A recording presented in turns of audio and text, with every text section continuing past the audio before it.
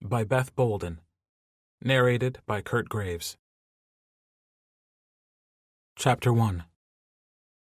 Tell me you love me, come back and haunt me. The echo of his feet pounding rhythmically in the sand was loud enough in Leo Humphrey's head that he didn't even need the noise-canceling headphones to erase all the sounds along the beach.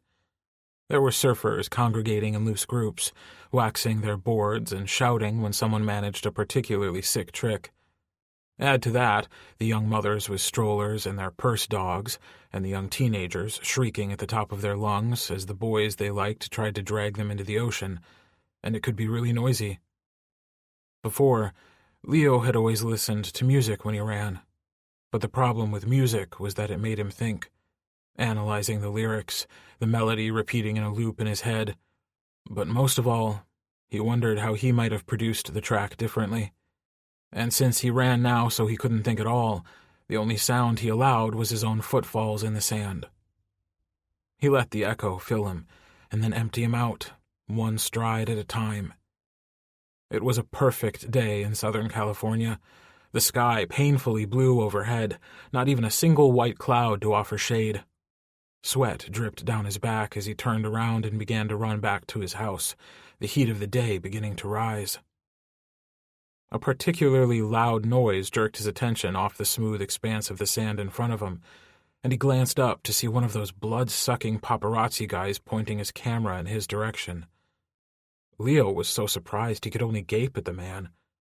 No doubt all the pictures were awful, his hair a sweat-slicked mess, his eyes wide and shocked.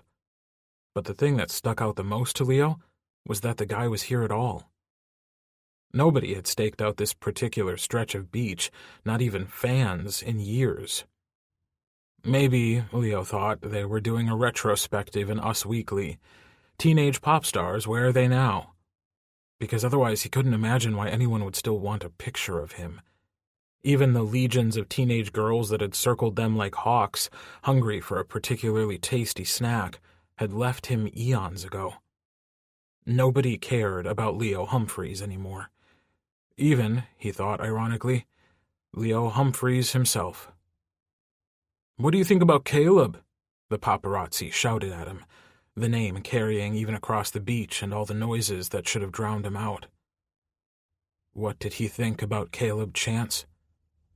A kaleidoscope of feelings and images flashed through him, shifting and changing, falling into expected patterns. Love, hate, anger, fear, disappointment. Leo was sure they all played right across his face, and the photographer clicked away, capturing every single damn one. It had been so long since anyone had dared to mention his ex-lover and ex-bandmate to him that Leo wasn't used to keeping his reaction private. Like he always had, he felt it all with Caleb. Leo bared his teeth at the photographer and turned and went around him, taking the street instead of the beach back to his house. He couldn't remember the last time he'd done that, but he wasn't willing to give the guy any more ammunition. Plus, it was a little shorter this way, and he needed to call Diego or Benji and figure out why he was back on anyone's radar. He pulled up to his gated house, typed in the code, and slipped inside, glad there weren't any more bloodsuckers waiting for him. Instead, Diego was sitting on the steps to the front door, half-smoked cigarette dangling from his fingertips. He glanced up as Leo shut the gate behind him. "I'm regretting giving you that code," Leo said. "I can't believe I forgot to change it on the gate." He wasn't unhappy to see Diego, but there was something, the incident with the photographer, or maybe the bad feeling settling in his stomach, that made him want to turn Diego away. "When did you change it?" Diego grumbled as Leo typed in the code that unlocked the front door. So much handier than finding a spot for keys in his running shorts. Leo ignored the question. If Diego was thinking, he'd know why, and that Leo didn't talk about it. Not 5 years ago, and not now. "Care to tell me why there was a photographer hanging out on the beach today?" Leo asked instead. His heartbeat was sluggish but accelerating. Maybe in fear, maybe in hope. Maybe they were the same thing now. It was impossible for Leo to tell one from the other anymore. Diego trailed Leo into the kitchen and grabbed the water bottle as Leo tossed it to him. "I didn't want to come here and tell you this," he said, clearly hesitating, and that hesitation did something additionally unpleasant to Leo's stomach. But Leo knew the truth. Nothing could be worse than silence. His imagination had spent the last 5 years filling in the blanks left by that silence. Those were the thoughts that kept him up at night, and would have driven him to drink more than was healthy. But after watching a lover and a friend and a bandmate destroy his life with alcohol, Leo couldn't follow in Caleb's footsteps. He'd long since discarded any desire to numb himself in an ironic fog of vodka. "Just say it," Leo said, staring out the huge back window at the beach below. "Caleb is back in L.A., Diego said. Leo wasn't sure which he was, blindingly angry or blindingly relieved. Could you be both at the exact same time? "He came to see me," Diego continued. "And Benji, too." "Max?" Leo was barely able to force the word out of his mouth, but he managed it because he had to know. Diego nodded, the movement barely visible. Leo dropped to the floor, knees tucking up underneath his chin, the breath knocked out of him. "He told us he was dry and sober," Diego said. "Do you believe him?" Leo wanted to add that it didn't fucking matter if he was sober or not, because sobriety didn't make up for 5 years. But both he and Diego knew that was a lie. It mattered. It had always mattered. Maybe more to Leo than the rest of the band, but deep down they all cared about Caleb. Diego shrugged. "Maybe." He took a deep breath. "That wasn't the worst of it, though. He had a lawyer with him."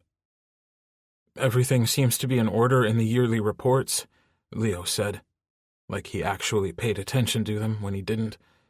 That was what he paid his accountants to do. "We still make a shit ton of money."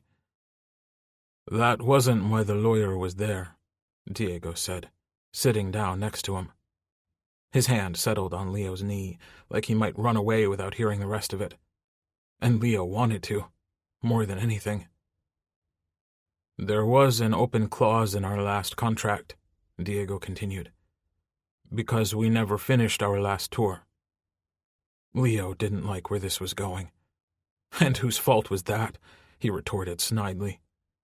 "Caleb even acknowledged it was his fault," Diego said. "But regardless, what he wants is to finish the tour." Leo jumped to his feet. That was 5 years ago. We can't just finish a tour from 5 years ago. "In lieu of that," Diego said tiredly, like he'd fully expected that the conversation would take this direction, "what he wants is to schedule a new tour, a Star Shadow reunion tour." "Star Shadow is finished," Leo said. Diego sighed. "I saw the contract. My lawyer picked over the contract. There's an argument to be made, and Caleb has decided to make it." There was a steady headache pulsing behind Leo's temples. He wanted to laugh hysterically, desperately at this. The problem was, it wasn't funny at all. It was especially not funny that Leo might have to do this crazy thing. "Star Shadow is done. I'm fucking retired." "I wish that mattered," Diego said softly. "It goddamn matters to me," Leo retorted. "Nobody can make me get up on that stage. No lawyer, not you, not Benji, especially not god-fucking-damn Caleb Chance." Diego stood up. "Would you listen to me for a moment? I think we have options. Benji thought we could talk him out of it, and—" He hesitated. "Benji believes the person who could talk him out of it the best is you." "Fuck no," Leo said savagely. He was pacing now, hands and brain going a mile a minute. "Hell no." "You need to go to the meeting, Leo," Diego said. "You more than any of the rest of us. He might actually listen to you." "If he wanted to listen to me," Leo snarled, "he would have come to see me first when he came back to L.A. He wouldn't have crept with his tail between his legs to test the waters with you and Max and Benji. He would have come to see me. His voice broke. It wasn't like he hadn't cried in front of Diego before. When he and Diego and Max and Benji and Caleb were Star Shadow, they'd done everything in front of each other. Practically, Leo heard a voice in his head correct, and that voice sounded a hell of a lot like someone he wanted desperately to forget. But he wasn't going to cry now. He was too angry and too raw and too damn sick of crying. He'd spent the last 5 years crying. "The meeting is tomorrow," Diego said. "At the old management building. You know the one. 10 a.m. The worst thing was that Diego was probably right. If anyone could stop Caleb from doing this, it was Leo. Leo just didn't want it to be him. He didn't want to stand in front of the love of his life again and pretend that him being gone for the last few years hadn't destroyed him completely. Leo only had one question. "How long ago did he come to see you?" he asked, and knew the answer when Diego flinched. "How long?" Leo demanded again. "How long has he been back and I didn't know?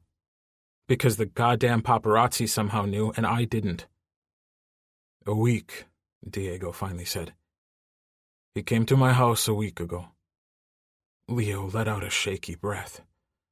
Caleb had been alive, confirmed alive, safe and sound and sober for a whole goddamn week, and nobody had told him.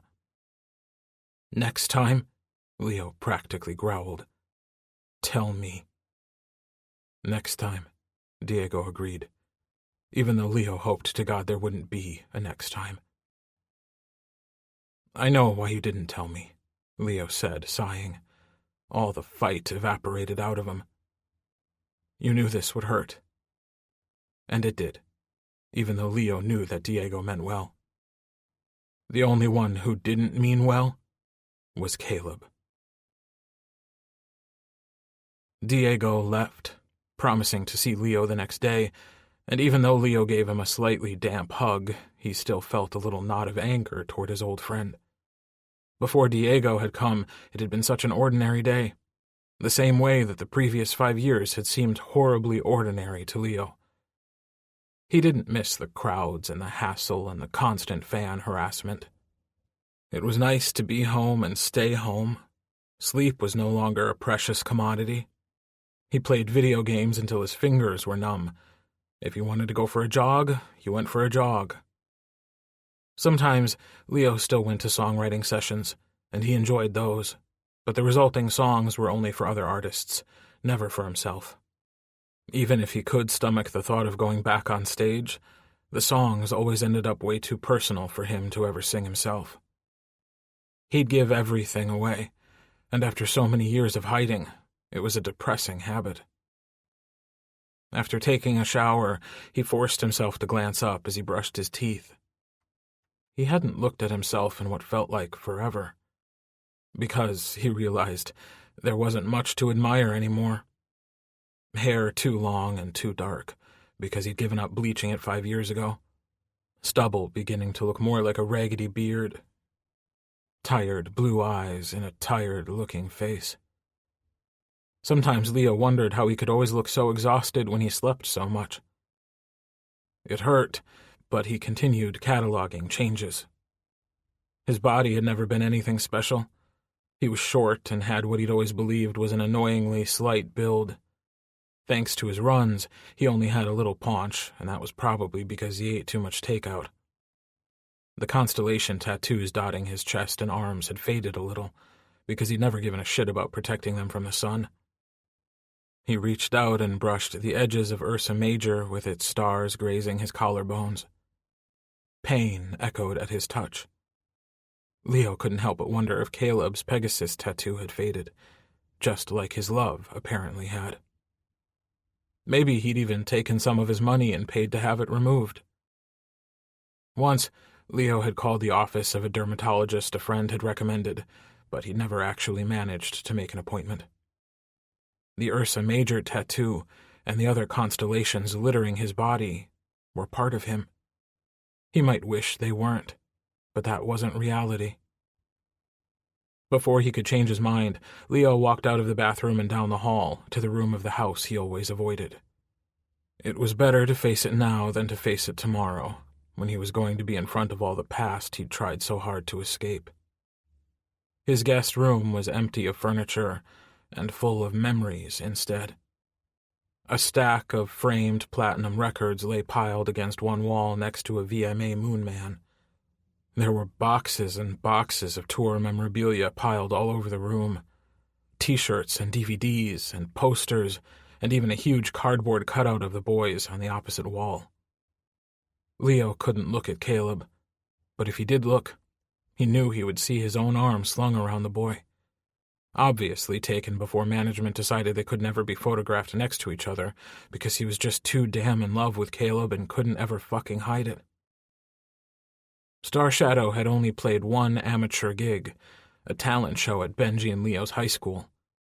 There'd been plenty of discordant notes and an undeniably bad start to their second song, but it hadn't mattered. A lower-level music exec, there to see his own kid, had taken one look at the five-some and signed them to a record deal. Later, Leo had realized the deal had much more to do with the way they looked, like the SoCal ideal of teenage boys, than their actual music. He'd used to be a lot angrier about that, but he dealt with the sting by writing most of Star Shadow's songs, and now plenty of other artists' songs. And all the way, from that summer fucking around in his bonus room to playing the Staples Center, Leo had kept looking at Caleb, who'd never stopped looking back. Leo remembered the way his skin had used to burn with Caleb's gaze, on stage, in rehearsals, in meetings, even early in the mornings when the sun would rise and they'd be tucked away in bed together. It was impossible not to wonder if that music exec had ducked out of the talent show early, if Star Shadow had broken up a few months later, if they'd never become world famous, if there had never been so much pressure to appeal to young teenage girls, if Leo and Caleb would have dated, gone to college, and gotten married.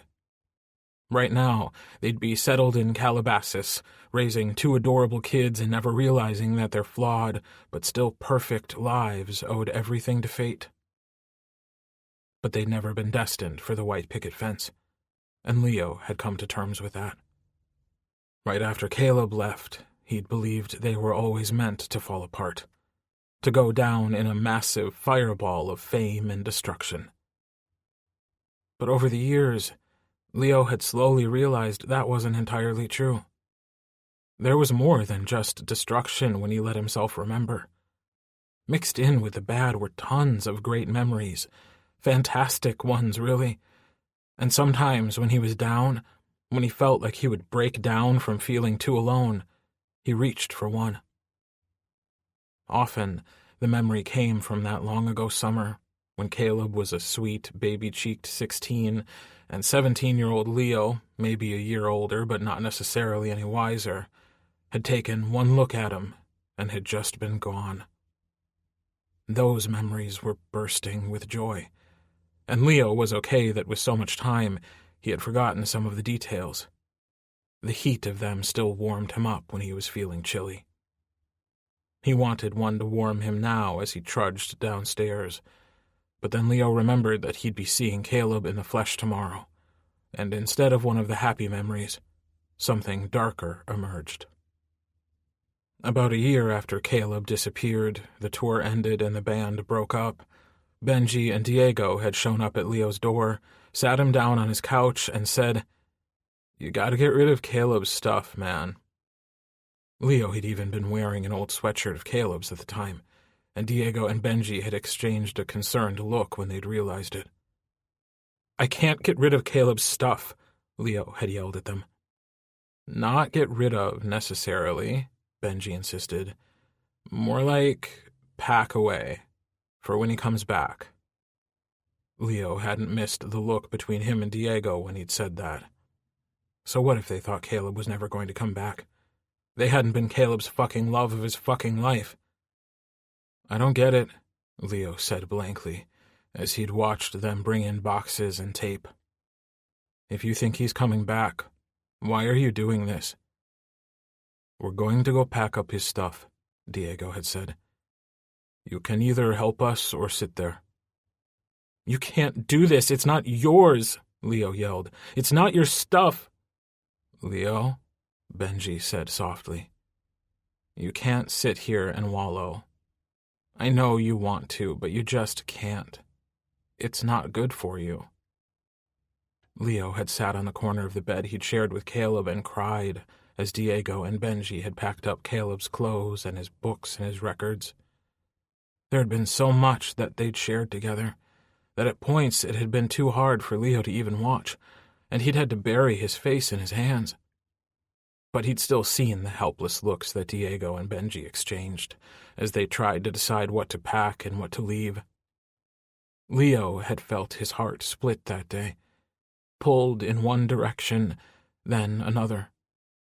To this day, even years later, he could still feel the crack and the scar tissue that surrounded it. When it was finally over, they'd ordered Indian takeout and Leo had proceeded to drown his sorrows in beer after beer, but the boys still hadn't left. They'd ended up sprawled on the couch all night long, Benji snoring like a foghorn, right next to Diego, with Leo curled in a chair. He didn't have the heart to tell him that he hadn't actually been sleeping in the bed. That he couldn't, not really, not without Caleb next to him, and that the couch was usually where he spent his sleepless nights. Early the next morning, his phone had rung, and for one blinding split second, he'd looked down at the screen and thought, "It's Caleb. He's finally calling, now that the guys have gone and packed up all his stuff." But of course, it wasn't Caleb. It had been Max, calling to make sure Leo was okay. "I wish I could have been there," he'd apologized, and Leo had squeezed his eyes shut, hating how gritty they still felt. Hating the pounding headache behind them, but most of all, hating how he wondered if Caleb was waking up much the same way somewhere else in the world, hungover, maybe in pain, and he'd be alone. At least Leo had Diego and Benji and Max. He didn't know what he'd ever do without them. Probably he'd be dead. The instant that thought crossed his mind, Leo dropped the phone on the chair cushion and rushed to the bathroom. The Indian food burned horribly as it came up, but it still hurt less than his heart did. And this is what Diego had asked him to do today. Face the man that caused all that pain and more. Leo looked bleakly out the window at the beach, where he'd used to be able to find some version of peace, his fingers digging into the couch cushions. The view didn't soothe him anymore. Instead, he just wanted to throw the nearest object through the huge glass window. He didn't know if he could do what Diego was asking, even if he knew he had to. Interlude. That first summer. Leo yanked the front door open, hand fumbling for the stereo remote so he could change the station off the goddamn Black-Eyed Peas. They were everywhere and everything this summer, and he wanted to believe he was above such sugar-pop simplicity. He just wasn't, okay? Benji laughed at him from the other room. "It's just Max," he yelled. "It's okay if he finds out about your closet Black-Eyed Peas obsession." But it wasn't Max. Leo stared at the pair on his front porch. Correction, it was not just Max. And Max, as great of a friend as he was, had never been this great a friend before.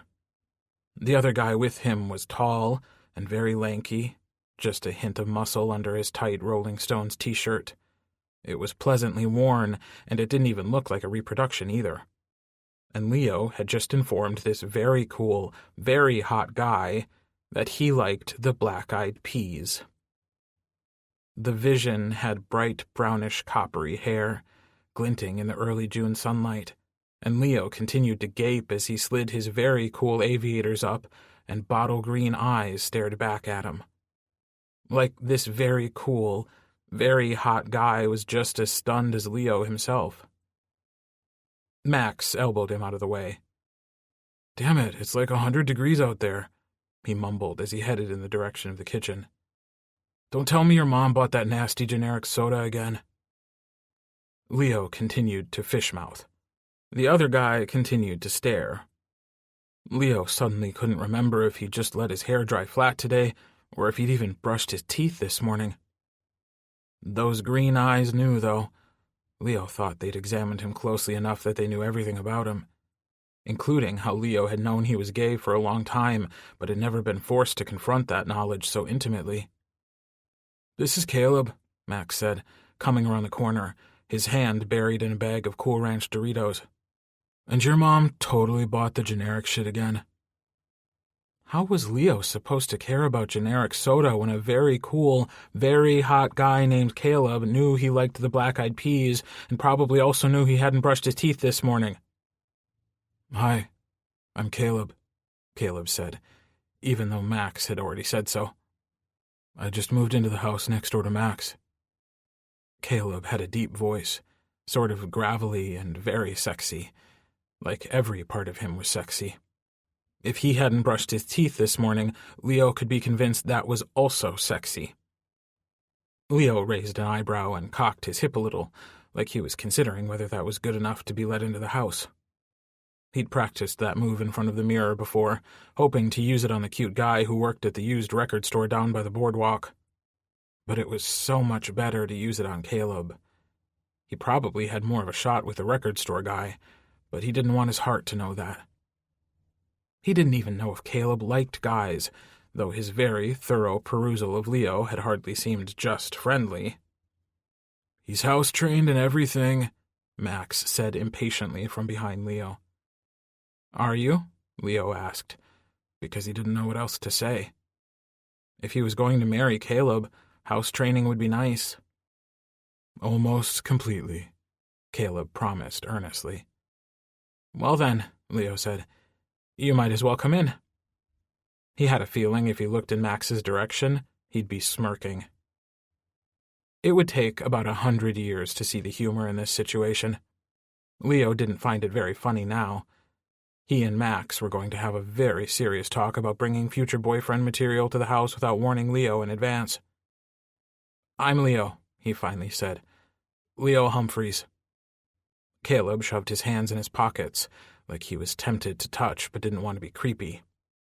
Leo totally wanted him to be creepy. "It's nice to meet you." Meanwhile, Max chomped away on Doritos, which was not the world's most romantic soundtrack. "Can I get you something to drink?" Leo asked. It was something he remembered his mom always asking people when they came over. Max obviously had helped himself, and Benji had practically lived here since they were in elementary school. But Caleb was new, and Leo really wanted to make a good impression. Caleb laughed, and Leo's whole world reoriented. Now he didn't want to become a famous musician. He just wanted to be both the cause and the recipient of that laughter. He'd always heard about falling hard and fast before, but this seemed a little ridiculous even to Leo. "Yeah," Caleb said, continuing to smile. "And the generic shit is fine with me." Leo was going to murder Max. Slowly. He was sort of expecting Caleb to stay in the foyer while Leo grabbed the soda, but instead Caleb followed him into the kitchen. "You have a nice house," Caleb said. Any other person who made this comment might have received an eye roll, but Caleb was special. Also, Leo really wanted to get into his pants. "I guess it's nice," Leo said. "It's just a house." The big house with the bonus room where they could play music and the pool out back were big draws, and why when their group of friends hung out, it was almost always at Leo's. His mom was a talent scout for one of the big studios. Leo could never remember which one. As for his dad, he just wasn't around, and hadn't ever been. As long as he could remember, it had always been his mom, him, and his little brother. Felix was visiting friends today, so Leo and Benji had texted Max to come over. Benji had claimed he had a new song to share, but Leo knew it was only a third done, and 2/3 of that was pretty awful.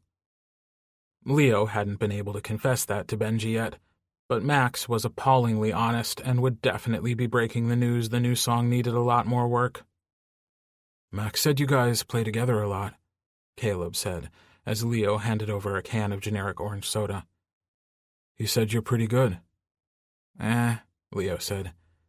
He was a little pleased Max had said so, but didn't want to overpromise and underdeliver his talents to a very cool guy wearing what looked to be a genuine Rolling Stones t-shirt.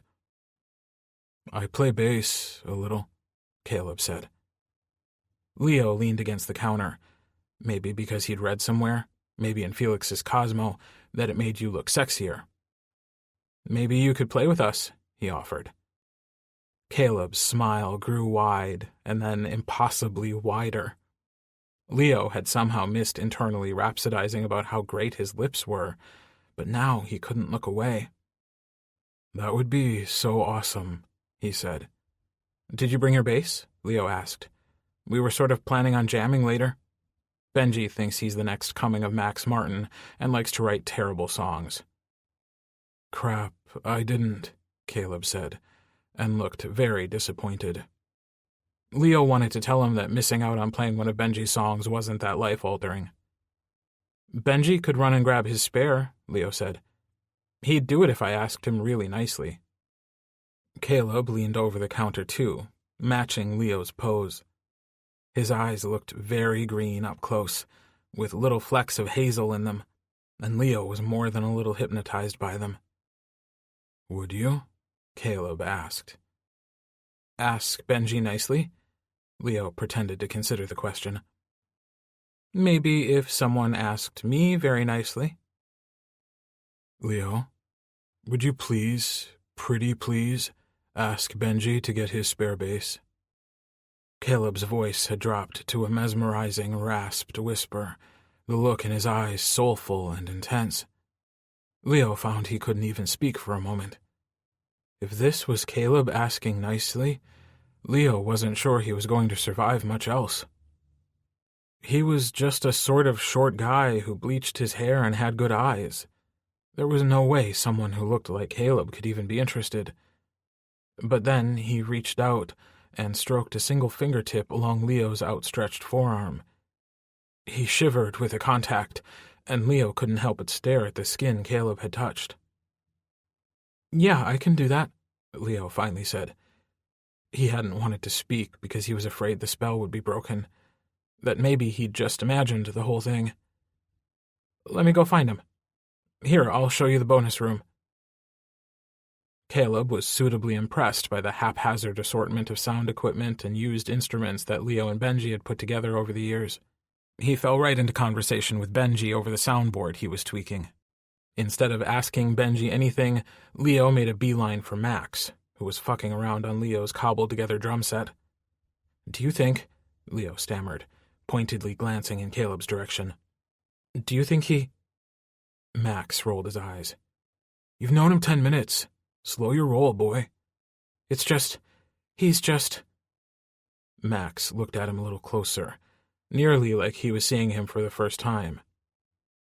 "So this is what you're like when you have a crush. If I'd known, I totally would have guessed you were gay." "Why?"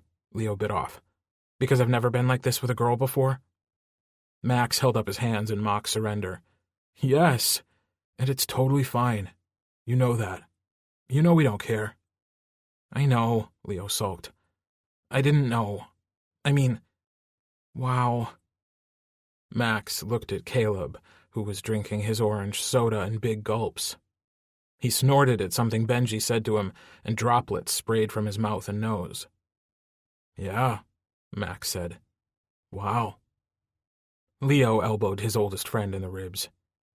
"Help me think of something to say to him. I'm not good at this." "Maybe don't talk to him," Max said slyly. "Maybe you should play to him instead. He's like a serious music nut, and you're good. Well," he hesitated, "you're not as bad as Benji." Leo rolled his eyes. "Always with the compliments." "Seriously, you've got a good voice. He's going to cream himself over your voice or your eyes. Take your pick." Yeah, Leo muttered. He didn't think he was all that great, but Max was honest, and Max knew Caleb. Maybe there was a chance. "Hey, Benji," he called over to his best friend. "Go grab your extra bass." Benji shot Leo an annoyed look, but obediently left the room. Caleb walked over. "That was asking nicely. I feel like you got the way better deal there." Leo looked at him frankly. "I totally did. I'm good with that." "I bet you are," Caleb said, with a little awe in his voice, like he couldn't imagine Leo not getting every single damn thing he wanted. Benji returned 5 minutes later with the bass. Leo had pulled out his guitar, his #1 prized possession, and had begun to tune it carefully, with Caleb watching him intently the whole time. Watching as Caleb pulled the bass out of the case, it appeared to Leo that he definitely had a working knowledge of the instrument. He'd somewhat expected that. What he hadn't expected was how affected he'd be watching those long, nimble fingers pluck over the strings. "You're totally staring," Benji hissed at him. "And?" Leo demanded archly. "What Benji is trying to say," Max added, "is that your brand new crush is visible from space." Caleb glanced up, but instead of also commenting on Leo's very obvious infatuation, he began playing, carefully picking out the notes. Leo didn't recognize the song at first, but then he began to hum, the humming recognizable but not quite obvious enough that he could pinpoint the song. Then Caleb sang, and Leo nearly lost the control he had over himself. "I got a feeling that tonight's gonna be a good night. That tonight's gonna be a good, good night." He glanced up at Leo, his face flushed with concentration and something else, and Leo wanted to push him back against the carpet and explore exactly what that something else was. Max laughed. "I think your secret Black Eyed Peas obsession isn't so secret anymore, Humphreys." "I like them too," Caleb said softly, and shot Leo a worshipful look that made his heart beat in double time.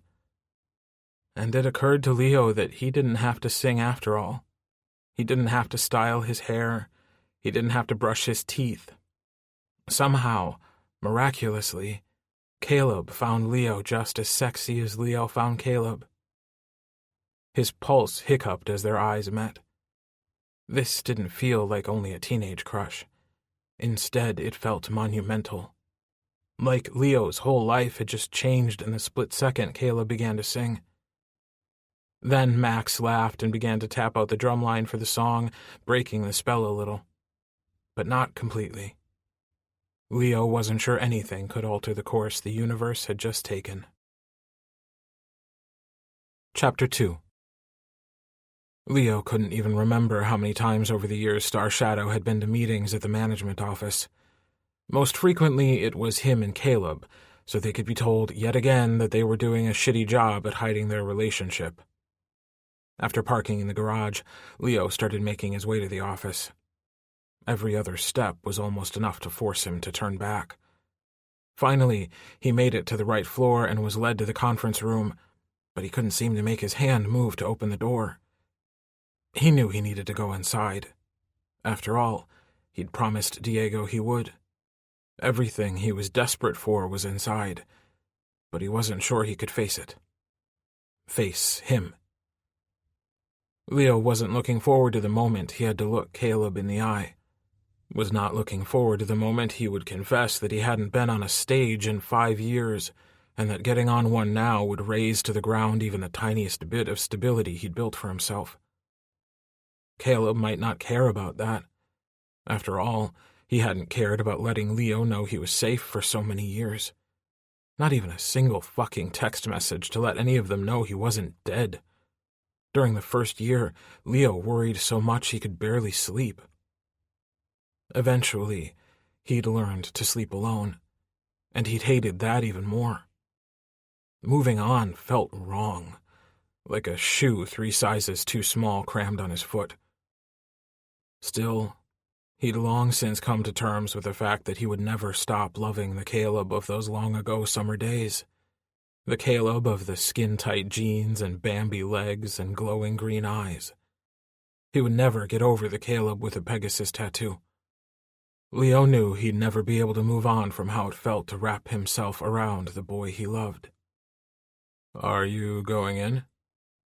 Leo looked up, and Benji was standing there, a serious look in his dark eyes.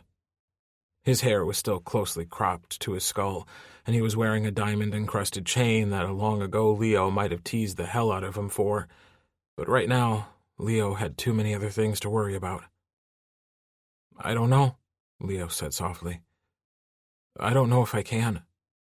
"You don't have to do this," Benji said, which was a fucking lie, because Leo knew he had to.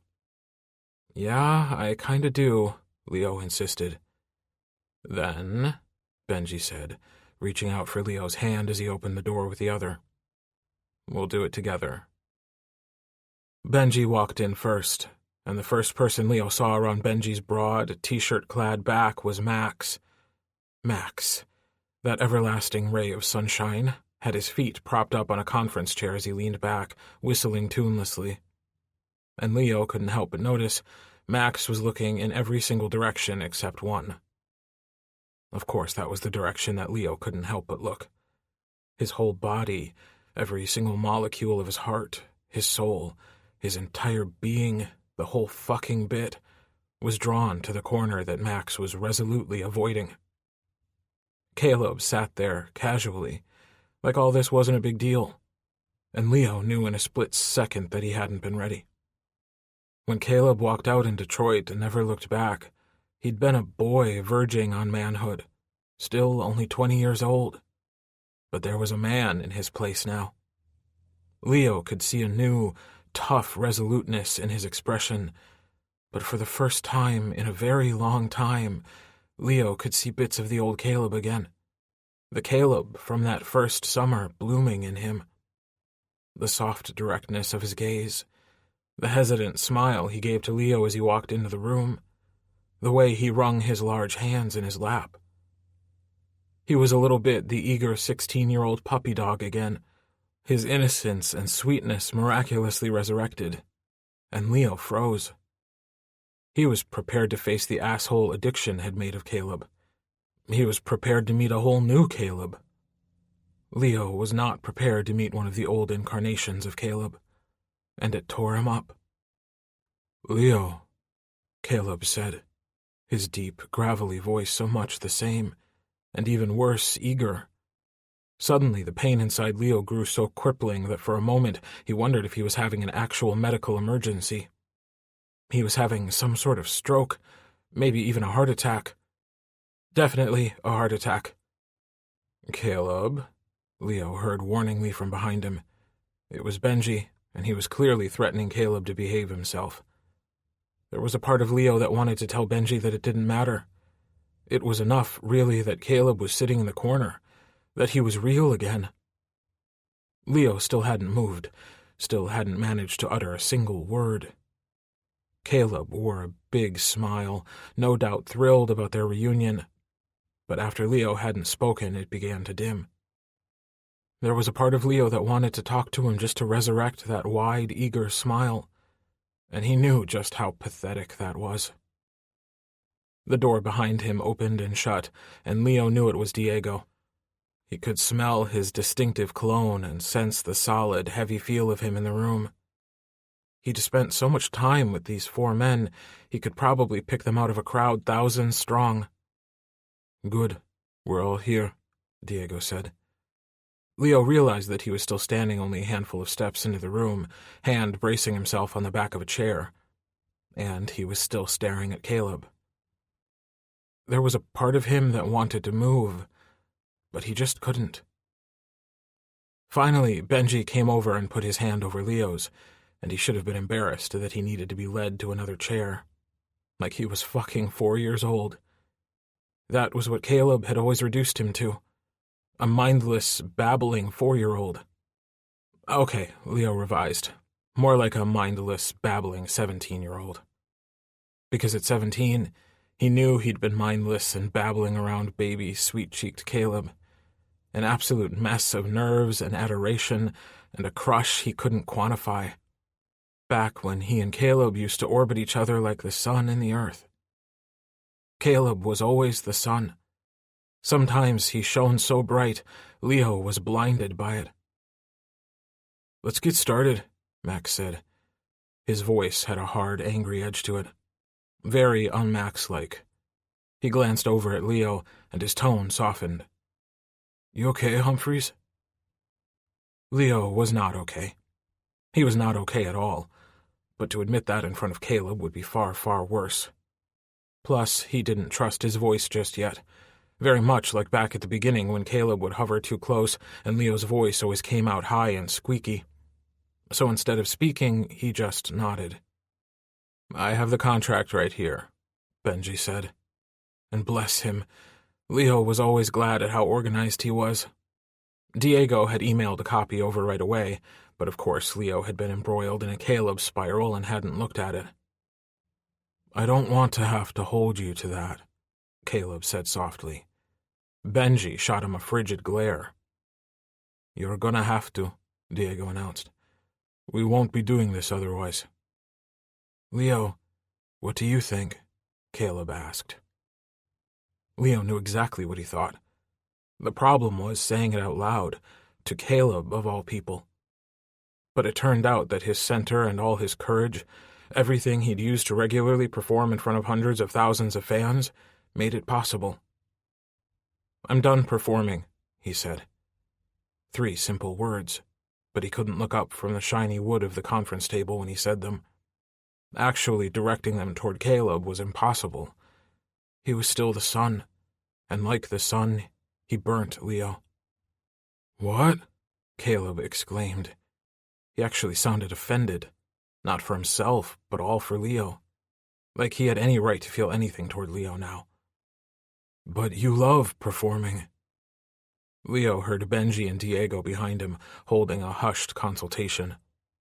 He knew what it was about. They were frustrated this was not going the way it was supposed to. Caleb was supposed to be sober, but still an asshole. He wasn't supposed to look at Leo with all that sweet, unguarded concern. He was supposed to be more worried about himself than anyone else. Unfortunately, that was not the direction this conversation was headed. Leo took advantage of their momentary distraction to glance back up at Caleb. He couldn't help himself. He wanted to drink up this new old Caleb and never stop. That was a huge problem. Leo had mostly gotten used to the idea of being alone, of being without Caleb. There was always a haunting emptiness by his side, an echo of a laugh resonating in his mind, a hand that desperately wanted to be filled with another. But Leo had learned to shake off the sensation, to be okay with the space staying empty. He'd cauterized the wound, needed to do it to keep going, because god damn it, he wasn't going to be like Caleb. But now the void of that missing limb ached fiercely, and Leo burned with the need to complete himself again. Suddenly he couldn't breathe. "I'm having a panic attack," he thought dimly. He gasped for air, his hand curled around the edge of the table as the edges of his vision grew fuzzy, but not so fuzzy that it wasn't appallingly obvious the instant Caleb knew something was wrong. He was on his feet before Leo could gasp out that he was fine, fuck you very much. But before he could ever have prepared himself for it, Caleb's hands moved across his back, his shoulders. They even reached and tipped back Leo's head. It was too much. The ghost of too many years of memory in those touches, the concern in them far too familiar. "Leo?"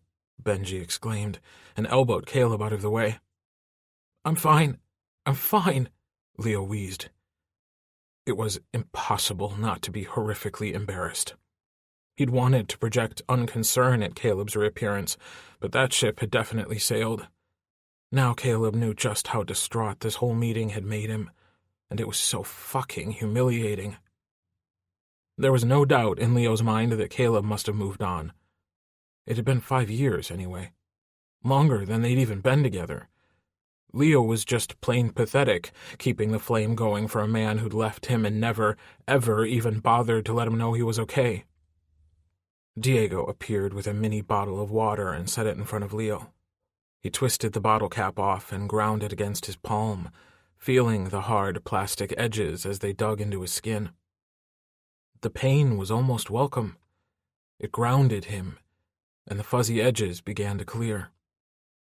Of course, when Leo could finally see again, it was Caleb he saw. Caleb, staring at him, and with his heart in his eyes. "Are you sure you're all right?" he asked. "I don't want to upset you." Max gave a sharp bark of laughter. "You shouldn't be here then," he said.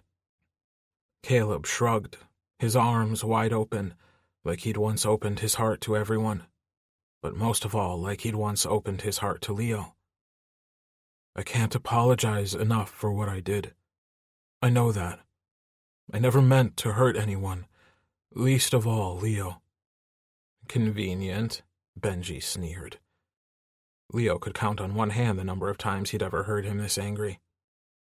"Yeah, maybe you should have taken that into consideration during the last 5 years, Diego agreed. After he returned to his chair, Caleb didn't say anything, but curled into himself, physically and emotionally retreating.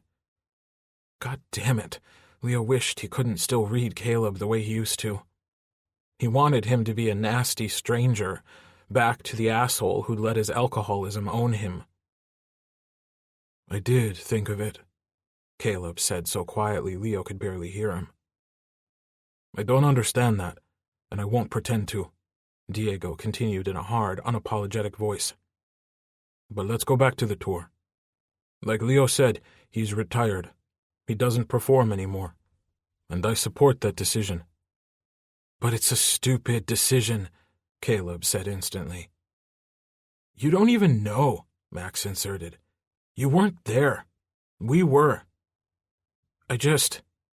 Leo felt compelled to insert, even though his friends were doing a fine job defending him. He should at least attempt to explain. Maybe if he could communicate to Caleb why, maybe he would let it go. "I just don't sing anymore. I don't want to sing anymore. That belonged to a different part of my life, and singing," he added wryly, "is definitely part of performing." He could get up on stage and play his guitar, maybe, but Star Shadow had never been about their awesome instrumentals. They all knew that. It was impossible to miss the guilt etched on Caleb's face. He knew it was his fault. Maybe that was why he was here. Some kind of fucked up internal punishment for what he'd done all those years ago. Of course, if it was supposed to be Caleb's punishment, then Leo shouldn't feel like shit too. "You loved to sing, even more than you loved playing the guitar," Caleb argued. Leo didn't want to go into a long explanation of what his life post-Caleb and post-Star Shadow was like. What it felt like to go on stage without Caleb right there, close enough to touch, close enough to kiss if he'd ever had the guts. Caleb should know what a disaster the shows were post-Detroit. Star Shadow's shattered lineup had been big news at the time. Leo had never considered himself the giving-up kind, and neither had the other three. But in the end, they hadn't been able to do it. Not without Caleb. Of course, Leo was sure that if he confessed all that, Caleb would have a nice pat answer ready. It wouldn't be just the four of them again. They would have him back. Leo was definitely not going to explain that this was both far better and far, far worse. "You left, and there was this big gaping hole," Diego finally said. "There was a hole and we couldn't do it. We all hated it enough to quit the tour. But it was impossible for Leo." The unspoken reason for why it was so much tougher for Leo hummed like an electric current in the room. Because not only had Leo dealt with losing a very close friend and bandmate, he'd lost his soulmate and his lover, the one person he had never expected to do without. "I saw some footage," Caleb said quietly. "We couldn't do it without you," Benji said. "You could have gotten another bass player," Caleb said. "I never was a great bass player anyway." Leo wanted to laugh. Caleb had been the shittiest bass player. They'd always had to keep their bass lines as simple as possible, and even then Caleb had struggled. But everyone knew why Caleb was in Star Shadow, and it wasn't to play the bass. "That's not why," Benji said sternly. "Would you agree to do the tour if Leo agreed?" Caleb asked. Leo really hated him for leaving it up to him, but they all had to know it had been coming to this. One by one, they all nodded their agreement. "Could I talk to Leo?" Caleb hesitated. "Alone, maybe?" So Caleb had also noticed that Benji and Diego and Max were doing their best to protect and shield him. That was inevitable, too. "That's not a good idea," Benji said firmly. "It's a shitty idea," Diego agreed. "Okay," Leo said, like it wasn't a fucking big deal. He had clearly lost what was left of his mind. "Are you sure, Leo?"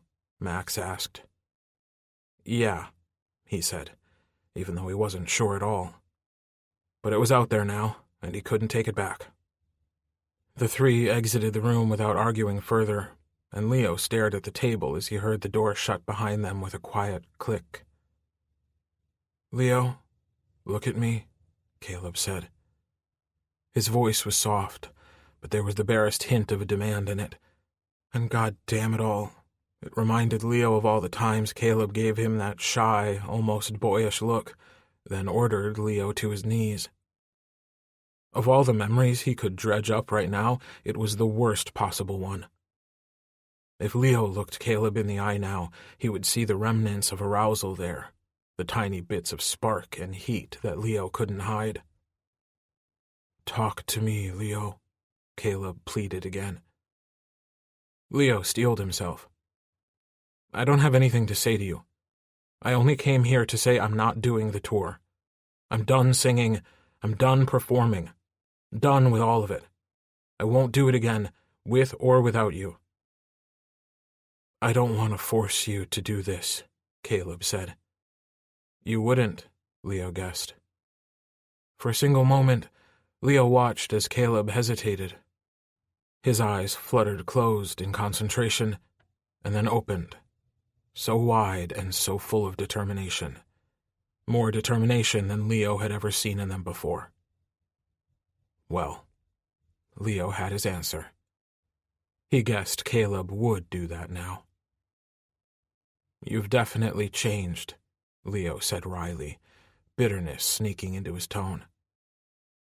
"I had to change," Caleb insisted steadily. "I couldn't continue the way we were. It was killing both of us." "Just you, literally, though," Leo spit out. Caleb hesitated. "You have every right to be angry," he said. Leo laughed at that, bitterly, not even bothering to mask it now. "But I want you to put away your anger for just a second," Caleb begged. "Leo, this isn't healthy, you shutting yourself away like this. You're not okay. And I want you to be okay. I need you to be okay." "Forcing me back on stage definitely isn't going to make me okay," Leo interrupted. "It's better than what you've been doing," Caleb insisted. Leo wasn't sure he could argue with that point, so he ignored it, settling instead into a sulky silence. "I have it all arranged," Caleb continued. "Promoter, venues, the whole thing." "So it's just up to us to get up on stage and play all our old shitty songs then?" Leo asked archly. "Leo," Caleb said, and the tone in his voice broke Leo's heart even more than it was already broken. And Leo had believed it was already totally decimated. "You have no idea how sorry I am. I never wanted to see you like this." "Then fucking go away," Leo ground out. "I was fine before you showed up again." "I'm not going away ever again," Caleb said so simply that Leo had to swallow hard to keep the tears at bay. "It'll be all right, I promise. We'll make it all right, like before." Leo hadn't heard Caleb even get up, but suddenly he felt a hand resting oh so gently on his hunched-over back. The heat of it scalded him, even through the fabric of his t-shirt. "I'll go get the guys, then," Caleb said matter-of-factly, like he hadn't just bulldozed right over Leo's expressed desires. The hand disappeared as quickly as it appeared, but it didn't matter. For hours, all through the rest of the meeting, Leo felt the imprint of Caleb's hand on his skin, and it burned just like sunburn. Chapter 3. The next morning, Leo checked his email from the nest of blankets he'd made for himself. He'd fully expected to see some new messages on the email chain he had going with Benji and Max and Diego. At least one email pissed off that Caleb had just waltzed back into their lives and expected everyone to do exactly what he wanted. Instead, there were several emails from management detailing the promo schedule for the tour rollout and all the tour dates. They'd scheduled a month of rehearsals, which Leo assumed wouldn't be nearly enough. Starshadow hadn't played together in 5 years. Leo had a feeling they were going to be a fucking disaster. The tour dates weren't nearly as many as Leo had been expecting, only about 20 dates in the U.S. The venues weren't large ones, definitely more intimate, especially in contrast to Starshadow's last tour in 2013, when they'd only played stadiums. For a half-second, Leo almost thought this would be fun again, to play in front of old fans and actually be able to see their faces.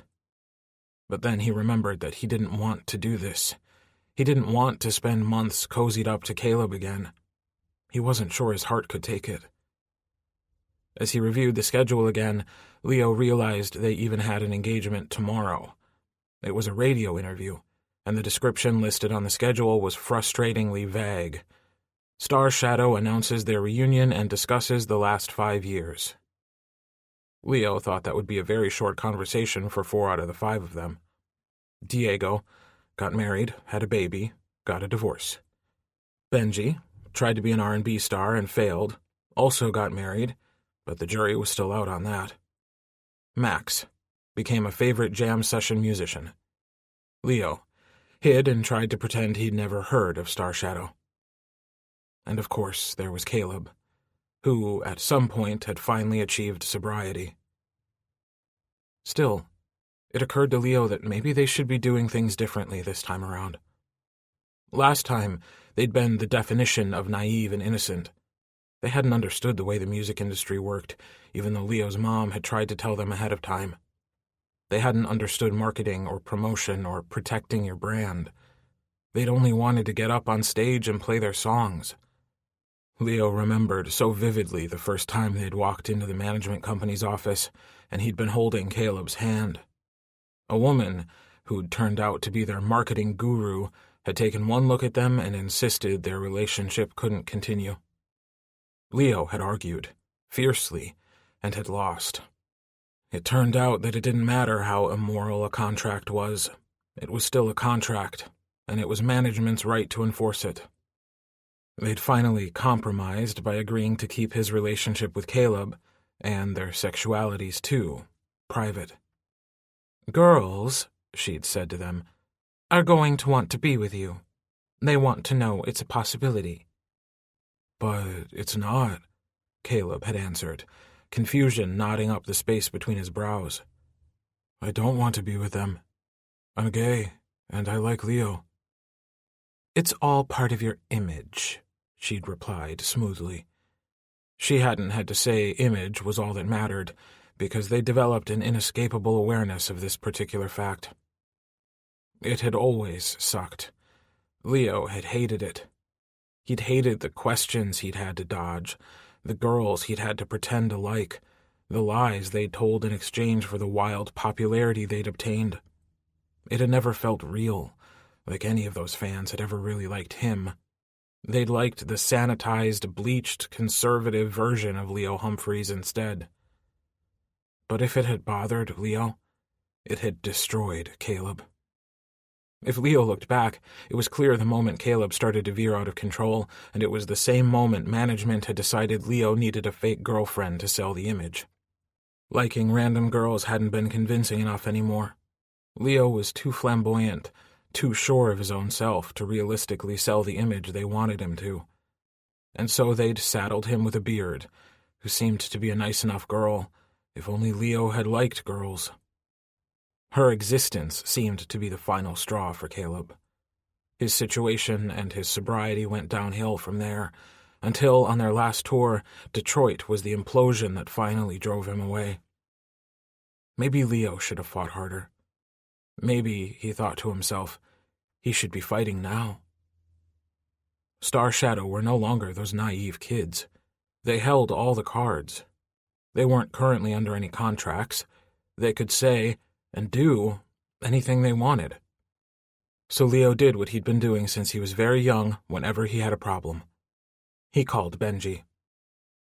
"What would you say if I came out during this interview tomorrow?" Leo asked in lieu of a greeting. There was a long silence on the other end. "You're serious?" Benji finally asked. Leo wasn't sure if he was all that serious until Benji asked, and then he realized that yes, in fact, he was very serious. "I don't want to do this like last time," Leo said in response. "I don't want to lie anymore. I'm done hiding who I am." "You know I think you should tell the truth. I've wanted to tell the truth forever," Benji said, then hesitated. "But this isn't going to affect me the way it'll affect..." Benji didn't need to complete the sentence for Leo to identify who he meant. "I can't," Leo said tightly. "I can't." "You need to tell him first," Benji said gently. "Everyone is going to guess the truth." "Everyone already knew the truth," Leo said wryly, which was sort of true. He and Caleb had done a very shitty job at hiding their relationship, which was partly accidental and partly completely on purpose. "So maybe Caleb doesn't want to come out too." "Caleb always wanted to come out," Leo said. "He wasn't hiding when he met me. He wasn't hiding in that first management meeting. The fucking suits forced him back into the closet." Benji was silent for a long moment. "You still need to clear this with him." Leo knew that, but he'd still been hoping Benji would give him a different answer. "I can't talk to him. I just can't." "Then we'll come and you can talk to all of us," Benji suggested, proving why he'd always been Leo's best friend. Leo had never met a single person who had so much loyalty running through their veins. He'd saved Leo when Leo hadn't even wanted to be saved, and he kept doing it every single day, even if it was hard, even if it was impossible. Fine," Leo said. "At your place," Benji added. No. Leo could not imagine what having Caleb back in their old house would be like, but he wasn't even close to ready to face that. "Your place," Benji repeated more firmly. "You need to figure out a way to deal with this. You're going to be spending a lot of time with him." "Don't remind me," Leo said darkly. "It's my job, though. I'm your best friend," Benji said, voice softening. "You know I'm right." "Yes," Leo fell backward into his nest of pillows. "I hate you." "No, you don't." Benji's tone made it clear to Leo he was actually smiling. "No, I don't," Leo grumbled. "We'll come over about 8. I'll spread the word. And..." Benji hesitated again, and Leo knew he was going to hate whatever he was going to say next. "Maybe for the interview tomorrow you should rethink your whole Sasquatch look." Leo sighed. "I'm serious," Benji said. "You know I don't care. It's just... it might be surprising to some people. Not in a good way." Leo knew Benji wasn't wrong. He also knew that he'd been using his raggedy hair falling into his eyes and the beard and mustache combination to hide. And continuing to hide was going to be impossible. "Fine," he said. "I'll take care of it." "I called Maya already," Benji said. "You have an appointment at 2 today." "What if I hadn't just called you?" Leo demanded. "How did you even know I'd be calling?" "Leo," Benji said with the patience of a saint, "you call me every day. We talk every day." "Oh, right." He hadn't even realized it. Benji really was a saint. "Thank you," he said softly. "Thank you for being there. I know it hasn't always been easy." Benji laughed. "No, but you're worth it, Humphreys." Maya had been cutting all of Starshadow's hair for years. She'd come on tour with them and had ended up becoming part of their extended family. Leo was more than a little ashamed that he hadn't talked to her in at least a year. And truly, he'd pushed everyone away, not just Maya, who'd always been a good friend to both of them, but everyone who'd known about him and Caleb. It had just been too hard to face them as the sad sack who'd been left behind. He knocked on Maya's door, and she opened it with a big smile on her face. Today, her hair was purple with magenta streaks, cut in a short, choppy, flirty style that he really liked. "Leo!" she exclaimed, pulling him into a tight hug. Then she pulled back and gave him a long once-over. He wanted to ignore her grimace, but it was hard to miss. "Going for the mountain man look, eh?" she asked. "I can't remember the last time you came to see me."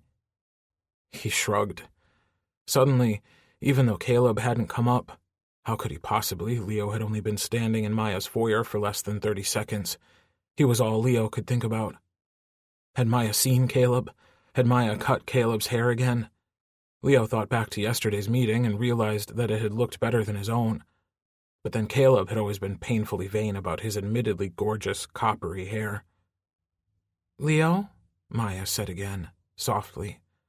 Her thin arms pulled him in again, and he couldn't help it. He fought back the tears. The way she sounded was the way he felt so much of the time. "Are you okay?" she asked into the shoulder of his jean jacket. Leo couldn't say anything. He wasn't okay, but saying it out loud made it somehow worse. Maya put her hands on his face, holding him steady. "I can't even imagine what you're feeling right now. God, how was it when you saw him again?" "Hard," Leo choked out, and suddenly, horrifically, he was sobbing into her shoulder. There was so much pain and anger and hate and, fuck it, love that swirled around inside him that the cataclysm of emotion finally defeated him. He couldn't keep it inside anymore. He'd thought over the last week that he'd begun to be numb about the whole thing. He'd thought if he looked Caleb in the eye, he'd feel nothing. But the truth was, Leo felt everything. With Maya, who'd seen him fall in love with Caleb, who'd seen their relationship as it developed from puppy love to undying love and knew every truth behind the facade, it was too much. Leo knew she was crying too, and it actually felt good to let out all the ugliness he'd let rot inside. When he finally pulled away, he knew his eyes were wet and red and his nose was all snotty, but even though he should be embarrassed about the display, he wasn't. Maya wasn't embarrassed either, even though she shot him a wry little grin as she handed over the Kleenex box after she took a handful for herself. "I saw him, you know," Maya said as she led him to the back of her house, to the little salon she'd had constructed. Leo figured she would have. Caleb's hair looked too good for being God knew where for the last 5 years. "He's different now," Maya said, as she glanced over at Leo carefully. "More like the old Caleb than the newer old Caleb."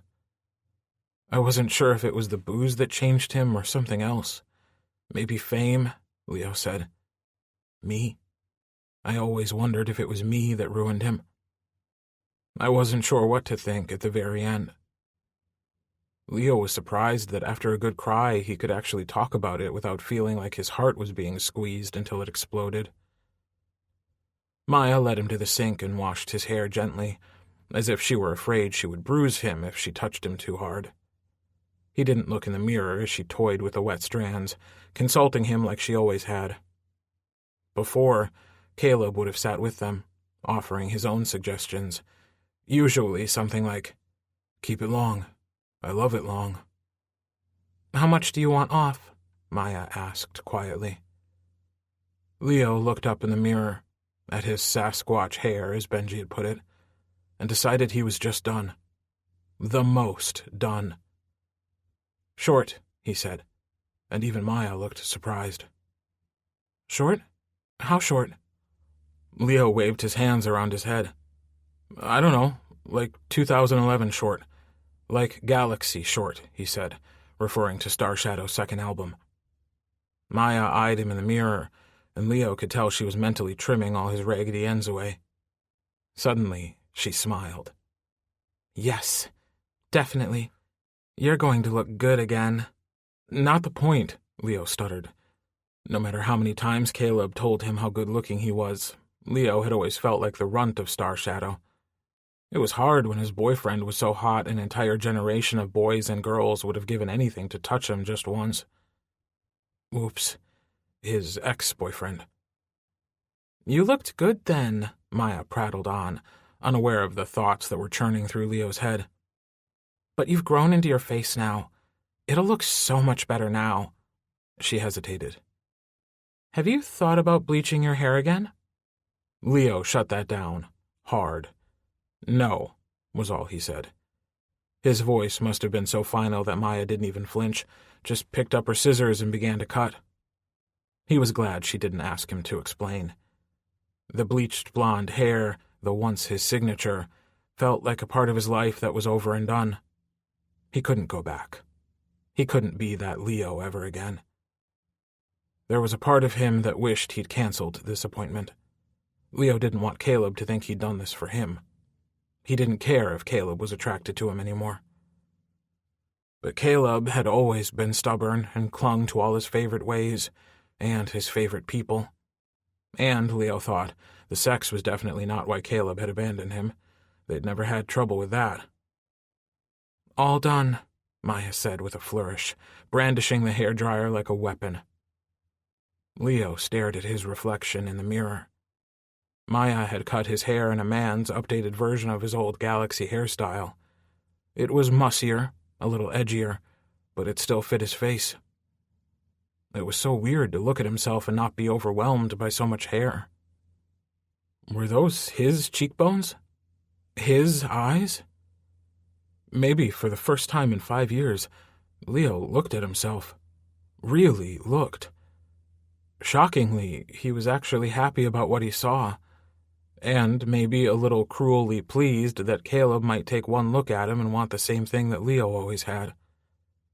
It was fighting fire with fire, but it was still perversely satisfying. Even if Leo wouldn't do anything about it, he had still done something to stand up for himself. He glanced up at Maya. Thank you. Caleb was the one who'd disappeared, and Leo had supposedly been present the whole time, but right now he felt like he had some of the old Humphrey swagger back. And damn, it felt good. After he gave Maya a final hug, Leo headed back to the car and checked his phone. There were about 100 texts, and as he read through them, the gist stood out strongly. The whole media circus now knew that Caleb Chance was back. Leo dialed Benji's number again, this time with shaking fingers. What's going on? He demanded. You just finished at Maya's? Benji asked. Yes, Leo said impatiently. Tell me what's going on. There's about 100 photographers in front of your house, Benji said. You might want to go in the back way. I don't get it, Leo said. Why does anybody care? We haven't even done the interview yet. Nobody knows anything. Caleb was spotted in Malibu today by a fan. Then they tweeted it out to their thousands of followers, with a picture. Great, Leo said with a grimace. It's worse, Benji said. Diego was out on a walk with the baby, and they got swarmed.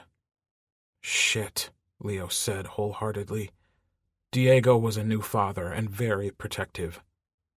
I don't think they actually arrested him, Benji said, but he destroyed a few cameras. Leo sighed. Is he okay? Is Anna okay? Anna's fine. Diego needs to calm the fuck down, but other than that, he's okay too. Leo thought he could hear a weird edge to Benji's voice, but he chalked it up to the very weird situation the four of them had found themselves in again. Are we still on for tonight? Leo asked. Definitely, Benji said. We need to talk about this stuff. You know I'm right. Besides, Diego told me to tell you that you weren't allowed to cancel. Leo knew they were both right, and that was annoying. See you tonight, Benji said, and hung up. There was a whole slew of voicemails on his phone, and Leo sat there in his car listening to all of them. One from Max that was just a streak of him swearing. Diego gave a clipped, controlled explanation of the paparazzi run-in, then apologized like he had anything to apologize for. His mom had called. Felix texted because he was allergic to actual phone calls. And finally, Leo clicked on the last voicemail from an unknown number and held his breath. Hey, Leo. A long pause. I heard what happened today, and I'm really, really sorry. I feel awful about Diego and Anna. And I heard they were camping around your house, too, and Max's and Benji's. I started this whole thing believing we still had an audience. I guess I didn't think that through. Another long pause. I'm used to being invisible again. Leo exhaled, long and shaky. I'll be there tonight, though. It'll be nice to see you again. Caleb's voice had a wry edge to it, and part of Leo wanted to call up the unknown number and demand an explanation. Why was that funny? Was Caleb having a nice laugh at his expense? Leo wasn't sure what to think. Even if he called Caleb, he might not get an answer. At least an answer he could live with. It had taken 5 years to remove every bit of Caleb from the home they used to share, and now Caleb thought it was funny to waltz back in and resurrect all of it all over again. Leo was not happy. But if he was honest with himself, there was something very tempting about having Caleb back where he belonged. Caleb, leaning against the kitchen counter again, a wry, teasing smile back on his face. It was a temptation too difficult to resist. Still, Leo refused to give Caleb the satisfaction of knowing that. He deleted the voicemail and didn't save the number.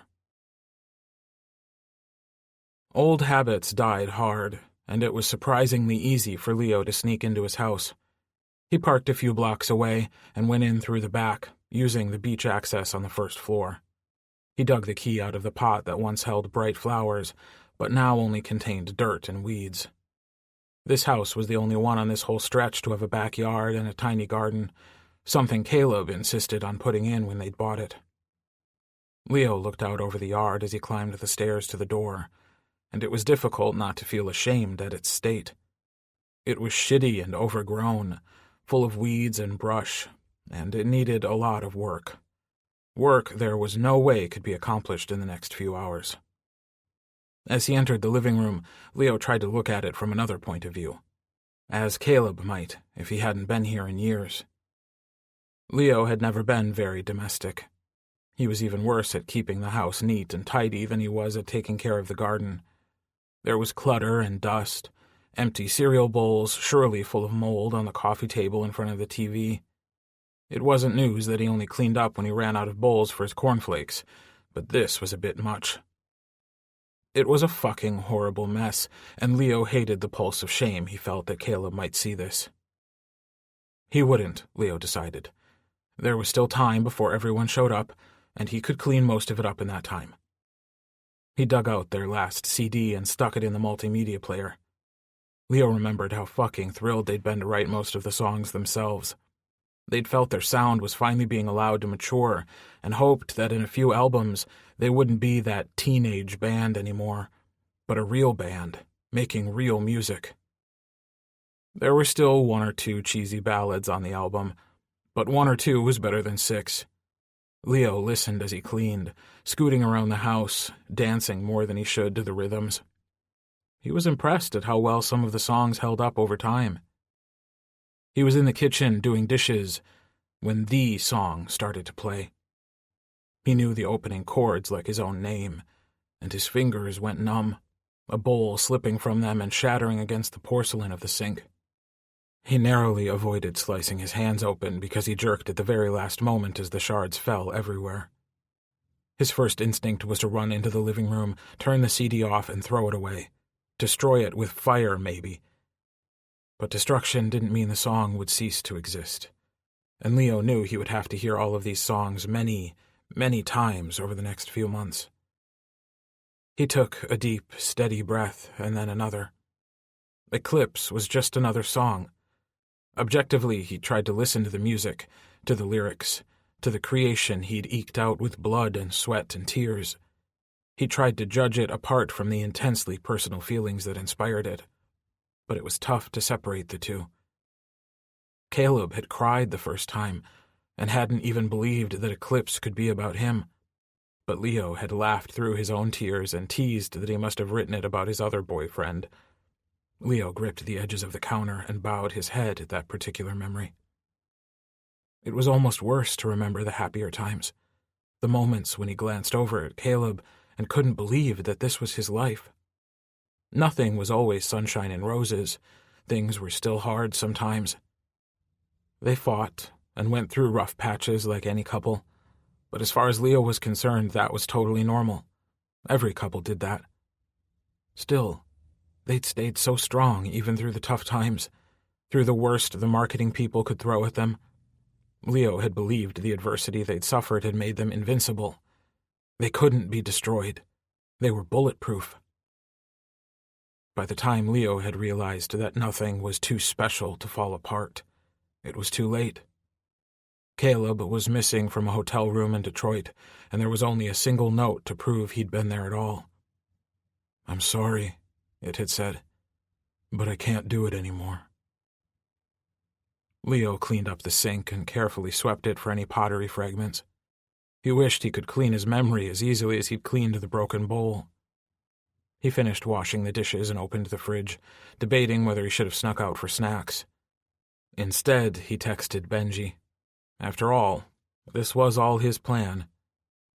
Leo finished tidying up, and when he stood back to admire his work, tried again to picture the house from Caleb's point of view. Would he remember when they painted the feature wall in the dining room? When they got more paint on themselves and the drop cloth than the wall? Would he remember picking the tile in the kitchen? Would he remember the first time he cooked Leo dinner in their kitchen?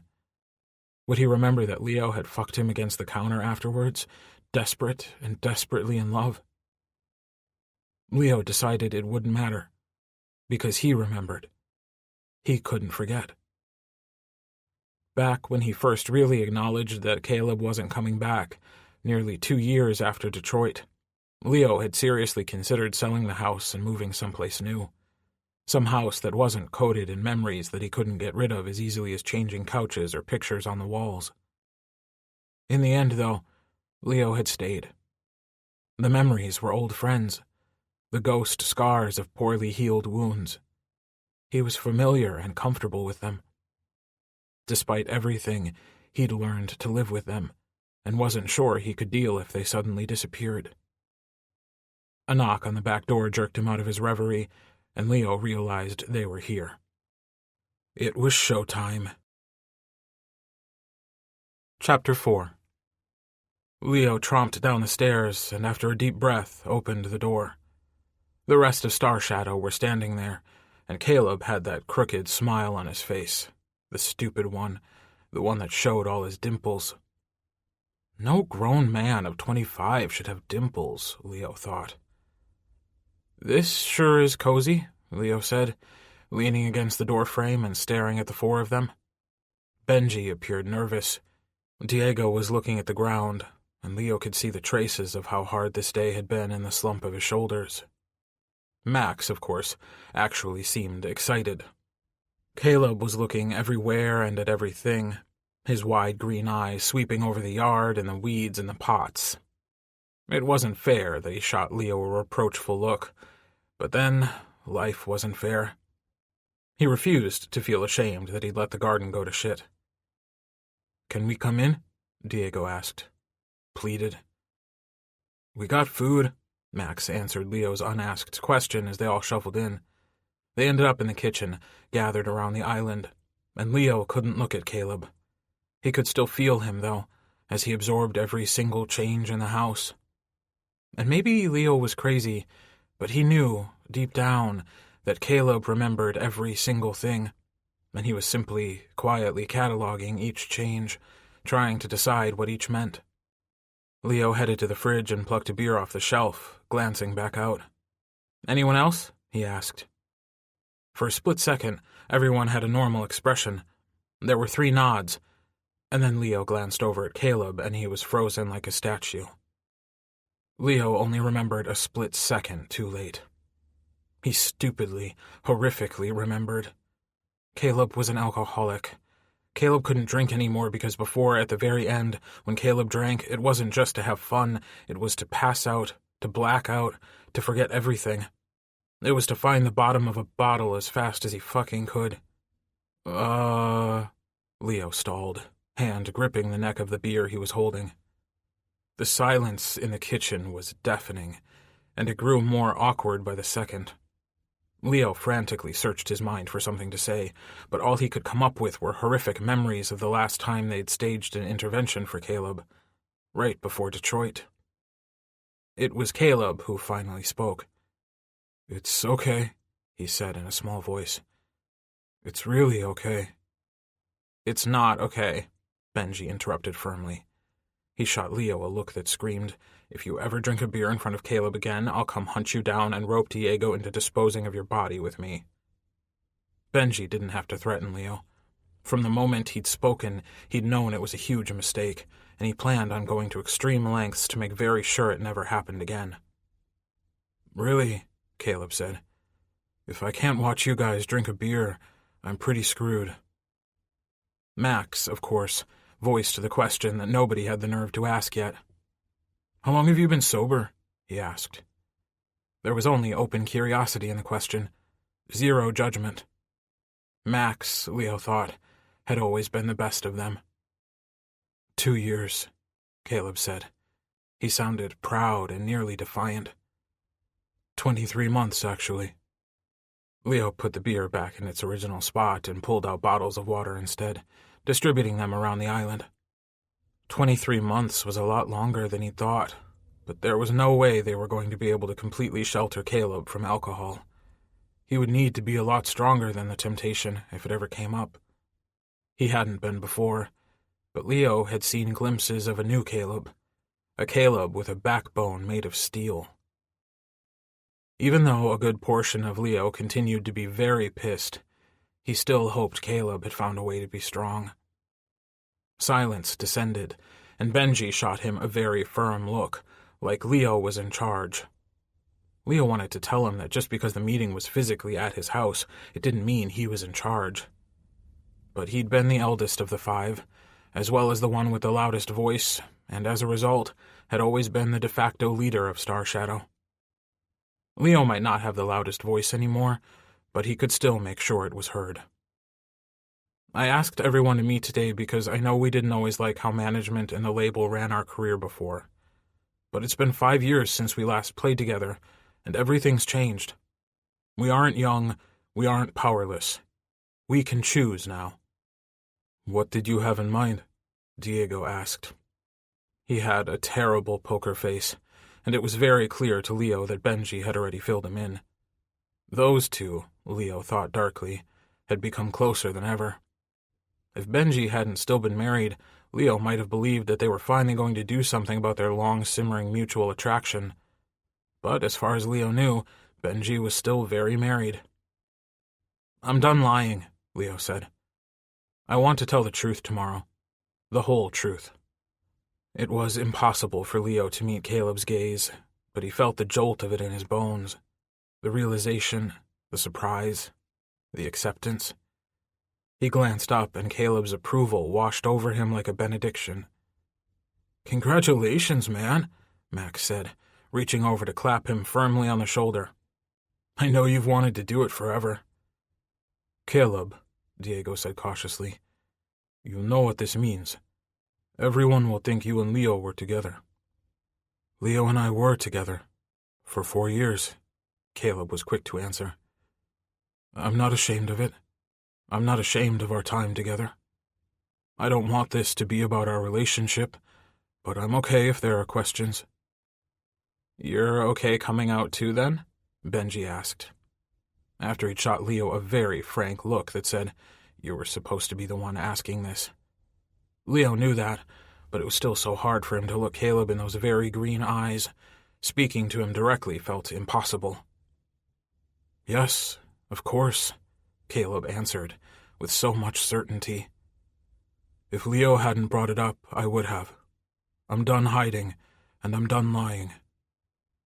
It was hard for Leo not to feel proud at the complete lack of hesitation or concern on Caleb's face. He was truly, absolutely sure. In fact, it was hard to miss the fact that Caleb seemed a lot surer than Leo himself. "We also need to remember there was a ridiculous amount of time and energy spent hiding your relationship and your sexualities," Benji added. "There are going to be a lot of questions." When Leo had posed this plan to Benji yesterday, he'd unequivocally given his approval. But now, looking back, Leo realized there was a lot more to this than Benji was letting on. Benji didn't need to say that he'd been party to more of the lies than even Caleb or Leo. He'd looked ridiculously dependable and trustworthy, and under the cover of just helping his friends, had been willing to lie.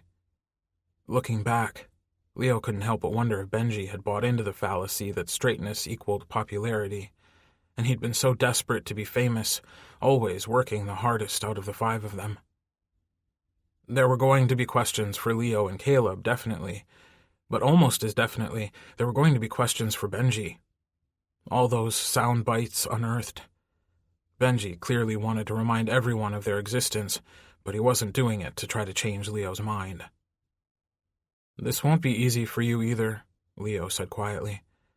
"We said a lot of shit." Benji looked surprised.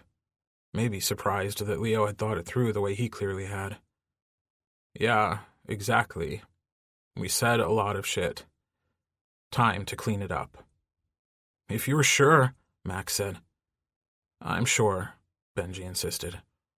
And Leo realized there was a conversation there, one he was going to have with his best friend. He just needed to dig deep to find the emotional bandwidth first. The last thing he wanted was Benji feeling guilty or culpable for what had happened to him and Caleb. It wasn't Benji's fault. If it hadn't been him to reinforce the lies, it would have been someone else. Someone else that Leo probably couldn't have forgiven. Not the way he could forgive Benji. "What else do we have?" Diego asked. Leo was 99.9% sure he was changing the subject purposefully, which danced around another whole topic that Leo wasn't going to approach with a 10-foot pole. Maybe Diego was just looking out for Benji the way Benji always looked out for Leo.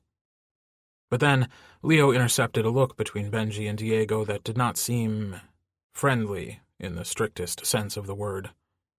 It seemed fraught with something he couldn't quite identify. But then, the two of them had always had something going on, and nobody could ever explain or define it, including Benji and Diego, which was probably why they'd both ended up married to other people. "Management told me they want a tentative set list as soon as possible," Caleb offered. Leo was suddenly very glad that he'd stomached the pain and listened to their last album today. "We should start with Nova," Max said. That was their third and final album before Detroit. "What does everyone like?" "I always loved Neutron Star Collision," Benji said, and Leo was not surprised because that song was as far from an R&B career as you could get. Max diligently typed the song into his phone. "What do you think we should open with? Clouds?" "That's a good banger," Diego agreed. "My favorite was Rock Your Universe," Leo pointed out. "Though, in retrospect, maybe we should have been less dedicated to our theme, because that title is bad." "Are you kidding?" Max asked. "The theme was awesome." "That's because you weren't constantly having to come up with space-themed song ideas," Leo grumbled. The other three chimed in quite a few times before Caleb finally spoke up with a suggestion. "I don't see how we can perform a show without Eclipse." Leo closed his eyes and willed the pain to settle. There was a part of him that agreed. It was one of their best songs, definitely one of their most beloved. But he'd written it for his beloved, and he wasn't sure he could get up on stage and sing it every night again. Not without an ounce of irony, anyway. Nobody spoke for a very long moment. Caleb sighed, like he'd always known it would always come to this. "Leo, can I talk to you for a second?" he asked. Leo did not want to have another private conversation. As far as he was concerned, he hadn't done very well in their last private discussion, and he wasn't expecting that to change this time around. "No," Leo said resolutely. "Whatever you want to say to me, you can say in front of the other guys." Caleb fidgeted uncomfortably with the lid from his water bottle. "I know you hate me," he said, "but I'm not ashamed of the songs you wrote, or the songs I wrote, or the songs we wrote together. I want to play them still. They were always the best part of our shows, and—" Caleb's voice caught on a crack, and Leo, surprised, looked up to see tears in his eyes. "Eclipse probably got me through the last 5 years. I want to perform it again." Leo gripped the countertop so hard he was surprised it didn't shatter into 100 pieces, even though it was marble. Suddenly he wished he'd granted Caleb the private conversation he'd asked for. There was too much love and pain in Caleb's eyes, and he knew if the others looked, they'd see the same in him. The truth was, he didn't want to hear Caleb's declarations of undying love and devotion sung every night, as if they were still valid and true. He didn't want to hear his own repeated back at him, a fucking mockery of all he'd had and lost. "I don't know," he finally spat out. "I don't fucking know." Out of the corner of his eye, Leo watched as Caleb tried to surreptitiously wipe away a tear, and the pain in his face gutted Leo. "I know it's not our decision," Benji said slowly, "but Eclipse and Caleb's song Antimatter, those were two of the best songs we ever recorded. They were heartfelt and true and amazing." Diego nodded. "I know it's hard. It was never going to be easy, Leo, but I'm with Caleb. There's no shame in those things." Leo stared at them with increasing disbelief. They clearly didn't understand. He wasn't ashamed. He had never been ashamed. He was angry at the songs. He believed they'd ended up being fucking lies. He refused to stand up in front of thousands of people and revalidate feelings that ultimately hadn't mattered. He knew he was going to lose it, could feel the anger cresting over him in one horrible, cruel wave. "No!" he yelled, and he slammed the water down, droplets exploding out the top. "No!" he yelled again. "No, no, no!" Caleb opened his mouth to say something, but Leo couldn't hear any more. The roaring in his ears was too loud to hear anything but the pounding of his own destroyed heart. "I might have written that fucking song for you, but I take it back now," Leo sneered, angry and punishing. "And I don't believe a word of yours. Not anymore. Not after what you did." Bowing his head, Caleb sat there and took every single nasty syllable Leo uttered. Let him expel the worst of the venom that was coursing through his veins. And Caleb's refusal to fight back was almost worse, Leo thought, that he was willing to take it, like he believed he deserved it. Benji reached over and placed a reassuring hand on Leo's back. We know. It's okay, Leo." Max looked panicked. Diego actually seemed mildly concerned. "It's not okay," Leo yelled. "It's not fucking okay." There was another awkward, interminable silence as Leo's words echoed in the kitchen. Finally, Caleb looked up at him, and that steel resolve was back. Like nothing could ever hurt him again, including Leo. "Leo," he said quietly, but with determination, "come talk to me in the other room." At first, Leo just wanted to keep yelling, because yelling was doing something, and he wasn't just standing there taking body blow after body blow anymore. But none of it made Leo feel any better. He felt worse.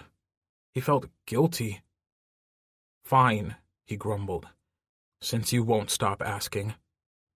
"Good," Caleb said, and they went into the living room, which wasn't entirely separate, since the house was an open floor plan, but at least they were separated from the others by a partial wall.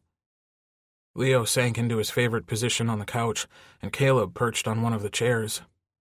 Even though the chair Caleb was on was different than before, it was the same position he'd used to occupy in their living room. Leo's heart ached. Like this was the cruelest, most painful exercise he could be forced to endure. He just wanted it to end, but instead it wasn't going to. It would go on for months and months. Suddenly, Leo wasn't sure he could actually do it. Antimatter wasn't a lie.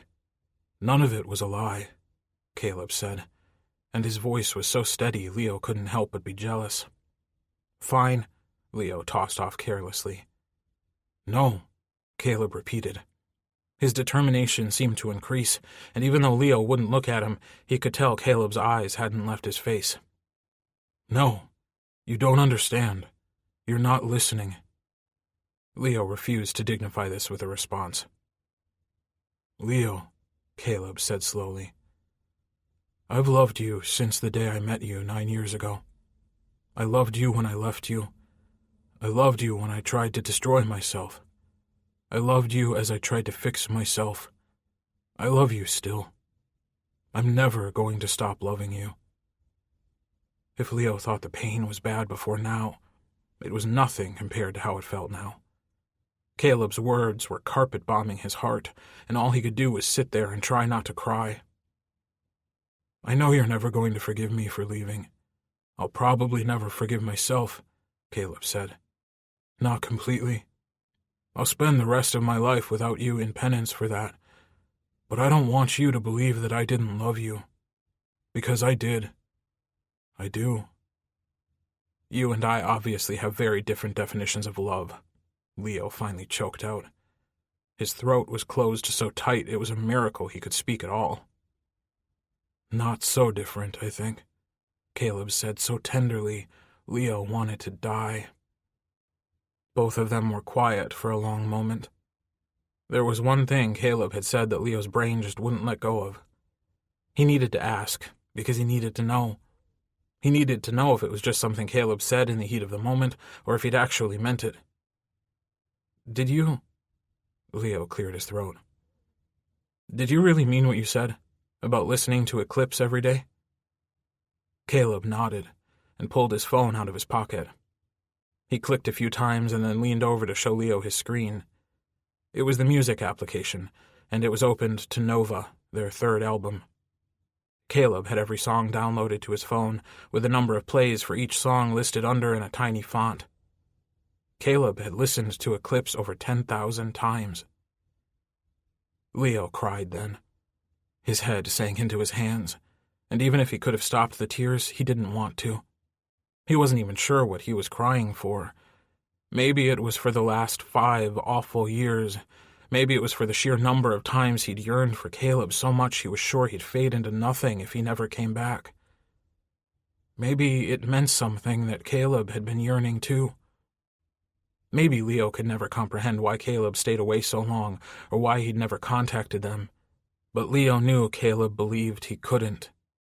Caleb believed he'd had to stay away, to fix himself first, and somehow this song had helped him do it. Maybe that was what Leo was crying for. That even though there was nothing he could do to help Caleb, even when his love couldn't reach him, even when Leo believed himself to be forgotten, it was actually the thought of him that had kept Caleb going. Raising his wet eyes, Leo saw Caleb staring at him, and there were tears on his cheeks too. We'll sing the songs, Leo said, as his voice cracked.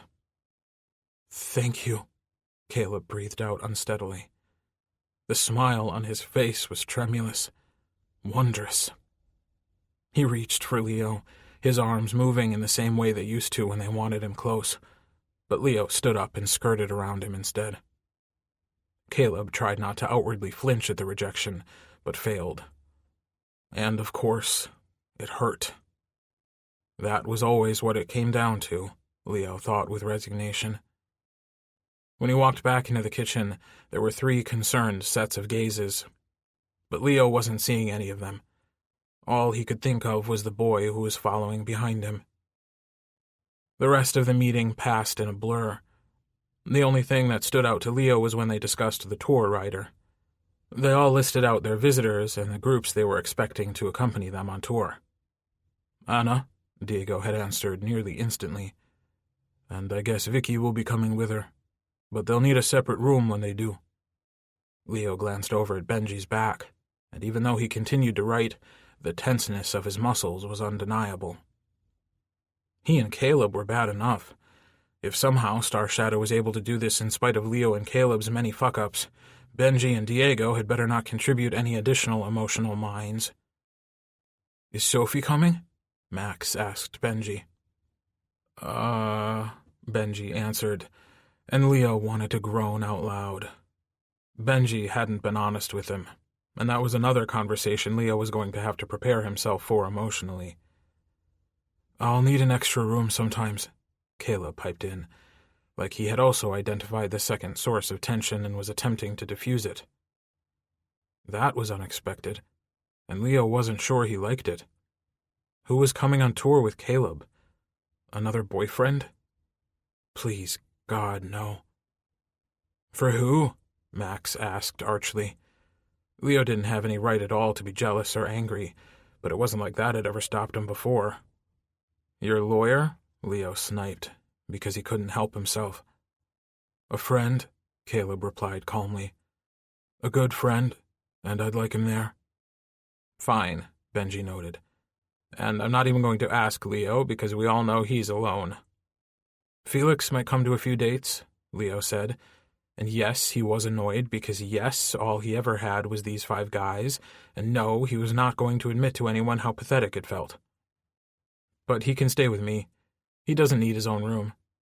"He can stay with me," Max said, waggling his eyebrows in an approximation of something embarrassingly sexual. Leo glared at him. "Felix is my brother," he reminded Max in a freezing tone.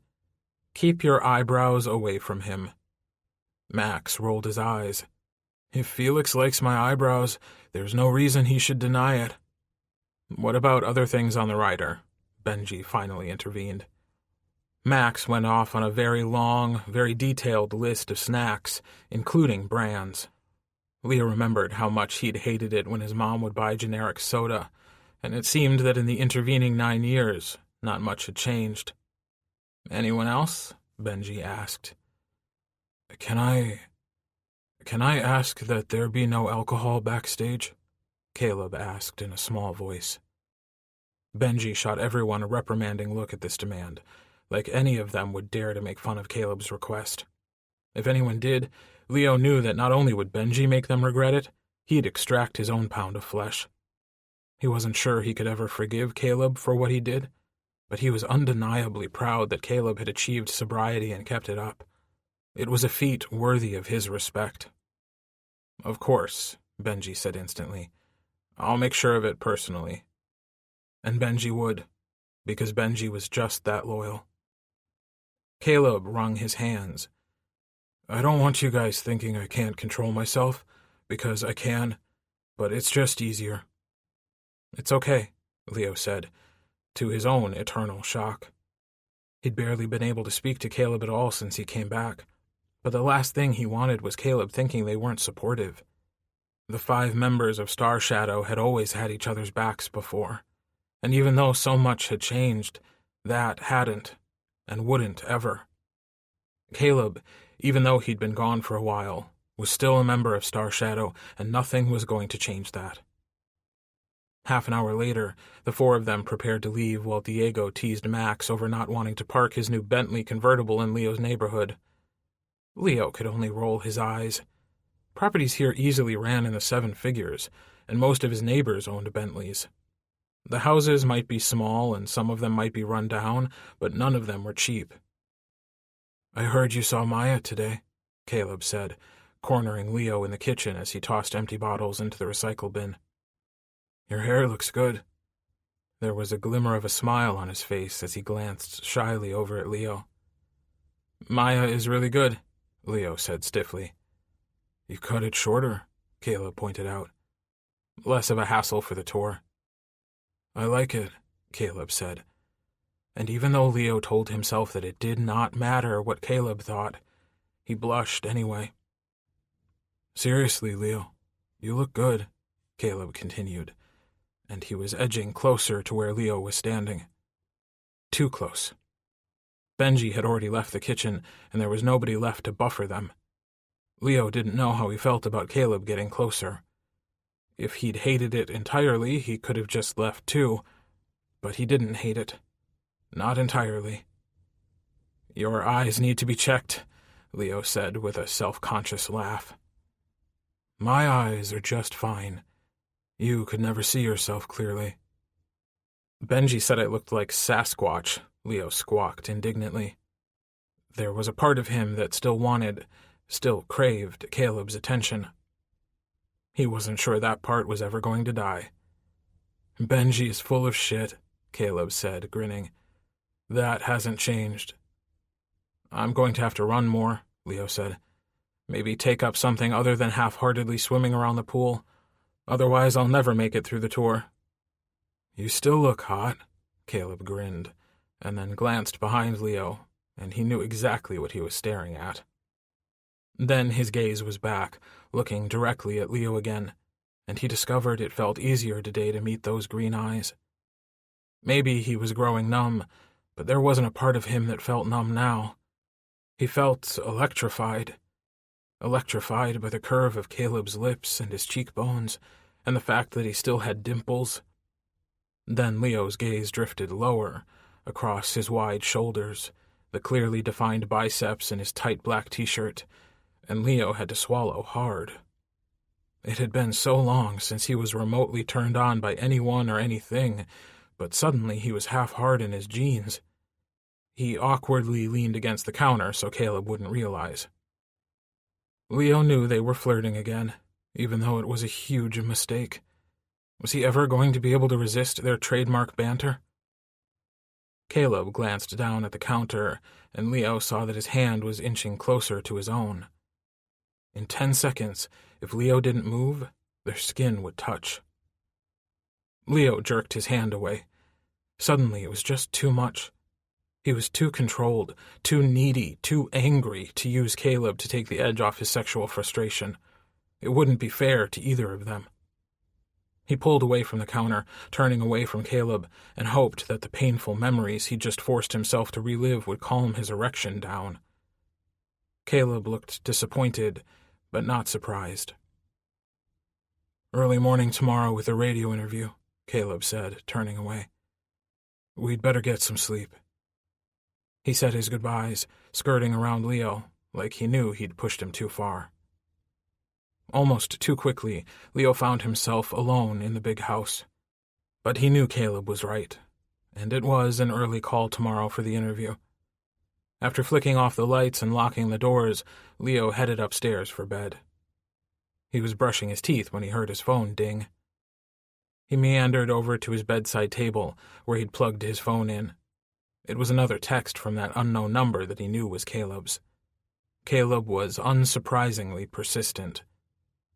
Leo opened the message, even though he knew he'd regret it. Caleb was also surprisingly blunt, and Leo spent countless minutes perched on the edge of the bed, frozen in time with his toothbrush still in his mouth. "When I see you, it's like the first time all over again. I'm sorry I got carried away," the text read. Leo finally got up and, in a trance, went to the bathroom to finish brushing his teeth. When he was done, he stared at the phone again for another long moment. He couldn't reply to the text. There was a part of him that was absolutely terrified of what Caleb could do to him again. But there was one thing he could do. Instead of deleting the message, he added Caleb's number back into his phone. Chapter 5. "Are you okay?" Benji asked Leo as they drove toward the radio station. Benji had offered to come pick Leo up, and there was definitely a part of him that craved the comfort and stability of his best friend. "Fine," Leo bit off, because he was still pissed. Really pissed at Caleb, and a little pissed off that the other three hadn't supported him yesterday when he'd been at his most vulnerable. Because of them, he'd agreed to perform songs that he'd once sworn to never touch again. "You're not fine," Benji said calmly and very reasonably.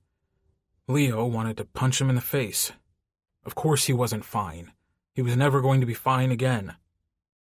"You're allowed to be angry," Benji continued. I'd be angry if I were you. Why? Because I keep telling you and the other guys and Caleb that I won't do this or that, and then I end up doing both this and that? I meant at Caleb, Benji said. I would be mad at Caleb. Trust me, I'm plenty pissed at him too, Leo said darkly. The truth was, Leo had had a shitty night. He'd kept waking up from dreams he didn't want to have. He was tired and grumpy and more than a little sexually frustrated. He desperately wanted to believe that Caleb was manipulating him with his sweet, nice, coyly innocent act. Leo wanted to think he was still the asshole he'd been right before Detroit, when it seemed the opposite was actually true. We're on your side, Benji promised. Leo snorted. I know what Caleb said about eclipse and antimatter, Benji said. I understood those reasons, but those weren't my reasons for agreeing with him. Leo looked up, surprised at the seriousness of Benji's tone. You've been so stuck, and we all thought you'd snap out of it eventually, but it's been 5 years. You're not really any better than you were right after Detroit. You've just gotten better at hiding it. Benji wasn't wrong, but Leo didn't know how to explain that he might not ever get better. Trying to jerk him forcibly out of his rut wouldn't help. It was only going to make everything worse. Especially because Caleb was around now. Do you ever wonder if this is just the way I am now? Leo asked with a harsh sigh. Benji shook his head decisively. I've known you forever. I knew you before Star Shadow, and I hope to know you a long time after. This isn't you, Leo. Leo leaned back and tried to close his eyes. He really didn't want to have this conversation, not with Benji. Think of it as pre-Caleb and post-Caleb. Some people just change you. I'm never going to be the same. He'd had years to accept this, but the thought still made the lump in his throat grow. Leo swallowed it away and hoped they were close to the radio station. Apparently coming out nationally was preferable to continuing this discussion with Benji. I get it, you know, Benji said softly. When Diego married Vicky, I couldn't deal with it. Still can't. Leo stared at his friend. Diego married Vicky after you married Sophie. Yes. Benji didn't say anything else. And maybe that was worse. Leo wasn't sure. At least he'd had 4 years with Caleb. No, nothing had been perfect, but they'd had each other. Diego and Benji had been dancing around this for 9 years and had never done anything about it. That was pathetic. From Benji's expression, he knew it too. What I'm trying to say, Benji said, is that we're not going to just accept that the old Leo is lost. He's in there somewhere, and we're going to find him again. There was silence for a long moment, because Leo wasn't sure how else to continue denying it. I should have told you. Sophie and I separated, Benji finally said. Leo felt something in his chest stutter. He'd been in Benji and Sophie's wedding.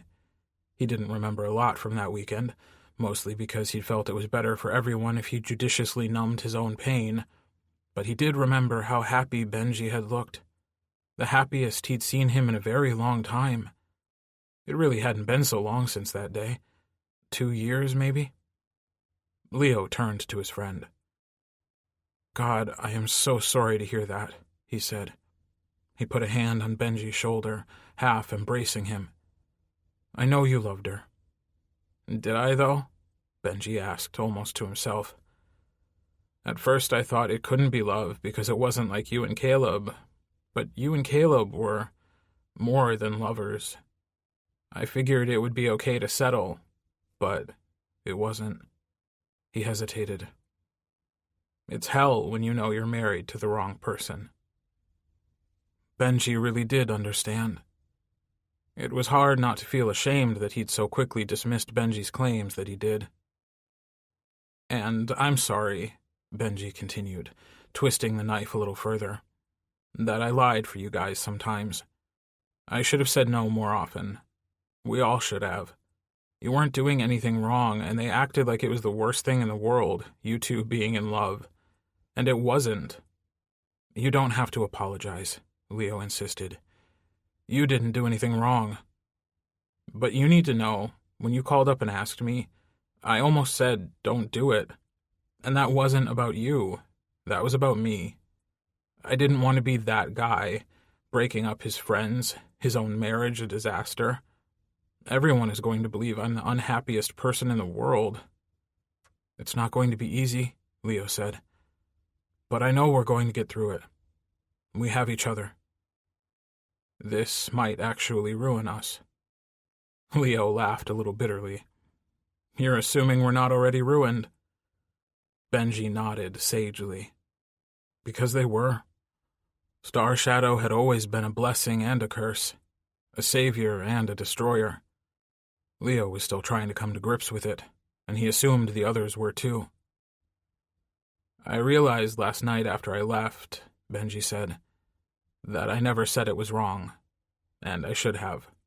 Every single time, even if it didn't make a bit of difference. It felt terrible that I never did.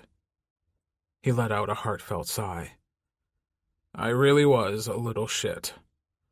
You said it, Leo reassured his friend. You might not have used the words, but we knew you believed that. We knew. We never should have lied, Benji said resolutely. You and Caleb might have hated it more, but we all hated it. It wasn't right. Not from the beginning. Love is love. Benji, Leo said softly. Thank you. Benji leaned over and gripped Leo's hand hard. They'd been friends for almost 2 decades, and yet they'd never felt closer. We've got you, Leo. Always. At the radio station, they ushered Caleb into the recording booth first. Leo told himself that it made perfect sense they would want to talk to Caleb first. After all, he'd been the missing one. The bonus of a live radio interview versus television was that they could say anything they wanted, and it would be impossible to hush it up. A fact that Leo was counting on for his own confession. The rest of them piled into the producer's booth and watched through the window as the host greeted Caleb. Welcome back, Mr. Chance, the host said with a wide grin. It's good to be back, Caleb said with a similar expression. Except Leo knew him better than that, and caught him surreptitiously twitching in the chair. So far, it was the only thing that gave away how nervous he was. First off, Caleb said, I want to apologize for leaving how I did. I know I let a lot of our fans down, fans that paid money and stood in lines to see me, to see Star Shadow, and I failed them. But Caleb had always possessed a natural flair for the dramatic, and he was definitely deploying it now. I was sick. The radio host made a few appropriate sounds of sympathy, and then Caleb continued, like nobody could stop him. And Leo realized that was probably true. He'd probably been practicing the speech for a while now. I was sick, Caleb repeated. Drunk and sick. Tired of being controlled. Tired of being told how to act, how to speak, how to dress, how to be someone that the fans might love, when we all knew that the fans would love us anyway, no matter what. But our old management company couldn't see that, and as a result, I fell down a black hole. The host leaned forward, and Leo hated the way he was clearly salivating for the good stuff, for the dirt. But then, the dirt was why they were all here. Leo had also wondered over the last 5 years if the pain he'd lived with was directly because of Caleb, or if some was residual from the daily confrontations Caleb was now describing to the host in perfect, heartbreaking detail. It hurt then. Leo was discomfited to realize it still hurt. The host had caught on very quickly, and was now leading Caleb through a recitation of all the indignities of those years. Caleb was absolutely carrying his own, but the two of them reached a screeching halt when the host asked about relationships. Were some relationships forbidden? The host asked, and Leo knew he hadn't missed the sly look on his face. He knew exactly what he was asking, and what he could possibly unearth. Leo had told himself when this subject inevitably came up, he would chime in, He stood up, and even though it was one-way glass and Leo knew Caleb couldn't possibly see him, their gazes met.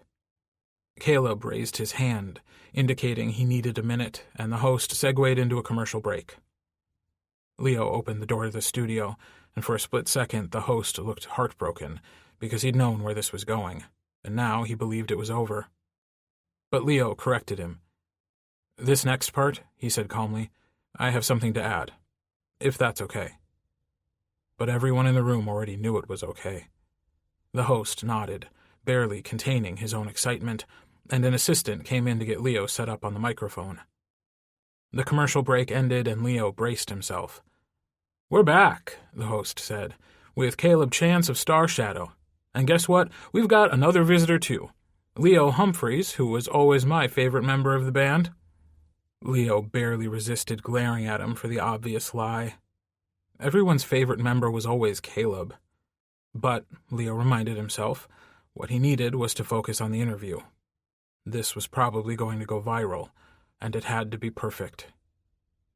"You asked about relationships," Leo said into the microphone, when Caleb was talking about all the ways they controlled us. And yes, they did control our relationships. To be more specific, I'm gay, and I was forced to hide my own relationship and present a fake one to the world. Of course, the host had to know what was coming, but he still looked floored. Like he hadn't believed that Leo would just come out and say it so bluntly on national radio. Frankly, Leo was nearly as surprised that he'd been able to do it. Something was unwinding inside of him, years and years of lies and agony and hatred slipping away. He'd always believed they'd weighed a ton from the way they'd settled so hard and fast into his chest, but today they felt impossibly light as they floated away. "Can you tell us more about what you went through, Leo?" the host asked. Leo stared at Caleb, his eyes encouraging him every step of the way. Even though a part of him was still angry as hell, it felt less bitter, less acrid. "I knew for sure I was gay the moment Caleb walked into my house for the first time. I'd known earlier than that, but the way I felt about him sealed the deal." Leo shot Caleb a semi-apologetic look. He'd known Leo would drag him into this, but here was the moment of truth. "Our label knew I was gay. Our management company knew I was gay. Same with Caleb. The first time we ever met with them, after our label signed us, we walked in holding hands and the marketing liaison flipped." The host looked amazed, like somehow he hadn't spent the last 10 years hearing the shittiest things about the music industry off air. But this was probably the first time anyone was saying them on air. "I still remember what she said," Caleb added in. "She said, 'This ends now.'" "It didn't," Leo said, and he was actually able to laugh. For the first time, freedom was an incredible thing. "It was only the beginning." "So, just to clarify for our listeners," the host interrupted, "you and Caleb were together when Star Shadow began." Leo met Caleb's eyes directly. "I can't speak for Caleb, of course, but we were together the moment he walked into my house. Unofficially, maybe, but he rocked me. I was never the same again." His eyes looking suspiciously wet, Caleb nodded in agreement. "I knew I was gay for a very long time, too," Caleb said.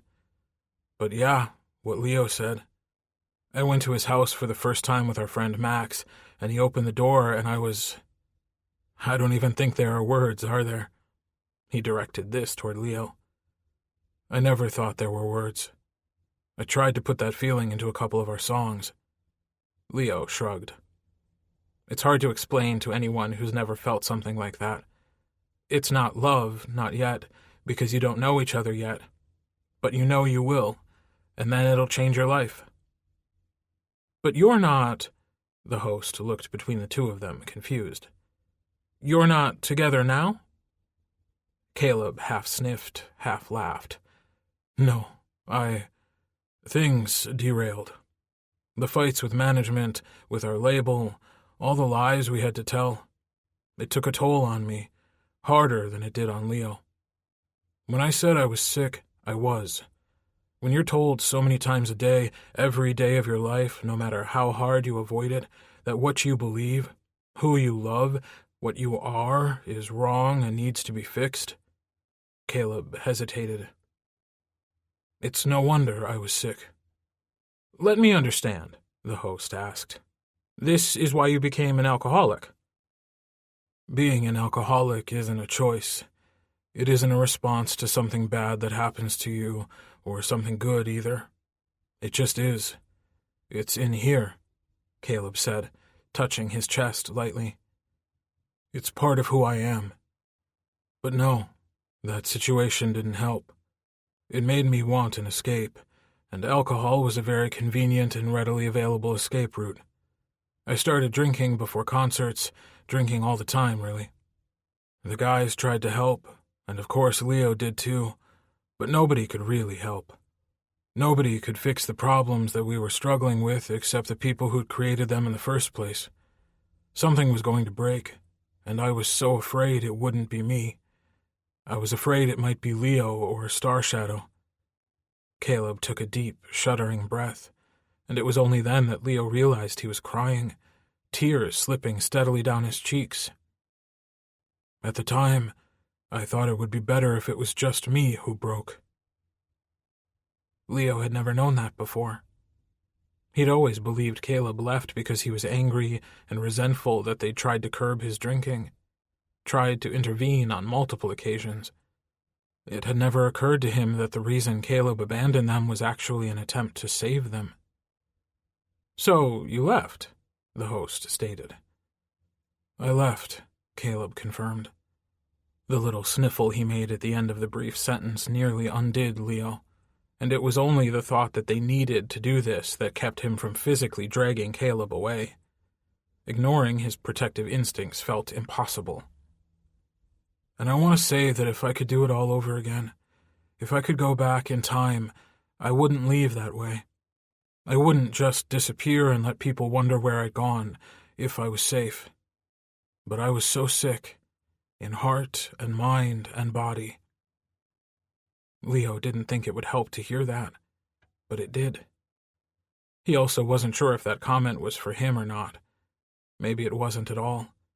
Maybe it was just for the fans who were pissed off their Star Shadow tickets were suddenly meaningless. Where did you go after you left? The host asked. I went to rehab, actually, Caleb said. More than one.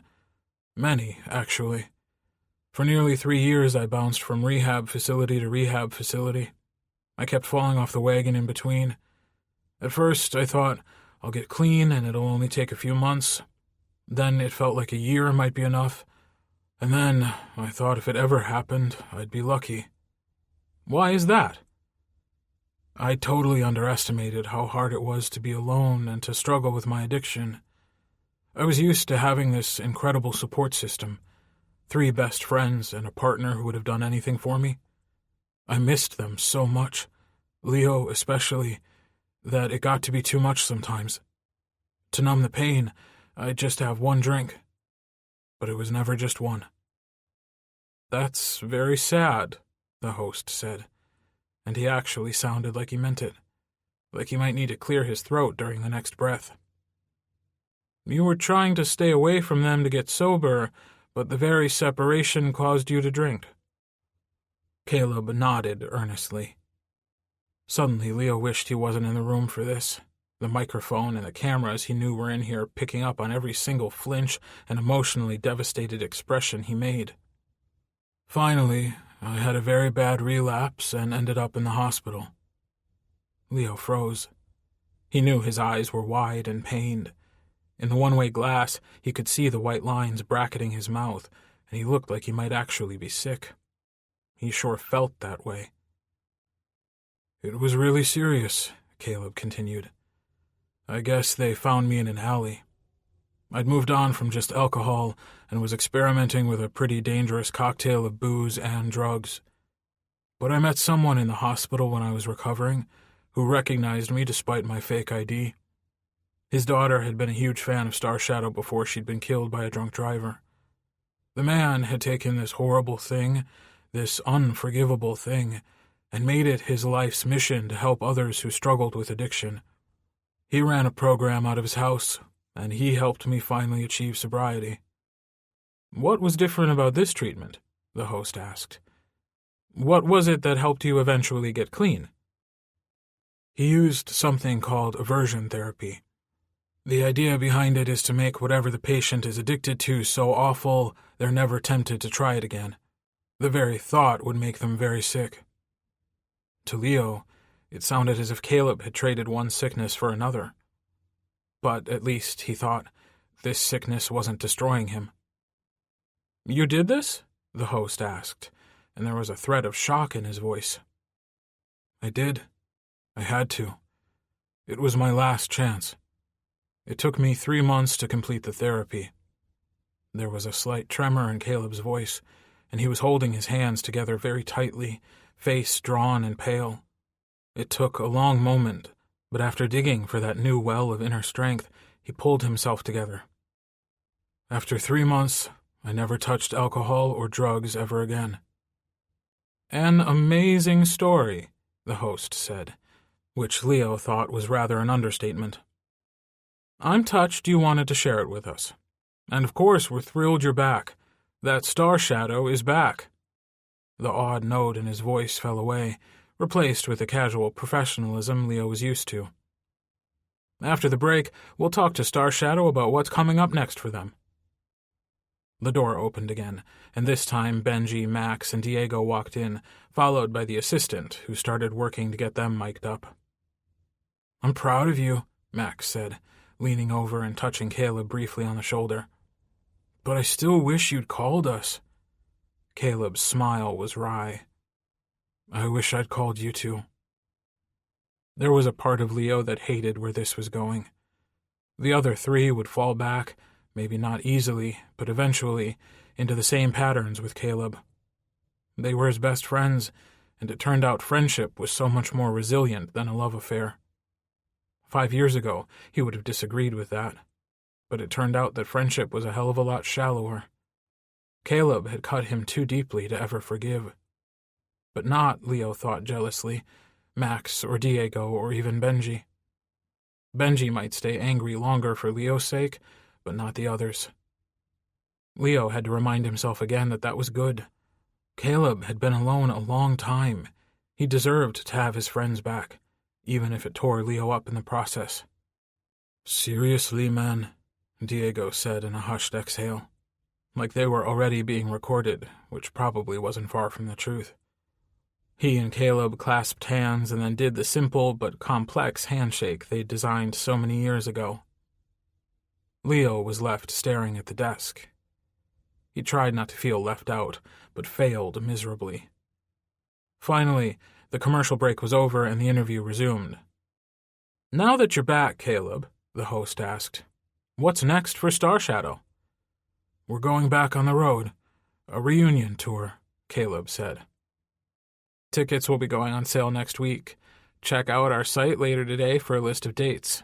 We're super excited to play together again," Benji added. "What about a new album? A new single?" the host asked, and he sounded excited. It made sense, Leo thought.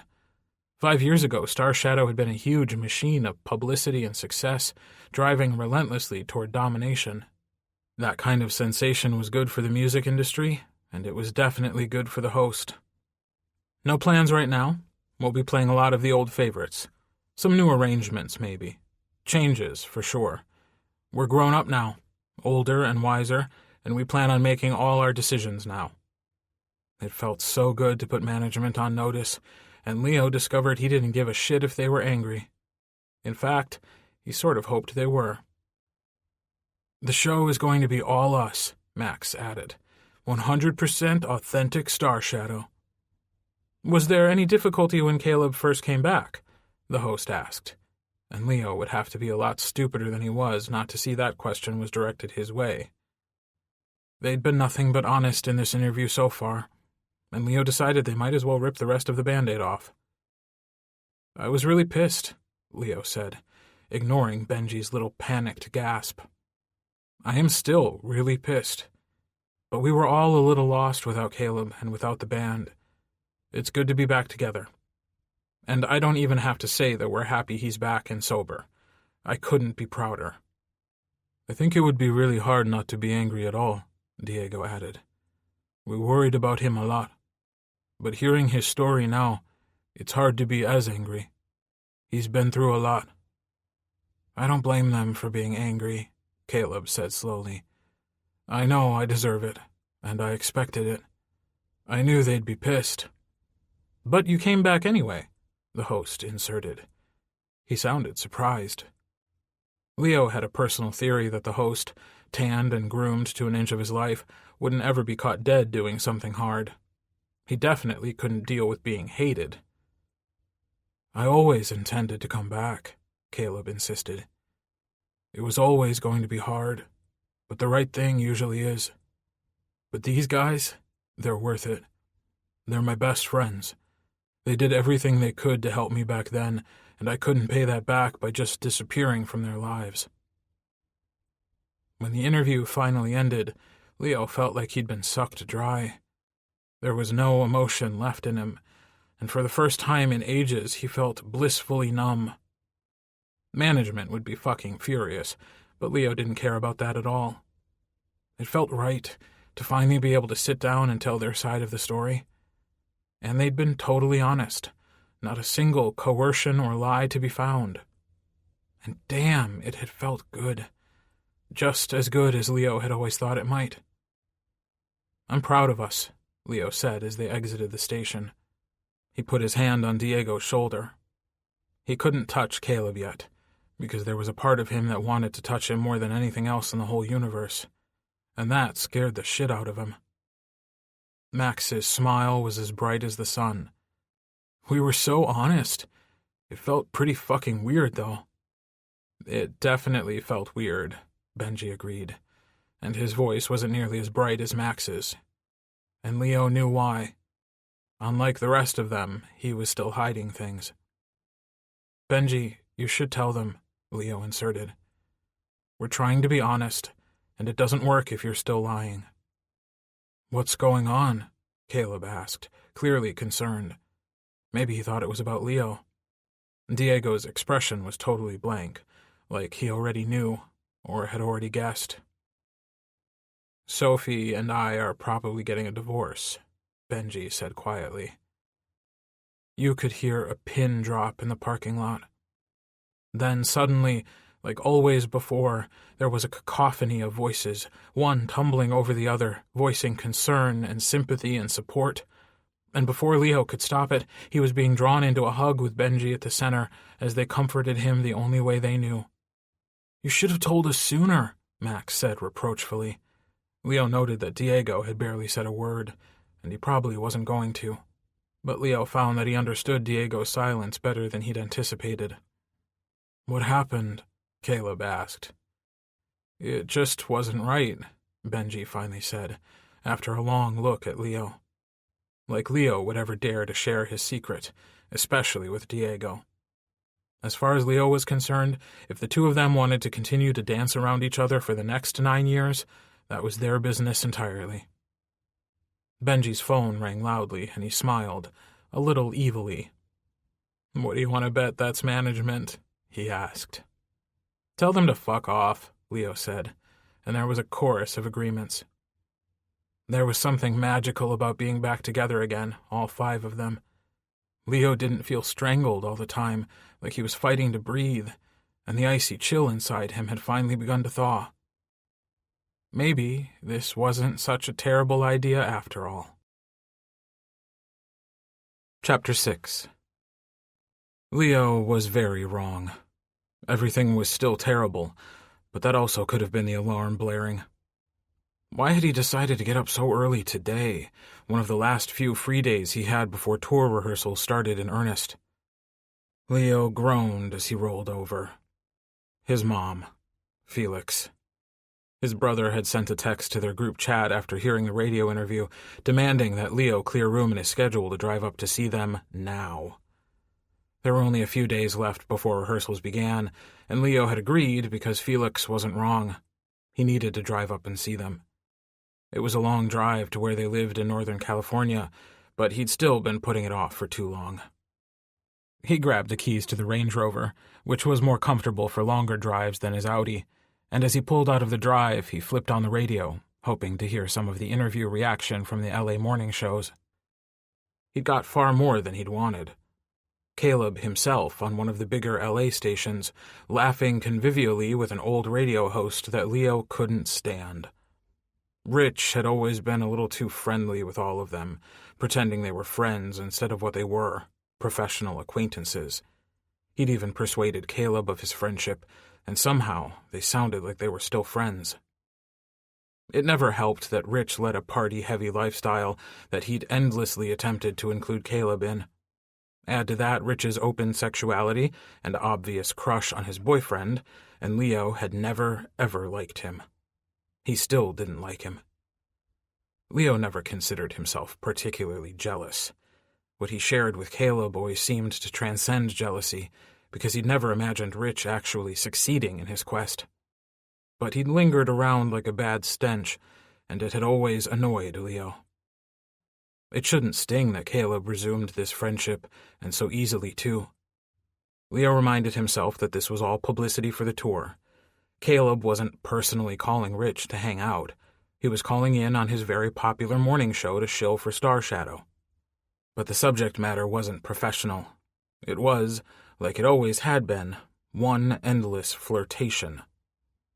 Leo tried to relax, tried to loosen his grip on the steering wheel, but it didn't work. It didn't even work when he flipped off the channel, because instead of knowing exactly what Caleb and Rich were talking about, his imagination was left to stew. It could probably be a treatise on how nothing ever changed. It was always the same things, just different patterns, different arrangements. He turned the radio back on, just in time to listen to Rich crack another come-on disguised as a poor joke, and the subject matter was Caleb's newly public gayness. Despite what Caleb had said to him 2 days ago, Leo had a sudden, horrific thought. Maybe now that Caleb was finally single, Rich would get what he'd always wanted from him. The thought sent him into a tailspin, nearly into another panic attack, and he pulled over to the side of the road, taking slow, measured breaths and attempting not to fly out of control again. He couldn't watch Caleb with someone else. He definitely could not deal if the person was Rich. Leo fumbled for his phone, dialing the first number he could click. All he could get out when Max answered was, "Fucking Rich."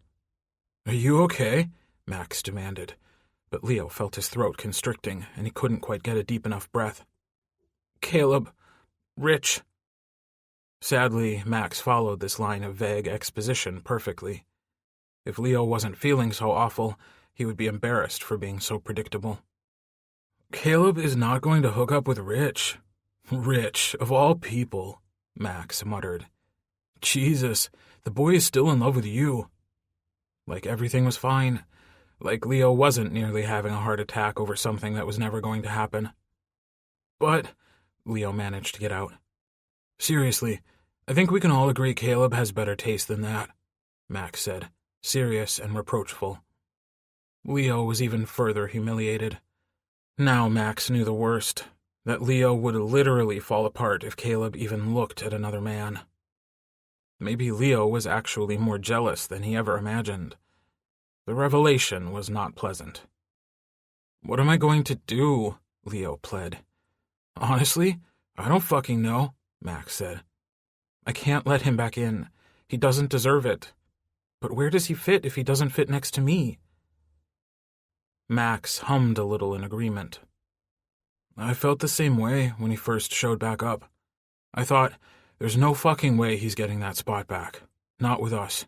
Not after what he did. But that's just hanging on to anger, and I don't want to live that way. Caleb's been through a lot, and so have we. Maybe it's time to forgive. Find a new spot if the old one doesn't fit anymore." That wasn't the answer Leo wanted. Maybe Max could forgive that easily, but Leo wasn't sure he could. "I know you're going to say it's not the same," Max continued, and Leo wished they weren't on the phone so he could punch him a little. "But like Benji said yesterday, love is love. Sometimes it's platonic, sometimes it's romantic, like it was with you two." It seems a pretty big thing to just forgive and forget, Leo said with a hard, incredulous edge to his voice. I'm not talking about forgetting. I'm not even saying he goes back to that old place. I think we're all going to have to find a new place, Max reasoned. A new place. Leo pondered this for a long moment. Like, start again. Like, start again. And that's your plan? Leo asked. Well, what else can I do? We're all feeling this out. Nobody knows what to do with him, Leo. You're not alone. But then I remember what he said yesterday. He's been through hell. Leo remembered. He couldn't forget. The words were practically branded into him. His memory, his soul, what was left of his heart. We've been through a different kind of hell, Leo reminded him quietly. We have, but that's done, Max said. We don't need to worry about him or miss him anymore. Leo was used to missing Caleb. He was used to getting angry because he missed him so damn much that he had to miss him at all. But maybe Max was right. Maybe those feelings weren't relevant anymore. Caleb had come back. He was just waiting for them to figure out what to do with him. Do you think? Leo's voice caught on the sudden emotion clogging his throat. Do you think we ever would have talked to him again if he hadn't forced us to do this tour? No. Max sounded absolutely sure. But it would have been a huge fucking shame. We should almost thank him, you know? It's the right thing to do. It feels right to be prepping to go on tour with you guys again. Leo couldn't believe he was agreeing, but he did, and he said so. Max laughed and repeated his advice about Rich. From the moment you opened your front door, Caleb has only ever seen you. From the first moment. I was right there. I should know. It was the exact same for Leo. There had only ever been Caleb for him. Thank you, man, he told Max, who brushed it off. He felt calm enough to drive now and got back on the road. He wasn't stupid enough to continue to listen to Rich, though, and redirected the music on his phone through his car speakers, picking Fall Out Boy's new album. He made it to the restaurant Felix picked in record time. The only reason he hadn't vetoed his choice immediately was because they were notorious for never allowing the paparazzi on their grounds. Today, he was very unhappy that he'd either remembered wrong, or the interest in him was so massive that they were just following him. Or maybe they'd stuck trackers on his Range Rover. Leo wouldn't have put it past some of the worst bloodsuckers, as he and Caleb had always called the paparazzi. There were about 10 photographers hanging around the front of the restaurant, and as Leo approached the valet parking section, he let out a heavy sigh. He knew he was going to have to figure out how to deal with this again, but he'd been looking forward to a bit more of a learning curve. More time, at the very least. He was so fucking out of practice at being famous. The valet opened the door, and the chaos that the normal parts of his life were holding at bay came crashing in. A million flashbulbs, and Leo had to remind himself to breathe normally as a camera was shoved into his face. The first question he heard shouted at him was about Caleb, of course. Leo, are you and Caleb getting back together? He ignored that one, and the next, and the next. He remembered one thing, that if he ever gave any recognition of their presence, they'd never quit. So he elbowed through the crowd, and a minute too late, he spotted blue and red flashing lights coming up the hill to the restaurant. The terroir staff had obviously called them to break up the blood-sucking mob. The hostess looked suitably apologetic. I'm so sorry about this, she said. Chef Aquino wanted me to let you know that he personally took care of the waiter who sold you out. You'd need to be dead not to have heard rumors about how Chef Bastien Aquino ran his restaurant, Terroir. Leo nodded in appreciation as she stepped to the side of the hostess station and motioned for him to follow. Your mother and brother are seated just over there. We've cleared the patio for your exclusive use. The hostess led him onto the patio. Terroir, one of the best restaurants in the world, never mind in California, was famous for its Michelin stars and for its temperamental head chef. We'll make sure the crowd is gone by the time you're ready to leave, the hostess said apologetically as they stepped onto the famous patio. Trellised vines cascaded down the wood and brickwork and turned into a private enclave. The far side looked out far across the Napa Valley. If Leo stared long enough, he thought he could probably see the vineyard his mother had bought after retiring from Hollywood a few years ago. Felix had followed her to Napa and helped her run it now. Leo had never been entirely clear if the reason was because he genuinely wanted to help, or if he enjoyed drinking free wine. "You're here!" Felix exclaimed as he approached the table. He stood and gave Leo a very tight hug. "I'm sorry. I had no idea this was going to be such a hassle for you." "I don't think Terroir had any idea I'd be so interesting that one of their waiters would actually sell our reservation to the paparazzi," Leo replied dryly, disentangling from him and leaning down to hug his mother. "Yeah, you're hot shit again," Felix said with excitement. Leo figured it was probably way more exciting to be tangential to hot shit than to actually be hot shit. "It's so good to see you, Leo, darling," Laurel Humphreys said softly. "How are you holding up?" Leo sat down and picked up his menu. "I'm fine," he said, and to his own surprise, he almost meant it. "We listened to the interview, of course," Felix said, "and we're both very proud." Leo's mother shot her son a reprimanding look. "Isn't that supposed to be my line?" "Well, you are, aren't you?" Felix demanded. "It couldn't have been easy to confess everything on live radio, with Caleb right there." Leo did not want to talk about Caleb, which was why he'd been avoiding his family since he'd come back to town. Naturally, Caleb was all they wanted to talk about. "Of course I'm proud of you, but—" A frown creased Laurel's forehead. "I'm a little worried. Do you really want to do this again? Go through all this publicity and attention? You told me you hated it before." That was a really good question, and Leo didn't know how to answer it, so he evaded it instead. "I had to do it, Mom," Leo said. "Caleb was going to sue the shit out of all of us if we didn't agree." Laurel looked at him frankly. "Caleb was going to sue you? You and Diego and Max and Benji? You?" she repeated incredulously. And she wasn't wrong. Or was she? There was a part of Leo that was a little curious what Caleb would have done if he'd continued to fight him. Would Caleb have sued him? Well, they would never know. Felix had set his chin on his elbow, which was resting on the table, and was listening with rapt attention. He'd always loved hearing about band drama, which, despite the fact that the five of them had truly loved each other, had always been inevitable. "He's not the same as he was before," Leo explained. "I thought he might actually do it." Laurel wore a disbelieving look. "He's been gone 5 years. He didn't change into a different person." She paused, taking a sip of her wine.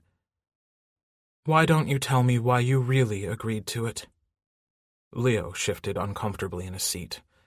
He wished the waiter would arrive so he could at least postpone this painful interrogation. "I don't know what you mean." "Leo," Felix chimed in, "we're not stupid." "We know you better than this. You've been hiding in that house for years, and now suddenly you're okay going back on tour? You're okay with all this attention? You're okay coming out of the closet on a radio interview? You've always worshipped your privacy." "Those aren't all mutually exclusive, you know," Leo grumbled. "I came out because if I was going to do this again, if I had to because Caleb's threat was definitely more than just empty words, I was going to do the right thing for once. I couldn't get back on stage and not be me. Not again." Unexpected shame crossed his mother's face. "I should have read that contract more carefully. I didn't think—" Leo reached over and put a reassuring hand over hers. He knew she'd blamed herself for years, for not taking the contract seriously enough, for not asking for more personal protections. But then nobody, least of all Laurel Humphreys, had believed that Star Shadow would turn into an international sensation and that Leo and Caleb would fall in love and be forced to hide it. "It's not your fault," he said. "I swear to God, if you don't stop blaming yourself." He looked over at Felix, who was frowning. "I tell her too," Felix added in defensively. "It definitely wasn't your fault, Mom." The waiter finally approached the table. Leo had begun to wonder if Felix had slipped him 100 to stay away longer than necessary. But then, Chef Aquino was probably on high alert today, with all the paparazzi in his backyard, and you didn't want to get on his bad side. Leo ordered a Corona, with a look in the waiter's direction that promised a healthy tip if he continued to keep them coming. His mother and brother were two of the most intelligent, sneakiest, most wily creatures on the planet, and if he was going to survive this lunch, he'd need some additional courage. Besides, he thought as he took a sip out of the cold bottle, he wasn't Caleb. He didn't have a drinking problem. He could have a liquid lunch if he wanted to. "Leo," Laurel said softly, "we're just worried about you. This is a lot all at once. And now I'm hearing rumors that you and Caleb are getting back together." "You? You're hearing rumors," Leo said with surprise. His mother was completely absorbed in the running of her vineyard. She'd never cared for entertainment gossip, and he didn't expect her to start now. "You mean Felix heard?" Felix held up his hands in mock surrender. "It was just something I heard." "Well, it's not true. We're not getting back together." "Yet," Felix added. "You're not getting back together yet." Leo glared at his brother. "I can barely even look at him, thank you very much. I don't know what I feel. I don't know how to treat him. I don't even know what to say to him. I certainly have no intention of forgiving him." Felix leaned back in his chair, his wine glass dangling from his fingertips. "See, that wasn't so hard, was it, brother?" Leo realized belatedly that he'd just been set up. "You are terrifying. You could run, I don't know, the CIA, the FBI, maybe the Department of Defense, join MI6?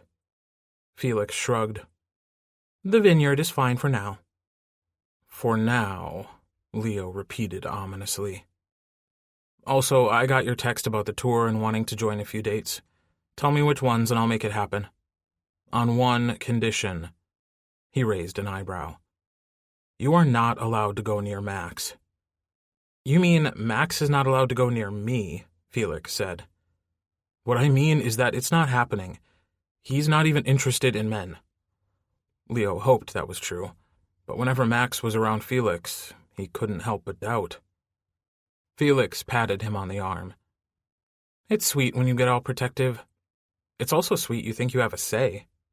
"Mom," Leo said, turning to Laurel.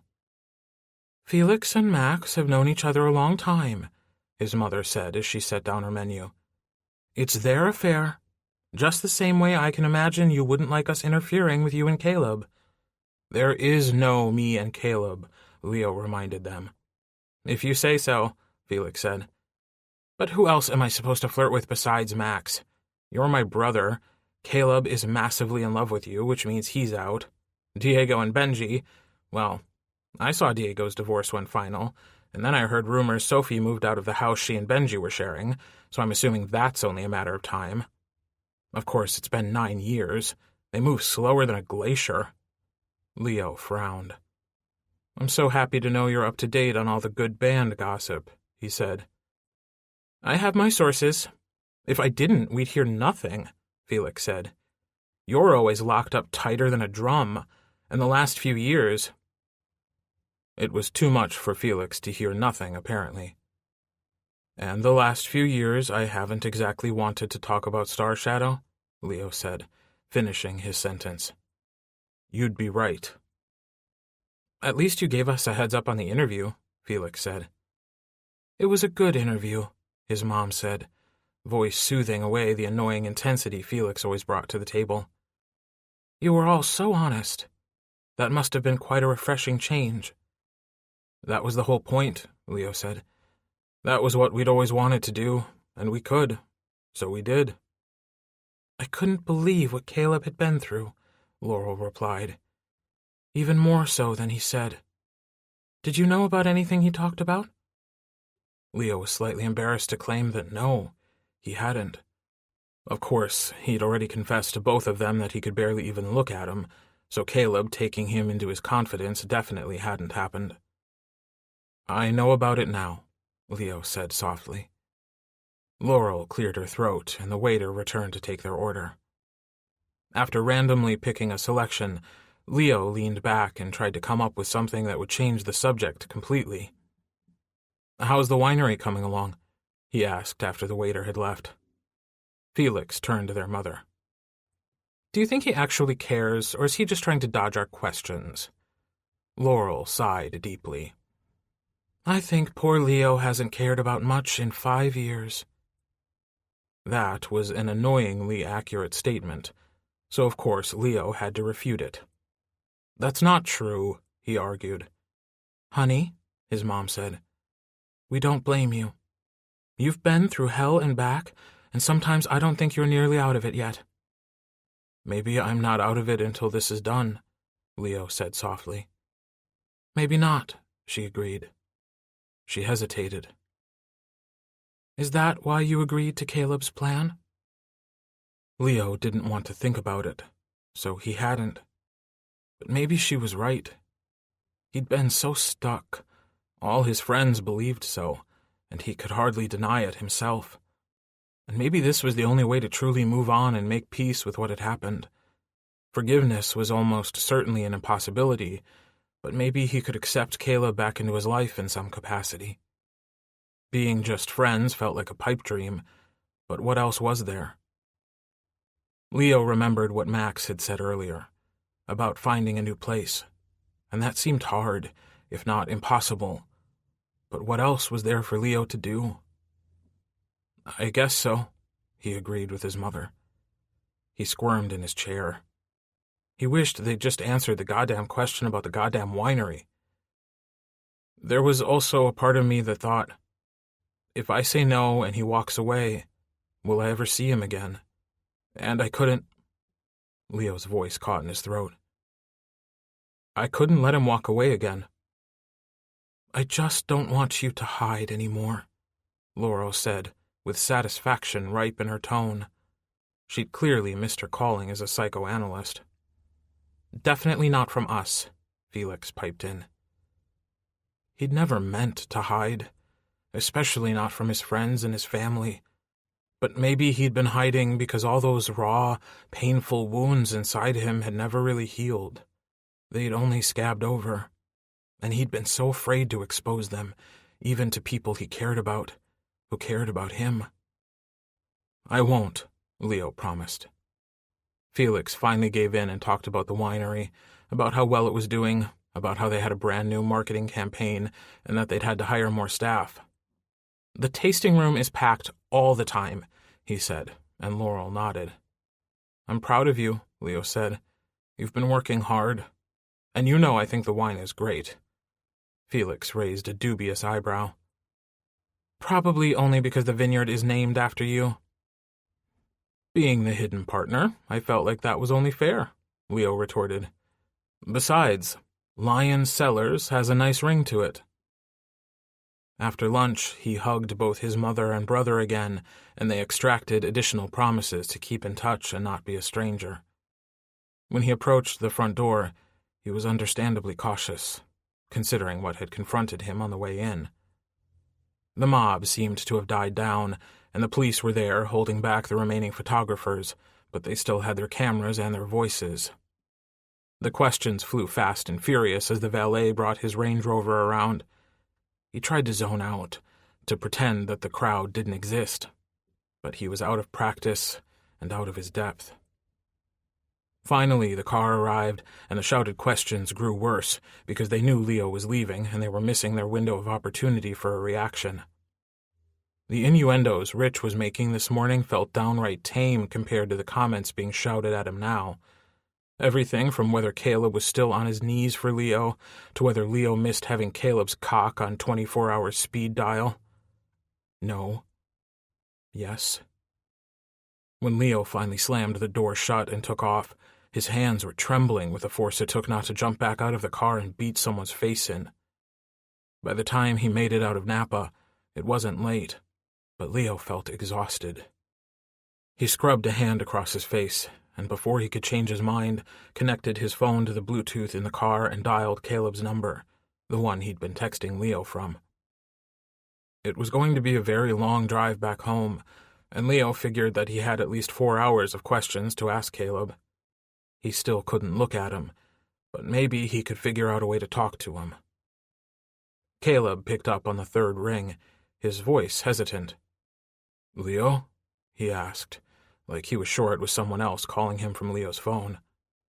It shouldn't, but it made Leo feel shitty and a tiny bit guilty. "Yeah, it's me," Leo said. "I'm driving back from Napa, and I thought I'd call you." "Oh. Oh." Caleb sounded completely floored by this, and Leo guessed he couldn't really blame him.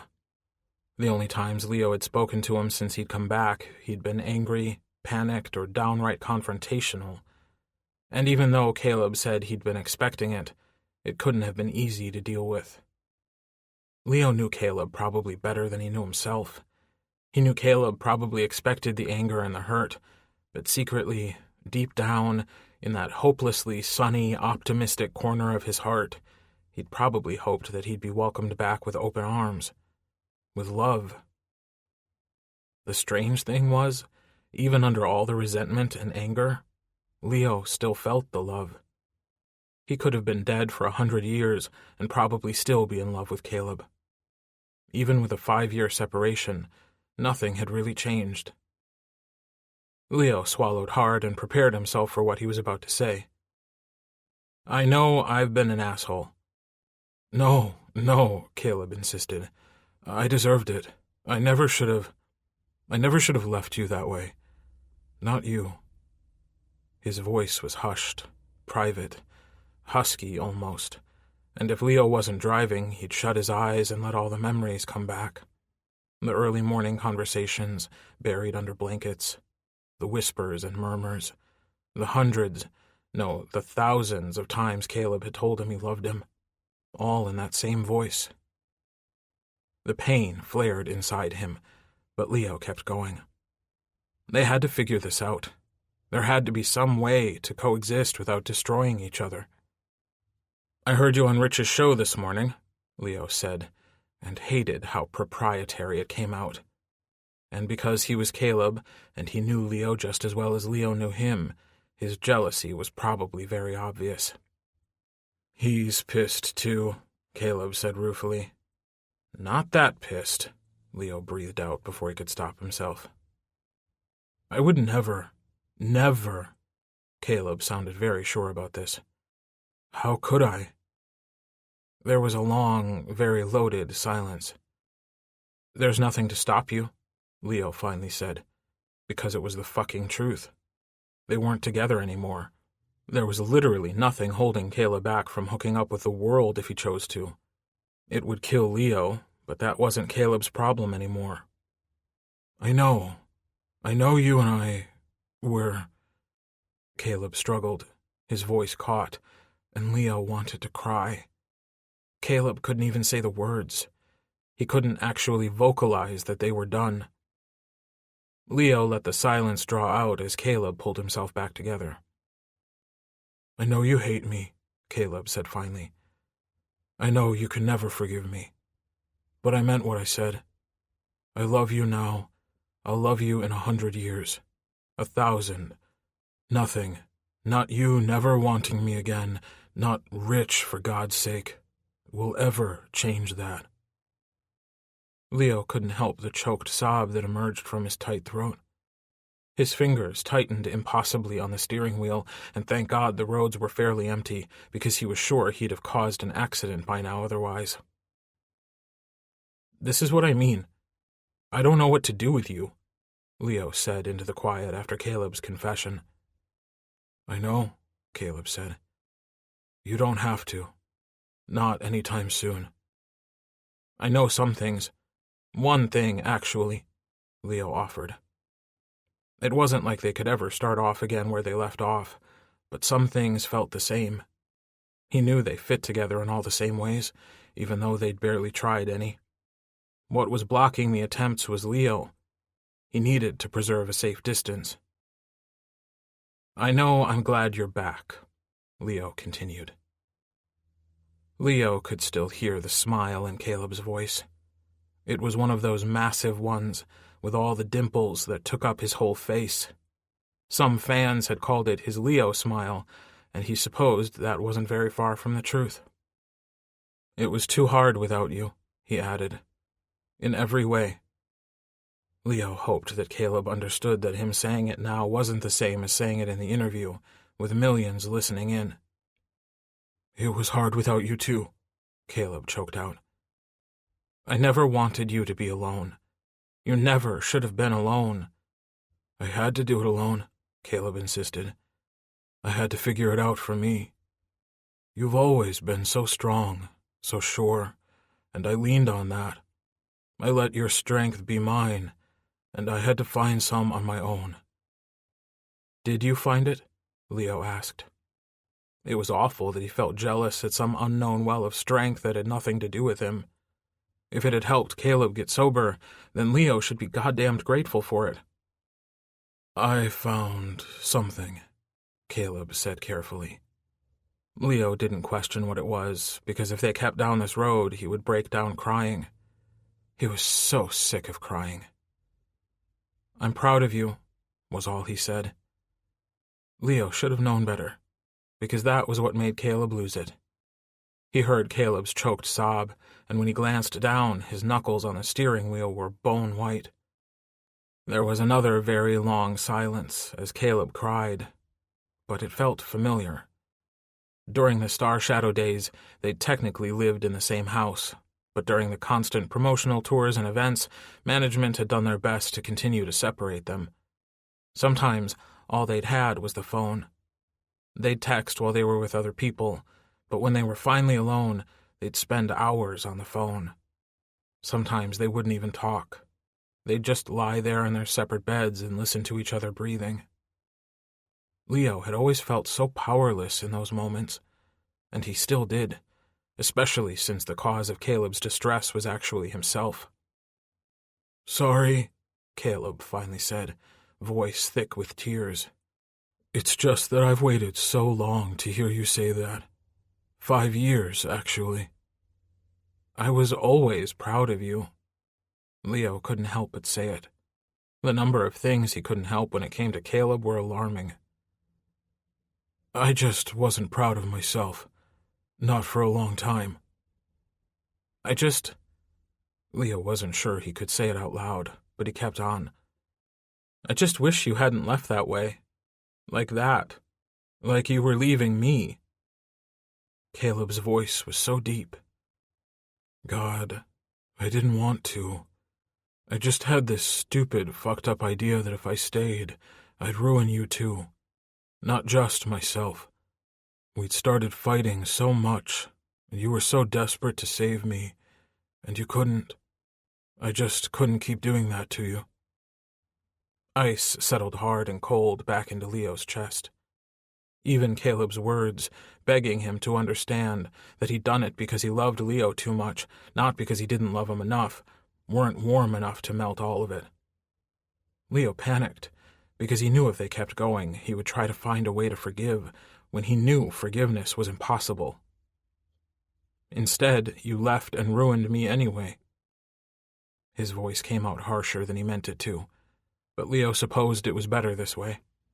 Maybe then Caleb would hate him too and stop attempting to fix something that was unfixable. Caleb went totally quiet. Leo felt reckless and angry, and even though he knew Caleb had spent the last few years alone and hurting, he wanted him to hurt even more. Did you really think showing back up would be so easy? That you could just pick right back up where we left off? That I would forgive you? That I would still love you? Leo didn't recognize his own voice.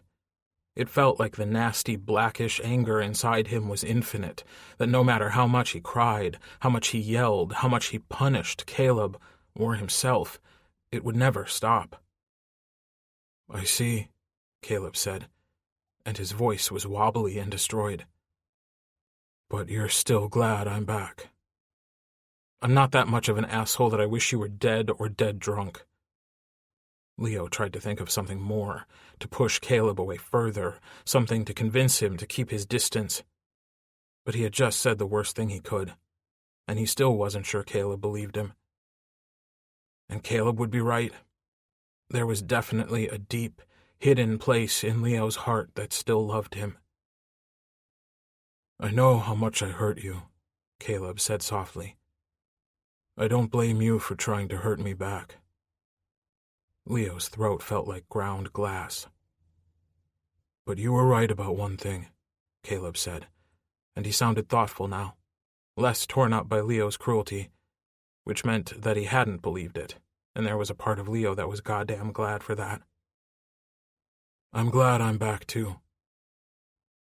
Leo remembered that the initial point of this conversation had been to ask questions, to try to reach a halfway decent place so rehearsals didn't feel like mutually assured destruction. Instead, he felt more gutted than ever. I'm sorry. This is going to take time," he finally said. "There aren't any easy solutions, no quick answers. And, Leo thought, probably dozens of conversations just like this one when Leo would want to pull over and cry his eyes out. Nobody said it was going to be easy. And I'm sorry, too." Maybe this was cathartic after all. Leo took a deep breath, and though he didn't feel that much better, there was a small change. It was enough for a beginning. "Excited for tomorrow?" Leo asked, changing the subject. "Our first rehearsal in, 6 years?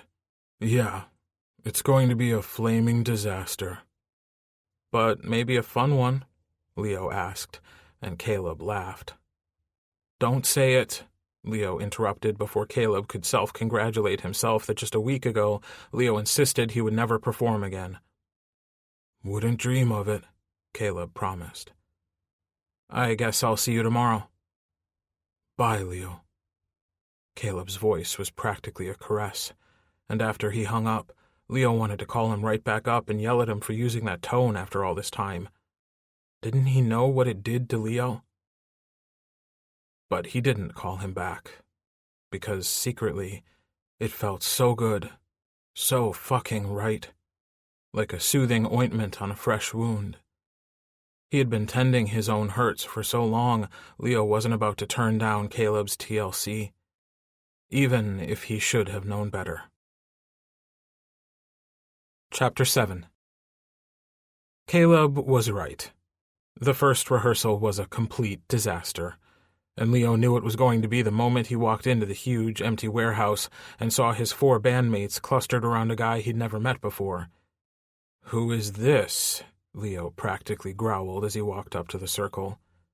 Yes, he was potentially distracting everyone from the fact that he was the last to arrive, even later than Diego, and that was impressive. But he also hadn't expected to see a stranger managing everything.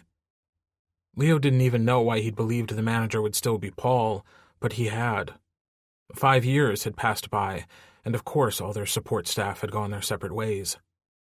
Leo felt even guiltier, because even though he'd considered Paul practically a surrogate father, they hadn't spoken in several years. Just like with Maya, it had been too hard to be around people who'd known him as one half of Leo and Caleb, and now had to adjust to just Leo. He sucked at being just Leo. "I'm Bernard," the man said, sticking out a hand and simultaneously managing to look down his nose at Leo, like Leo wasn't responsible for him being employed. "Leo Humphreys," he said. "Bernard," Caleb piped up, a wide smile on his face. "Like Emma Thompson's horrid son in Love Actually." Diego chuckled, and Leo valiantly tried to keep his own smile under wraps. He was supposed to be keeping his distance. Giggling over Caleb's comment like a fond boyfriend was not going to help the situation. Bernard, however, didn't even crack a smile.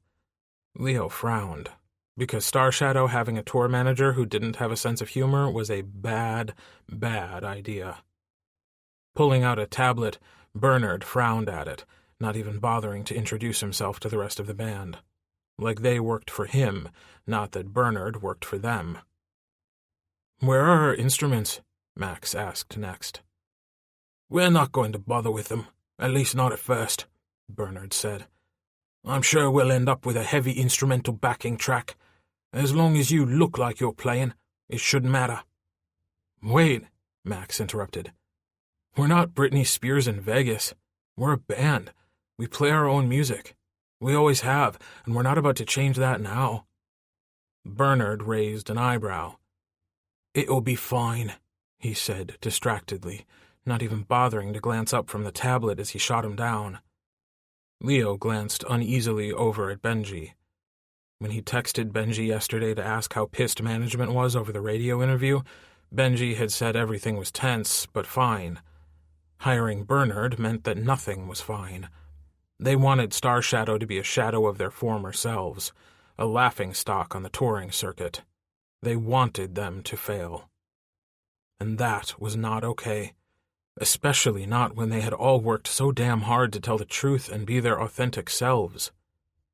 No, it won't be, Benji inserted, and even though he'd broken out his in-charge voice, Leo thought he was still being a hair too nice. Bernard finally glanced up from the tablet, and Leo knew he didn't imagine the roll of his eyes. Yeah, Leo thought, this was not going to work. Paul, even when they were young and so stupid, never, ever patronized them. He'd controlled them because they needed to be controlled, but he'd also never forgotten that he actually worked for Star Shadow. Bernard acted like they were a week past their expiration date and had started to smell. Leo was already fantasizing about punching him in the face, and it had only been 5 minutes. Definitely not an auspicious beginning. Listen, Bernard barked out. I know you think you're still big shots, but that's not what this is. If you're lucky, you'll sell out your dates, you'll go out there and play and collect your money. You're just some nostalgia act. Nobody even cares what you really sound like. Leo was seriously considering transitioning from fantasy to reality when Caleb spoke up. Listen, Caleb snapped. It's none of your damn business who our fans are or what they expect. It is your business to make sure that we can put on the best possible show for those fans. I want our instruments here now. We're gonna need the practice. It was a pretty good speech, and Bernard narrowed his eyes, like he really believed he could go toe-to-toe with Caleb Chance. But then Caleb, who had the sweetest, most accommodating soul 5 years ago, shot him a pointed look that Leo recognized. It was pure, unadulterated Humphrey's sass, crossed with that new steel spine that backed nearly everything Caleb did now. Leo had to bite his lip, hard, so his face didn't split in two from the grin he couldn't help.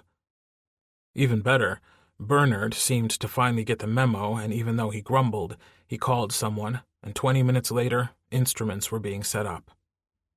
An hour later, everything was tuned up, ready to go, the music was in front of them, and Leo, who realized just how long it had been since he'd really played, hesitantly began to pick the notes out. He hit a wrong note, flinched, and then bungled the rhythm completely. Diego shot him a sympathetic glance from his spot at the keyboard, and Max gave a very strangled yelp at the resulting cacophony.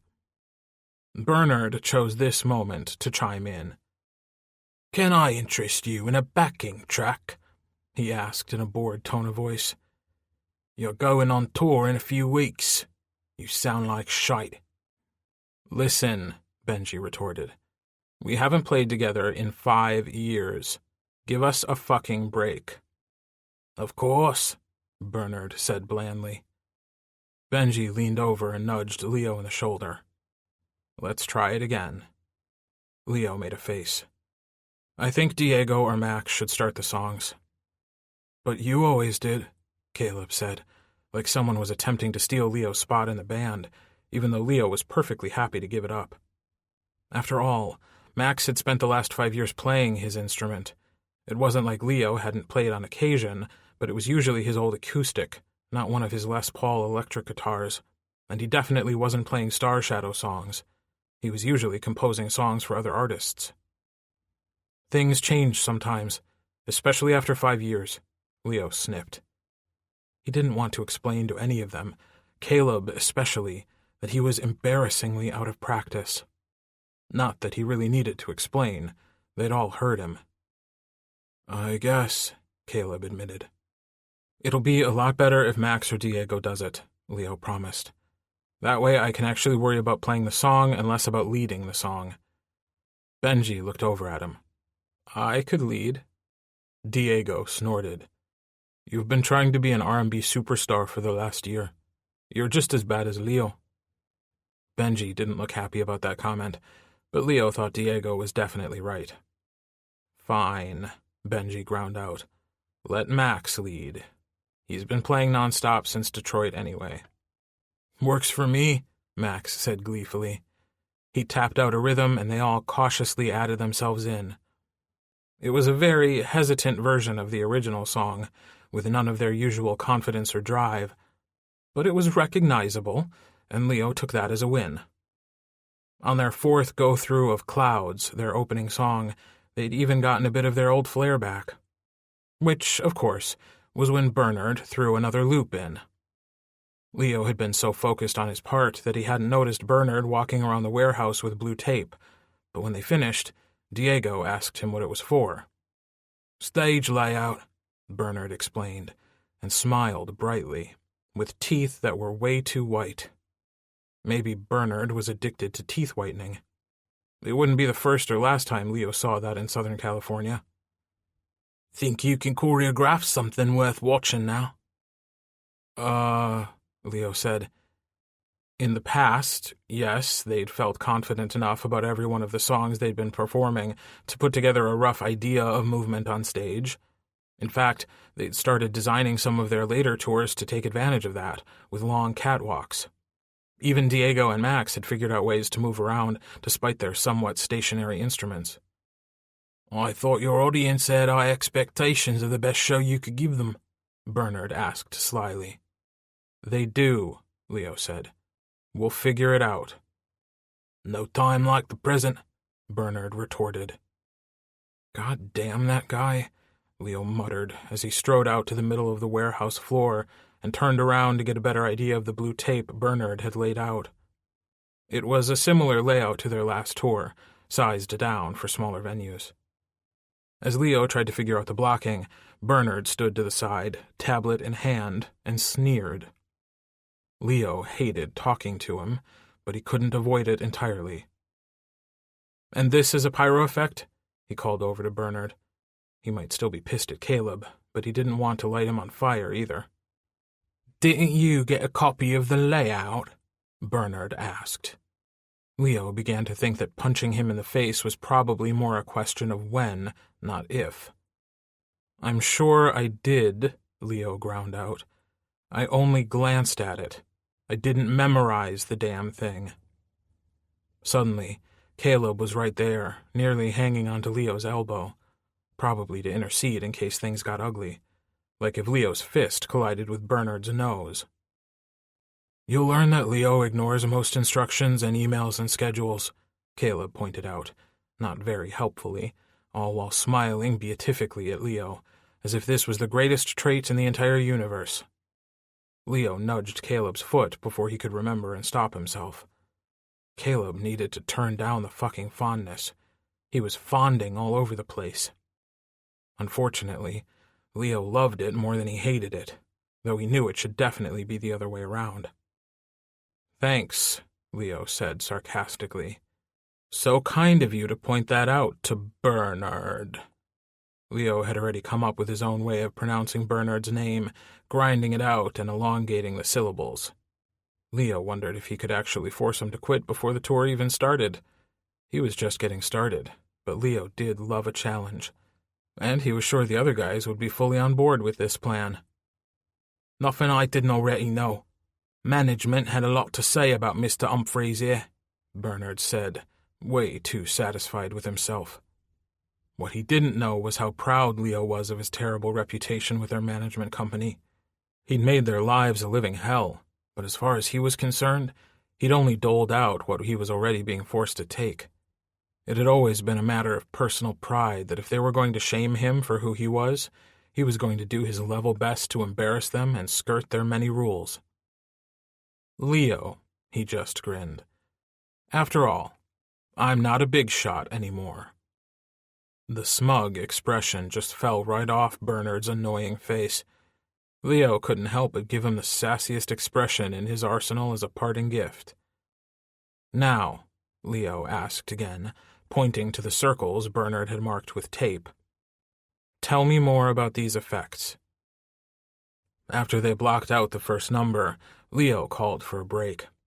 He propped himself up against the wall and pulled his phone out, scrolling through emails and messages. There was nothing pressing, and he hesitated with his finger over the Twitter icon. He'd avoided Twitter since coming out. Maybe today was a good day to finally tackle that particular mountain. Or maybe he should start slow, tweet something first. During the last 5 years, he had become an increasingly infrequent social media user, but now that they were going to be touring again, it was definitely time to change that. He snapped a quick picture, making sure to catch the rest of the guys in the background, and posted it with a simple caption, "First day of rehearsals." Max wandered over, dropping to the floor beside him and handing him a bottle of water. "Caleb told me you called him last night." Leo shrugged. He wasn't sure how he felt about Caleb confiding in the other guys about the shit they were wading through, about the broken relationship they didn't know how to deal with. But then, their personal business had always extended to the others. They always lived and breathed and performed in such close quarters, their love affair had always affected the others. The truth was, Leo discovered he was glad that Caleb had someone to talk to. "Not going to tell me?" Max shot him a quick, knowing grin. "There's not much to tell, actually," Leo admitted. "I still don't know how to deal with him. We start circling closer, then suddenly it feels too close, too fast. I freak out because I'm still a fucking wreck over him leaving me." "He's sort of a wreck about leaving you, too. He hates himself for it." "Well, he should," Leo retorted. They were both silent a long moment. "You know," Max finally said, "it doesn't seem fair that the ones that are really to blame for your relationship falling apart aren't here suffering. Instead, it's you and Caleb. The only thing you ever did was fall in love." Leo set his phone down, looking out over the warehouse. Benji was in the corner on the phone, and from the tense expression on his face, it was clear it was either with Sophie or about Sophie. Diego was on the phone too, but he was making baby faces as he spoke, which meant he was talking to his daughter, Anna. Caleb was lying on his back, right on the center of where the stage would be, hands crossed over his stomach, eyes closed. Leo wondered if he'd actually been able to fall asleep, or maybe he was visualizing what it would be like to climb back on stage and perform for thousands again. "We've all suffered, Max," Leo said softly.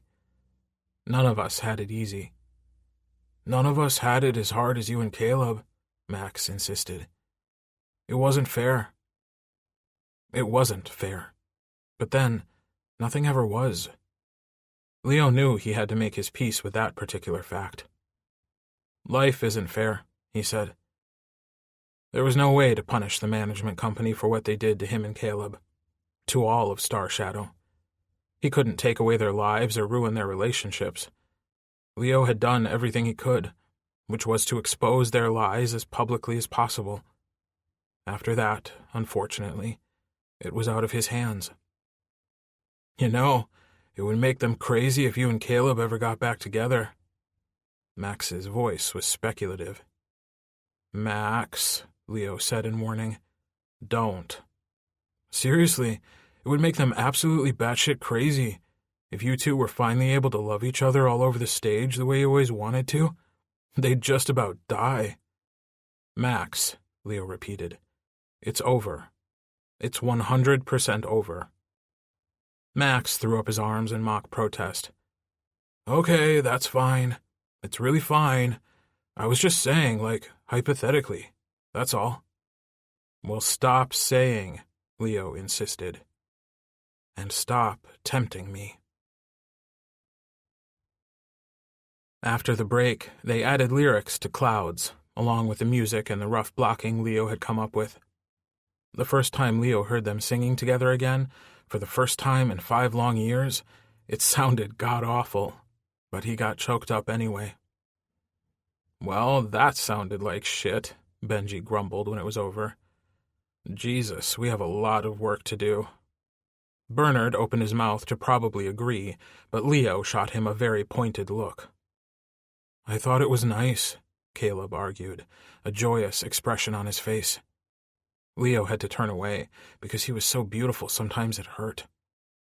Diego came in wrong, Leo pointed out, because if Caleb said how happy performing together again made him, Leo would cry. And Leo was done crying. "It's not like you remembered even half the words," Diego retorted. 5 years, Leo reminded him. "But at least I was in tune." 6 hours later, the opening song was sort of okay. Everyone remembered the words. The music didn't sound like a 6th-grade orchestra. Nobody tripped over anybody else. It wasn't much, but it was a start. "I don't remember this being so fucking hard," Max said from his position splayed across the warehouse floor. He didn't even open his eyes to glance over at Leo, who was so close their legs were nearly touching. "It wasn't," Benji sighed. "We're a wreck." "Hey," Caleb argued, always the optimist. "You're going to need more rehearsals," Bernard pointed out. "Fuck you, Bernard," Leo said from his position on the floor. It was a testament to how difficult the last 6 hours were that Bernard didn't even blink at that statement. If Leo had the energy to turn his head and look at their tour manager, he'd expect that he'd look like he'd just been through a war. World War Star Shadow. "I'll send out a revised schedule," Bernard added. "If it takes us all day to get one song to that point." Leo thought that maybe Bernard was actually depressed enough that he hadn't even added the insulting end to that sentence.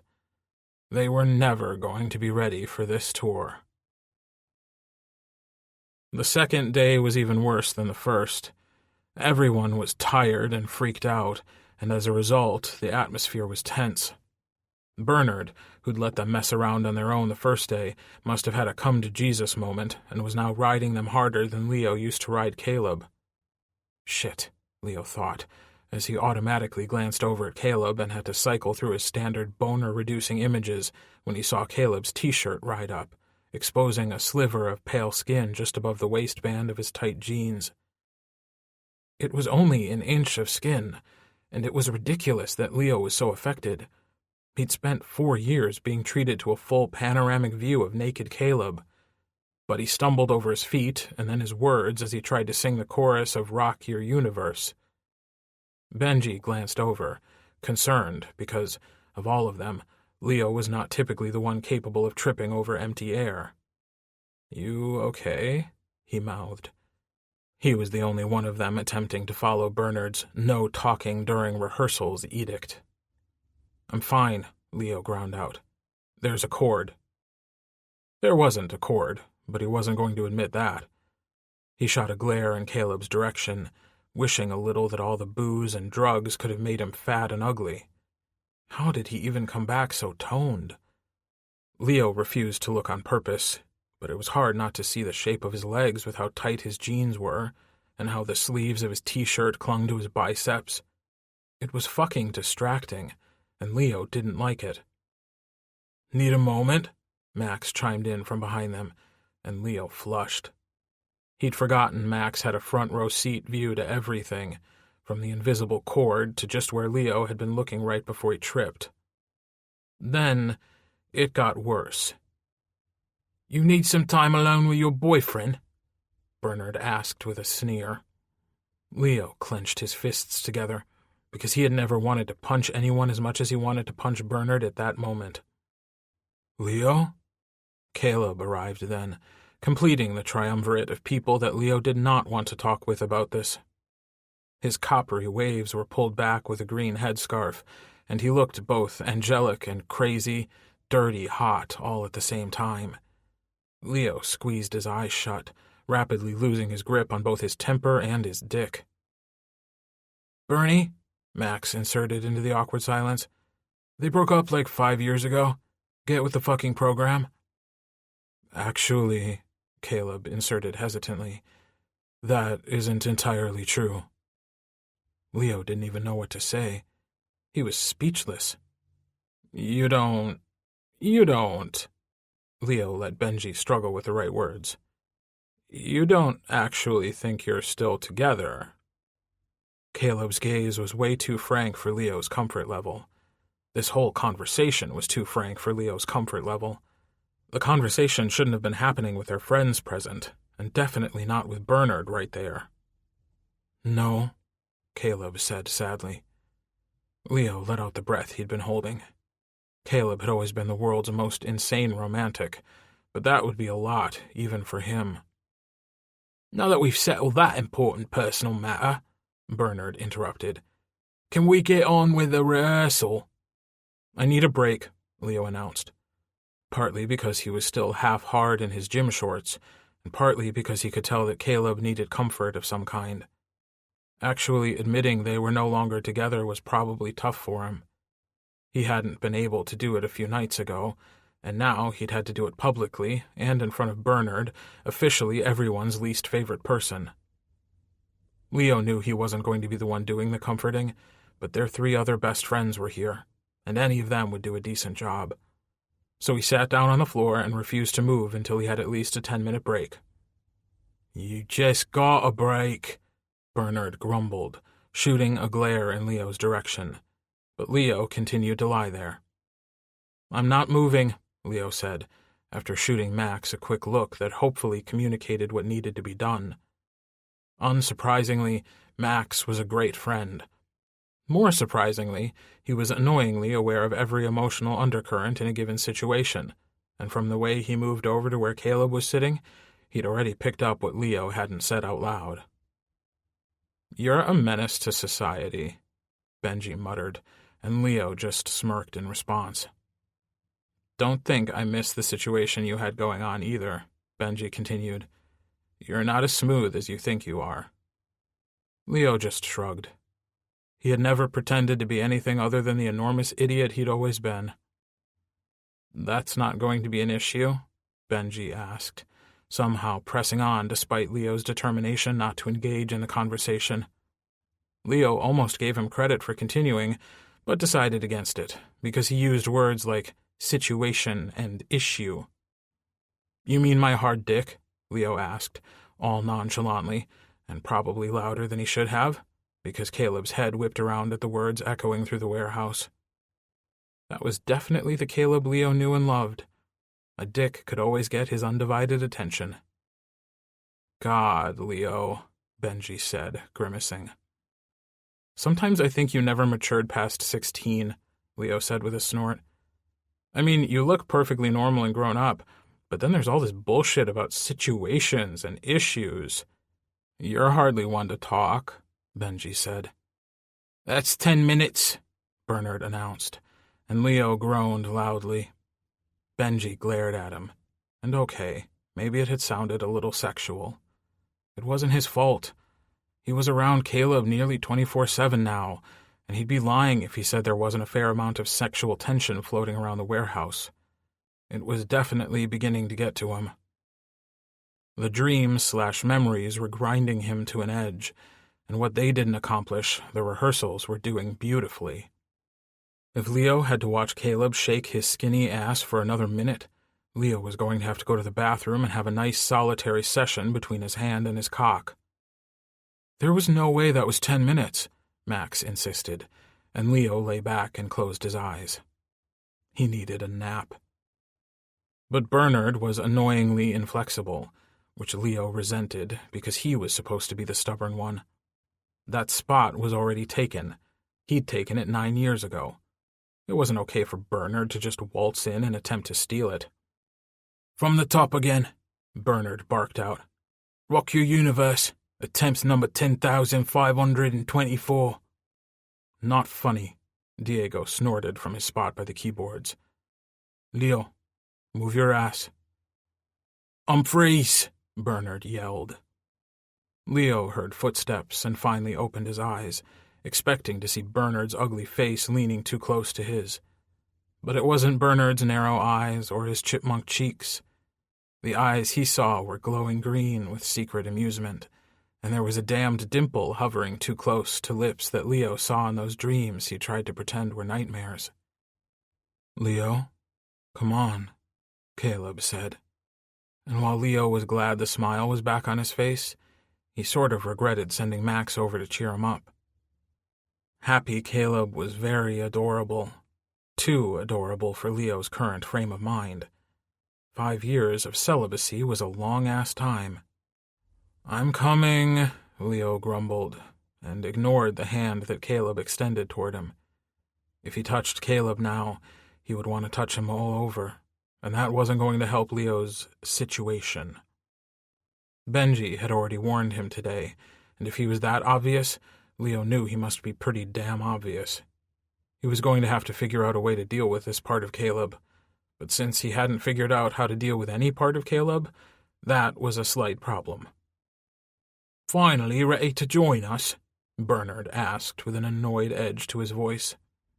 "No, not even close," Leo retorted.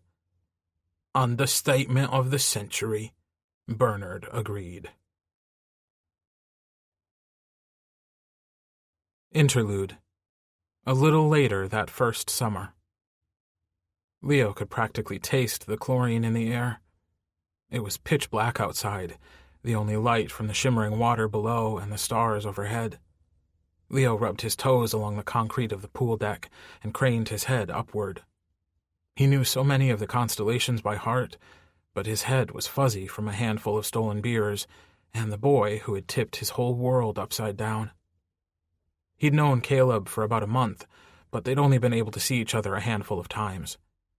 Somehow, he'd lived 17 years before meeting Caleb, but it seemed the few days he'd spent with him were so much more vital than all those years before.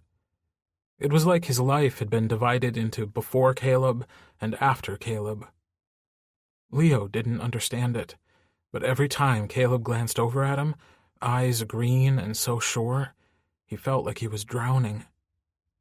Caleb and Max and Benji had been over since mid-morning, but the sun had still been high in the sky when Leo lost count of how many times Caleb had caught him staring. It would have been embarrassing, but incredibly, Caleb beamed every damn time. Like Leo was the best thing he'd ever seen, and he couldn't stop looking either. Leo knew he wasn't anything special. He was just a kid who could sort of play the guitar and sing, and who was definitely gay. "Leo," a voice behind him said softly, and Leo jerked around, flushing at the thought that the person who'd been so heavily on his mind had just caught him staring moodily at the stars when he really should be sleeping. It was really late, or really early, depending on your perspective, and Benji had been threatening to wake them all up at the crack of dawn to practice. "You should be sleeping," Caleb said softly. "Benji is going to kill you tomorrow." "Not really tired." It was a lie. He was exhausted from Benji's rehearsals today. But after they had all thrown their sleeping bags on the floor and proceeded to fall asleep, Caleb ended up wrapped around him, even though last time he'd checked, he'd been a good 3 or 4 feet away. After Caleb's arms had wrapped determinedly around him, Leo had given up the thought of sleep for good. He knew what he wanted from him, and he was almost certain Caleb wanted the same thing, but even the thought made him shaky and nervous, butterflies circling in his uneasy stomach. Instead of staying there, stewing and awake, he'd gotten up and gone outside to the pool deck. "Me either," Caleb said, even though Leo was sure he'd been snoring away just a few minutes ago. "Liar," Leo said, unable to help his fond glance over at the younger boy who walked over to sit beside him on the chaise lounge. "You were asleep when I left." Caleb bashfully glanced over. "You left and I woke up," he admitted, a smile breaking over his expressive features. Leo couldn't help himself. He buried a finger in Caleb's dimple. "You're so cute," Leo whispered. "So damn cute." Caleb nuzzled into Leo's arm. "So are you," he whispered back. Leo couldn't help but glance over at him then, and the adoration on Caleb's face was impossible to miss. Nobody with eyes could miss it, and Leo definitely had eyes. They hadn't talked about whatever it was brewing between them, even though they'd talked about everything else for hours and hours at a time. Phone, text, online. Leo wasn't particular. He just didn't want to let go of this boy. Caleb had admitted sometime on the first day that he wasn't really interested in girls. Max and Benji already knew about Leo, probably before he'd even admitted it to himself, and casually remarked that Leo was gay too. Caleb had glanced over then, meeting Leo's eyes, and even though they'd never actually said anything about it, Leo had known. Whatever it was real and vast, and they'd barely even touched the surface of it. It mesmerized him and frightened the shit out of him all at the same time. Leo's breath caught in his chest. Caleb's lips were red and wet, hovering so close to him. Leo wanted to lean down and kiss him more than he wanted anything else. He wouldn't tell Benji, who had some big dreams for them and always had, but Leo wanted it more than he even wanted to be famous. "Do you want to swim?" Leo asked, because they couldn't stay this way and not kiss. It was an inevitability, and suddenly he wasn't sure he was quite ready. "Sure," Caleb said, standing before Leo could even suggest they go change into trunks. He pulled off his t-shirt, revealing pale, baby-smooth skin and the barest hint of muscled shoulders. Leo gulped in air as Caleb hooked a thumb over the waistband of his boxers. Caleb looked right at him, expression coy and taunting, those gorgeous lips curling into a sly grin. "You up for it, Humphreys?" he asked. Leo swallowed hard again. Whatever he'd wanted before with a cute boy faded into complete obscurity.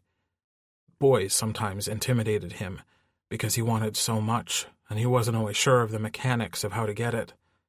The thought of Caleb naked sent him reeling into another universe, until Leo felt like he was grasping for words. He was half hard in his own boxers, throbbing, his throat dry as a desert.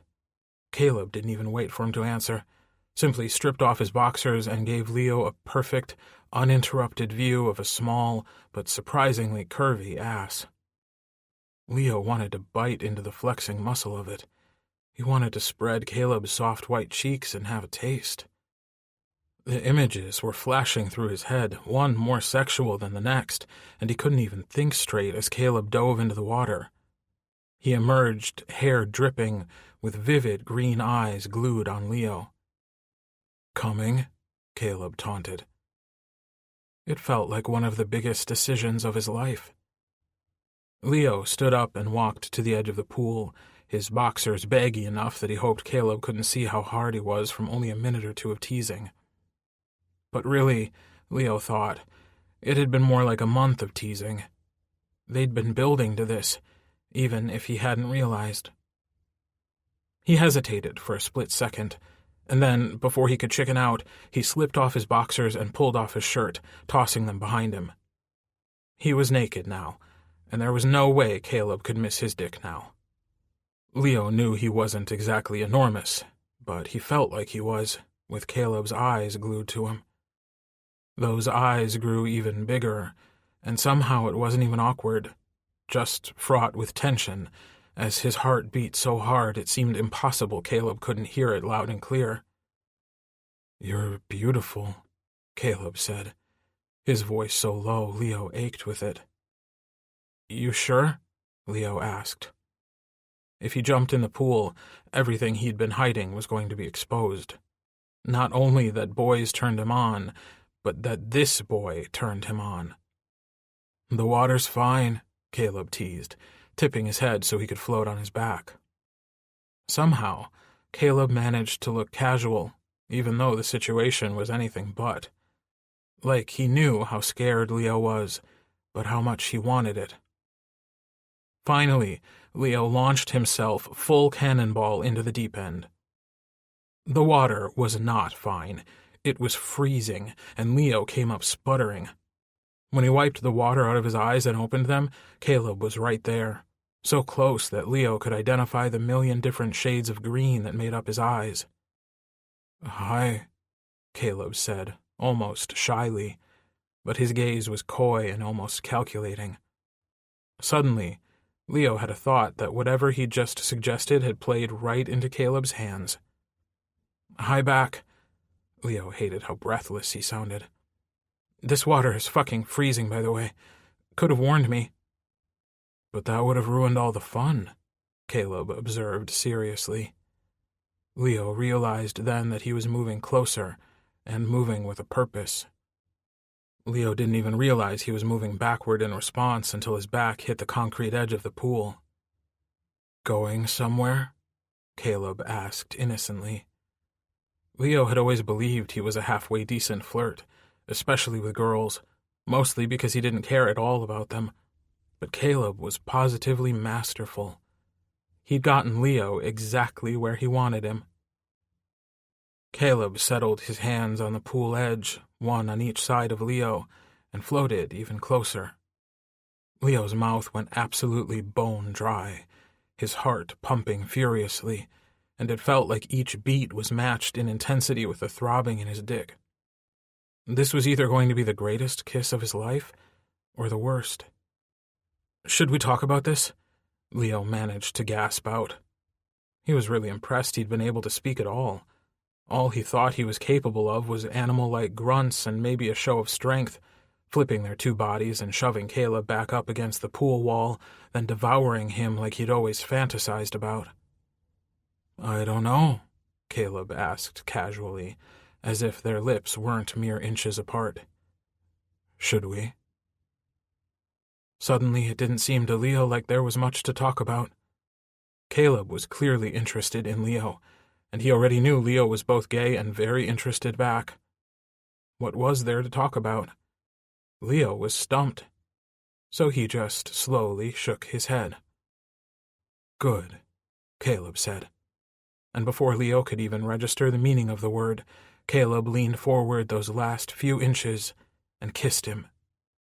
The moment their lips touched, there was a supernova in Leo's brain, and everything he thought he understood about lust and attraction and, even crazier, love just burned away, leaving only the two of them. Caleb's hands fell to Leo's shoulders and, as he stroked all the wet skin he could reach, proceeded to kiss Leo like there was no other air in the universe. It took a moment for the sudden surge of electric lust in Leo's mind to clear so he could catch up to where Caleb already was, but as soon as the fog lifted, he knew that while finding your soulmate at 17 might be terrifying, he wanted it to be Caleb so much. He wanted to be able to do this all the time, in every place, constantly if he had his way, because the kiss was that good. Caleb's lips were so plush and warm and passionate against his, and he used the perfect amount of tongue, as well as a Caleb-unique combination of hesitancy and aggression that had Leo's veins burning with how much he wanted to figure out every way he could fall apart. Leo's arms wound around Caleb's waist, fingers stroking up the sides as he trembled. Leo couldn't help but marvel at how responsive Caleb was, and how much he clearly loved it when Leo touched him. It was such a simple thing, a touch, but it seemed to practically unwind Caleb. Then Caleb moved a fraction closer to Leo, drifting in the water, and Leo nearly squeaked into Caleb's mouth as his hard dick brushed against his thigh. It was easily one of the best things he'd ever felt, and it boggled his mind that there was still so much left for him to experience. Caleb's lips finally lifted off his, and he was breathing heavily, nearly gasping. "Is this okay?" he asked, his voice the deepest Leo had ever heard it. The desire in it was palpable. Leo couldn't even answer. Any words he had were gone, and all he could express himself with were his actions. So he leaned forward, reaching up to cradle Caleb's cheeks in his palms, and kissed him again, deeper, even more passionately than last time. As they kissed, their bodies realigned, and Leo groaned into Caleb's mouth as their dicks slid wetly against each other. Shocks of electricity moved through his nerves, pleasure sparking so brightly that Leo thought he might black out from just a few kisses and the feel of Caleb's cock against his own. It was the thought of just how much more there was to experience, the vastness of everything he wanted with Caleb, that shot him right over the edge. He let out a filthy moan and tore his mouth from Caleb's, sinking his teeth into the bony edge of Caleb's shoulder. Leo was so lost he wasn't even sure if he tasted blood or not, but whatever he'd done, it was enough to send Caleb right along after him. His hands gripped Leo's shoulders for balance as he moaned his release, so loudly that if Leo wasn't already boneless and grinning, his head tucked into the crook of Caleb's neck, he might have cared that they'd just woken everyone up. But happiness was bubbling through him, so effervescent that Leo didn't give a shit. Chapter 8. Leo woke up with a hard jolt and realized in a split second that it wasn't the summer of 2009, he wasn't in a pool, he wasn't naked, and he definitely wasn't just grinding against Caleb Chance. Unfortunately. His dreams had always been vivid, but over the last month they'd taken on a practically pornographic attention to detail that had left Leo in an unbelievably horny state. The very worst part was that his poor, agonized psyche seemed determined to torture him with dreams that didn't contain just a grain of truth. They were the truth. His first kiss with Caleb had happened in his pool, late at night. Caleb had practically shoved him up against the wall, and that was the very first orgasm they'd experienced together. The few words they'd exchanged, and even the emotions he'd felt back then, terrified and anxious and falling so hard, were far too accurate for Leo's peace of mind. His alarm went off 5 seconds later, and Leo had never wanted to throw his phone against the wall more than he did right then. He wanted to go back into the dream, where everything seemed complicated, but in reality was so simple compared to the mess he and Caleb were currently embroiled in. He needed to get into the shower in the next 15 minutes, or he'd be late to rehearsal. Since their opportunities to reach performance-ready level were dwindling, he knew he couldn't call in sick, even if he wanted to, even if it drove Bernard up the wall. That thought, nearly as delightful as the thought of him and Caleb and the pool, just in a different way, inspired another idea that might fix his problem. Between Bernard the asshole and Caleb the adorable, Leo needed to alleviate some of the damn pressure squeezing him. Removing Caleb from the situation was impossible. But Bernard? Not impossible. He could be replaced so easily. He reached for his iPad and did some quick research, which hopefully wouldn't cut into his shower time that much. There weren't many pranks he could pull on Bernard, since they didn't work in an office together, or, God forbid, live together, but he found enough material to work with. He was going to drive Bernard out of his fucking mind.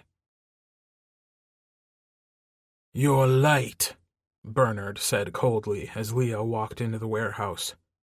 He was only 7 minutes behind schedule, which was impressive considering the quick research he'd shoehorned into his morning routine. He glanced around and wasn't surprised that he'd still managed to beat Diego here. Diego's general lateness had not been improved by adding a child to the mix. Leo refused to give Bernard the satisfaction of a response, so instead, Bernard rolled his eyes and marched over to the corner, no doubt to call Diego and yell at him instead. This gave Leo the perfect opportunity to casually slide over to the side table that held a coffee pot and sugar packets. Bernard's usual cup was sitting invitingly near the edge, and Leo only needed a moment to slip his hand into his pocket and withdraw the item he'd just prepped. It was over in a second, and Leo moved on to innocently fixing his own coffee. When he turned back to the open floor of the warehouse, he saw that Bernard was still barking at Diego on the phone. On the other end, Max and Caleb were talking softly and seriously. Caleb had on a lavender beanie, a few wispy curls escaping out near his ears, and Leo had to remind himself that getting rid of Bernard would only fix one of his problems. Benji approached Leo. "Hey, Benji," Leo greeted him, noticing the dark circles he saw under his friend's eyes. "You okay?" "Not sleeping very well," Benji admitted. Leo was almost tempted to confess his own nocturnal issues, But it was embarrassing enough they all saw how Leo followed Caleb with his eyes, wanting him despite everything. Benji didn't need to know just how much Leo's dick controlled him when he fell asleep. "It'll get better," Leo said, as cheerfully as he was able to this morning. Though if his own situation was any yardstick to measure by, things definitely did not get better. Here Leo was, 5 years down the line, still loving and hating Caleb in nearly equal measures. But Benji definitely didn't need to hear any of that. Benji didn't look very convinced. "Okay, Leo. Sure. Totally." "Seriously," Leo insisted. "Yes, because 5 years later you aren't still staring at Caleb. We definitely don't spend 3/4 of every rehearsal trying to get your attention." Leo frowned. Apparently he hadn't gained any subtlety with age. "Though," Benji continued, "it's not like Caleb is any better." Leo gripped his coffee and refused to react to Benji's bait.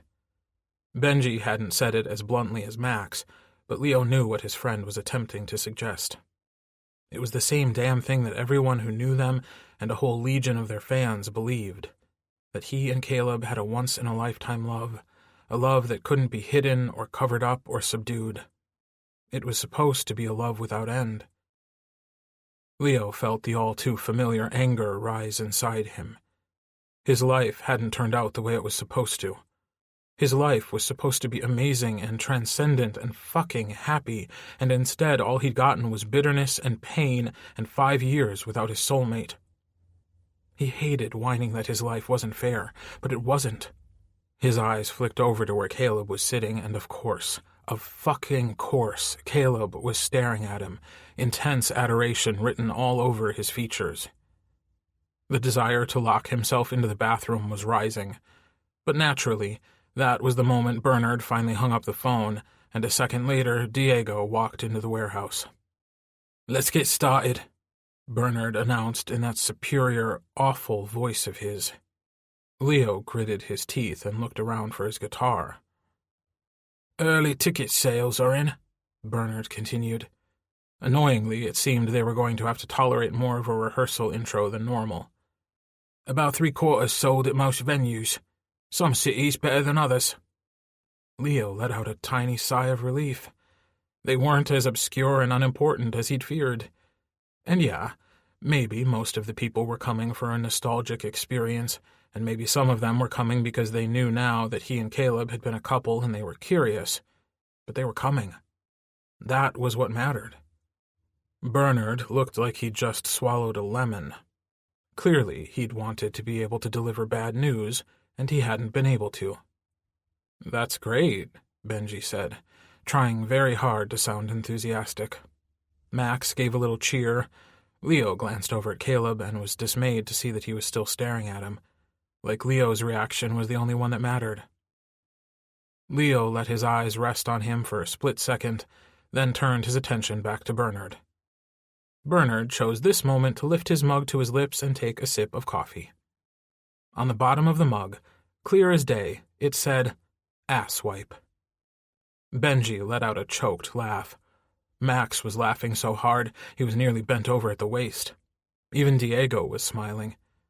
As for Caleb, he was definitely giggling, just like he used to when Leo had told a particular funny joke. Bernard shot a confused look at the 5 of them. "What the hell is going on?" he snapped. Leo kept his expression blank, because innocent was probably too much to ask for. He really wanted to be smug at how brilliant this plan was, but Bernard couldn't find out just yet. "Nothing at all," Leo answered. "Absolutely nothing. Just happy over the tour, I'm sure." Bernard wasn't very bright, so it took him approximately 3 hours to realize that whenever he drank out of his mug, the 5 of them exploded into laughter. When he finally discovered the label that Leo had surreptitiously stuck to the bottom of his mug, Bernard turned bright red and shook a threatening fist at the whole group. But it only made them laugh harder and longer. There was one outcome of the prank that Leo hadn't anticipated. For one glorious, almost perfect morning, the 5 of them stopped feeling like separate individuals, and Leo could feel the stirrings of closeness that, for him, had always defined Star Shadow. After they'd laughed together over Bernard's mug for the 4th or 5th time, they even played better together. Leo found himself searching out the other guys, exchanging knowing looks and having silent conversations. To his own surprise, he could still decipher nearly every look that passed across their faces as they played. He hadn't forgotten, Leo realized. He just hadn't been looking. And having a single thing to connect them, in this case ridiculing the shit out of Bernard, created an opportunity for them to find each other again. Of course, after Bernard discovered the label and went off on his immature children rant, some of the closeness disappeared. It no longer felt like they were in on one big secret, but the residual bond remained, and the afternoon's rehearsal was one of the best they'd had. They actually sounded decent for the first time since rehearsals had begun. Once or twice, Leo was even able to glance over at Caleb and shoot him a tentative smile. Not a flirty smile or a loving smile, but a friendly smile. A smile that hopefully told Caleb, "I'm glad you're back." It made Leo's throat tighten, but in an unexpected twist, his heart relax. It didn't surprise him that after the rehearsal was over and they were all going their separate ways, Leo heard Caleb's footsteps behind him as he walked to his car. "Hey, Leo," Caleb called out breathlessly. "Wait up." Leo wanted to keep walking. He didn't want to turn around and face Caleb right now. Today had been such an unexpectedly good day, and he wanted to preserve that feeling. But if Leo ignored him, it would definitely ruin everything they'd been attempting to rebuild. He turned, and the joy and relief on Caleb's face that he'd actually stopped were painful to see. "That was so great today," he said. Leo didn't want to be happy that Caleb thought so. He was, anyway. "Funniest thing I've seen in forever," Caleb continued. "Was it a spur-of-the-moment idea, or—" Max had asked him the same thing. Diego had told him the prank was sick. There was no doubt in Leo's mind that he would get a very wordy email from Benji tonight explaining that it was inappropriate to prank the help. But it was Caleb's gushing awe that felt the sweetest. Leo hadn't told any of the others that he intended to keep pranking Bernard until he blew up like a volcano. He felt like it might ruin the surprise of each successive prank. He didn't want anyone to expect them too much. But right now, in the growing dusk, with Leo and Caleb alone in the street, it felt right to confide in him. "I thought of it this morning," Leo confessed. "And I have more planned." Caleb's face lit up. "I love it," he gushed, then hesitated. Maybe I could help with one." The happiness fell from his face almost as soon as he asked, as if he knew rejection was inevitable. Before Caleb walked out, Leo couldn't even remember a single time he'd convincingly told Caleb no, but now it felt like that was all he ever said. It felt far too dangerous to ever agree to anything. Which, of course, was why Leo said yes. He'd always liked walking on the wild side a bit too much. "Sure," Leo said casually, as if it wasn't a big deal, when it was, in fact, a big deal, in capital fucking letters. "Really?" Caleb looked shocked. Leo nodded, chastising himself. He was already struggling. Pulling Caleb into even closer quarters wasn't going to help his situation, as Benji would have put it. But he'd already said yes, and he couldn't bring himself to tell Caleb he'd changed his mind as quickly as he'd made it in the first place. "What else do you have planned?" Leo had already spent the last few hours of rehearsal not focusing, but mentally sorting through the list of pranks he'd read about. But he hadn't decided on the next one he was going to pull. A few that seemed really good required skills that weren't really in his wheelhouse, but one might be perfect for Caleb's. "Yeah, actually," Leo said.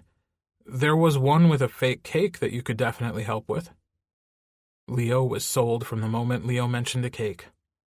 He should have remembered how much baked goods turned Caleb on, but it was too late once the words left his mouth. Leo was pretty much screwed. Which was why, an hour later, Caleb was back at the house they used to share, with not a single person to buffer them. Even worse, they were in the kitchen as Leo carved a gigantic piece of foam while Caleb worked the mixer, trying to create icing that might make a sponge taste good. "It's pretty lopsided," Leo said with a sigh, leaning back and examining the pseudo-cake from all angles. Caleb's glance his direction was fond. "You supposedly baked it. I don't think anybody will be surprised it's crooked." "It's hard," Leo whined. "Nobody ever told me carving foam with a knife would be so hard." Caleb chuckled, and Leo looked back at his masterpiece. He kept expecting it to be weird or awkward between them. Unfortunately, the only way it had been weird was that it wasn't weird at all. Not when Caleb walked into the foyer, not when he toed his boots off in the exact same spot he'd always used to, not when he walked into the kitchen like he still owned it and opened the fridge like Leo had seen him do 1,000,000 times. It actually felt like 5 years before, and Leo decided that the strong sense of déjà vu had him under some sort of spell. Maybe the weirdness and inevitable panic would descend when the numbness faded. But he didn't feel numb at all. He felt almost very nearly happy. It felt nice to be in this kitchen, in this house, and not be alone. Leo was reminded, rather forcefully, that this house hadn't been purchased as one person's domain. It had been designed to be shared. Specifically, shared with Caleb. "If I baked it, though," Leo suddenly wondered out loud, "why are you frosting it? I know I said I wanted the outside to look so nice he couldn't wait to cut a piece, but how on earth would a cake I baked look nice?" Caleb's expression turned serious, like this was a serious conundrum that needed to be solved. "I could have helped you make it. I mean, better stick closest to the truth, right?" For a second, Leo was incredulous. Nobody, absolutely nobody, would believe that he and Caleb had hung out and baked a cake together. Even Bernard. 5 years ago it might have been routine, but it wasn't now. Leo had resolutely avoided being alone with Caleb since he came back. Even Bernard knew that, even though he wasn't exactly observant. Leo wondered if he should actually say that, but hoped that he didn't have to. And of course, he didn't. Caleb knew. Maybe he was caught in the same nostalgic vortex that Leo was, pretending, maybe, that hanging out in their kitchen late at night, baking, was still something they did together. Caleb looked down at the frosting whipping steadily in the mixer, and Leo watched as a whole kaleidoscope of emotions flickered across his face. Hope, love, agony, despair. "I can't say I'm sorry enough, Leo." His voice was so quiet. Leo's throat tightened. This was what he'd been dreading and attempting to avoid. That gut-wrenching realization that while this whole evening felt like déjà vu, nothing would ever be the same again. Caleb's back hunched over the mixer, and he was hiding his face now. Leo shouldn't have, but he worried that he'd begun to cry. And even though Leo knew that Caleb deserved the pain for what he'd done, he still couldn't stand to see it. He still wanted to comfort him. The urge was overwhelming, and Leo was so sick of fighting his own instincts. He didn't even decide. He realized he'd made his choice when he was already 3 hesitant steps closer to Caleb. In the most painful irony, Caleb's head shot up, because of course he could sense that Leo had come just a little bit closer. The muscles in Caleb's back tensed, his old white t-shirt nearly transparent under the harsh kitchen lights. Leo acted before he could even stop himself, reaching out and gently, carefully placing a palm on the broad plane of Caleb's back. He jerked, and then relaxed into the touch, as if he'd been waiting for it, as if it was all he'd ever needed or wanted. Leo's fingers tightened in the cotton of his t-shirt, and even though it was so dangerous, he took another step forward, until his own shorter body was curled around Caleb's bigger one. He wanted to put his arms around him so much. The desire was like a flame burning through his veins. Undoubtedly, he was still under the nostalgic trance, but he didn't want to wake up. He wanted to stay here, like this, forever, and remember with his hands and lips and tongue and teeth all the parts of Caleb that had begun to fade from memory. He knew Caleb would let him. Caleb would probably whimper and beg him to. The only thing that stood between Leo and the edge of sanity was that annoying little whisper in the back of his mind. What if you let him back in? What if he leaves you again? But even that thought wasn't enough to stop Leo when Caleb turned slowly, Leo's hand sliding over his back and coming to rest against his waist. They were practically embracing now. All Leo would need to do was lean forward and press his lips to Caleb's. He wanted it so much he was nearly panting with it. He wanted to take Caleb apart, piece by piece, and let the pleasure wash away all the ugly, angry parts of himself.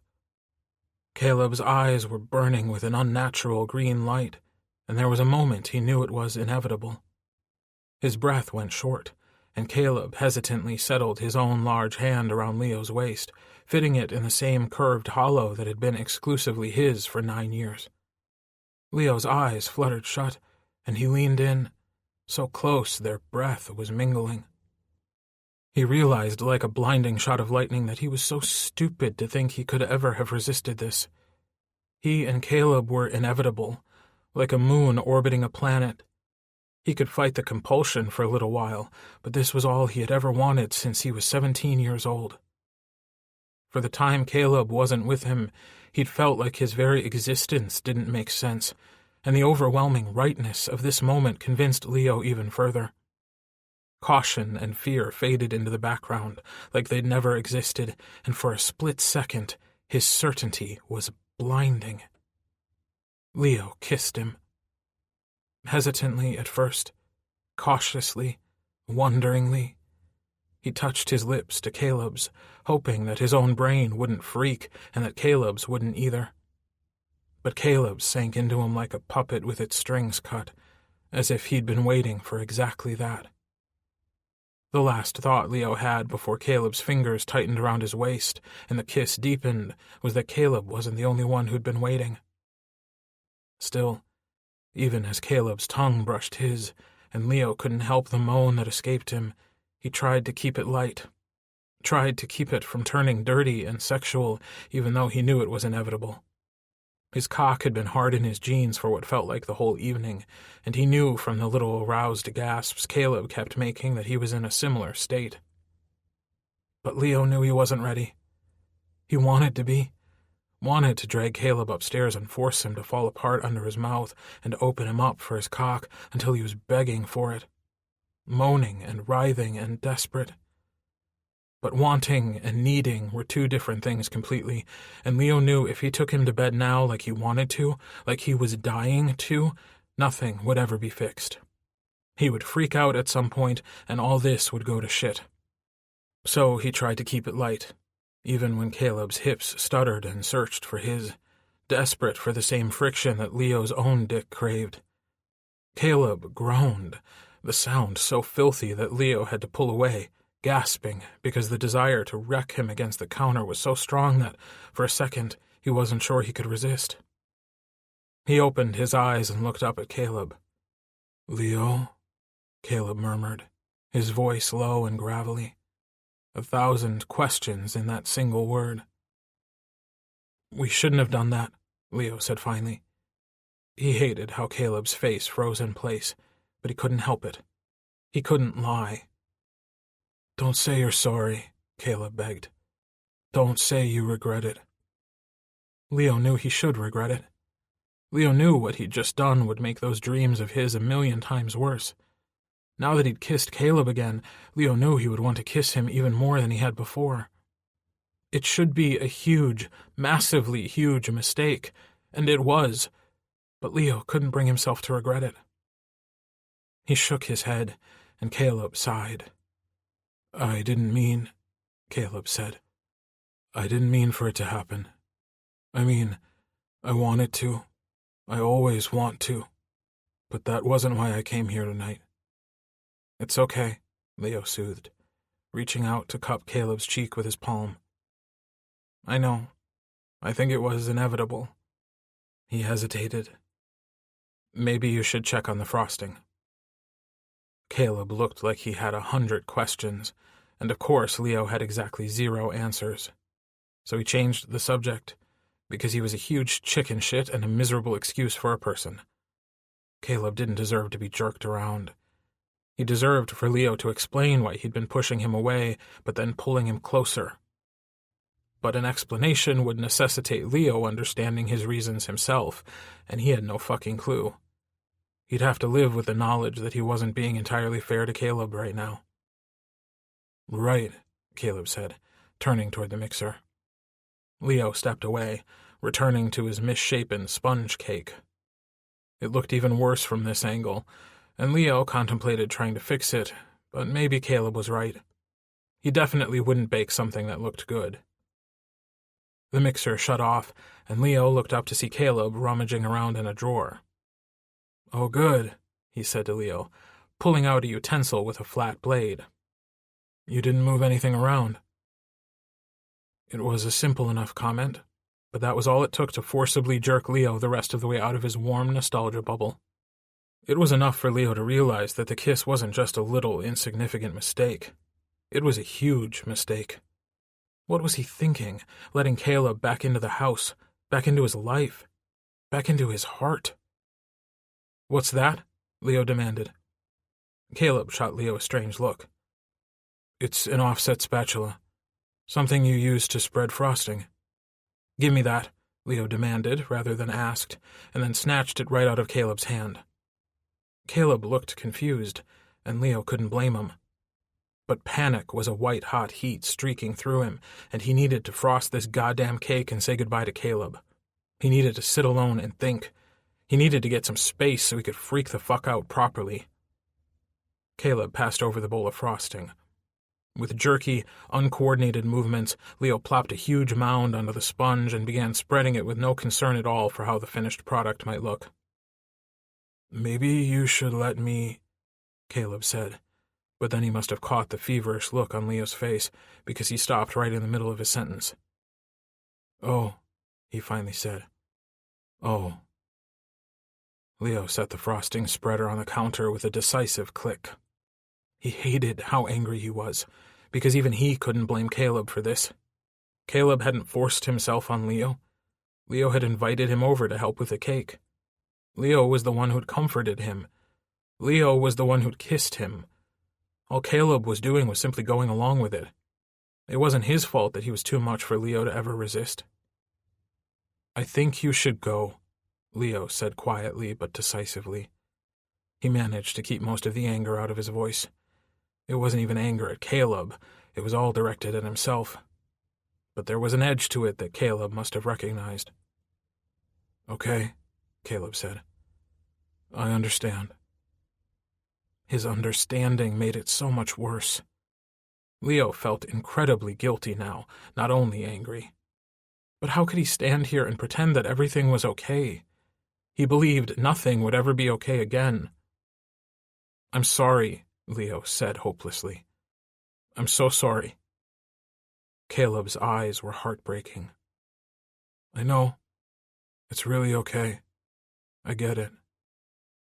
But that didn't make it any better. And Leo watched as Caleb walked out of the kitchen, listened breathlessly as he heard Caleb tug on his boots and grab his coat from the hook. When Leo finally heard the door shut behind him, he let out a frustrated wail and crashed to the counter, his elbows digging uncomfortably into the marble. But he deserved the pain. He was such a fucking idiot. Chapter 9. The next day, Leo stalked into the warehouse. He was pissed off, at himself for once, horny, and cold as fuck from the icy shower he'd forced himself to take. It didn't feel right jerking off, because he'd inevitably think of Caleb, and maybe if he wanted him less, he could do it without guilt. But he didn't want it less. He wanted it more, and so he continued to torture himself. He'd shoved the cake in the trash, hoping that if it was out of sight, it would be out of mind.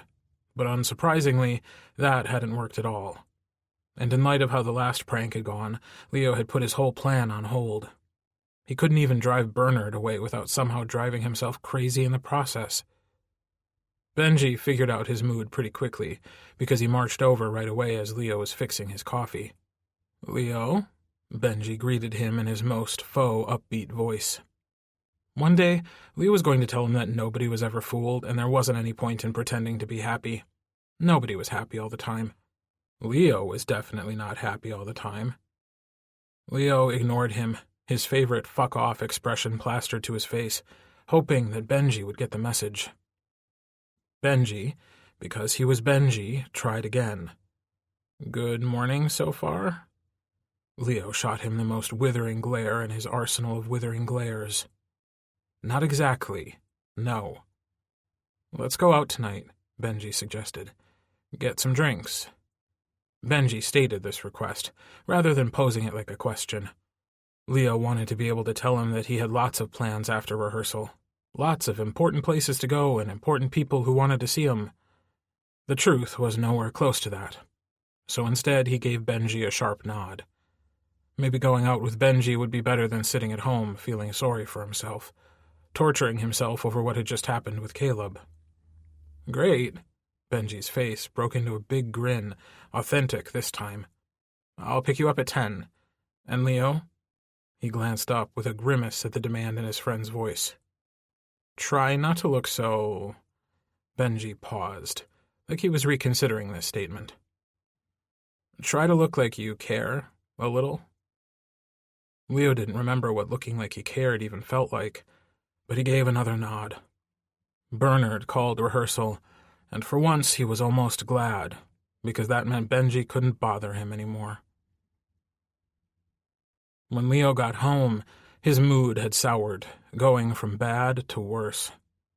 They'd spent the day rehearsing the last of their songs, and Leo had to accept the inevitable, that this tour was far, far less organized and far less professional than any of their others.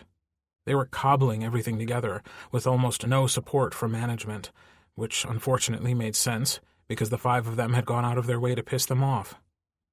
Instead of fancy, coordinated videos and massive stages, their setup was very simple. The music needed to stand on its own this time around, and that was a whole other headache.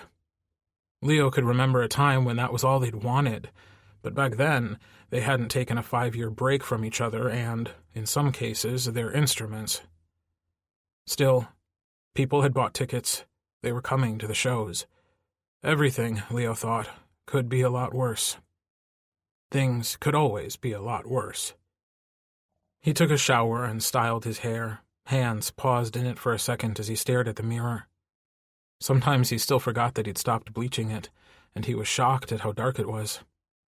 He considered re-bleaching it many times in the last few weeks, but it still felt like something Leo had done when he'd been Leo Humphreys, Caleb Chance's boyfriend. Still, he styled it, which Leo considered extra effort because he wasn't just leaving it to air dry. But he did it now because Benji's warning was still echoing in his head, and Leo had a sinking feeling they weren't just going to stop by the local dive bar for a few beers.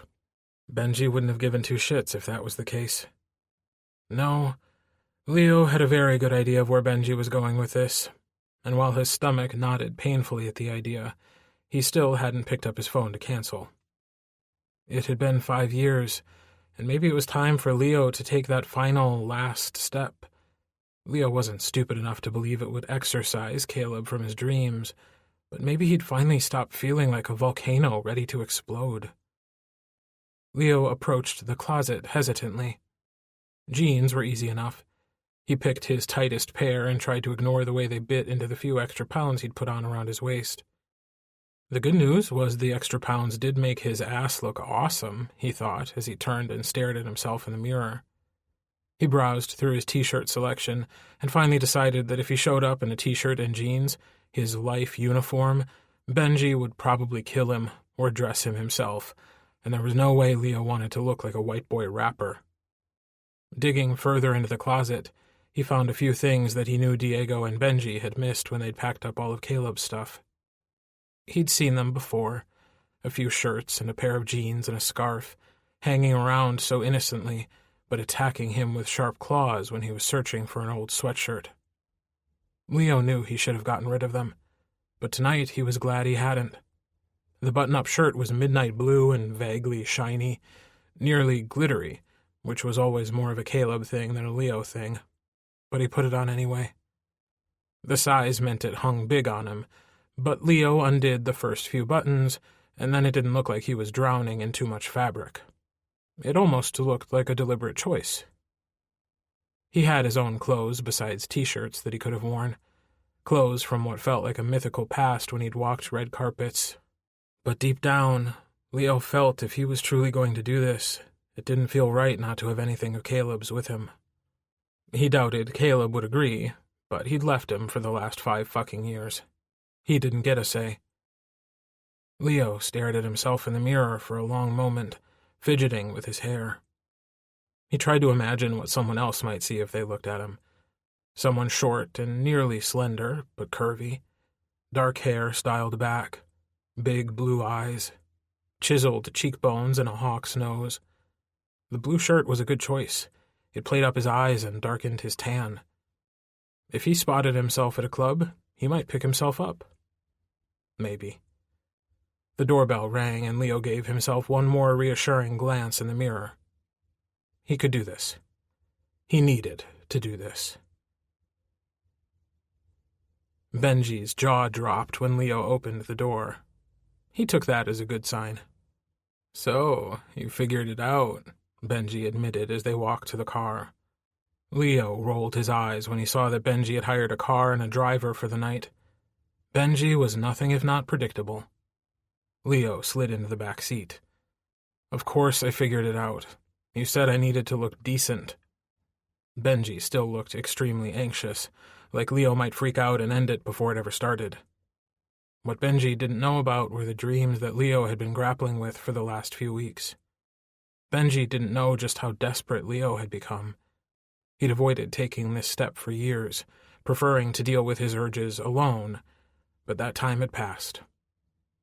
The issue was that Leo had come to equate sex with a deep love, and wasn't sure he could actually go out and do this, deliberately search for a one-night stand who wouldn't even know his name. But there was also the worry that the one-night stand might know his name. But now everyone knew he was gay, and picking up a cute guy in a club was exactly what the world expected of him. "You're calm," Benji finally observed. The truth was, he wasn't calm at all. He'd wiped his mind blank. He just wasn't going to think at all. "This isn't a big deal," Leo insisted. Except it was. And Benji must have known that in all the years since Caleb left, Leo had never done this. The car stopped and Leo panicked as the door opened. They were doing this. He was doing this. The neon sign announced one of the trendier clubs in West Hollywood. All he had to do was get out of the car and walk inside. He'd have Benji with him. Taking a deep breath, Leo got out of the car, and Benji shot him a big, reassuring smile. He'd probably called ahead, because they were through the door in under 10 seconds. Less time, Leo figured, for him to freak out and call the whole thing off. "How about a drink?" Benji asked, talking over the music as they drifted toward the bar. Leo nodded decisively. If he was going to do this, he definitely needed some liquid courage. Motioning a bartender over, he ordered a vodka straight up and swallowed it in one quick gulp, feeling it burn all the way down. Benji sipped his beer and watched as Leo ordered another. The second shot burned a little less than the first. "You're okay here?" Leo asked Benji. Benji gave him an incredulous, somewhat uncomfortable smile. "You know His voice dropped, and Leo could barely hear him, even though they were crammed together at the busy bar. "You know I do, sometimes." Oh, so they were talking about it now. Benji had always refused to discuss his bisexuality back during the Star Shadow days. "All right," Leo said, feeling looser than he had in a long time. "So, something for us both." Benji shrugged awkwardly. "Might not be a bad thing right now." Considering he was going through a horribly awful divorce, Leo couldn't really blame him for wanting to try something different, something that didn't remind him of his marriage. Maybe something that reminded him of someone else. Leo firmly told himself he was not allowed to bring up Diego. Not tonight. Definitely not with Benji, who was trying to be a good friend. Leo picked up his third shot of vodka. "Wish me luck," he said jauntily, clicking the shot glass against Benji's pint glass, downing it, and then pushing away from the bar. He headed down the stairs, enjoying the loose way he could just glide down the steps toward the dance floor. The music was heavy on the beat, throbbing in time to the blood pumping through his veins, and he loved the anonymity of the darkness and the flashing lights. He headed toward the center of the dance floor, and as he began to move, he could feel the appreciative stares as they slipped over his body. It had always been addicting, being the center of attention, and Leo knew he'd spent far too much time locked away, hidden from the world. It wasn't long before he felt a tall body behind his, moving in sync with his hips. Leo was vaguely relieved the person was behind him, because if he had to look a stranger in the eye, he wasn't sure he could go through with this. This wasn't about a connection. It was only about mutual lust. He could do lust. It was love he had a problem with. Hands reached around his waist, and they didn't feel right. Too rough, too selfish. But Leo ignored that, and tried to focus on the way the hands made him feel hot and desirable. Wanted. The body moved closer to his, and a hand slipped down his back, sliding along the upper curve of his ass. Leo fought through the urge to turn and run. Nothing about this felt right, but he was still half hard in his jeans, and while his head and heart fought it, his cock wanted this badly. Wanted it enough for him to move in sync with the other man's movements. It took half a song, but Leo's panic began to fade, and he was desperately horny, enough to consider turning around. By the time the song ended, he had gathered up his courage and slipped through the man's grasp enough to twist to face him. There was half a second of burning hope that somehow Caleb had found him, that their souls had found each other, even in this place. But it was so foolish that when Leo blinked, he banished it completely. He might be wearing Caleb's shirt, but Caleb wasn't here. What he needed was to face reality. Reality wasn't even as bad as Leo dreaded it might be. Reality was actually pretty hot. Tall, with hair darker than his own, and even an attractive face. Good body, too, rippling arm muscles that emerged from his loose white tank. The man smiled at Leo, and Leo wanted to swear, because even the smile was nice. "Hello," Leo said brazenly, yelling over the music. The man looked amused. "Hello?" Leo waited a second or two for recognition, and when it didn't happen, he figured he was safe enough. He reached out and wrapped his hand around the man's wrist, giving it an insistent tug. He wasn't sure he could say the words, but in this place, words weren't all that important anyway. Action trumped everything, and the man followed as Leo dragged him to the back of the club. But before they could get there, he pulled Leo off his determined route and gently pushed him up against one of the walls. "Hello again, darling," he murmured, leaning down so Leo could hear him. "So pretty," he crooned, and Leo realized a second too late what he was about to do. Worst of all, Leo realized that he couldn't do this after all. He kissed Leo. It was a nice kiss, even. Soft, insistent lips that actually moved with finesse. But it wouldn't matter if it was the best kiss in the universe. It was still all wrong, Leo thought, panic shooting through him like a shower of sparks. He twisted his head away after only a few moments, panting in the dim light of the corner they'd ended up in. There was bewildered confusion on the man's face, and Leo shot him a look of silent apology. "I'm sorry," he finally stammered out.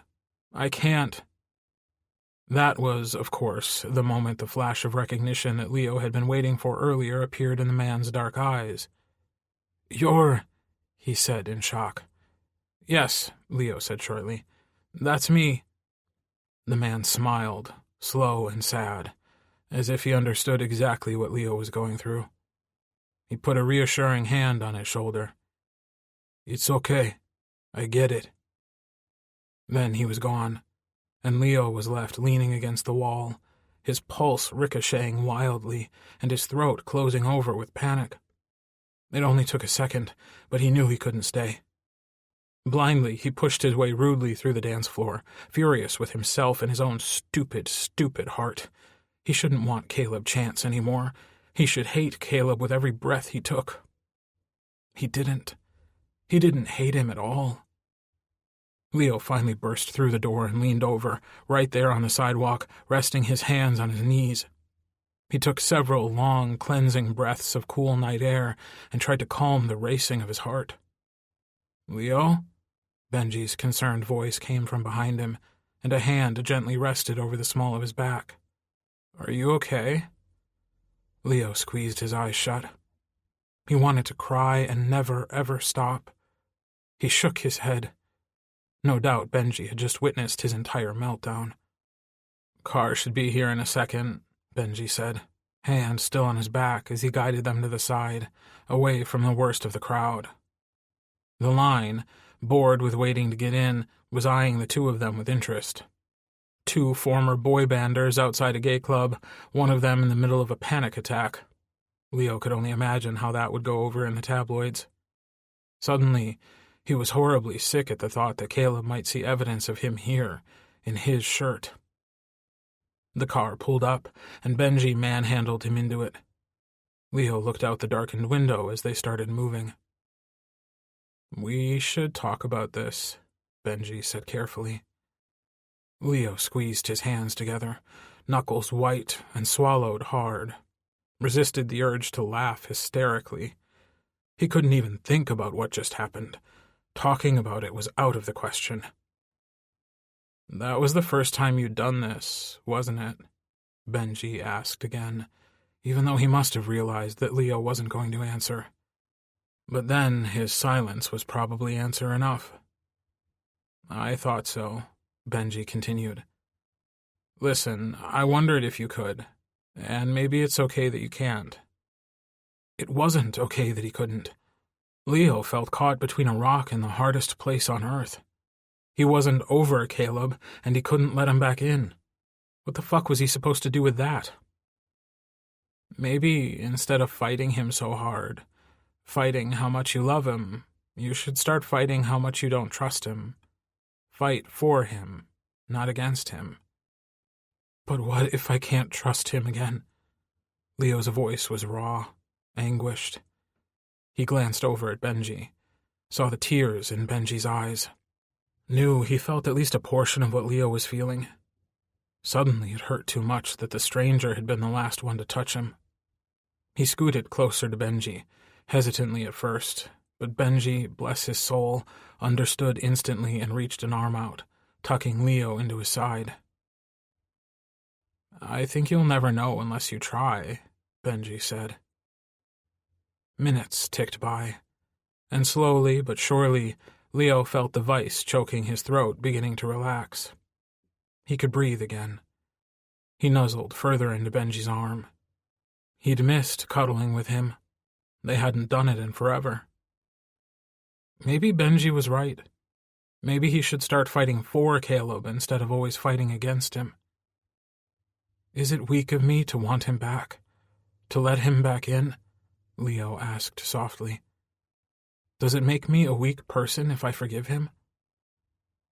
Benji took so long to respond that, for a moment, Leo wasn't sure he heard the question. "No," Benji finally said, low and sure. "It makes you so strong, like the strongest person I know. To hurt that much and forgive someone for all the pain, that's strength, not weakness." Benji hesitated, then continued. "I never forgave Diego for Vicky. Never." Leo knew he looked surprised. He'd known, of course, but he'd never actually expected Benji to confirm it. "Please don't tell anyone," Benji whispered. "I just wanted you to know that you're not the only one. You're not alone. And also, regret really sucks." "I wouldn't tell anyone," Leo said seriously. It's not weakness. It's strength. Remember that." "It's okay," Leo said, giving his best friend a small smile. "I believe you." "Good." "Does that mean we can get McDonald's?" Leo asked hopefully. Benji laughed. "No, that stuff is total shit. How about In-N-Out? Either way, if we're eating that, we're definitely going to the gym tomorrow." "You're a fucking sadist, you know," Leo said mournfully. Then he perked up. There was a really good excuse not to go to the gym, and those had always been Leo's favorite kind of excuses. "What about rehearsal?" "We could play some beach volleyball after," Benji suggested. "We can invite the rest of the guys too," Leo added. "Caleb can be on your team." Caleb was notoriously bad at all sports. Somehow the guy had never managed to conquer hand-eye coordination. Nobody, not even Leo, had ever wanted him on their team. Benji groaned theatrically. "That's rude, Leo." Leo shrugged. He couldn't even believe he'd said Caleb's name without feeling like he was being pulled in too many directions. Things were still terrible, but somehow better. He should send Benji a fruit basket. Or maybe he would be really nice and pay for In-N-Out Burger. Chapter 10. The night before the tour dress rehearsal, Leo was too tense and too wound up to sleep. Normally, he might have been pleased about this development, because it meant no dreams about Caleb, but he wasn't crazy enough to believe insomnia was a long-term solution to anything. Even Caleb fucking Chance. He tossed and turned for an hour, and then another, then finally gave up. Shucking the covers from his sweaty legs, he ventured downstairs and grabbed a bottle of water from the kitchen. He gulped half of it and stared at the spot where he'd kissed Caleb a week ago. He knew he was nervous about the dress rehearsal tomorrow. Things weren't nearly as settled or routine as he'd like, and out of the 5 of them, he was usually the most laid back about that sort of thing. But tour nerves weren't why he couldn't sleep. The truth was, he'd spent the last week thinking about the conversation he'd had with Benji after the club. While he was at rehearsal, while he was at home, playing video games or watching TV, when he really should have been sleeping, the thoughts wouldn't leave him alone. Caleb had been back long enough now that when he saw him, he didn't freeze inside, shock and awe exploding equally inside his heart. He wasn't completely comfortable around Caleb yet, but Leo thought if he could figure out what he wanted to do, what he should do with Caleb, then the awkwardness between them might begin to fade. The problem was that Leo had no idea what that was. He knew what he wanted, and Leo took it as a major character development that instead of going grabby hands over what he wanted, like he'd always done in the past, he learned to look before leaping. He was fucking maturing. The downside of that, of course, was the sleepless nights, when he lay awake in the bedroom they used to share, and wondered what the fuck he should do. Somehow what he was going to do, and what Leo believed he should do, had become terribly tangled up together. He knew what people were saying. He'd heard all the snide jokes on the late-night talk shows. He even went on Twitter sometimes, though that was always a terrifying exercise. He knew that everyone blamed Caleb for their relationship falling apart, and Leo agreed that their blame was essentially justified. Caleb had left him and then disappeared for 5 long years. But alongside all the talk about the Star Shadow reunion, there were the rumors of their personal reunion. Most people believed that Leo would be a major pushover and a huge wimp if he sucked it up and forgave Caleb. Only a month ago, Leo would have been aghast at even the thought. He'd always been a firm believer in second chances, but 5 years definitely negated the idea of a second chance. As far as Leo was concerned, Caleb was on his 10 billionth chance. In this house, it was an unavoidable thought. Leo's eyes were still glued to where he'd so thoughtlessly pressed Caleb against the counter. He'd always tried very hard not to care what people thought. But this was about more than that. He believed it, too, and that gave the argument weight. He knew if it was one of his friends, desperate to figure out what to do, Leo would tell them that anyone who took a lover back who treated them like shit was asking to be treated like shit again. Leo really didn't want to be humiliated, dumped, and abandoned all over again. He wasn't sure he could take it. And while he didn't really believe Caleb would do it again, he never would have believed he would do it the first time around either. Clearly, he had terrible judgment where Caleb was concerned. Or he just didn't know him at all. But after everything they'd been through, it was really hard for Leo to wrap his mind around that. Most of the time, he still believed he knew Caleb better than anybody else in the world. He was still warm, even though he'd pressed the cold plastic bottle to his neck, so Leo walked over to the back door and unlocked it, walking outside.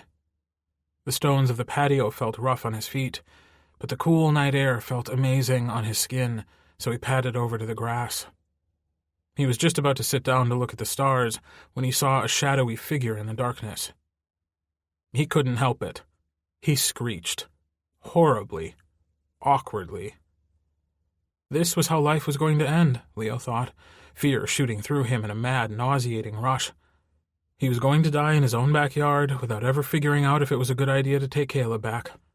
The guys were going to have to rework every song, and the tour was going to bomb, and Bernard would almost definitely be fired. The last thought was the only comforting one as Leo braced himself, fists raised. He knew he wasn't the most athletic or intimidating figure, but he wasn't going to go down without a fight. "Leo." A deep voice emerged from the shadows, and then the figure walked into the moonlight. Leo froze, more panicked now than before. It was Caleb. Caleb was hiding in his garden. That was weird, even for him. "What the fuck are you doing here?" he panted, relief that he wasn't going to die surging through him. Caleb just shrugged. He had an oversized sweatshirt on, a beanie, and an old threadbare pair of athletic shorts.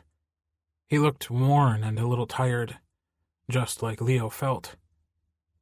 "I come here sometimes," Caleb admitted, voice low and ragged, "when I can't sleep." "To my garden?" Leo stated, because he didn't know what else to say. He didn't know whether he loved Caleb's sudden appearance or hated it. He thought he might feel both all at the same damn time. "I don't know," Caleb murmured, tipping his head back, letting the ocean breeze wash over his face. "I guess I still think of it as our garden."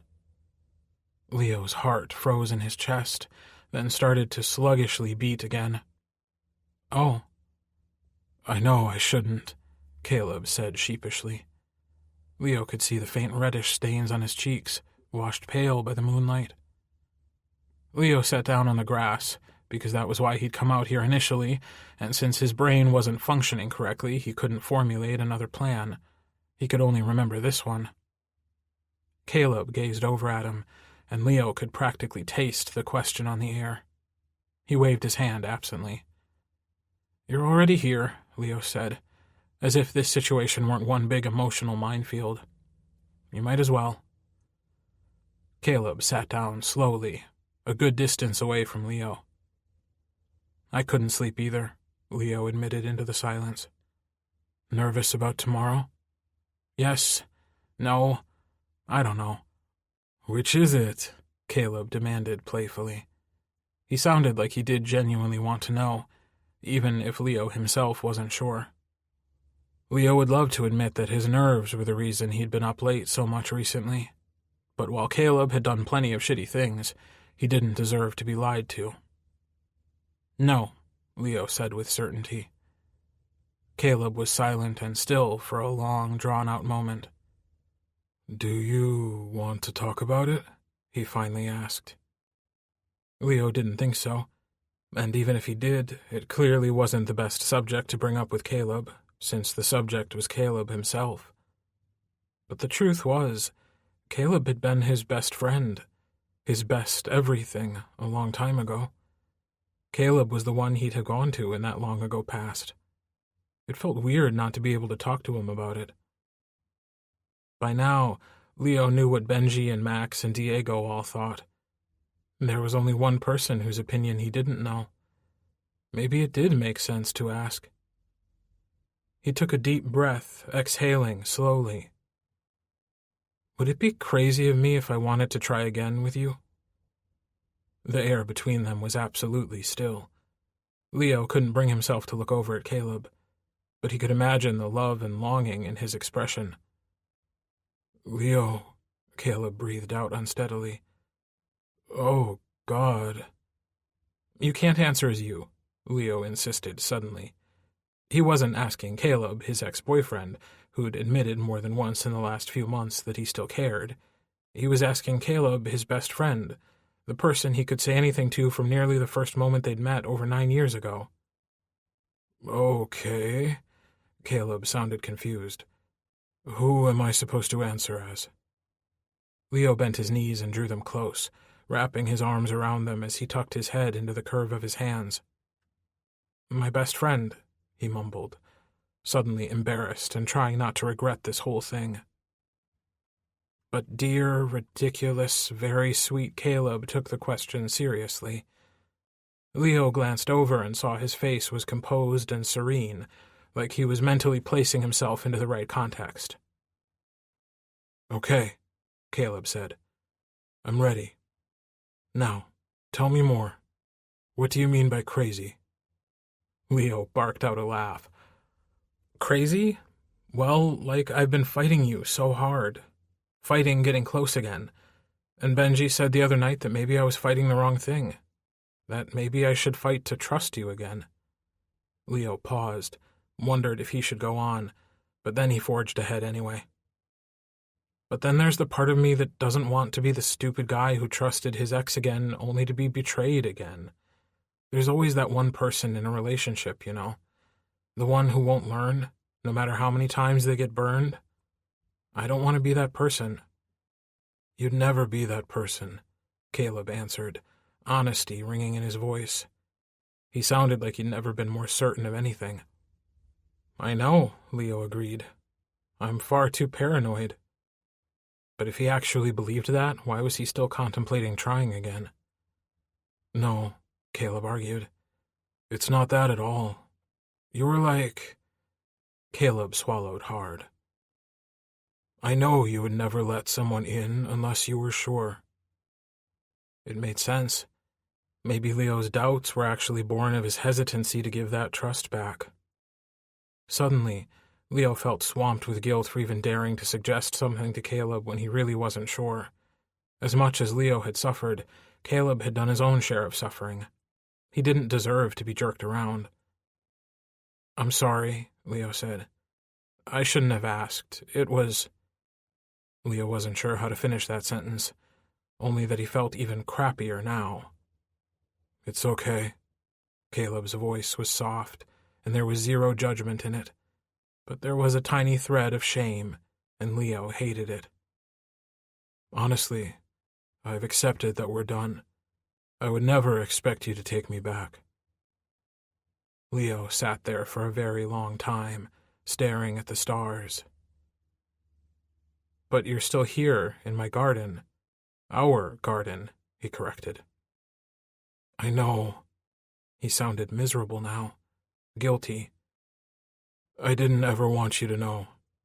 "That you were sneaking in?"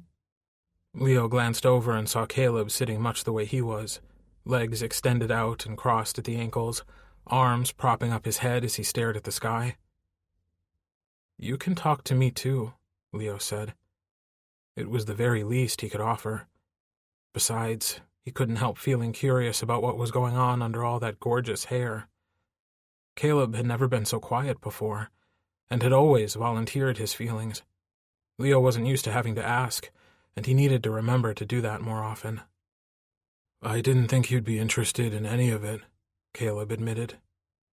The honesty cut Leo, but he didn't blame Caleb for it. He'd been an asshole.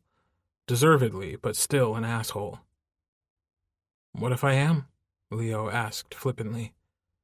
The more casual he seemed, usually the more serious he felt, and he hoped Caleb remembered that. "If you were, I'd tell you that I missed you a lot. When things got hard, I'd imagine that I was back here. We'd be kicking around a ball, and you'd be running circles around me, celebrating obnoxiously every single time you scored on me." Leo couldn't stop the smile. He'd done that every single time. And when I came back to L.A., just thinking about it didn't help anymore. You were so close, but somehow so far away. I'd come down to the beach late at night when I couldn't sleep. One night I ended up here, and that was it. I kept coming back. It felt reassuring, kind of like home. Leo wanted to tell him that this was his home, but his head stopped him before his heart could overrule all common sense. "How is it, being back in L.A.?" Leo asked, because he wondered if even one person had asked him that question. They probably all assumed he was thrilled to be back and ignored all the difficulties Caleb had to deal with now. "Not easy," Caleb said. "I knew it would be hard. I expected it to be hard. Even wanted it a little, I guess." Leo was not surprised. He'd long been familiar with the masochistic streak Caleb possessed. "What's hard about it?" "Everything," Caleb said with a dark chuckle. "Literally everything." "I bet." Leo couldn't help digging a little further. "What's the worst?" "Honestly, everyone wants to go out, and when people go out here they drink. And really, I can resist. It's not that hard anymore. Most of the time I'm not even tempted. But I don't like being around alcohol anymore. The problem is I don't feel like when people ask me to go out with them I can say no, not after what I did." Leo couldn't help the surge of protectiveness he felt. People were forcing Caleb to go to clubs and bars, even though they knew he was an alcoholic and had struggled with his sobriety for years. Leo was just plain pissed, and he wanted to know who was behaving so thoughtlessly. Grinding his teeth together, he tried to stay calm. The last thing Leo wanted was for Caleb to think he blamed him. It wasn't his fault. None of it was. "You should say no," Leo said. "You don't always have to be so fucking nice all the time." "You know how bad I am at saying no," Caleb said wryly. Leo looked over and saw he was smiling, even with a hint of dimple. Leo just couldn't help it. He was swamped with useless, hopeless, endless love. He'd loved Caleb in every iteration, every version, every form, at every age. Considering the hell they'd been through over the last few years, and how his feelings had never changed, Leo didn't imagine that anything could change them. "Right," Leo said, rendered speechless and inept by the force of love that had just crested over him. "I mean," Caleb said, and this time he looked directly at Leo. "You were always the one who said no. Maybe I just need to carry you around in my pocket." The dimple was practically a crater now, and Leo knew Caleb was flirting with him again. He was doing a great job, too, because all Leo wanted was to drag him upstairs and into the bedroom, and not leave for a week. Alternatively, making it to the bedroom wasn't even a given. After all, Leo had given and gotten so many blowjobs in this garden he couldn't even remember them all. "Are you saying I'd fit in your pocket?" Leo demanded archly. He might be able to resist the sexual pull of Caleb, but he couldn't resist flirting with him back. Caleb grinned helplessly, and blatantly, with zero shame whatsoever, looked him up and down. "Yes." "Rude," Leo snorted, but he was grinning too. He couldn't help it. It felt too good, and reminded him of how good his life had been before, how full of love it had been. Caleb scooted closer. "Mel tells me I should say no too," he admitted. "She gets mad when I don't." Mel, Caleb's older sister, had always been a fount of wisdom, and Leo was glad that hadn't changed. "She's right," Leo insisted. "How is it living with her?" Caleb tucked himself tight, head resting against his knees. "Hard, too. She hates all the paparazzi around the place. You know how protective she always was." Leo didn't say it, but he was glad there was someone out there watching out for Caleb, since he couldn't anymore. "Can't blame her for that. Bloodsuckers," Leo complained. "So we have that in common. I can't believe I haven't talked to her in forever." "Yeah, she's not your biggest fan these days. Caleb mumbled into his knees, and for a split second, Leo wasn't sure he heard him correctly. Mel was mad at him? What? Yeah, well, she sees me. It's hard to pretend all the time, you know? So she sees me, sometimes. She knows it's not your fault.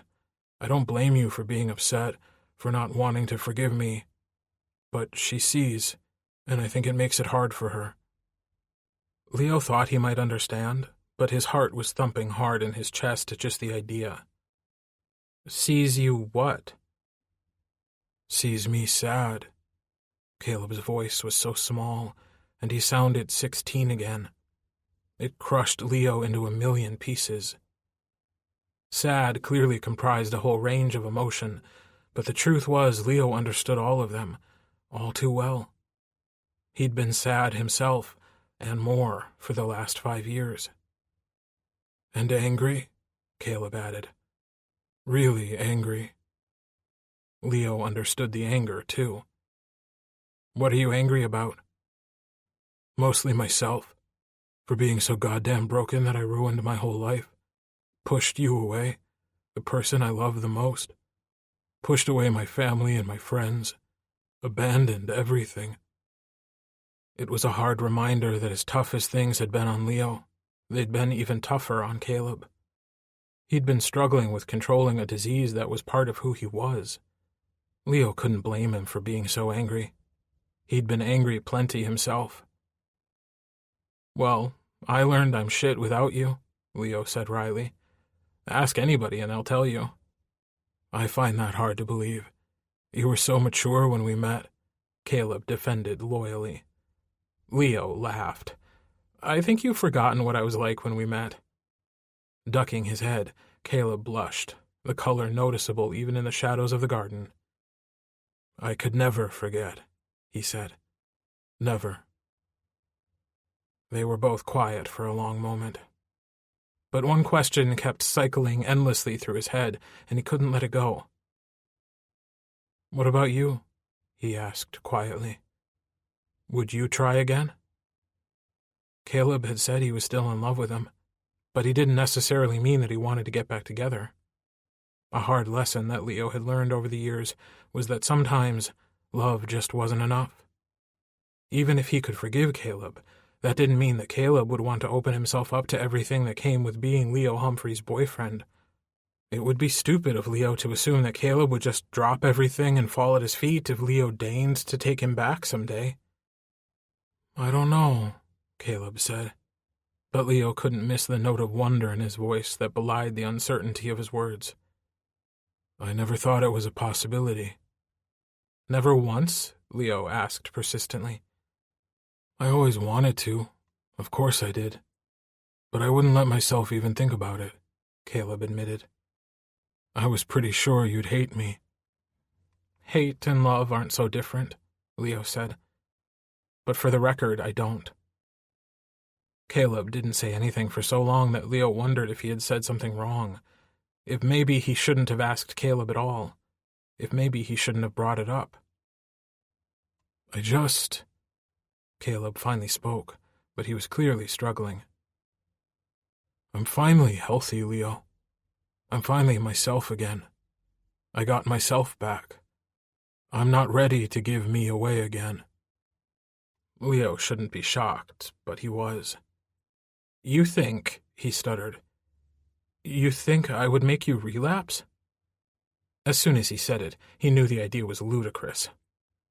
Leo, Caleb said patiently, I loved you so much I destroyed myself. Does that sound healthy to you? I don't understand, Leo said, and the problem was that he actually did understand.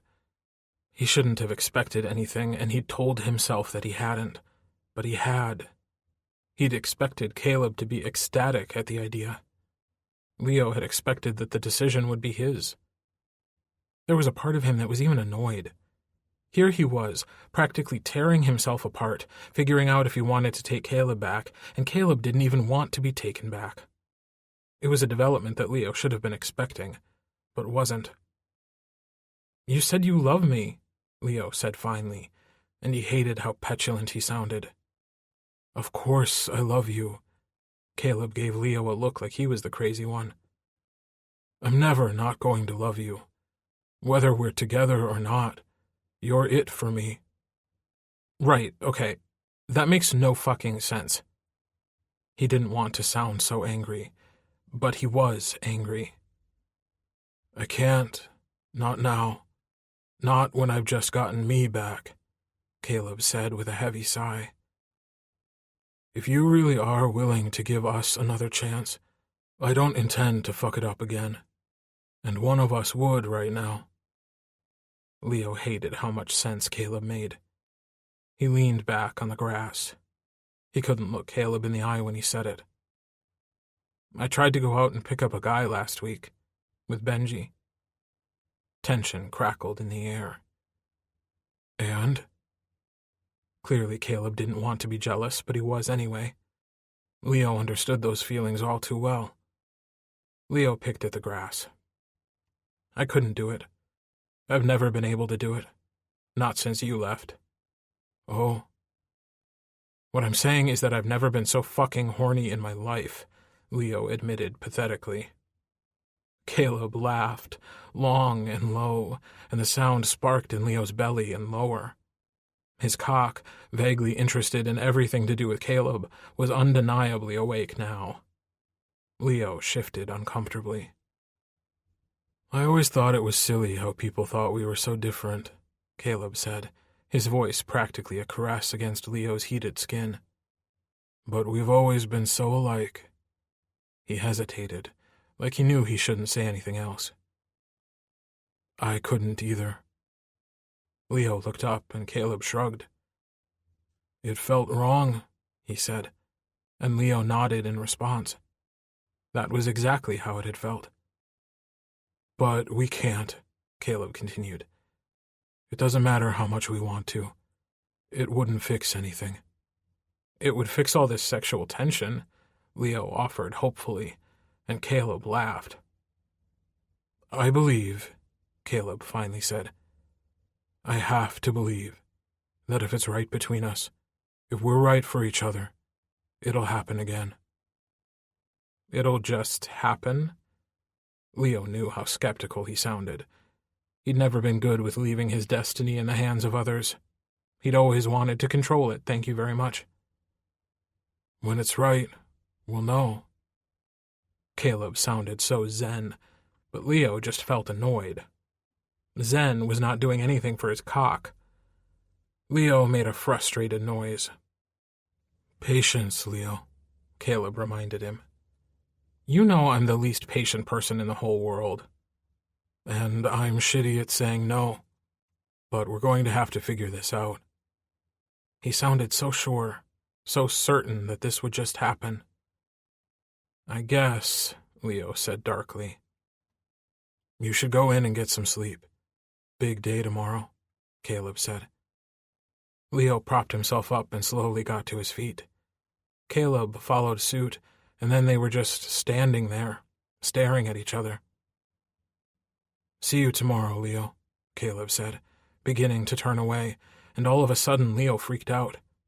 All he could see was a dark, empty, bleak future stretched out ahead of him, so many years with nothing to look forward to, no warmth, no love, no Caleb, and he lost it. It was so much to leave up to chance. It was their entire lives, and he couldn't leave it so unsettled, so unfinished, when he wanted this man so much, even though he should know better. I can't, Leo choked out, breath constricted in his suddenly tight throat, and even though they'd barely touched since Caleb had come back, it only took a moment for Caleb's warm, solid arms to wrap around him, to ground him. "You've got this. We've got this," Caleb murmured into his hair. "I know it's a lot to take on faith, but you've got to. Trust me. Trust us. Please." Leo had trusted far, far too much in Caleb before, and look where that had gotten them. But he had to believe in something now, or he might actually break down. So he took one breath after another, holding on to Caleb like he was terrified to let him go. And he kind of was. He might never get Caleb back. And that thought terrified him so much that Leo had finally realized that what he wanted and what he should do were actually the very same thing. He wanted Caleb, any way he could get him, even if he had to be patient. Okay. It was just one word, but it was enough. Leo gradually released him, reluctant to let him go, still reluctant to leave all this to the whim of fate. But it was what Caleb wanted. "You're good," Caleb said softly, reassuringly. "You're good." "I'm good," Leo repeated, a little dazed by how much Caleb he'd just gotten to touch. "Will you sleep now?" he asked. Leo realized he was actually pretty tired. That had been a surprisingly emotional conversation, and it had worn him out. "Yeah, I think so." "Good night, Caleb." He turned to go, but couldn't without one more thing. "Caleb," he said as loudly as he dared to the retreating shadow. The shadow turned, and Leo said it before he lost his nerve. "You're welcome here any time you can't sleep." Even though it was dark, and Leo could barely see him, he knew his smile was as bright as the stars overhead. Chapter 11. "I'm going to die," Leo whined pitifully from his position lying prone on the warehouse floor. "Like, actually die." "You're not going to die," Benji said pragmatically, from his own position on the floor, only a few feet away. Leo rolled his eyes, even though it took the last bit of energy he had. "Hypocrite," Max insisted. "You're all fucking hypocrites." His voice went high and squeaky, and Leo wondered which of them he was imitating. It had better not be him. "Tour's easy. A total cinch." "Trust me, I never said it would be easy," Leo groaned. "I knew it would be hard as fuck. I still underestimated." They'd just been through the dress rehearsal for the show, and 4 out of the 5 of them were currently on the floor, having decided that moving as a concept was vastly overrated. "Caleb, you're like a fucking bunny," Diego griped. "What the fuck are you still doing upright?" Leo told himself that he was not going to lift his head, and he was not going to turn it, and he was not going to look at Caleb's stupidly cute face. Instead, he did all 3, and was rewarded with a smile that could probably solve world peace. "I'm happy," Caleb drawled, all bright teeth and sunny eyes. "This is so awesome." Leo couldn't help but be reminded of the night before, when Caleb had talked about how sad he was sometimes. And even though these rehearsals had been brutal, none more so than the one today, it felt worth all the pain to hear him say how happy he was now. "Awesomely awful," Leo groaned dramatically, because of course he was fucked up and admitting the truth out loud wasn't going to happen. As well as being horribly out of shape, it turns out we're pretty terrible now. "Oh, we weren't that bad," Caleb chided. "You were total shite," Bernard chimed in. Leo still wanted to punch him in the face, not just because his words might dim Caleb's smile. "We'll get better," Caleb insisted optimistically. Bernard mumbled under his breath, and Leo couldn't catch the exact phrase, but it sounded suspiciously something like, "You'd better." Sadly, Leo agreed with him. They were supposed to be professionals. Well, they'd used to be professionals at any rate. Now they were lucky if they made it through a song without several weird notes, a forgotten lyric, or actually running into each other. And not in a cute puppy pile way that had used to make the fans scream. They were adults now, with the pressure that came with their age. Should they even be acting silly? Leo sure hoped so, because his sense of humor was one of the few things he had left to bring to the stage. Despite the last 5 years, he could still laugh at himself. "We should celebrate our survival," Leo announced. "How?" Benji asked, shooting Leo a warning look. Okay, in the past, their celebrations might have usually involved alcohol and more than a little weed, but Leo knew they couldn't do that anymore. Not when what they were really celebrating was Caleb's sobriety. Junk food and movies at my place, Leo improvised. Does that mean I have to move? Max groaned. Are you hungry? Diego countered, and Leo couldn't help but chuckle at Max's outraged yelp. I can cook, Caleb offered, and he sounded so excited that Leo almost felt bad about shooting that idea down. Will there be vegetables? Leo asked. Caleb looked confused. Leo wants junk food, Benji explained. Leo did want junk food. He also didn't want Caleb back in their old kitchen, cooking for everyone again, like the past 5 years hadn't happened. He and Caleb were in a better place. When he looked at him, it no longer felt like all the air was being squeezed out of his lungs. But that didn't mean he was ready to welcome Caleb back to the spot he'd vacated. Especially considering the last time Caleb had been in his kitchen, it had gone so well. I'll pick up some takeout, Max said. Pizza? Chinese? Kung Pao, please, Diego requested. Extra spicy. I know your order.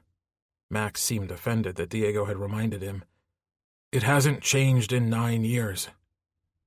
What about Indian? I love curry, and so does Leo, Caleb suggested. 3 sets of eyes swiveled toward Leo, who was desperately hoping that nobody would bring up the incident he tried never to talk about. Not anymore, he doesn't, Diego said quietly, and Leo tried not to flush with embarrassment. Someday, maybe, he wouldn't feel ashamed at what a mess he'd been when Caleb left. Apparently, today was not that day. Just a bad experience, Leo stuttered out an explanation, hoping Caleb would just assume he was drunk one time after eating too much curry, and that was why he didn't like it anymore. All right. Caleb didn't seem that convinced, but he didn't say anything else. Leo was just grateful he didn't need to explain the night Benji and Diego came over to pack up all Caleb's stuff, and he threw curry up for what felt like hours.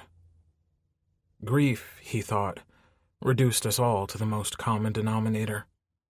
In his particular case, crouched in front of the toilet, knees aching from the cold, hard tile, desperately trying to remember a time when he didn't want to cry all the damn time.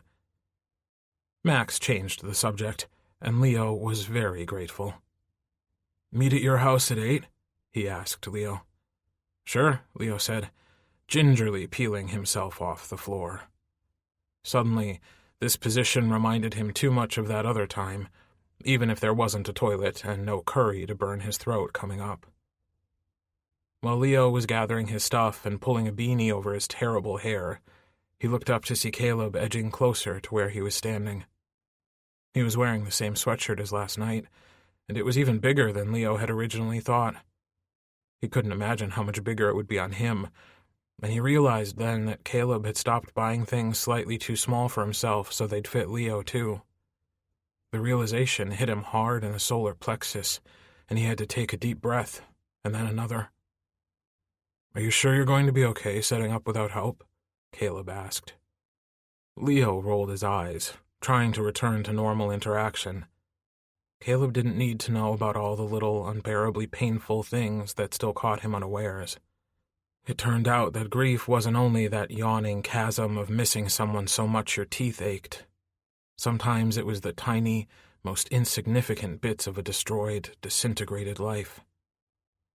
I'm perfectly capable, you know, Leo insisted. I can have people over without making a mess of it. Of course you can. I just want to help, Caleb said, sounding flustered. That's why I offered to cook. You shouldn't be cooking for your own celebration, Leo said. You used to like it when I cooked. Leo couldn't help the laugh that bubbled out of him at this understatement. I fucking loved it when you cooked. Caleb looked pleased. That's good. Really good. I mean, I want to make you feel that way. Again. He hesitated, mouth twitching. All the time, actually. It was good to hear. Leo had missed someone taking care of him. But again, that wasn't exactly accurate. For Christmas 2 years ago, Benji had given him the services of a housekeeper for 6 months. At the time, Leo had been over the moon, thinking it was the perfect gift. But it turned out that he hadn't liked someone in his business all the time. He didn't like the way she'd look down her nose at him for leaving dirty dishes overflowing on the coffee table, or the way he'd track mud in after a run, or that sometimes he wouldn't leave his warm, comfy bed until 2 in the afternoon. In the end, he'd written her a big check, buying both her absence and her silence. So, specifically, what Leo missed was Caleb taking care of him. Maybe that's something we could do again. Dinner sometime. At first, Leo couldn't believe he was suggesting it. Hadn't he just thought that Caleb back in the kitchen was too much to handle? But he also told himself that they were trying to be friends again. And friends could share a friendly meal. Really? Caleb sounded incredulous, but he was looking at Leo like he'd just hung the moon and the sun and the stars in the sky. Of course, Leo said, like it wasn't a big deal. I know we'll be off on the tour soon, but maybe when we get back. That would be so great. He paused. Like maybe even a date. Leo was 26 years old, but he honest-to-God blushed when Caleb said the magical D word. Sure, Leo said. He couldn't believe he'd said yes. He also couldn't believe Caleb had asked after last night's conversation. I know it seems sudden, Caleb added. Leo shrugged. It isn't like we set a date and time, just sometime in the future. Nice and vague, Caleb agreed. Vague is good. Leo was aware they were both grinning at each other like idiots. This was confirmed when Max wandered over and did a double-take. You too, he said with a short, barking laugh. Stop flirting and get going. You'll see each other soon, I promise. We weren't flirting, Leo exclaimed, all faux scandalized at Max's assessment of the situation. But Caleb just laughed harder, ruining all his good work. You just keep telling yourself that, Max said seriously, patting himself on the shoulder. Caleb's face is going to split in two any moment now, he's smiling so fucking hard. I do need to get going, Leo admitted. The state of his living room needed work with all the time he'd spent at rehearsals. Me too. I'm baking cookies. Leo wasn't surprised at all by Caleb's pronouncement. For a rock star, he still veered toward very domestic. He gave Leo and Max a quick wave goodbye. He's a saint, Max announced. It's just cookies, Leo argued. It's not like he's baking you a fucking cake. Max snapped his fingers like he just stumbled onto something brilliant. That's a great idea. You should suggest it, and then I'll come over and eat it. I should suggest it? Leo wasn't sure where this was going. Of course, Max said. Caleb was just about ready to cook you a 5-course dinner. He's trying to win you back. He's not doing it for me, Leo insisted, reaching out to ruffle Max's sandy hair. You're wrong, Max said. I can see it. And if you don't want him back, you should stop him. Leo unlocked his Range Rover and tried to decide if he should share his last few conversations with Caleb. It wasn't as if Max was a bad friend and would share personal info with anyone, but they felt so personal, so private, too special almost to talk about casually. But Leo's silence said enough anyway, and Max laughed knowingly. All right, don't tell me, but he's definitely trying to win you back. Leo couldn't believe he spent 2 hours cleaning after exhausting himself at the dress rehearsal, but sue him, he wanted everything to be perfect for the celebration. He refused to contemplate why he suddenly cared so much, or why he spent another 20 minutes in front of the bathroom mirror, fussing over his hair, or why he'd changed his shirt 3 times now. He'd settled on a blue one, and not only did the color bring out his eyes, it was a tiny bit more fitted than the loose ones he'd been wearing to rehearsals. There was nothing wrong with wanting to look good. especially if his ex-boyfriend was coming over. When he checked himself in the mirror one last time, he felt a breathless rush of energy that was entirely different than the resigned dread he'd felt last time he dressed up for a man. It turned out that the one-night stand thing was just not for him. He was only good at the Caleb Chance lifestyle. The doorbell rang, and when he answered, Diego and Benji were there, carrying bags and bags of food and some sort of gourmet non-alcoholic spiced root beer that Benji had found. Leo gave him a look as Benji proudly showed it off. "That looks disgusting," Leo hissed as he and Benji went into the kitchen to grab drinks and plates. "I have soda and water. You didn't need to bring that shit. Better not to mention beer at all than to try to replace it." Benji pouted. "But I wanted to be helpful. You know what that means, right?" "I don't think giving Caleb pseudo-beer is helpful," Leo argued. "Everything okay?" Caleb was standing in the entrance to the kitchen, and he looked very amused. Benji and Leo looked up like deer caught in headlights. "You're here!" Leo's voice went high and bright. Caleb was wearing a dark maroon sweater, and it made his skin look like cream and his hair a shade brighter. He was gorgeous, and Leo was far too aware that he was clutching Benji's terrible fake beer in his hands. He shoved it onto the counter and shot Caleb his biggest smile. "Diego let me in. Hope that was okay," Caleb said casually, crossing over to the counter and giving the bottle sitting on it a once-over. "Of course," Leo said. He wanted to tell Caleb that the fake root beer was all Benji's idea, that he personally would never be so thoughtless. But Caleb looked up at them, and there was wondrous surprise in his eyes. "Leo, did you find this?" he asked excitedly. It was hard to contain his astonishment, but Leo managed it. He also gave Benji a forceful elbow jab as a reminder to stay quiet. "Yeah, I found it at Whole Foods," Leo improvised. "Would you mind if I tried some?" Caleb asked. He had a sly look in his eyes, and Leo wanted to fall to his knees and beg him to please put him out of his misery. Just take him to bed now. "Sure, of course." Leo's voice had apparently permanently moved to a higher register. "This was so thoughtful," Caleb cooed. That sweater and the naughty look in Caleb's eyes made him so weak, and it was hard to even feel ashamed at just how weak.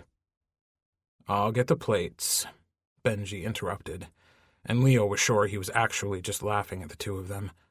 Probably not all that differently than Max was laughing at them earlier. Were they really that painfully obvious? "Max better be here soon," Leo said, because he needed to distract himself from how incredibly hot Caleb looked right now. Benji carried the plates and silverware out to the living room, rolling his eyes the whole way. Leo glanced shyly over at Caleb, who'd been drinking the root beer. "How is it?" he asked. "It's good." The dimple in Caleb's cheek had transformed Leo's insides into something warm and crumbly, like apple cobbler. "Let me try it," Leo insisted. Caleb tilted the bottle his direction and he grabbed it, their fingers brushing together. It took all Leo's concentration not to drop it completely. Then he took a quick drink, trying desperately not to think that Caleb's lips had just been where his currently were. That was all it took for his cock to get hard. He wanted Caleb so much he could barely breathe. The liquid sliding into his mouth solved that situation in a second. It was all Leo could do not to spit the root beer all over the counter. "What the fuck is that?" he exclaimed, lifting the bottle to examine the label. "Are you actually meant to drink this?" Leo shot an accusing glare in Caleb's direction. "You said it was good." Caleb's laugh bubbled up around them. "I was being nice," he admitted. "It was so thoughtful of you to find it for me." Leo had absolutely zero compunction in selling Benji out, who wasn't even here to defend himself. "I actually didn't. That was all Benji." Caleb laughed even harder. "Of course it was." He didn't look even the tiniest bit surprised. The expression on his face was nostalgic and very fond. "Never change." "Never intend to," Leo said, just as Max walked into the kitchen, balancing 4 huge pizza boxes in his arms. "Oh, Caleb. Of course you're in here," Max said matter-of-factly. Leo wanted to insist they weren't totally obvious, but Caleb was still beaming over the root beer, and Leo was flushed, like he'd just been caught with both hands in the cookie jar. 15 minutes later, the 5 of them piled onto the couch, with Leo squished to the very edge. He was both relieved and disappointed that Caleb was all the way on the other side. There was a deep, embarrassingly needy part of him that wanted to cuddle, but if they spent a whole night cuddling on the couch, Leo wasn't sure he could control himself anymore. And wherever their relationship went after this, Leo knew he wanted it to be right for Caleb, and wanted it to be right for himself. He didn't want to rush it and fuck everything up.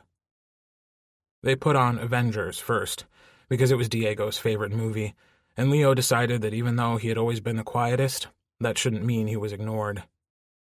"Such a great movie," Diego proclaimed at the end as the credits rolled. "It's good," Benji pointed out. "But it's definitely not as good as Iron Man. I can't believe we're still arguing about this."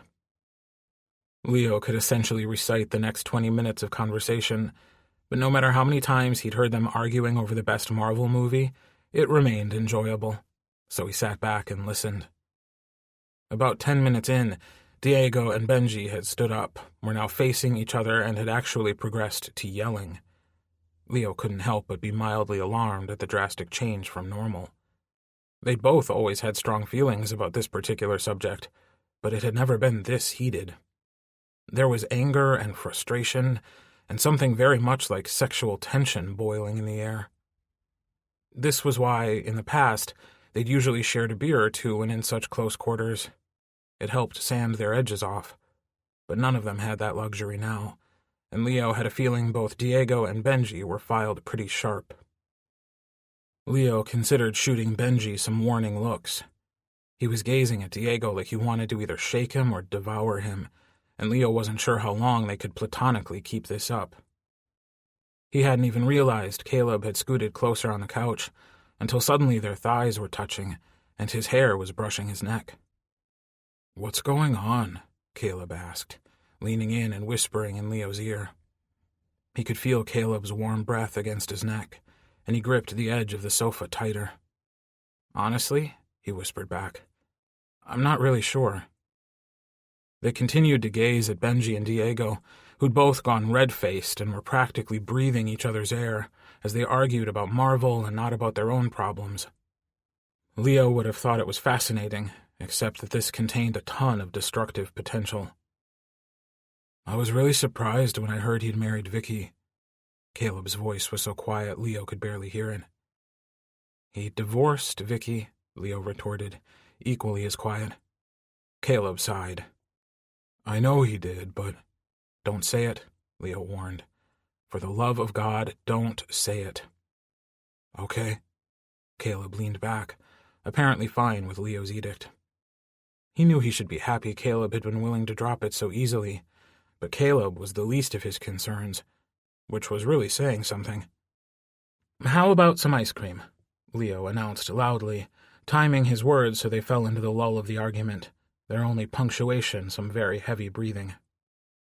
Honestly, he was stuffed with Chinese and pizza and chips, and if he ate anything else, he might throw up. But he needed a distraction, and food was usually a good one. "I made cookies, too," Caleb added in loudly. "Really good cookies." "That's like saying the sky is blue, Caleb," Leo tossed out offhandedly as he dragged himself off the couch, mentally cursing confused bisexual boys who couldn't figure out what they wanted until it was far too late for everyone involved. 9 years, he thought darkly. "You're so nice, Leo." Caleb's voice was bashful and very cute. "He's not nice," Max retorted. "Leo is a lot of things, but he's not really nice." "I'm really not. I mean, look at how I pick on Bernard." Leo was really trying, even dangling out the possibility of making fun of him free of charge. But Diego and Benji were still facing off over his coffee table. Leo was afraid between one breath and the next, one of them would throw the other onto the flat surface and they would have crazy hot sex. Diego and Benji were his best friends, Leo reminded himself as he marched into the kitchen. Thinking about them hooking up would be wrong, wrong, wrong. Wrong, but very hot. Like the best porn in the universe. Leo wanted to crawl into the corner and weep. Clearly, he must be reaching dangerous levels of horniness if these were the thoughts he was having. Leo? Of course it was Caleb. Of fucking course. Leo realized he'd yanked open the freezer door and was staring at the full shelves, but not actually pulling out any ice cream. Are you okay? Caleb asked, approaching him. Fine, Leo rambled, grabbing the vanilla, the chocolate, and the triple fudge ripple, because even though his thighs were going to hate him the next time he went for a jog, he really needed it. Digging around in the cupboard, he found the caramel sauce he knew he'd secreted away for a rainy day. Except it wasn't just raining, it was fucking pouring. Sure, you're fine, Caleb said slyly, as he peered around Leo to see the massive sundae currently under construction. Leo glared. It was not always nice to have someone around who knew you better than you knew yourself. Caleb dug a finger into the pooling caramel sauce in Leo's bowl, lifting it to his mouth and sucking it off slowly. Leo groaned. That is absolutely not helping, he admitted. Not at all. There is definitely a lot of tension in the living room tonight, Caleb observed. And not just ours, for once. I liked it better when it was just ours, Leo griped. That's because you like being the center of everyone's attention, Caleb not so helpfully pointed out. Leo ducked his head and gripped the edge of the counter. It should not be so hot that Caleb was flirting. It really, really should not be so incandescently hot. Caleb, he ground out, I am really trying here, because you said you wanted to wait, but you're making it impossible. Caleb was silent for a long moment, and Leo finally stole a look at him, afraid he'd driven him away. But he was still standing there, and he also had the nerve to look smug. Leo wanted to shove him up against the counter and kiss all that smugness off.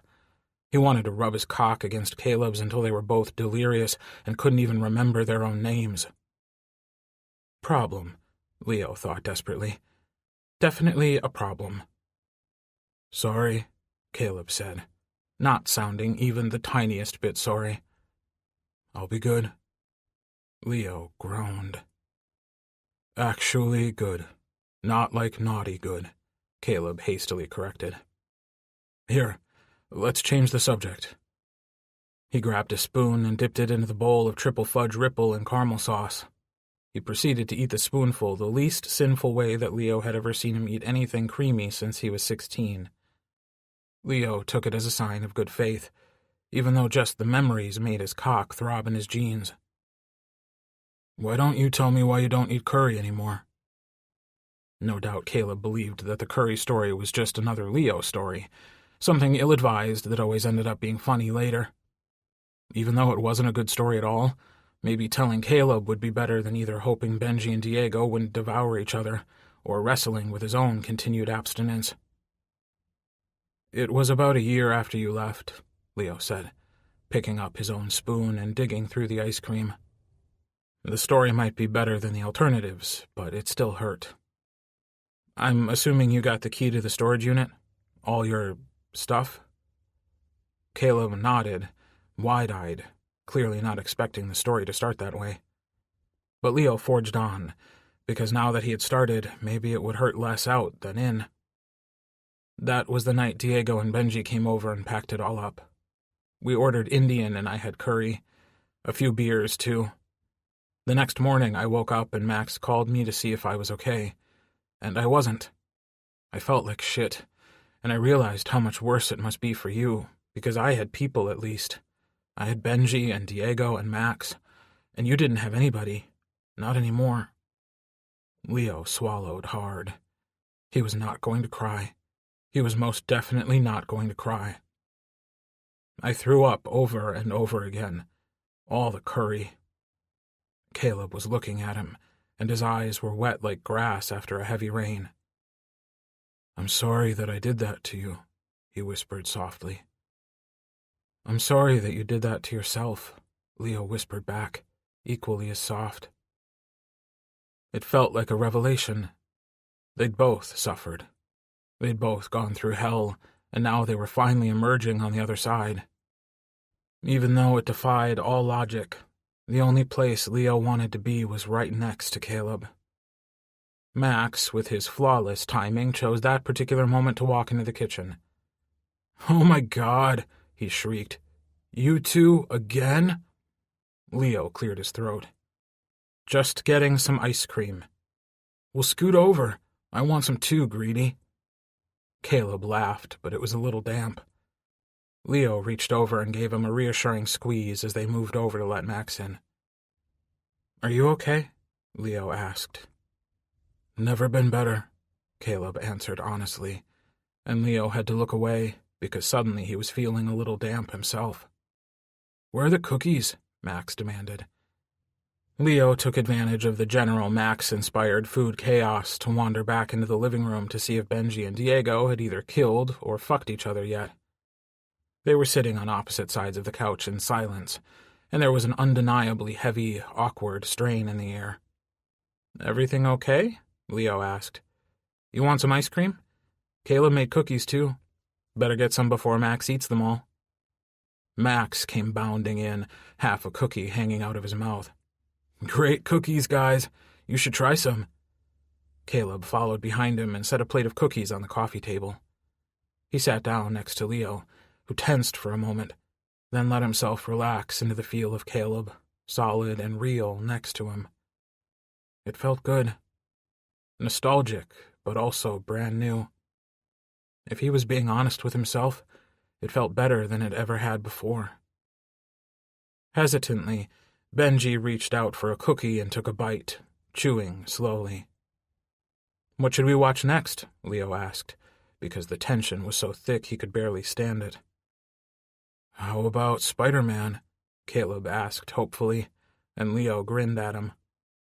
"Caleb, you are the worst," Diego objected as he leaned over and grabbed his own cookie. The tension had finally dissipated, and Leo could almost breathe easy. "We all know why you suggested it." "Because I like that movie?" Caleb argued, but everyone knew the truth. It was actually Leo's favorite movie. "Spider-Man it is," Leo announced before anyone could argue and potentially destroy their hard-won truce. Interlude. Detroit, 5 years ago. Leo couldn't find Caleb. He'd lost him somehow, and there was panic racing through his veins and horrible thoughts settling deep and low in his stomach. Terrible, bone-chilling thoughts. And the worst of it was that Leo wasn't sure if his deepest fears were irrational these days. Caleb hadn't been himself lately. He'd been distant and angry, frustrated and annoyed, and not even with the usual suspects. Sometimes even with their friends. Sometimes even with Leo. It wasn't completely unprecedented, but the frequency had increased exponentially in the last month. And so had the drinking. Leo didn't want to be the guy who was trying to stop his boyfriend's good time. He liked partying too, drinking and dancing when they went out. But Caleb wasn't just drinking to have a good time. Caleb was drinking to pass out, to black out, to numb himself so completely he no longer felt anything. Leo's boyfriend was not only missing, he'd been uncharacteristically self-destructive lately, and so it wasn't a surprise that Leo was panicking big time. He checked his phone again. Nothing. Nothing for the last 3 hours. Leo had been back and forth between the hotel and the venue twice now, and he knew he was driving his bodyguard, Steve, crazy with all the details and security, but in the last 15 minutes, he'd even seen the worry in Steve's eyes blossom into something a lot more serious. Seeing it made the dread in Leo's stomach crawl right up into his throat and threaten to come out, even though he hadn't eaten since long before the show started. They'd argued before the show, and Leo hadn't wanted to eat then, and even though he'd reassured himself that Caleb would be fine, he clearly wasn't. Right afterwards, he'd managed to duck out and nobody knew where he'd gone. He was only 20, but he was still Caleb Chance. With enough money and charm thrown around, Caleb could get anything he wanted, including way too much booze. Leo paced back and forth, practically wearing a track in the carpet of the hotel suite he and Caleb were supposed to share later. Steve had finally convinced him to come back here, explaining that chances were slim that Caleb would return to the venue. He'd want Leo, so he'd come back to the hotel. He'd planned a romantic room service dinner tonight to beg forgiveness after their argument, but the food had long grown cold under the warmers. The flowers on the table were still lush and bright, but Leo couldn't even look at them. His phone rang, and Leo nearly jumped out of his skin. It was Corey, one of the other bodyguards out scouring the city for Caleb. "I found him," Corey said, in lieu of an actual greeting, his voice flat and cold. "He's bad off, Leo." Leo's stomach dropped like a stone to the floor. His knees nearly gave out, and he wobbled over to the couch, the palm holding his phone sweaty with panic and shock and fear. "Should you take him to the hospital?" "I think if we get him back to you, maybe get him in the shower, get some food in him, he'll sleep it off." Corey didn't sound all that certain, though, and there was part of Leo that hated Caleb in that moment. Hated what he was doing to himself, and hated what he was putting Leo through. The other guys were all worried sick, but their tenseness hadn't helped Leo, so he'd sent them all off to their own rooms an hour ago. So what if Caleb couldn't handle that Leo had been forced to hold some girl's hand in pictures last week? It wasn't like Caleb had been the one who'd been forced to endure it. It had been Leo.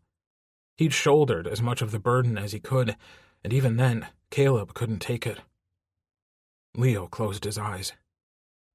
"Bring him here, then. I'll deal with it." Like Leo always dealt with it. So far, they'd managed to keep the secret of Caleb's drinking from the management company. If they knew, they'd want to take more preventative steps, and Caleb would only push back harder, rebelling against their restrictions. That wasn't the way to fix him, and Leo wasn't sure what else to do.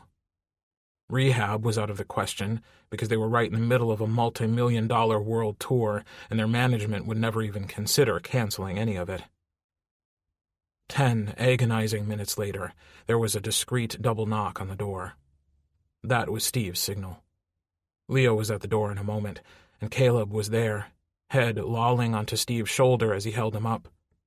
His face was loose and slack, eyes completely unfocused. Steve looked at him with so much despair that Leo wanted to curl up into a ball and cry. But right now, he couldn't fall apart. Not when Caleb was doing all the falling apart for both of them. "Put him in the bathroom," Leo said. He followed behind, not trusting himself to even touch Caleb's limp, dangling foot. Steve set Caleb down gently on the floor next to the toilet. Caleb gave Leo a weak grin and then fell over, completely slumping onto the ground. Leo felt like his heart was being ripped in half as he carefully righted his boyfriend, propping him up on the wall. "Thank you," he told Steve. "Where was he?" "Not a club, actually. Some volunteer security guy had an after-party at his house. I had to wipe a few phones, but I don't think it'll get out." Leo had never been so agonizingly angry in his whole life. "Do you know how Caleb found out about the party?" Steve looked grim. "Yeah, there were some other tour people there. That's how I found him. I think they took him with them." Leo felt his temper spike, but he couldn't deal with that right now. Right now, he had a very drunk Caleb to deal with. Unfortunately, he'd spent the last few months dealing with a very drunk Caleb. He knew exactly what he needed to do. 2 hours, Leo said through tight lips. 2 hours, and I want every fucking person we pay for the tour at the venue. I want to talk to them. "Leo," Steve protested, but Leo shut him up with a single, scorching look. "Make it happen," Leo said. "Will the others be going?" Steve asked, and Leo considered it for a moment. But then he gave a sharp shake of his head. He didn't want them to witness this. This was between him and Caleb. There wasn't much he could do to fix this problem, but he had to try. "Just me," Leo said. For a long moment, Steve looked like he wanted to argue, but then his face closed over. Okay, 2 hours. He turned to leave, but then paused, glancing back at Leo. You don't have to do this all on your own, you know. Steve was wrong, Leo thought. Of course he had to do all this on his own. He was the one responsible for why Caleb was struggling so much. Steve finally left the bathroom, and Leo looked down at Caleb again. His head was lolled to one side, and his eyes were still completely unfocused. He knew what he needed to do, but he waited until he heard the distinct click of the suite door closing. Steve knew what he was about to do, but there was a huge difference between knowing and witnessing, and nobody should see this. Only Leo. Taking a deep breath to steady himself, Leo sunk to his knees and gently cradled Caleb's face in his palms. "Caleb," he said insistently, "need you to let me do this." It wasn't until Leo was lightly but insistently forcing open his jaw that Caleb even seemed to realize what his end goal was. He jerked back suddenly, but this wasn't the first time Leo had done this, and he was expecting the movement. Before Caleb could react, Leo shoved his fingers down Caleb's throat. It was both fortunate and unfortunate that Caleb's gag reflex had nearly been eliminated from deep-throating Leo's cock for the last 4 years, because he had to work hard for this. But he finally knew the moment Caleb was about to lose it, and he positioned his head over the toilet and braced himself for the first wave of vomiting. The smell was acrid and awful, and it got worse as Caleb heaved and heaved, emptying his stomach into the toilet bowl. Leo flushed twice and raised Caleb's head a few times to wipe his mouth and whisper reassuringly into his ear. He stayed calm and relaxed for Caleb, because right now that was what Caleb needed. But inside, Leo's anger boiled out of control. After what felt like an eternity, Caleb finally finished emptying his stomach, and Leo cleaned him up as best as he could with a washcloth he wet in the sink. Then Leo hefted him up, cursing under his breath at how heavy he was, and propped Caleb against the counter. "Time to brush your teeth," Leo said, betraying not one bit how truly pissed he was that he needed to treat his boyfriend like a child. Caleb ignored him, wasn't even truly conscious anymore, and Leo finally had to wet the toothbrush and do it himself. Leo wished he could say that was the worst thing he'd ever done for Caleb when he was drunk. He finished brushing his teeth and dragged Caleb out of the bathroom to the bedroom. "Flowers," Caleb exclaimed, as Leo dumped him on the edge of the bed, hoping he'd stay upright and not fall over. He'd done that before. Leo supposed it was probably a miracle that he hadn't accidentally killed him yet. Or maybe it was just a miracle that Caleb hadn't accidentally killed himself. Leo didn't even know how Caleb was conscious enough to register the flowers, but he couldn't bring himself to smile. Caleb was supposed to have shared the dinner table with him earlier tonight, leaning forward to smell them, smiling sweetly at his boyfriend and how thoughtful he was. Instead, all that time, Caleb was getting so drunk he could barely remember his boyfriend. "They were for you," Leo said flatly. He leaned down and pried off his boots. Rising onto his haunches, he unbuckled Caleb's belt and yanked down his jeans next, struggling with how ridiculously tight they were. Sometimes, Leo thought Caleb tried to make himself as outrageously sexy as possible just to torment him. Caleb knew Leo couldn't acknowledge him publicly, couldn't ever let himself be visibly bowled over by how gorgeous his boyfriend was. But Caleb still tried anyway, and Leo wasn't sure if that was sweet or sad. Maybe it was actually a mixture of both. "Beautiful," Caleb crooned, and Leo glanced up from where he was trying to wrestle off Caleb's shirt. At first, he assumed Caleb was still talking about the goddamned flowers, but now Caleb's attention was all focused on him, and he was pointing with a silly grin to Leo's face. "So blue." "Yes," Leo huffed, not nearly as annoyed as he should be. "My eyes are blue." "Beautiful," Caleb giggled drunkenly. "So beautiful." Leo felt himself soften a little, and he let himself relax for a moment. He wrapped his arms around Caleb's broad middle and rested his head against his smooth skin. He could hear his heart beating, and wished he could just steal both of them away. Wished they could just run away, abandon this tour and the band, and find themselves again. He'd never really wanted worldwide fame and more money than he even knew what to do with. All he'd ever wanted was Caleb. But things were set in motion that he couldn't undo, even if he was insane enough to try. "Love you," Leo mumbled into Caleb's skin, and wished he could wrap the words around Caleb like an armor until he didn't care about anything else. Caleb let out a wet, snuffly groan, and it jerked Leo back to the present and to the time limit he'd set for himself. He pulled his phone from his pocket and checked the time. He had a little over an hour before he needed to be back at the venue for the meeting he'd called, and he needed to get Caleb settled before then. He dragged Caleb back onto the bed and tucked him into the covers. Fetching a bottle of water from the mini-fridge, he held it up to Caleb's lips, coaxing him into drinking the whole bottle. Then another one. He placed a third bottle on the bedside table, with 3 ibuprofen for when Caleb inevitably woke with a horrible hangover.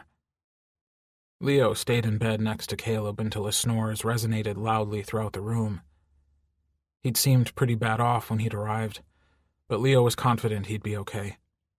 He'd got the majority of the alcohol out of Caleb's stomach and got some water in him. He should be okay if he left him for a little bit. But Steve had thought this was a bad night, and so Leo pulled his phone out again and dialed Benji's number. Benji answered on the second ring. "Steve told me you found him," Benji said. "Is he okay?" "As okay as he can be," Leo said, and couldn't seem to help the bleakness in his tone. How could he fix Caleb when Caleb didn't want to be fixed? "I've got to do something," Leo continued. "I don't want to leave him, though. He's sleeping it off, but I'd feel better if someone was here watching, just in case." Benji didn't even hesitate. "Of course, I'll be right there." 10 minutes.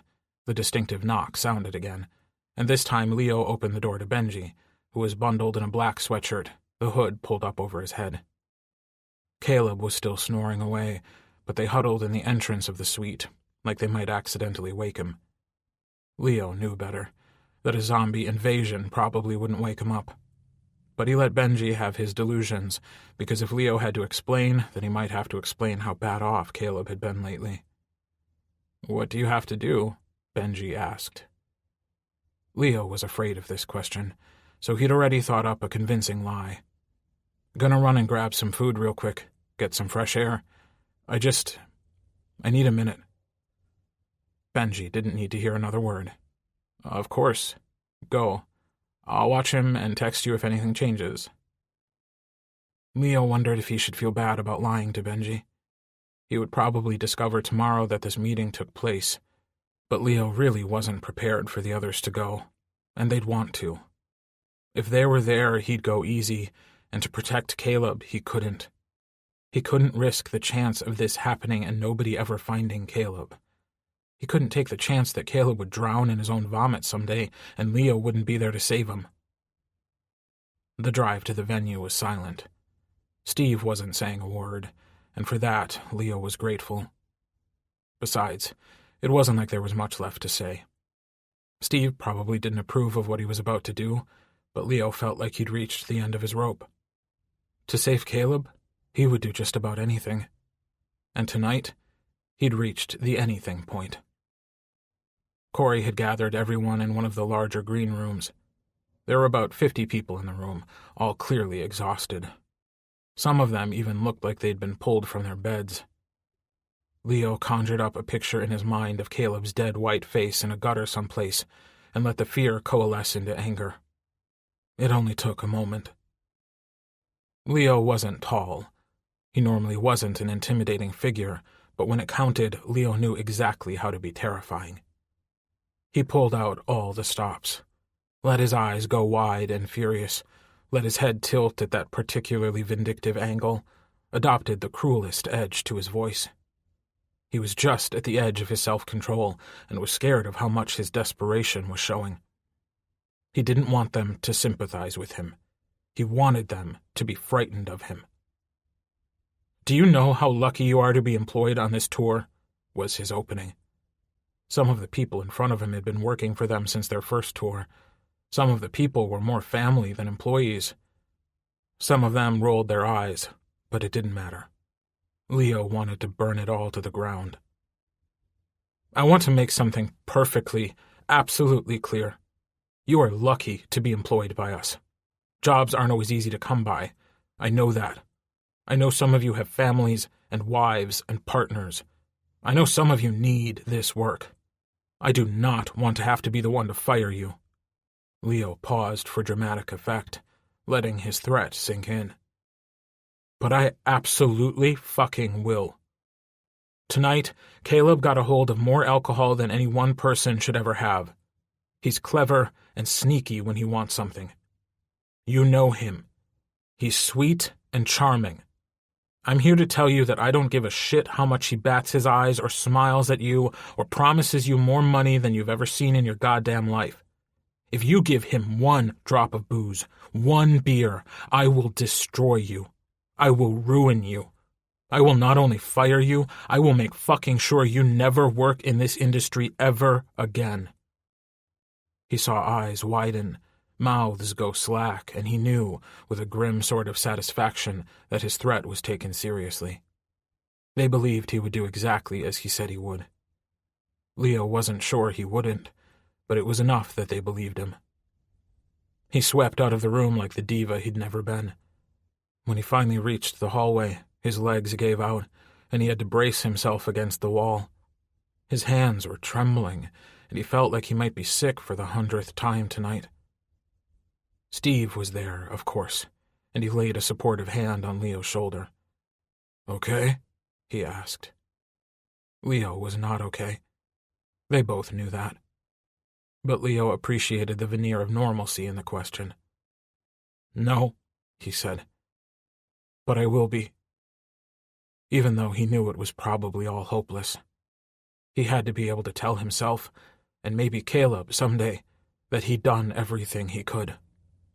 He loved Caleb that much. Chapter 12. Leo was pretty sure he was going to be sick. Not like a little bit sick, but the type of full-on sick that led to massively puking his guts up into this not-very-clean toilet. Seriously, that was something they should have added to their tour rider. Please ensure all bathrooms were cleaned thoroughly in case Leo Humphreys needed to spend an hour crouched over a toilet. The hard tile was digging into his jean-covered knees, and the floor was freezing, but he couldn't seem to move.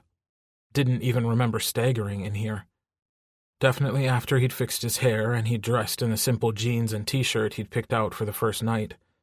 It was only then that what he was about to do hit him, and the big lunch he'd eaten threatened to rise. He'd been in here about an hour, give or take, and it was a surprise nobody had found him. But just when he'd thanked God that nobody had yet, the door creaked open and he heard footsteps walking toward his stall. Leo closed his eyes. He'd wanted it to be just about anybody other than who it was. "Leo?" Caleb called softly. "I know you're in here. Are you okay?" Leo gripped the dingy toilet with only the tips of his fingers, felt the ceramic edge as it dug into his skin. "Not really," he mumbled. "Should have told someone, not just run off." "Didn't want anybody to know," Leo admitted. "Especially you." "Don't care." Caleb's voice was a little harsh. "Should have done it anyway." He rattled the stall door. "Let me in." Leo exhaled and shook his head before he realized Caleb couldn't see him. "No. Definitely no." Caleb harumphed, and then was quiet for a moment. "I could probably break this down, you know," he finally said, and the stall door rattled harder this time. "I'm sure you could," Leo snapped. "But that would be rude." "Don't care." The door shook again, even harder this time around. For a split second, Leo actually considered hefting himself off the floor to brace against the flimsy door in an attempt to prevent Caleb's forced entry. Not moving won out by a very narrow margin, but then the door jerked hard in its wimpy foundation, and Leo had to reconsider. At this rate, Caleb might actually pull the entire set of stalls down, and that wasn't going to look very good when everyone inevitably found out. He could see the headlines now. Star Shadow destroys bathroom at tour venue. Leo raised himself to his knees and flicked the lock. The door swung open, and Caleb was standing in the opening, wearing an obnoxiously patterned shirt. "You're annoying," Leo growled, dropping back to his original position and praying that at some point in the next few minutes his body finally decided what it wanted to do. He was frustrated with its indecisiveness. Never mind that at some point during the evening he needed to get together enough to actually go out on stage and perform for whoever had decided to show up. Caleb crouched down by Leo, gaze very concerned. "Are you nervous?" "No, I ate some bad shellfish," Leo snapped. Caleb's chuckle was soft. "Nerves it is, then." "Honestly, Caleb, of course it's nerves." "You have nothing to be nervous about. You know that, right?" Caleb reassured him. Leo frowned. Reaching forward, Caleb hesitatingly put his hand on Leo's back. "I'm serious. You're great. You're always great." That was so completely untrue that Leo nearly laughed. "Actually, no, I'm not at all." He paused. "I mean, I'm just not the same, you know? I'm not going to be the same. And they'll all see it. They'll see who I really am." Caleb waited patiently as Leo finished talking, and then looked him straight in the eye. His fingers tightened on the cotton of Leo's t-shirt. "Who you are is wonderful, Leo. They should feel privileged to see the real you." "Caleb," Leo repeated, his patience running thin. "I'm a fucking wreck. It isn't a privilege to see me. I'm embarrassed anyone actually paid money to see us." Caleb just shrugged. "So we're not perfect. We never were. If they're really fans, then they should really appreciate seeing the truth instead of a whole pack of lies." Leo hated how much sense that made. His stomach settled a little. Maybe it was just distracted by Caleb's presence. Either way, he was helping, and Leo was grateful. "They're still not going to like it when I can't remember where to stand or what the lyrics are." "And?" Caleb seemed completely unconcerned about this. "You used to not give a shit what people thought about you. I can't believe me leaving you changed that." Except that Leo knew it had.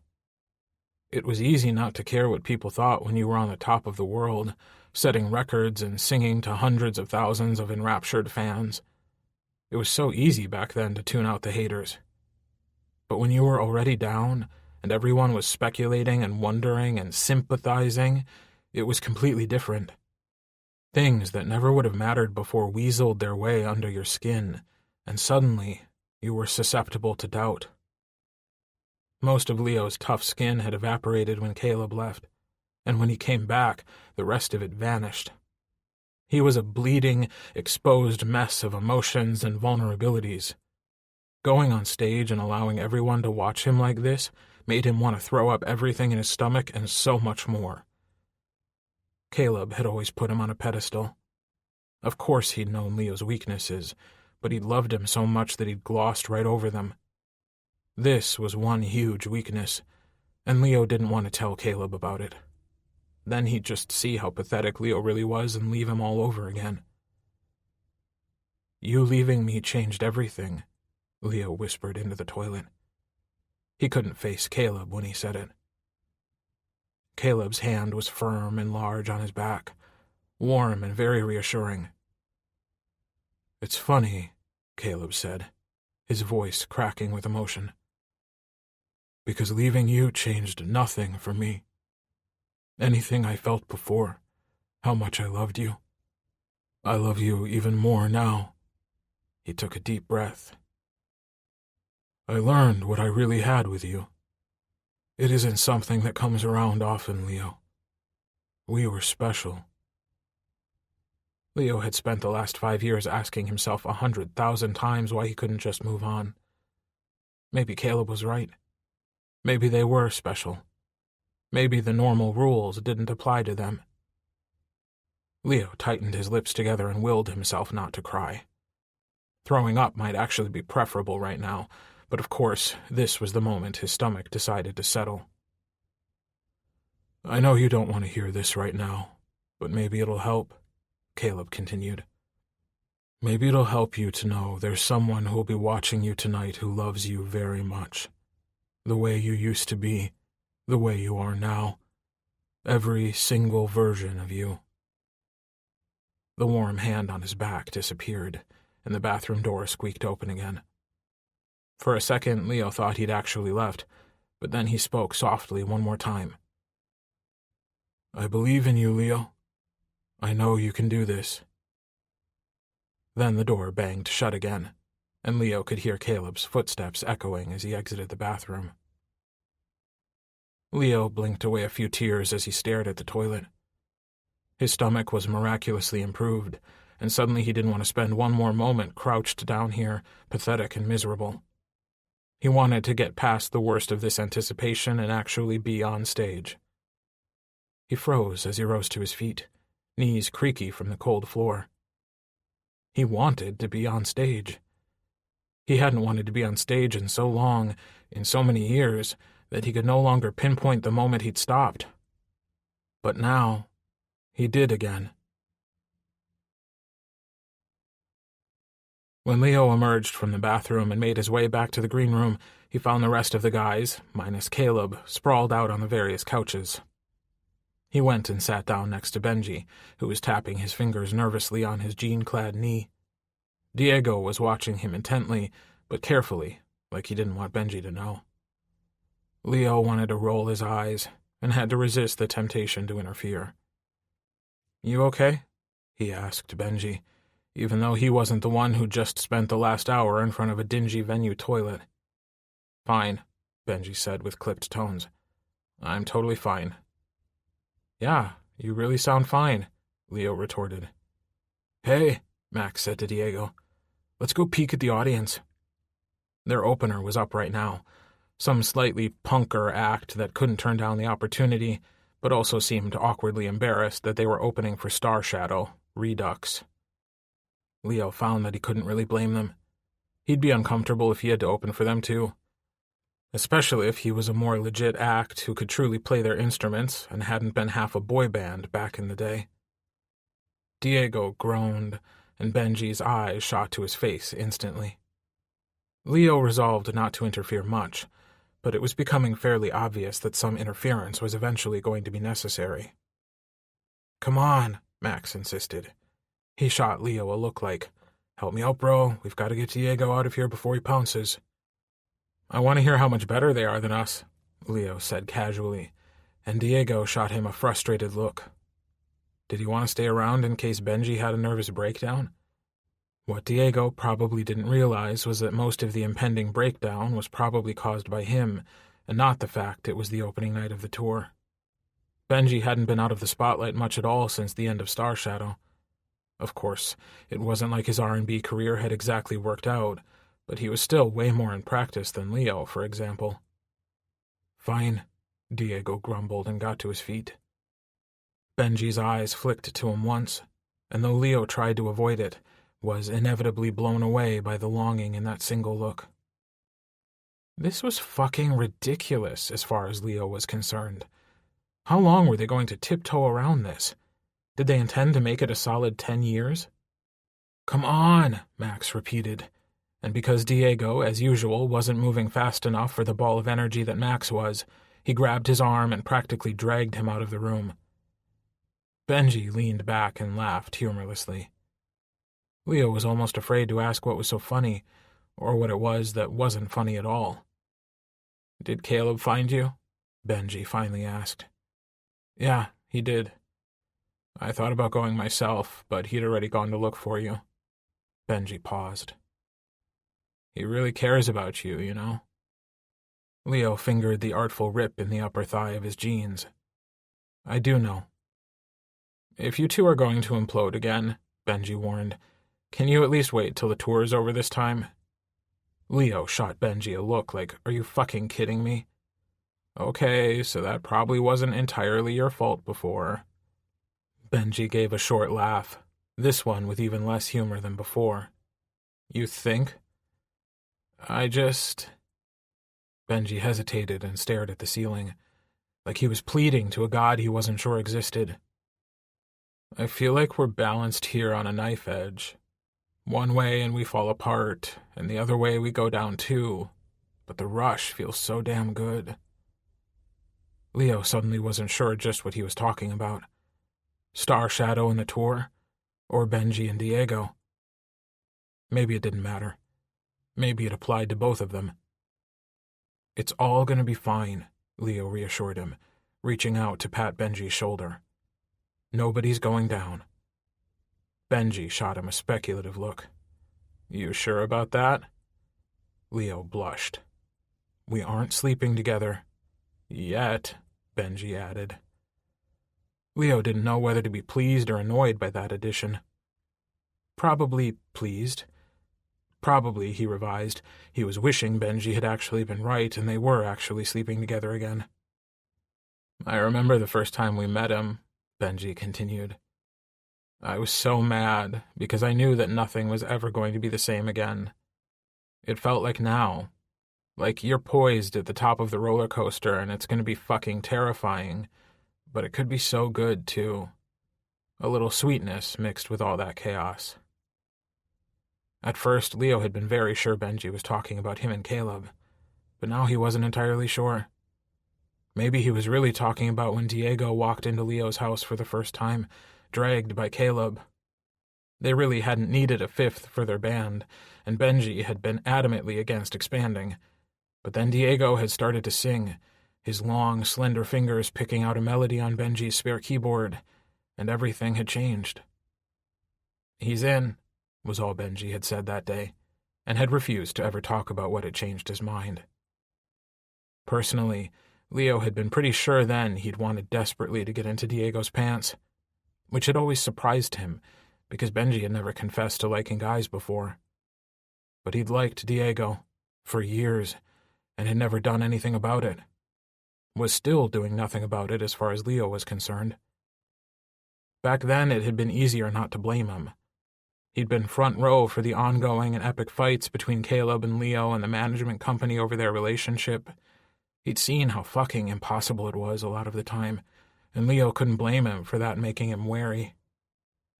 But now, Leo didn't know what was stopping him. 9 previous years of stopping himself? Leo wanted to ask, but he really didn't believe Benji would tell him. And Benji had told him everything since they were 10 years old. You ready for this? Benji asked then, jerking Leo out of his thoughts. Not really, Leo admitted. But I'm game to try. You?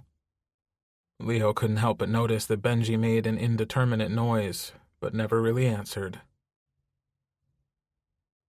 Leo's fingers were trembling so much he could barely play the melody, but his voice sounded strong and clear as the opening chorus of the first song resonated around him. The crowd was a bit calmer than they were 5 years ago, but as it happened, so were they, so it worked out better than Leo could have imagined. The 5 of them were fanned out across the front of the stage, and as Leo looked down, he saw the same faces smiling up at him. They were older, maybe, but they were still there for him. And, it turned out, he was still there for them. It had always been a symbiotic relationship, and Leo was surprised to discover that the fans were just as happy to see him as he was to see them. He didn't even dare risk a glance in Caleb's direction until after the 3rd song. First, he was afraid he'd totally give his feelings away if he did, and second, he just couldn't handle the distraction. Also, he was a little afraid he'd look over and see Caleb struggling or unhappy, or that his presence wasn't as well received as Leo's own. Caleb had been through so much, and Leo wanted this for him, wanted him to finally be happy. Fuck it, Leo thought. I want to be happy too. He wanted to be loose and carefree and finally stop worrying. He had to believe they'd finally made it through the terrible part, and miraculously, they'd only partially let it destroy them. They were still here and still alive. He and Caleb might not still be together, but in so many ways their story felt inevitable. His happy ending was a few years late, but it wasn't hopeless after all. Leo looked over at Caleb then, and felt happiness bloom in his chest at the sight of him, completely euphoric as he played his bass badly and sang to the crowd. As always, no matter what, Caleb looked like he belonged up there. Leo's fingers finally stopped shaking by the 5th song in the set, and he didn't even notice until the 7th. By the finale, he was feeling just about as euphoric as Caleb looked. In spite of missed cues, a very awkward speech transition, and a load of other things they would need to improve on, he couldn't help but feel great about how it went. He even wanted to thank Caleb for making them do this in the first place. He waited until after the first, very sweaty group hug. He waited until they'd thanked their much smaller group of support staff in the green room. He waited until Bernard gave them a plethora of notes, which they'd mostly laughed off. He waited until Caleb was sorting through his bag, eating a banana with one hand and pawing through his clothes with the other. "Caleb," Leo said softly, approaching him. "Great show," Caleb said casually, but Leo knew him far too well. Nothing between them was ever really casual. Everything felt loaded with double and even triple meanings. "I want to thank you," Leo said, not even attempting casual, but instead forcing his voice to remain serious. Caleb's eyes widened, because he knew how infrequently Leo was serious. "I want to thank you for doing this, for making us do this. I never would have otherwise, and it would have been too bad." Caleb's face lit up like a whole constellation of stars. "You belong up there," he said fervently, nearly worshipfully. "You never should have hidden yourself away." Leo couldn't completely agree. He'd needed to hide away for a little while at least, to nurse his wounds. But he'd stayed too long, and he'd gotten stuck. But now that he was free, all he seemed to want was Caleb again. "Maybe," Leo said, lighter this time. "But seriously, thank you. And thank you for earlier. I needed that boost." "I meant every word," Caleb said sincerely. Leo thought about playing it off as a joke. He really wasn't so earnest typically, and Caleb knew that. But what was between them was too important to play around with. Caleb needed to know how he felt. "I know." He paused and leaned forward, closing the distance between them. He dropped a single brief kiss on Caleb's cheek, and even though he'd intended to make it quick, he couldn't help lingering. Breathing in the smell of Caleb's shampoo and his sweat, the combination was intoxicating, and Leo felt dizzy with it. He finally pulled away and shot Caleb the brightest smile. "Thank you again." Interlude. Detroit, 5 years ago. Caleb burst into the green room, looking as angry as Leo had ever seen. He was making a cup of coffee at the beverage station, praying that the caffeine would perk him up for the show. Red Bull gave him terrible jitters, and he could never sleep right after drinking it. But he needed a boost to make it through the concert tonight. He'd been up so late, and then had a recording session scheduled at noon, so he hadn't been able to stay in bed. When he'd finally crawled out of his warm blankets, groggy and eternally worried, Caleb had still been passed out. If Leo was being completely honest with himself, he'd avoided going back to the room and seeing Caleb after the recording session was over. Right now, he just couldn't deal with him. Couldn't deal with yet another round of fruitless apologies. Though by the look on Caleb's face now, maybe there wouldn't have been any. "How dare you?" Caleb spit out, and it was a gut reaction to look around and make sure they were essentially alone. Normally this would give them time to actually be together, but judging by Caleb's expression, he wasn't here for cuddles or kisses. But Leo wasn't in the mood to fight. He was tired of being worried sick, and tired of being tired. He just wanted to go on stage, play this show, and fall into a long, dreamless sleep after. Clearly, Caleb had different plans. "What?" Leo asked tiredly. Nice to see you too, babe. Yes, I'm fine. No, I'm not dead. Thanks for saving my sorry drunk ass again. It was evidence of how pissed Caleb was at whatever Leo had done that he completely ignored that bit of sarcasm. I can't believe you fucking threatened people last night. Over me. Oh, yeah. Leo vaguely remembered doing that. He also remembered coming back to the room and sending Benji back to his own. After checking that Caleb was still breathing, he'd taken a long, hot shower that ended with him sobbing against the tile wall. He'd felt helpless and so fucking angry. He'd thrown up the few bits of food he'd been able to keep down and barely remembered crawling into bed next to the lifeless lump of Caleb's body. He wanted so badly for his boyfriend to be awake and conscious so they could cuddle. Leo was so fucking sick of trying to comfort himself. He wasn't any good at it. But Caleb didn't remember anything. Caleb couldn't remember anything. He'd made damn sure of that.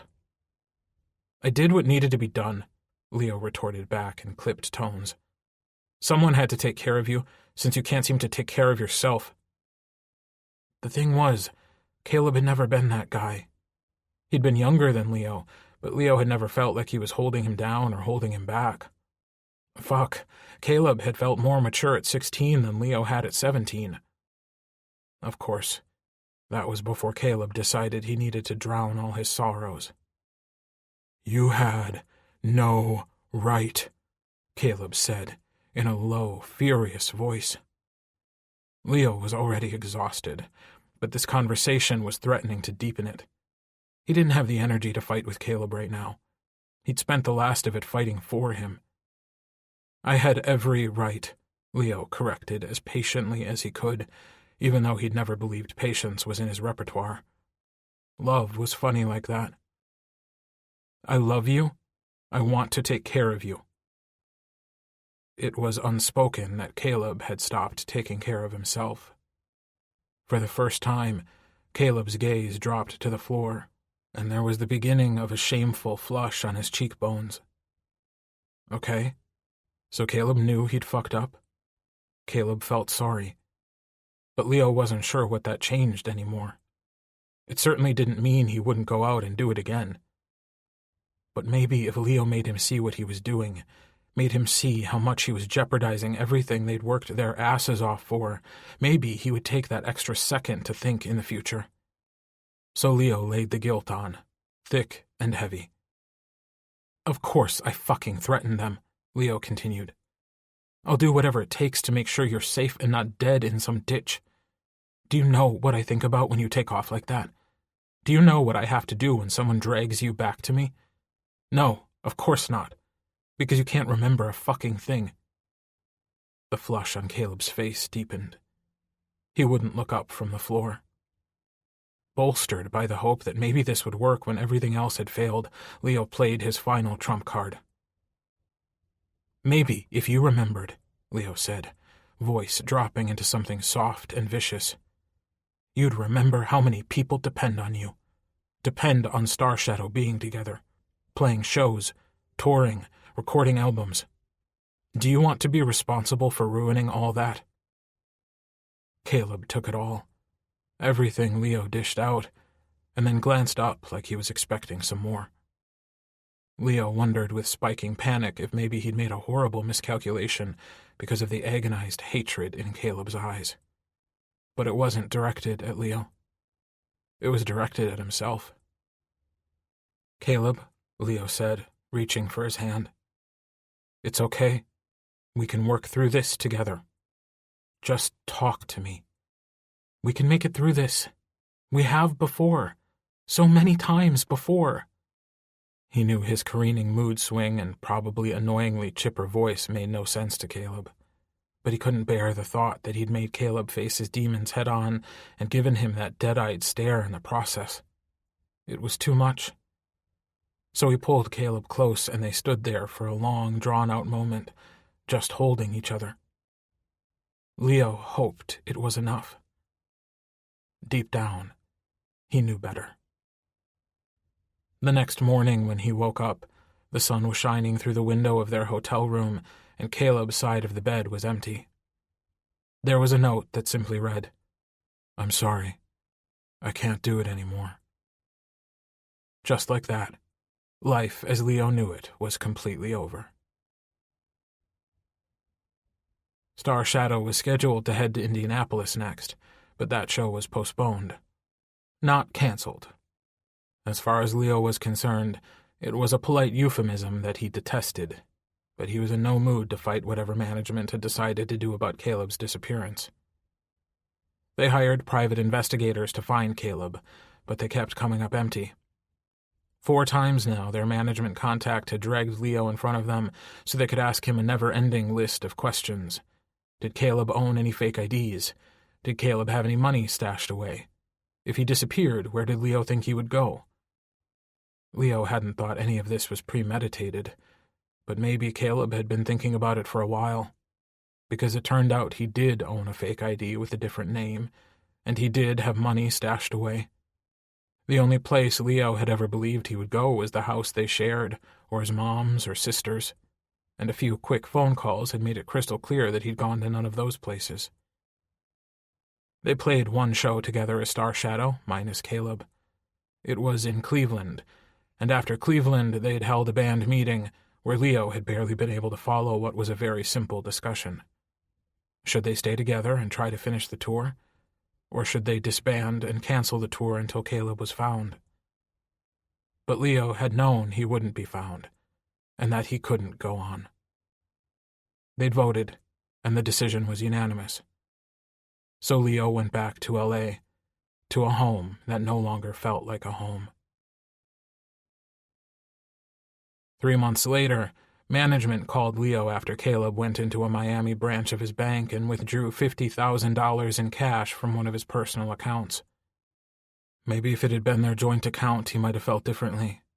But Caleb had scrupulously taken only the money that exclusively belonged to him. He'd surfaced for a day and then disappeared again. But Leo hadn't been able to ignore the 90-day significance, or the fact that he'd been completely off the map. When Caleb had surfaced again, 3 months after that, Leo had known what Caleb was doing. He'd been in rehab, and then he had checked himself in for a second stint, this time in upstate New York. The investigators had found Caleb almost immediately, and Leo had flown there. They'd directed him to the dive bar in the small town next to the rehab resort, and Leo, standing outside in the rain, staring at the building, hadn't been able to bring himself to go in. 2 stints in rehab, and just days after the second, Caleb was already back at the bar. Maybe, he'd decided as he called a cab and drove away, it was better if Caleb disappeared for a while. Maybe he needed to figure this out for himself. 6 months was one thing, though, and a year, and then 2, and then 3. That was another. Leo stopped tracking 90-day cycles and sank into a depression that nothing seemed to penetrate.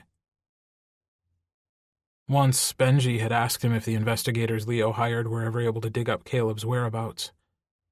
Leo had shrugged. He had folders full of information from their investigations, but even if they'd ever discovered his location, Caleb had made it clear he wasn't interested in being found, and that was all that mattered to Leo. Star Shadow and their relationship were finished. Chapter 13. It happened for the first time during the 3rd show of the tour.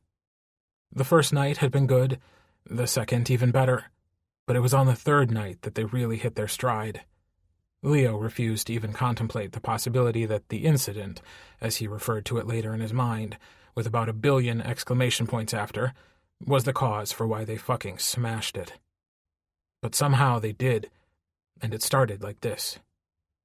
They were on stage, and the opening chords of Soar were rippling out of the speakers. Leo glanced over to the right, and it was only later that he realized he'd known Caleb was supposed to be standing there. And of course, Caleb was shyly glancing to his left, toward Leo, though that really wasn't so much of a surprise. According to Max, Caleb low-key stared at him all the time. But he'd known Caleb was going to be standing to the right, that he'd be staring, and he looked over anyway. Later, he couldn't help but wonder if that was the exact fucking reason why he'd done it at all. Once he looked over, glance shy and a little coy, he saw Caleb staring back, nearly the exact same expression on his face. Every other time when he'd caught Caleb staring, he'd looked away, blush high on his cheekbones, obviously ashamed at being discovered. But there was zero shame on Caleb's face now. His blood was running hot from the show, and he unapologetically stared right back at Leo. Love and lust and want and need mingling in his gaze. Leo felt all those things. He wasn't as comfortable with them as he'd used to be, but they were still impossible to deny. And now that the world knew the truth, it was okay again to stare right back. So Leo did. Maybe it was because the crowd was such an excellent buffer, but he was not only staring, he realized his legs were moving, and, as it turned out, he was sauntering right over to where Caleb was standing. Caleb looked undeniably surprised to see Leo approaching, all laid-back movement and come-hither gaze. So it happened that Leo ended up singing nearly all his verse in soar to Caleb, not to the audience, not to any of the other guys, but to Caleb, whom he'd actually written this song for way back at the beginning, which was probably why management had always hated it. Caleb sung the song right back to him, the confusion in him melting into something downright giddy. Fuck it, Leo thought as they belted the chorus, nearly sharing the same air. He was going to do the kind of things they'd never gotten to before. He glanced at Benji, who looked surprised, and gave him a little nod, indicating that he should take over the lead guitar part, and Leo swung his guitar to his back. Before Caleb could react, Leo reached out and ran his fingers down his arm and then back up, finally resting on his shoulder. The stage lights were hot, and they were both damp with sweat. But Leo still knew this was one of the best moments of his life, hands down. It was exhilarating and terrifying, but it was also the freest he'd ever felt on stage. Camera flashes were going off like crazy, and there was definitely an uptick in the screaming and clapping at the end of the song. Later, when he was lying in his hotel bed, sleepless and anxious, Leo wondered if maybe he'd rushed things. Leo told himself it couldn't happen again until he and Caleb talked about it. He didn't want things to be weird between them, and the aftermath of the first time had been so awkward, he'd escaped to the hotel and hidden out until everyone had gone to bed. But of course he did it again, and again, and again. Once it started, it felt like a flood breaking free, and even though Leo lectured himself incessantly, somehow it didn't stay restricted to Soar. It broke into other songs, into nearly the entire set list. After the Denver show, Diego asked him over a joint one night if he realized he was singing most of the show to Caleb, and that rumors were flying fast and thick that they'd rekindled their relationship. "All I'm saying is that you two are looking pretty cozy on stage," Diego said, carefully watching Leo out of the corner of his eye. Leo belatedly realized that Diego's invitation to hang out tonight had actually been a fact-gathering mission commissioned by Max and Benji, and the mission parameters had specifically been designed to ensure honesty about how Leo was feeling. The problem was that Leo wasn't sure how he was feeling. At the very least, he knew he should try to explain it to Caleb, who was probably confused as hell right now. Figuring it out for himself had to be the very first step, but no matter how many nights he'd lain awake, racking his brain as to why he felt the need to interact with Caleb on stage this way when they were still struggling a little off stage, he couldn't come up with an answer. So he just shrugged, no doubt disappointing Diego, and greatly disappointing Benji and Max, who were more like a pair of gossipy old ladies than rock stars. "You do realize what people think, right?" Diego pointed out. Again, so carefully that Leo wanted to snap at him that he wasn't made of glass. He was fine. Well, as fine as could probably be expected under these circumstances. "I don't care what people think," Leo retorted, even though that wasn't true at all. "Okay," Diego continued steadily. "What about what Caleb thinks?" "Does Caleb not like it?" Leo asked, panicked and suddenly horribly worried that he'd been practically forcing himself on Caleb while they were on stage. Of course, Caleb looked like he loved every minute of it, but that could be an act. Leo didn't think it was, but he'd been wrong before. "Caleb hasn't said a word," Diego said.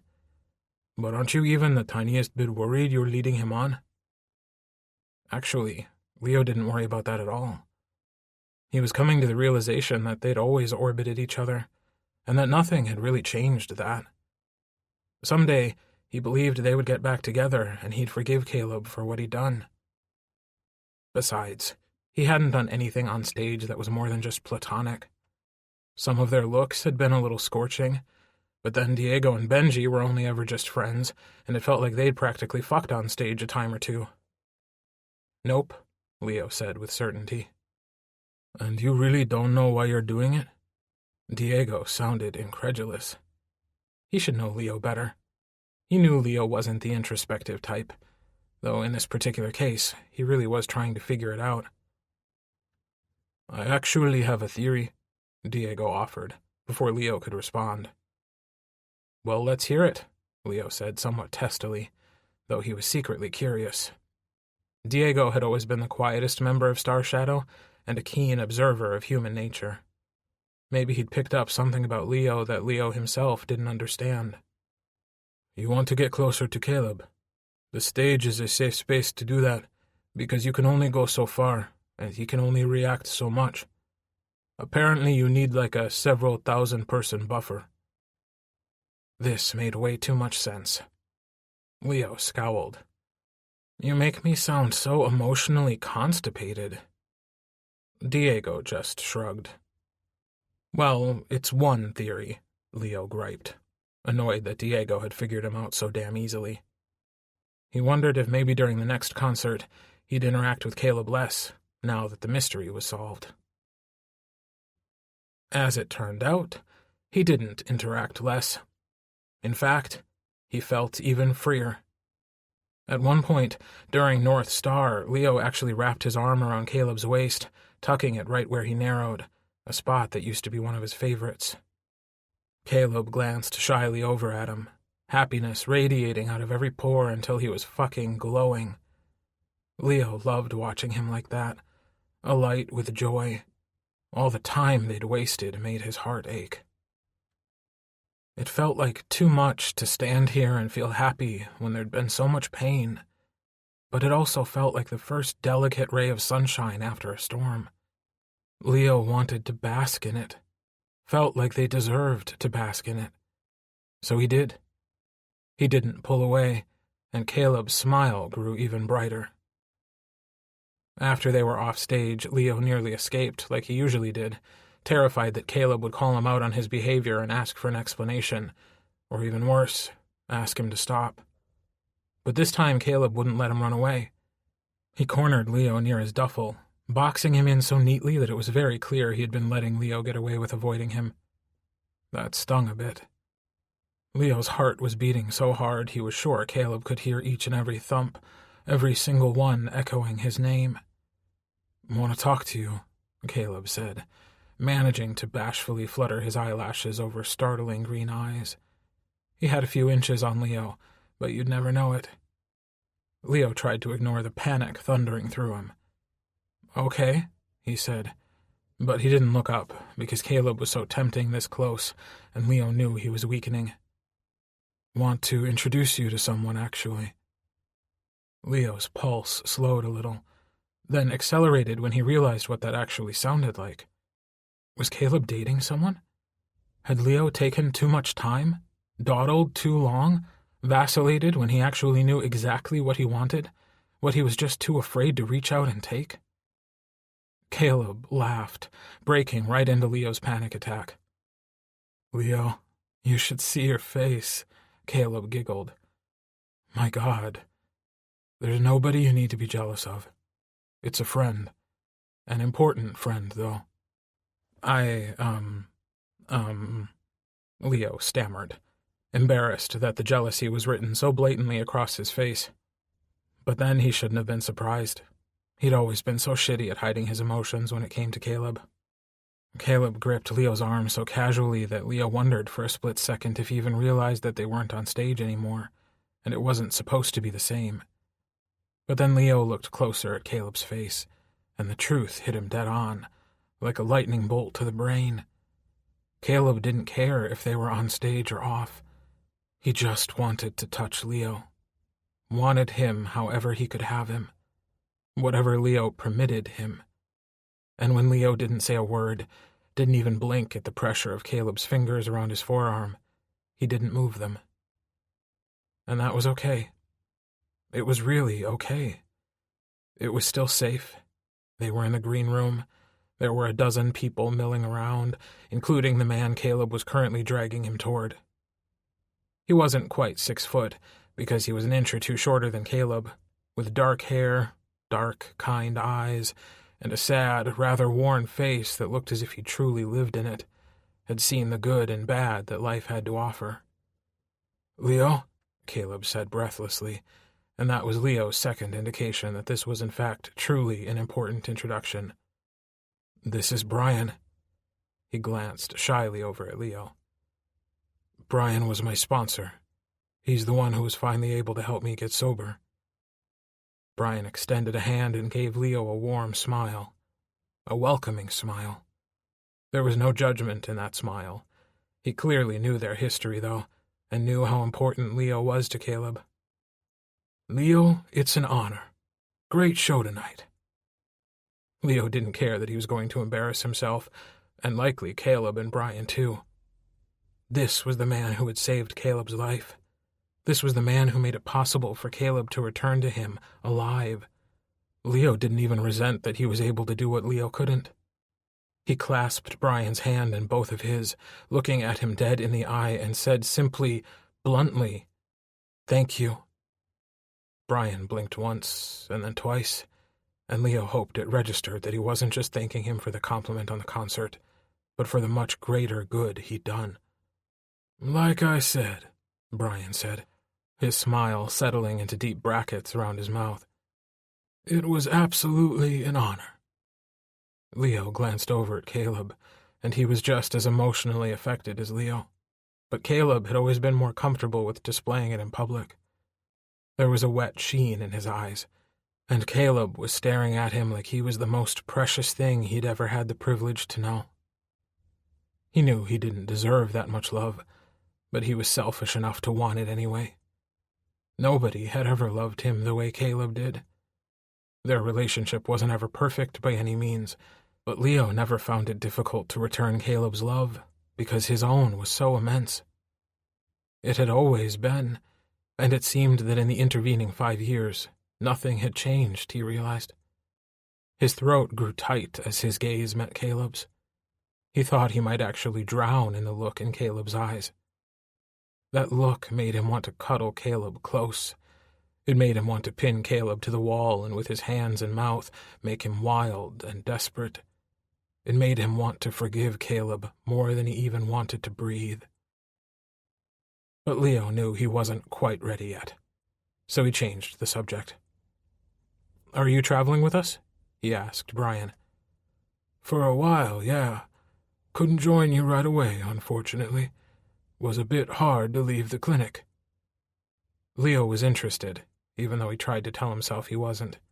He wanted to know more about Caleb's life during the last 5 years, and he wasn't prepared to ask Caleb about it, even though deep down he knew that would be the fairest thing for him to do. "I'd like to hear more about it," Leo said, before he could talk himself out of it. "The clinic, that is. Maybe we can grab a bite together this week." Brian looked over at Caleb, like he was considering asking if that was okay with him, but then he gave a single nod. Leo wondered if they'd had some nonverbal exchange, and Caleb said it was okay. "That would be good," Brian added. "I was hoping we could be friends." That surprised Leo. Friends. It must show on his face because Brian laughed self-deprecatingly. "I mean, I'm such good friends with Caleb. It makes sense." It was funny that even though they'd technically been broken up for the last 5 years, everyone still saw Caleb and Leo as a single, connected entity. Leo supposed he really wasn't that astonished after all. Bernard approached their group, and Leo had never wanted to tell him to fuck off more than he did right now. But instead of insisting that he needed both Caleb and Leo, he only dragged Caleb away. Leo was left with Brian, and it should have been awkward, but it wasn't at all. Leo had known this man for less than 5 minutes, but it was so clear to him that they both loved and cared for the exact same person. Brian gave him a small smile. "I hope you weren't too hard on him." For a split second, Leo wondered if Brian really meant that. Leo nearly replied that anything he'd done to Caleb in the last months was probably the product of a difficult situation they were both trying to work through. But before he could, Brian scrubbed a hand over his face and laughed with a self-deprecating edge. "God, I swore if I ever met you, when I met you," Brian said, "I wouldn't be an idiot. But clearly I am. I didn't mean it like that. More like, thank you for not being too hard on him." "It was hard at first," Leo said softly. "But lately I've begun to think we're inevitable." "You may not realize this," Brian said softly, "but often the relatives and friends and partners of alcoholics need counseling too." Leo knew he should probably have seen a counselor sometime in the last 5 years, but that would mean admitting something was wrong, and Leo had tried so hard to pretend that he was okay. I guess I'm a very private person," Leo stuttered. Brian's answering smile was almost unbearably sympathetic. "Caleb told me a little, but if you ever need someone to talk to..." Leo wanted to pretend that he didn't, but he already knew that he'd probably seek out Brian at some point. He knew it wasn't healthy that some nights he woke up in a cold sweat, still believing they were on tour, but that it was 5 years ago, and he'd lost Caleb again to a haze of booze and partying. Extending his hand, Leo shook Brian's hand firmly. Pride was a tough thing for him to overcome, but love seemed to do the job without even the slightest difficulty. "I'd like that," he said. Leo had been wondering for 2 months now if that last little bit of guilt he'd forced on Caleb had been what pushed him over the edge and sent him away. It hadn't ever occurred to him before, but Leo had wondered, after hearing Caleb talk about why he'd left, if the fault lay with him. He'd asked Brian to meet him in this little out-of-the-way diner in Albuquerque for a lot of reasons, but one of those was that burning question. Was I the one to drive Caleb away? Leo was sure Brian would know. He just wasn't sure he could actually find the balls to ask it, because he was so afraid of the answer. But he was sick of the sleepless nights, and that was what had finally driven him to meet Brian. He'd nearly lost his nerve twice, and had almost left when Brian finally walked in. Leo gave him a half-hearted wave, and Brian walked over, sitting down at the booth in the corner. Leo selected it, hoping they'd have the privacy to really talk without worrying about being overheard. Leo ordered, making a big production out of ordering a Coke and a burger and fries, chatting aimlessly and a bit maniacally about everything and nothing. Brian just sat back, expression calm but vaguely amused, and watched Leo fall apart. Finally, Leo ran out of words and went silent. He crossed his arms over his chest. "I thought you wanted to talk," he said, semi-accusingly, even though he knew perfectly well that there was no way Brian could have fit a word in edgewise. "I do," Brian said slowly with a growing smile. "Caleb was right about you." Leo pounced on that, as if he needed yet another reason to procrastinate. "What did Caleb say about me?" he demanded. "Lots of things," Brian drawled. He paused, taking a drink of his Dr. Pepper, his eyes never leaving Leo's. "Are you ready to hear about how I met him?" Leo already had an idea of how they'd met, and wasn't sure if he could sit there and listen to a story about Caleb hitting rock bottom. But that was why he was here, so he nodded. "I was volunteering at a hospital in New York City, trying to talk to some of the college kids who came in to get their stomachs pumped. I wasn't really looking for another project to take on, My clinic only takes a handful of patients, because it's basically my house, and we were full. But I didn't expect to pull back the emergency room curtain and see Caleb Chance lying on a gurney. Leo swallowed hard. He wanted to tell Brian he'd changed his mind, but he couldn't quite form the words. Brian's expression was endlessly sympathetic in return. "Anytime you need me to stop," he added quietly, "you just say the word." "I'm okay," Leo stuttered, even though that wasn't true. "You love him," Brian stated very simply. It was the most bald-faced statement that anyone had made yet to Leo regarding his feelings since Caleb returned. Even Benji and Max and Diego had beaten around the bush, never saying it straight out. "I do," Leo could only confirm. "I've loved him since I was 17 years old." "I took him in," Brian continued. "I didn't even mean to. I helped him when they released him from the hospital, and I didn't even mean for him to stay. He didn't even mean to stay, I don't think. But I knew I could help him." "You saved his life?" Leo's voice was quiet. "Caleb saved his own life. And you saved it too," Brian said insistently. "The thought of you got him through the worst of it. I don't usually encourage that sort of thinking, but he needed it. Later, I realized that it was more like he needed you, but the thought was all he had." Leo swallowed hard. This was turning out to be far more difficult than he'd even dreamt it could be. "Did he ever talk to you about why he left? Did he ever tell you why?" Brian's smile was solemn and sweet. Bittersweet, almost. "He did.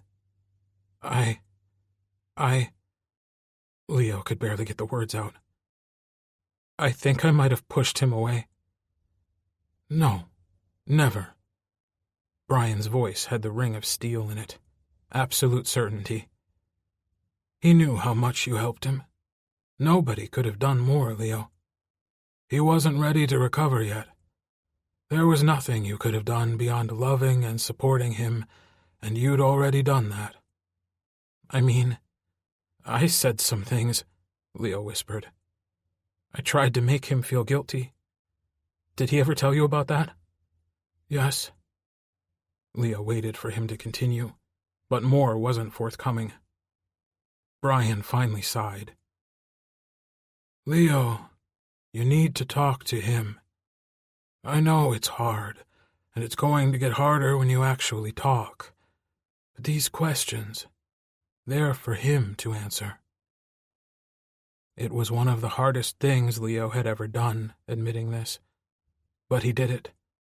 And he did it for one reason and one reason only. Caleb. He did it because Caleb had already done the impossible shit and waded through all his emotional baggage. Leo needed to get a handle on this before they could ever think about resuming their friendship, never mind their relationship.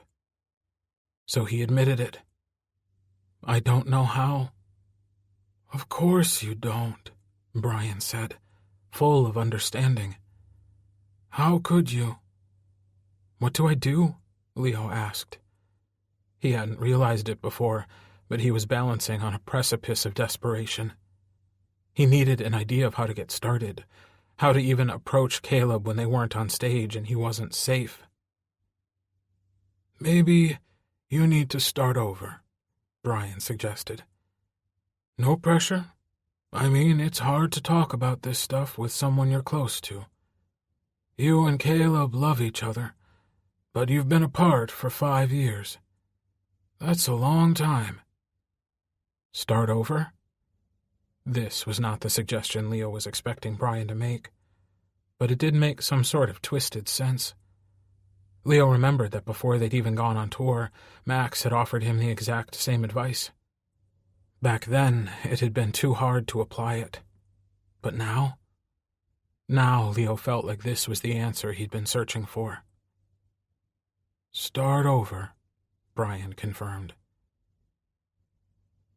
Later that night, Leo couldn't sleep again.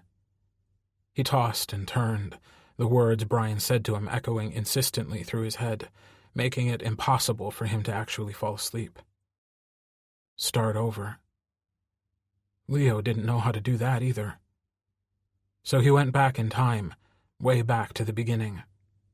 What had they even done in the beginning? How had they gotten to know each other? They'd been friends first, though always with the undercurrent of more running through every conversation. But their friendship had come so easily, so quickly, it almost seemed as if they'd known each other forever. He'd always believed they were lucky in that regard, but now it left him baffled as to how exactly they could start over. He knew he couldn't do it on stage, even though that felt like the easiest and most natural option. Deep down, though, Leo knew it only confused the situation, and probably Caleb, too. And he'd confused Caleb enough. He didn't deserve to be jerked around. In the end, like so many other things, Leo decided that maybe he was just overthinking it, and he needed to pare the problem down to the most basic of elements. Which was how he ended up in front of Caleb's hotel room door, heart racing nervously. He knocked before he could chicken out, and for several long, heart-stopping moments, there was nothing, only quiet. Leo wondered if he'd made a bad decision. Maybe he should have checked that Caleb was actually in his hotel room before making this grand gesture. Then Caleb pulled the door open. "Hi," Leo said. "Hi, I'm Leo." Caleb froze, clearly surprised to see him. Leo gave him a tiny, hesitant smile, prodding him a little. Like, "Come on, Caleb, you know where this is going." "Hi, I'm Leo," he repeated again, and this time he stuck his hand out. The wrinkle between Caleb's brow smoothed out, and he smiled, a dopey, lopsided grin. "I'm Caleb," he said, and reached out to shake Leo's hand. Chapter 14. It had been nearly 2 weeks since Leo had gone to Caleb's hotel room and they'd started this whole process of getting to know each other again. Leo hadn't believed it would be easy, but it turned out it was still tougher than he'd imagined. The hated awkwardness hadn't gone away completely, though it was much better than it had been. There were still long, drawn-out silences where neither of them knew what to say. Leo still wanted to run away every single time Caleb touched him, because what he wanted was so much more than a simple touch. He wanted it all, and he knew they weren't ready for that. But every day it did get easier, and every day Leo believed they were stronger than they'd been the day before. They'd established a routine of sorts, sleeping in late, heading to the venue only when they needed to, and staying up even later after the show. Fucking around, mostly, or stealing golf carts, and generally behaving like they had when they'd still been teenagers. Bernard tried to establish a no golf carts or other moving objects rule, but Leo hadn't even listened to their old tour manager. He sure as hell wasn't going to listen to some obnoxious asshole who had a stick up his ass about a mile long. One night during the second week, Caleb brought a guitar with him to the balcony of the theater, and he sat there, strumming mostly nonsense, as they ate bag after bag of microwave popcorn that Leo had smuggled out of the green room. The next night Leo brought his guitar too, and suddenly with them together, there was a lot less nonsense. He hadn't planned it, but they'd started playing bad covers and harmonizing together. Leo had always liked playing with Caleb. He'd liked it before, but despite that, he and Caleb had never written many songs together. When you were writing songs about your deepest love, having your deepest love present wasn't always helpful. The whole deepest love thing was just one of the many things they hadn't talked about. Leo knew there were still so many questions to ask Caleb. Questions he needed the answers to before they could get back together. But it was easier to goof around and eat way too much junk food. It felt like an escape from a way too harsh reality. And if Leo had learned anything from the last 5 years, it was that reality always came calling eventually, so he was going to enjoy this respite while it lasted. A few nights later, Max caught them sneaking off with their guitars. He begged to come along, and suddenly they were playing as a trio, not just a duo. Then the next night in the green room, Benji approached Leo about it. "I hear you're playing with Caleb and Max," Benji said, "and that it's pretty good." Leo tried to look casual, except he'd always been terrible at casual. "We're just messing around." "You're not writing?" Benji asked. "Not even close," Leo scoffed. "Just covers. Silly stuff, really." They'd played through most of Adele and Beyoncé, and now they'd moved on to Coldplay. "Max said that you guys did a cover last night that was, in his words, fucking sick." There was definitely judgment in Benji's tone now, like somehow Leo was supposed to know the moment they'd stopped fucking around and did something actually worthwhile. And the moment that happened, he was supposed to run straight to Benji and tell him all about it. "It was okay," Leo said with a shrug. If Max, who'd spent the last few years working as a session musician, had thought it was good, it must have been. "I heard it was a little better than okay." Benji seemed very determined, and Leo suddenly felt strangely protective of their little jam sessions. They'd only started as a way for him and Caleb to communicate, since they couldn't seem to use their words very well. Okay, since he couldn't use his words very well. Then Max had gotten involved, and now Benji wanted to be, and suddenly it was a thing. Leo really didn't want it to be a thing. He wanted it to stay free and easy and simple, something he and Caleb could connect with on a basic level. But Leo knew when Benji got that music mogul gleam in his eye, good things never happened. Complicated things, maybe, and things that made them a lot of money, but not usually good things. Benji shot him an annoyed, exasperated look. "Can I come listen tonight?" For a split second, Leo hesitated. He nearly told him that he should just leave them alone and go back to his R&B career, but Benji was understandably sensitive about that, so he didn't. He could also say no.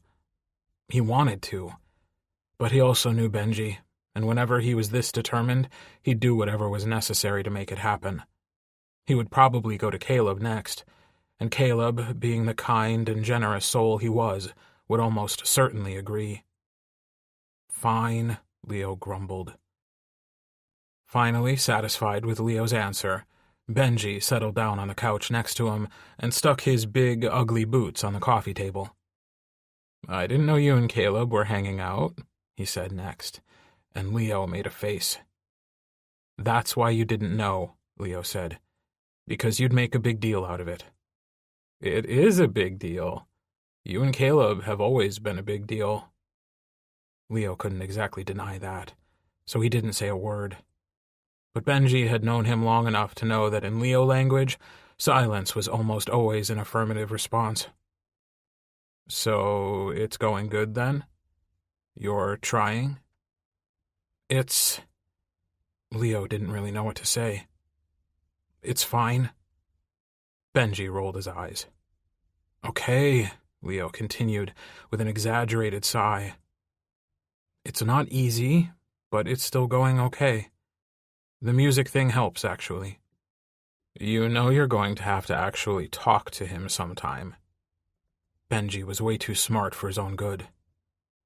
"Sometime," Leo said. Sometime was nice and vague. Leo liked vague. "You're impossible," Benji shot back, but his voice was overflowing with genuine fondness. And even though Leo didn't need Benji's approval, it still felt nice to have it. From the moment Benji heard their cover of The Scientist, he was a man possessed. He paced back and forth near the upper corner of the stadium, gesturing wildly, muttering to himself. And Leo wondered if their butchering of Coldplay had finally driven Benji around the bend. "Diego needs to hear this," was all Benji said when he finally turned back to the three of them. "And we need to add 2 more parts." "What?" Leo was incredulous. Clearly, they'd been giving music mogul Benji too much of what he wanted, and now he thought they'd do whatever he said. For once, Max didn't exaggerate. The cover is fucking sick. We need to put it in the show. Leo really didn't like that idea. The song, even though it wasn't one they'd written or even one he was all that familiar with, felt too private to suddenly share with their fans. It was something he'd started with Caleb, and the lyrics might have hit a bit too close to home. Really? But Caleb looked like sunshine and roses and rainbows, eyes sparkling and hands clasped together in delight. It was the happiest Leo had seen him since he'd come back, and while so much was still up in the air, that was the sort of look Leo wanted to put on his face all the time. Same as he always had. He was about to add his voice to the excited chorus of Caleb and Max, but then Caleb turned to him, a pleading look in those gorgeous eyes. "Leo?" he murmured, shifting a little closer so that Leo could hear him, even though his voice had dropped so it wasn't so easy for Max and Benji. "I know this was sort of our thing, but it's okay, yeah?" Leo should be a better man. He really, really should. He'd already planned to agree. But there was this nice, perfect opportunity for Caleb to beg him nicely, all tied up in a pretty package, and resisting was ultimately impossible. "I don't know," he fake grumbled, making sure not to make his objection too strenuous. More uncertain than actively against the idea. "Please?" Caleb asked, all sweet and soft and accommodating. Leo had always loved this version of him. He drew out the attention a moment or two longer, then gave Caleb a conciliatory grin. "I guess it would be okay." Caleb immediately threw his arms around Leo, his bigger body enveloping Leo's much smaller one. When Caleb buried his face against Leo's neck, he burned with a desire to touch. It was terrifying, but he followed his base instinct that told him to do it now while things were still easy and uncomplicated. So he reached around and dug his thumb into Caleb's back the way he always used to, and for one beat, and then another, they hung on to each other like they were each other's only rocks in a storm. When they finally broke apart, Max was giving them a gleeful, knowing look, and Benji was already on the phone. "With Diego," Max explained. "He wants to do this tonight, I guess." The arrangement they finally settled on was a simple one. They didn't often play acoustic, but this time it made sense. The only guitar was actually Max's, with the five of them harmonizing Chris Martin's lyrics. Leo could even admit it was a really good cover. Benji insisted they needed to play it the next night, and made it easy when he arranged the entire thing, coordinating with the stagehands and the lighting crew. They were 15 dates into the tour, and the audience had the set list memorized. So when they left their instruments and settled around Max, who'd come out from behind his drum set, Leo could sense the wave of curiosity that moved through the crowd. He shifted his microphone from one sweaty palm to the other, missing the comforting presence of his guitar, and told himself that this was all fine. Nobody would read more into this gesture than it was originally meant, only that it was a great song and a great cover. From the first chords, the crowd fell deadly silent. It was a well-known song, and he and Caleb were a well-known ex-couple. It wasn't even a slight leap of logic for anyone in the crowd to connect the song to him and Caleb.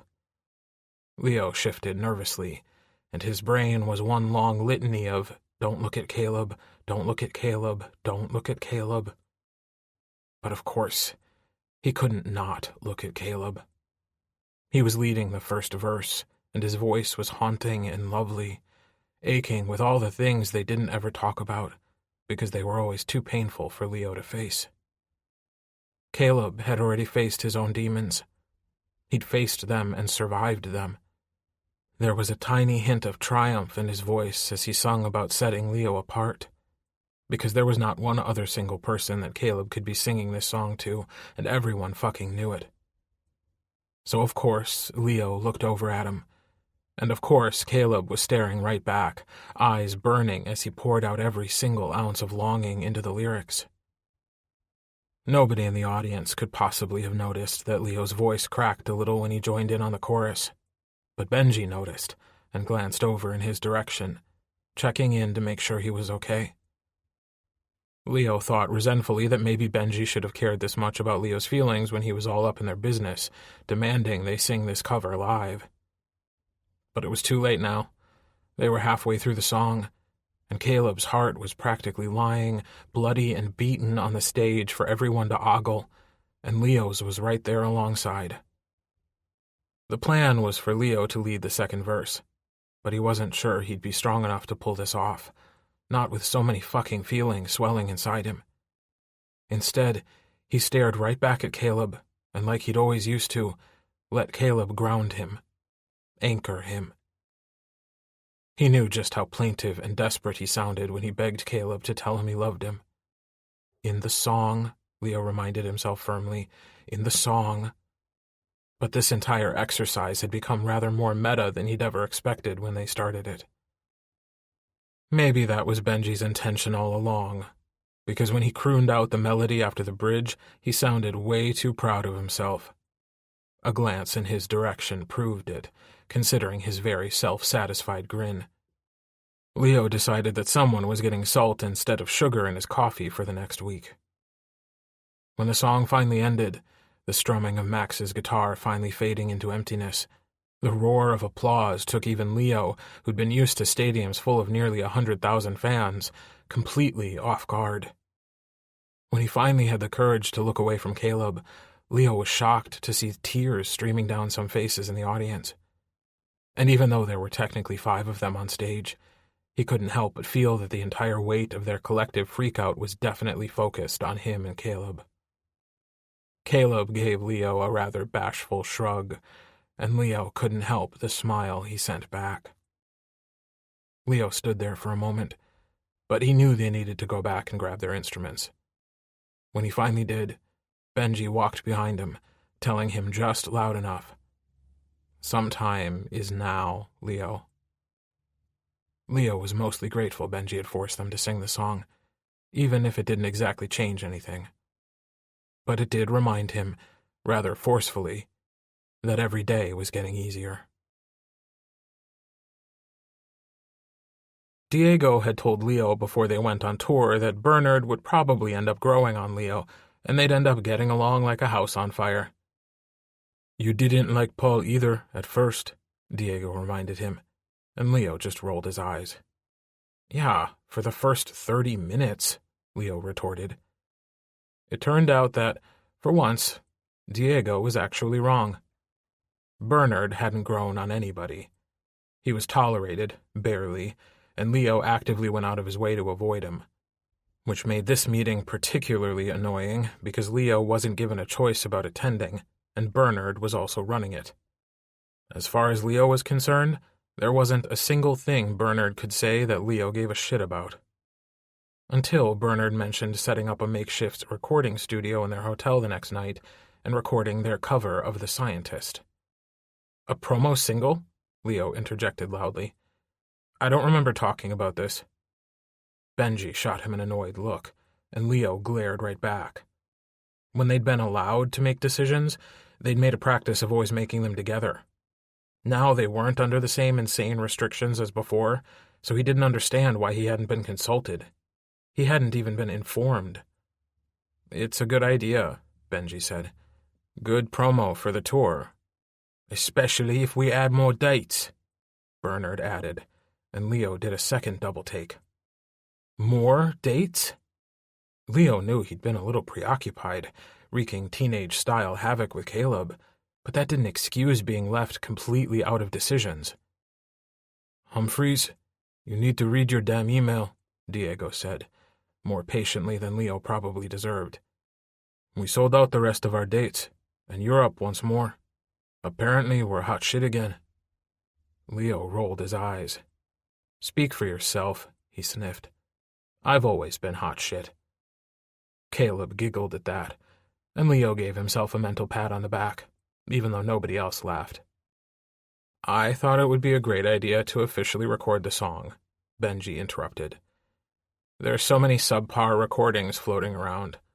Plus, like I said, it'll be great for promo, especially for the European leg." It was painful enough to sing about his desperate longing for Caleb on stage. He couldn't imagine recording it and making it available for anyone to buy. The thought made his heart race and his head pound. Of course, they'd progressed right past Leo thinking about it and onto actually planning it. "It'll be easy," Caleb said reassuringly, his shoulder rubbing against Leo's. He hadn't remembered them sitting so close together, but somehow he was right there. Just record the second verse and the chorus and we'll be done. It's a pretty simple song. In the end, it was pretty simple. All Caleb had to do was bat his eyelashes at Leo and murmur, "Please, Leo," like it was all he'd ever wanted in life, and even though Leo's brain still thought it was a crappy idea, his heart wanted nothing more than to give Caleb exactly what he wanted. Leo had forgotten how inconvenient being in love was. That was how he found himself the next day, situated between two sagging mattresses of dubious cleanliness, staring into the microphone. He'd been in plenty of recording studios since the end of Star Shadow, but never on this side of the microphone. He'd been a producer a couple of dozen times over, and he'd written plenty of songs, but he'd steadfastly refused to sing again. And now, he wasn't sure he could do it again. When the engineer Bernard flew in glanced over at Benji, Leo felt himself moving closer to full meltdown mode. The worst part was that he did really want to do this for Caleb. It was something he really wanted, but Leo still couldn't make his voice box cooperate. His breath went short and choppy, and he couldn't get a lungful of air. He gripped the microphone stand, knuckles white and pronounced, and that was when Benji walked over. "You okay, Leo?" he asked casually, as if Leo wasn't a sweating, embarrassing wreck. Leo thought dimly that he was going to need to thank Benji for acting like everything was all right, because everything was definitely not all right. Leo gave up on being able to answer verbally. He just clamped his lips together and gave Benji a very definite shake of the head. "Okay, it's okay, I promise." Benji lifted his hand, as if he was going to pat Leo reassuringly on the back, but Leo knew he was about 5 seconds away from a full-blown panic attack. He did not want to be touched right now, at least not by Benji. Benji obviously noticed, because his hand went right back down. "Okay, okay," he said again, and it sounded like he was talking to himself more than Leo. "I'll be right back," he said, and he was out the door. A minute later, he returned with Caleb in tow. Leo shot Benji a panicked, angry glare. He did not want Caleb to see him like this. They were doing so much better, and he didn't want Caleb to think this was about him. Maybe him leaving 5 years ago had been the catalyst for this particular issue, but this was hardly Leo's first problem in the recording studio. He'd always been nervous about recording songs, over-anxious and over-critical of his own voice. Caleb stopped in front of Leo, the expression in his eyes solemn and infinitely reassuring. He didn't ask if Leo was okay. He could see that he wasn't. He was also a veteran of dealing with this particular issue, which Leo realized was why Benji had dragged him in here. Caleb extended his hand hesitatingly, and when Leo didn't shy away from it, settled it lightly on his shoulder, squeezing gently. "You're great," Caleb said, voice deep and sure. The glimmer in his gaze told Leo that he was loved. But then, the whole greatest love thing had never been their issue. It took 10 minutes of long, soft breaths, and Caleb murmuring all the truths Leo used to hear weekly, sometimes daily, with that big hand stroking his back, for Leo to finally calm down. When his breathing finally evened out, Caleb asked if he wanted Benji back. Leo glanced up in surprise and realized that Benji and the engineer must have left the room when Caleb showed up. Sometimes he was still astonished at how tightly his world could compact to Caleb, and Caleb only, when he had Leo's attention. "Do we have to?" He realized that he didn't want even Benji listening to the words he was singing. He wanted to sing them to one person, and one person only. "Let me check with him on a few things," Caleb said, sounding very sure and confident. Leo felt better, but not quite that much better. It was annoying, this need to have his hand held through every recording session. He was 26 years old and respected in the music business. Artists requested him personally to write songs for them. He shouldn't feel so insecure about his singing voice. But apparently some things never changed. Caleb came back after only a minute or two, Okay, he said, flipping a few switches and slipping on the headphones that Benji had abandoned.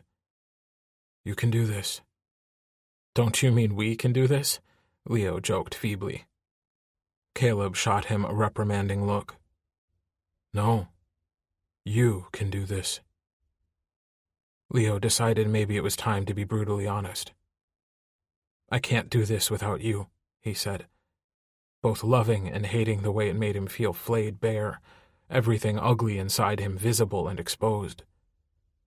Instantly, Caleb was back at his side, his hand on the same spot on Leo's back, stroking reassuringly, as if he knew the litany of shit Leo was giving himself for needing to rely on him. I know you can do this, but I still like that you need me, Caleb admitted shyly. It makes me feel like maybe this isn't all in vain. Leo smiled and hoped that Caleb couldn't see his suddenly watery eyes.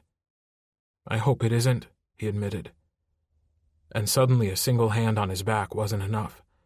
Leo wanted to touch Caleb everywhere. That desire had existed from the very first moment, and it had never gone away. But now it was a fierce, burning need that he didn't have the strength to deny, even if he wanted to, and he wasn't sure he did anymore. He reached for Caleb's other hand and laced their fingers together. Caleb's eyes looked wet, too, and Leo decided there wasn't going to be a better time to take the plunge. He nodded to Caleb and slipped on his own headphones. Taking a deep breath, he started to sing into the microphone, and every word he sang was for the man in front of him. Chapter 15.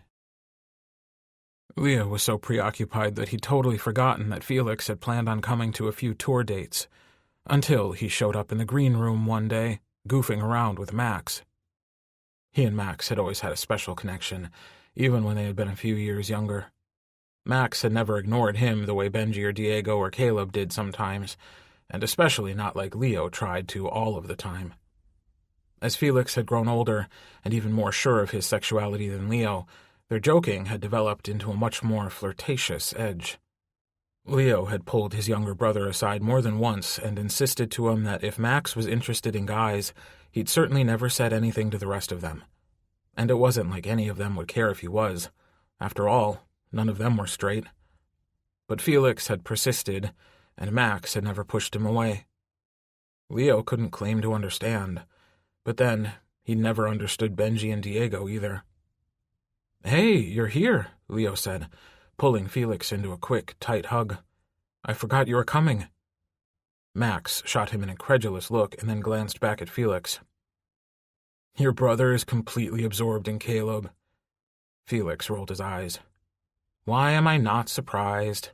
It was only a matter of time." "We were talking about going out tomorrow during the off day," Max inserted.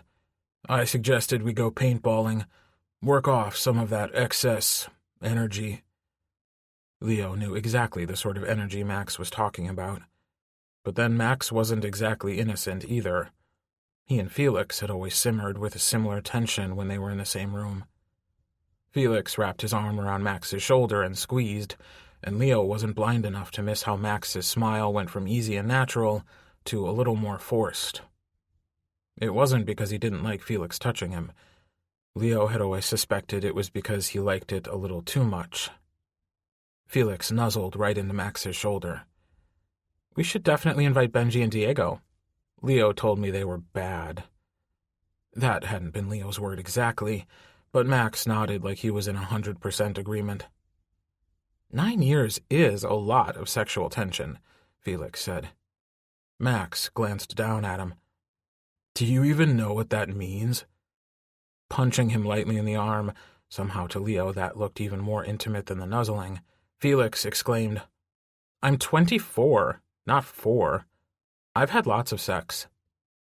Max looked interested in him continuing, but Leo was done. He hadn't let his younger brother come on tour with them so he could taunt Max, and by extension Leo, with all his sexual exploits. He really did not want to know what Felix got up to. "I'll invite them," Leo said, desperate to change the subject. "Anyone seen them?" "I think Diego is stealing a cigarette, and I'd guess that Benji's right there with him," Felix suggested slyly. He probably wasn't wrong. "I'll call the place I found," Max said, wrapping up Felix a little tighter in his arms, his shaggy blonde hair drooping over his forehead before he pushed it back. "Reservation for 6. "This is going to be so fun," Felix exclaimed, looking about 10 seconds away from clapping his hands in total delight. It was going to be something, that was for certain. Leo just didn't know what that something was yet. "You need to get out more," Leo grumbled. "Mom has you working too hard if paintballing has you this excited." "He gets out plenty," Max said, a touch defensively. Leo raised an eyebrow, questioning that statement. "I go up there sometimes. You know, when I have the time." His eyebrow went up even further. "It's nice up there," Max said even more defensively. "I'm sure it is," Leo said. He suddenly had a very good idea of who was spilling all the band gossip to Felix. Max never could keep his damn mouth shut, especially around Felix. "Go find Diego and Benji," Felix said, shooing him away and effectively changing the subject. What Leo found in the little brick alley outside the venue wasn't better than what he'd discovered in the green room only a few minutes before. Diego was taking a half-hearted drag on his cigarette, quietly absorbing every word Benji was saying, dark eyes glued to his face. And Benji was staring at him worshipfully as he relayed the story he was telling. The two of them were wrapped up in a world only they understood, and until Leo cleared his throat, they hadn't even noticed he was there. "Felix is here," Leo said. "He wants to go paintballing tomorrow." Diego didn't react, but Benji frowned, predictably. "Is that really a good idea?" he asked. "It's just paint, Benji," Diego murmured to him quietly. "It'll be fine." "You won't decide to shoot Caleb or something?" Benji asked, like they were the real problem he was worried about. Considering the two other non-couples that were coming tomorrow, Leo thought they had their shit pretty well figured out. "We'll be fine," Leo said, rolling his eyes. "We've been doing better." "Yeah, like practically eye-fucking each other on stage all the time," Benji retorted. "Are you even talking when you're off it?" "You know we are. We fucking play together all the time," Leo retorted. He was beginning to sound just like Max whenever anyone confronted him about Felix, which wasn't okay. "Which you know because you made us add that song to the set list." Benji shrugged. "That's still not talking." "At least we haven't ever nearly fucked on stage," Leo said slyly, and watched as that memory bomb descended on the pair in front of him. "That was a joke," Benji stuttered. He looked shell-shocked, like he could remember exactly the way Diego's hips had felt in his hands. Diego hadn't said a word, like he was fully prepared to let Benji explain that particular incident. But he'd never been able to, not satisfactorily anyway. "Yeah, really looked like you guys were joking around," Leo pointed out. "All those smiles and all that laughter." "We were smiling," Benji insisted. Leo pulled out his phone. "I know that video is still hanging around on YouTube. I bet that you weren't. At all." Leo's threat jerked Diego out of his silence. "Leo," he said warningly. Like he and Benji and Max hadn't spent so many years interfering in his own relationship with Caleb. Like they weren't still interfering. "Fine, fine," Leo said, shoving his phone back in his pocket. He was going to tweet that video one of these days, just to remind everyone, and no one more than these two, what it looked like when you were just joking around. "Tell Max we're in," Diego said. Benji seemed to have been shocked into his own silence after Leo had threatened the video. No doubt they'd both spent a lot of years pretending that evidence of their undeniable attraction didn't exist. "Excellent," Leo said, and walked away, hoping that his reminder would be enough to keep both of them off his back for at least a little while. He ran into Caleb in the corridor inside.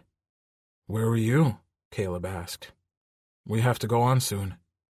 "I was outside with Diego and Benji," he said. "Max and Felix want to go paintballing tomorrow. You in?" "Sure," Caleb said with a growing frown on his face. "Were they hopelessly eye-fucking again?" Leo groaned. I'm not sure which is worse, the way they rotate around each other like they're in their own damn universe, or Max and Felix. Caleb looked thoughtful. Felix is still playing gay chicken with Max. He won't flinch. You have to wonder if it isn't just a game anymore. Leo, you know it's not a game for them, Caleb said reproachfully. At least not for Felix. Probably not for Max either, considering how long this has been going on. Please tell me you'll come tomorrow and keep me from killing any of them. You know I will, Caleb promised. Good. You'd have thought the distraction from his own relationship problems would have been welcome, but they didn't need any more sexual tension added to the mix. What he and Caleb had was dire enough. But, Caleb said, drawing the word out with a sly grin, you have to put me on your team. Leo looked at him incredulously. Are you serious? Caleb pouted. Nobody ever wants me on their team. You are terrible at anything athletic. I'm surprised you don't accidentally kill yourself when you lift weights. Caleb's response to this was an incredibly winsome grin that he knew Leo couldn't resist. And predictably, his determination buckled. Fine, Leo ground out. But when I say cover me, that doesn't mean go run off on your own shooting at nothing. I promise, Caleb said, grinning brightly. I won't let you down. Don't promise that, Leo said, muttering as they walked down the hallway toward the green room. The employees at the paintball facility divided them into 3 teams, even though Leo protested loudly. You just don't want to depend on Caleb to cover you, Max said with an impudent grin. He and Felix hadn't even looked at each other, but they still managed a perfect in-sync high five. You're supposed to be my friends, Leo whined. Diego patted him on the shoulder. Good luck lasting longer than 5 minutes. Which was when Caleb came up to him, buckling his vest. This is going to be so fun, he said, and Leo shot everyone a death glare. Benji must have been still pissed about Leo bringing up the video yesterday, because he just laughed. Leo keeps trying to switch partners, he said. Glancing over at him, Caleb didn't look angry, or even surprised. Don't listen to them, he said to Leo. We're going to own their asses. Leo knew this was not a remotely accurate prediction, but decided Caleb's reckless confidence was attractive enough he should adopt it as well. Maybe it would even intimidate the other pairs. That's right. You'd better watch out for us. I was just trying to switch because I don't think the 2 best players should be on the same team. You're actually the worst liar in the world, Felix said, with a somber shake of his head. Max was laughing. For that, Leo promised, you're going to get it first, little bro. You keep telling yourself that, Benji said. Thanks. I'm going to. Leo pulled Caleb over to the corner of the outfitting area. I think we need to plan a strategy. Try not to get shot with a paintball? Caleb asked, teeth worrying his bottom lip and distracting Leo when he didn't need to be distracted. Obviously that, as a start. But I was thinking, lull them into submission before we come out, guns blazing, and strike hard. Or, Caleb suggested, lowering his voice even further, we could just hide until they destroy each other. Leo thought this over for a second. He knew it wasn't going to work, but he wanted to be able to come up with a better reason why. At least a reason that wasn't because Caleb was generally terrible at stuff like paintball, beach volleyball, soccer, surfing, usually anything that required him to do more than jog in a straight line. And even then, that could be touch and go. Finally, he sighed, giving up. The only flaw in that logic is that we're going to be the team they go for first, not each other. Caleb's eyes were soft and resigned. I'm sorry you got stuck with me. Guilt swamped Leo. The last thing he'd wanted was to make Caleb feel bad about something he really couldn't help. He let the love that swamped him on a regular basis show on his face, in his gaze.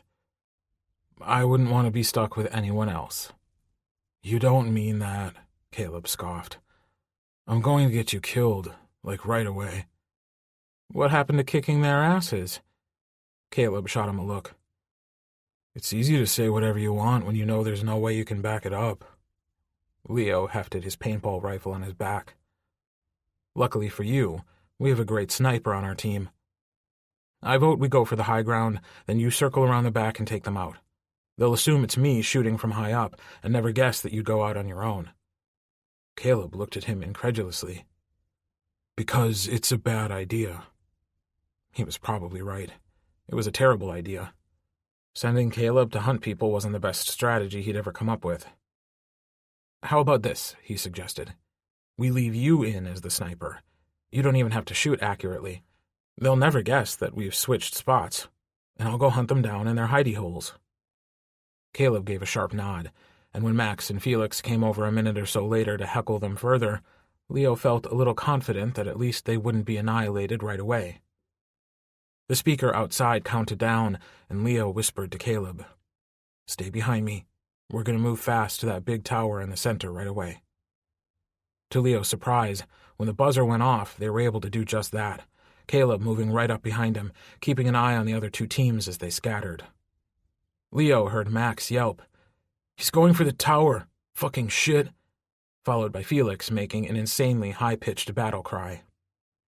"He's gonna come for us first thing," Caleb said, barely breathing hard as they headed up the tower stairs. "Your brother is insane." Leo was gasping for breath, far more than Caleb, and that stung. "You've just figured that out?" Shooting him an apologetic look, Caleb shrugged, the movement barely visible under his flak vest. "You were my boyfriend. I was trying to be nice." Leo was amused despite himself. "And now you've decided to be honest?" "I figured you must know by now," Caleb said, all deadpan delivery. They made it to the top floor, and Leo immediately set the rifle up in the window as he plastered himself against the wall so he wouldn't give anyone an easy shot. "Did you see where everyone went?" Leo asked Caleb, still a little breathless. Caleb was obviously working out, and even though Benji had been bothering him to come with him to the hotel gym, Leo hated exercising. If he couldn't jog on the beach, he wasn't interested. But maybe he should check it out with Benji next time he offered. "I think Max and Felix headed that direction," Caleb said, pointing at a small wall on the other side of the field. "Mostly because Felix did that crazy yell." "It could be a ruse to make us think he's someplace he isn't," Leo pointed out. "My brother could probably work for the CIA, no sweat."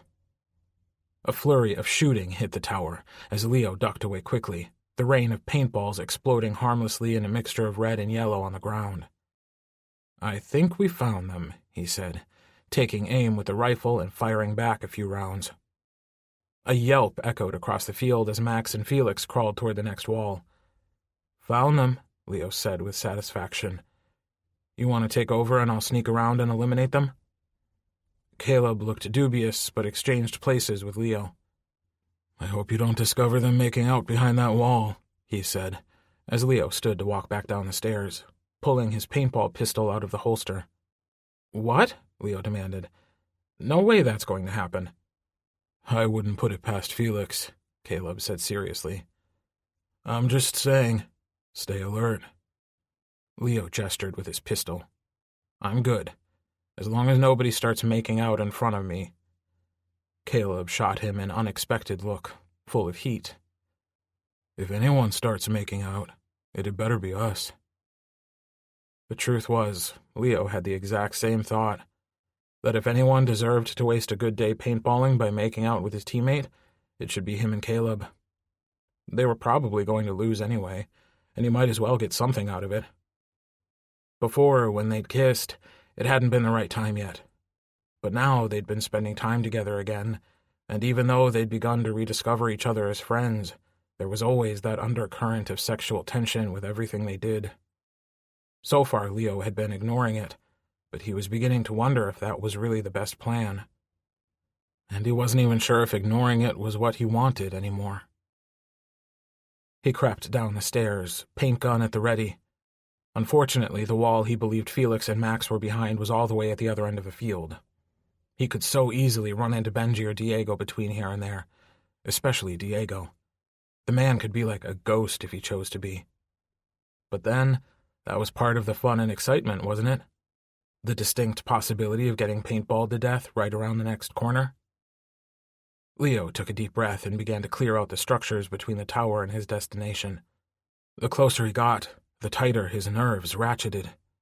Surely he was going to walk around one of these half-walls and find Diego or Benji right there. But somehow he didn't. Once or twice Leo heard guns firing, even the big rifle in the tower a time or two, and then again as it exchanged fire with some unknown combatants. And then Leo realized that Caleb was keeping everyone pinned down to the best of his ability, to give Leo the most chance of success in his mission. Leo was reminded of the past, of how well they'd used to work together, of the seamless coordination when they'd collaborated, how Caleb had often known exactly what he was thinking, even when he'd never even said. How sometimes Leo could only see a flash of emotion in Caleb's eyes and understand what he was thinking and what needed to be done. 5 years might have passed since they'd last worked together, but it was gratifying to discover that some things never changed. Leo moved past the second-to-last barrier and leaned against the back of it, breathing hard. He didn't want to sound like a herd of elephants coming at Felix and Max, because even if they were distracted by Caleb, they'd definitely notice that. When he'd calmed his racing heart, he carefully snuck around the last barrier and stopped in his tracks. Max and Felix were there, and they weren't monitoring behind them at all. Leo had definitely expected more out of his sneaky little brother, because they were too absorbed in each other. Caleb hadn't quite been right about the making out, but while they weren't kissing, their heads were bent together, and they were murmuring to each other earnestly. Felix's hand was on Max's shoulder, and it was curled proprietarily into the edge of his flak vest. Had things developed further than Leo had even realized? Still, Leo wasn't naive enough to believe he was going to be able to take more than one of them out.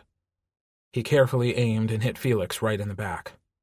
Max was great and all, a wonderful friend and an even better bandmate, but Felix was half a step away from becoming the next James Bond. Leo was not going to risk leaving him alive. Felix yelped as the paintball hit him square in the back, blue paint blooming all over his black jacket, and instantly Max was upright, dodging right around the other end of the barrier, not even attempting to challenge Leo, just running for his life. Felix sighed and turned around.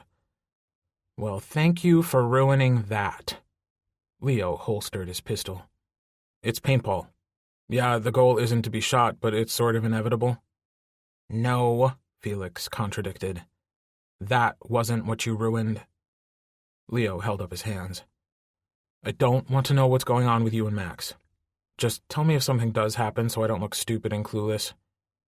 "Can you blame people for not wanting to tell you anything? It's like crapping on Eeyore." "I'm not like that anymore," Leo protested. It wasn't entirely true. He still had some unsure moments, and the awkwardness between him and Caleb hadn't entirely faded, but with each day it grew more distant. They were doing good. They'd even managed to work together today. Better than Felix, anyway, and that was saying something. "No," Felix said thoughtfully. "You're doing better than I thought you'd be." "Well, thank you," Leo said gruffly. "Now I'm going to go find your crush and shoot him." "Don't do it anywhere important, please. I have plans." Leo raised an eyebrow and Felix made a face. "Probably not successful plans," Felix amended. "But a guy has to have goals, right?" He wasn't sure whether he wanted to track Max again or if he should go back to the tower. Caleb sounded like he was still engaged with someone, and it could be Benji or Diego. Leo's decision was made for him when he gave a preemptive look over the wall and saw Diego and Benji making their way toward the tower. No doubt in hopes of taking out the person who'd been torturing them the whole game. The shooter, they no doubt believed, was Leo. It was so hard not to call out smugly, "He's not so bad now, is he?" But he didn't, because it had been a good plan so far, and it was actually kind of working. But it wouldn't keep working if he didn't get his ass back to the tower and help Caleb fend off the oncoming attackers. And this time, Leo had no idea where Max was, so he had to work his way extra cautiously through all the structures. He got to the last one before the tower, right as Benji and Diego were about to head into the tower. He knew then that he wasn't going to make it in time, and he couldn't leave Caleb unprotected with no warning. So he sent a single quick shot, deliberately misaimed at the tower wall, in Caleb's direction. Hopefully he'd see the blue paint and understand what Leo meant. Even with the warning, Leo knew he was going to have to take them on the stairs. It wasn't ideal, but he didn't have any choice if he wanted any chance in hell of keeping Caleb alive. Approaching the tower, Leo saw Benji and Diego disappear up the staircase. It was now or never. He ran ahead as quietly as he could, but Benji saw him at the very last moment and yelled in warning, tackling Diego to protect him as Leo's blue paintballs fell around them. Leo drew up and hesitated, his gun still drawn, as Benji draped himself over Diego. Their foreheads nearly touched, and they were staring at each other, both of them shocked into silence by their position. This wasn't like the video where they nearly fucked on stage. This was even worse. "He got me," Benji finally said softly, and Diego reached up, wiping away a little of the blue paint on his cheek. "Me too, even though you tried to stop him," Diego hesitated. "Even though you tried to save me, you idiot." Benji definitely blushed under all that blue paint. "Gut instinct," he claimed, but Diego's thoughtful look made it clear that he didn't quite believe that was all of it. Leo was so absorbed in watching the scene in front of him unfold, shockingly tender for a paintball field, when he suddenly heard a loud noise and felt a hard thwap as a paintball hit his back. "Damn it," Leo said. "I'm hit." Then he glanced up and saw as the rifle in the upstairs window aimed and took out Max, who'd shot Leo from behind. Caleb let out a war whoop that was nearly as loud as Felix's had been. Turning around, Leo gave Max a playful and slightly smug smile. "Guess he wasn't all bad after all." "Yeah, after you helped him," Max grumbled. "We're a team," Leo said, and he said it loud enough so that even Caleb could hear from his perch. "We've always been, and I sure hope we always are." Chapter 16. The band had a week off in between the western and eastern halves of the tour. As it approached, Leo told himself that this was a good thing. Maybe it wouldn't be a bad idea to have some space and come back to the tour feeling a little less like he was drowning in Caleb. They'd been growing closer and closer, culminating in their off-day paintballing with the other guys, and maybe they needed to find some perspective. He'd been initially afraid the week would be too short, with driving up to Napa to drop his brother off at the winery and some songwriting sessions he'd promised to an up-and-coming artist. But no matter how busy he stayed, the 7-day break had actually dragged by, each day seemingly longer than the last. By the time he was on the plane to New York, he was a mess. A restless, impatient, way too desperate to see Caleb mess. It turned out that after a 5-year drought, the worst thing to deal with was another week-long separation. Leo didn't know how he'd gotten so dependent on Caleb again, and part of him couldn't help but be frightened he was right back where he'd been the first time, too much of his happiness revolving around Caleb Chance. But there was another, much larger part of him that had begun to come to terms with it. Because of all his commitments, he'd missed the flight that the other guys, including Caleb, had taken. All he had time to do was make a quick trip to the venue, throw his standard t-shirt and jeans on, give his hair a half-hearted swipe, and run on stage. After the first song, he took a detour around the stage, greeting all his boys, and ended up right where Caleb was playing. He beamed at him, and Leo felt stupid for not leaving the lines of communication open. He'd been busy, sure, and no doubt Caleb had been busy too, but at the very least they could have texted. They did feel stuck in a weird zone between friendship and so much more. Everything they'd used to have, if Leo was being precise. But friends still texted. He should have texted, and he felt the guilt swamp him at the realization. Suddenly he was afraid the week break had done more harm than good. But Caleb didn't look mad. Not even the slightest bit of annoyance touched his smile as he beamed at Leo. And when they were in the green room after the show, gathering their things, he approached Leo first. As he walked over, trying to look very cool and casual, he couldn't hide the sheer want that was burning in his eyes as their gazes met. Leo had always loved Caleb's transparency, But since he came back, his honesty had always scared Leo. But Leo surprised himself with the realization that he wasn't scared anymore. "Hey, Leo," Caleb said, still trying to play it casual, as if he'd just happened to end up over by Leo's duffel bag. "How was your break?" Leo asked, glancing up at Caleb with the biggest grin he dared, which was pretty damn big. Caleb smiled right back, with a transparent joy that Leo hoped he was responsible for. "It was okay, I guess. Slow," Caleb responded. "Flew in early, visited some people. How about you?" "Dropped Felix off at the vineyard and visited my mom. Had some songwriting sessions." "I heard you were busy," Caleb said. And Leo wondered if this was Caleb's explanation for why he hadn't texted him either. Maybe he'd been talking to Max, who'd undoubtedly been talking to Felix. Leo wasn't ever going to make the assumption they weren't in constant contact ever again. "Yeah, a little," Leo said, but he didn't feel like that excused how he'd ghosted him. "Hey," he added, "you want to hang out tonight?"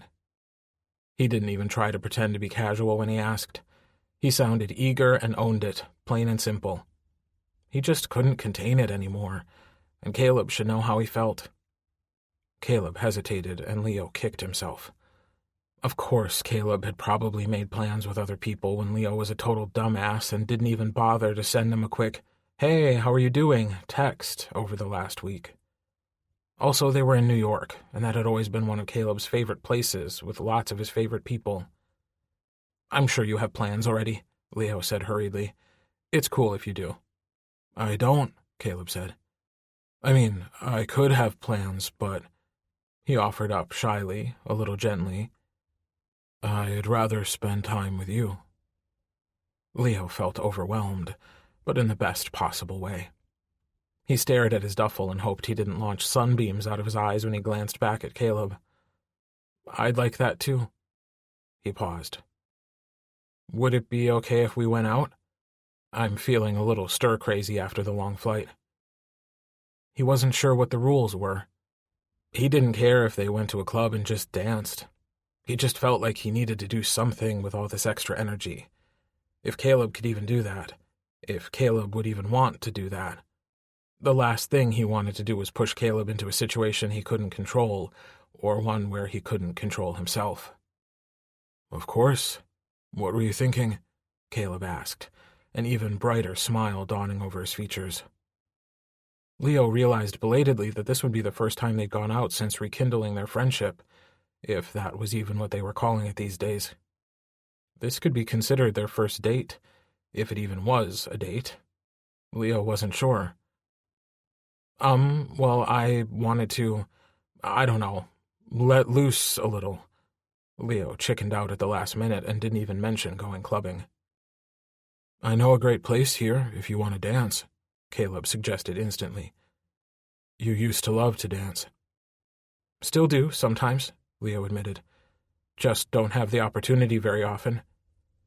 He didn't mention the last time that he'd gone, he'd unsuccessfully tried to pick up another guy.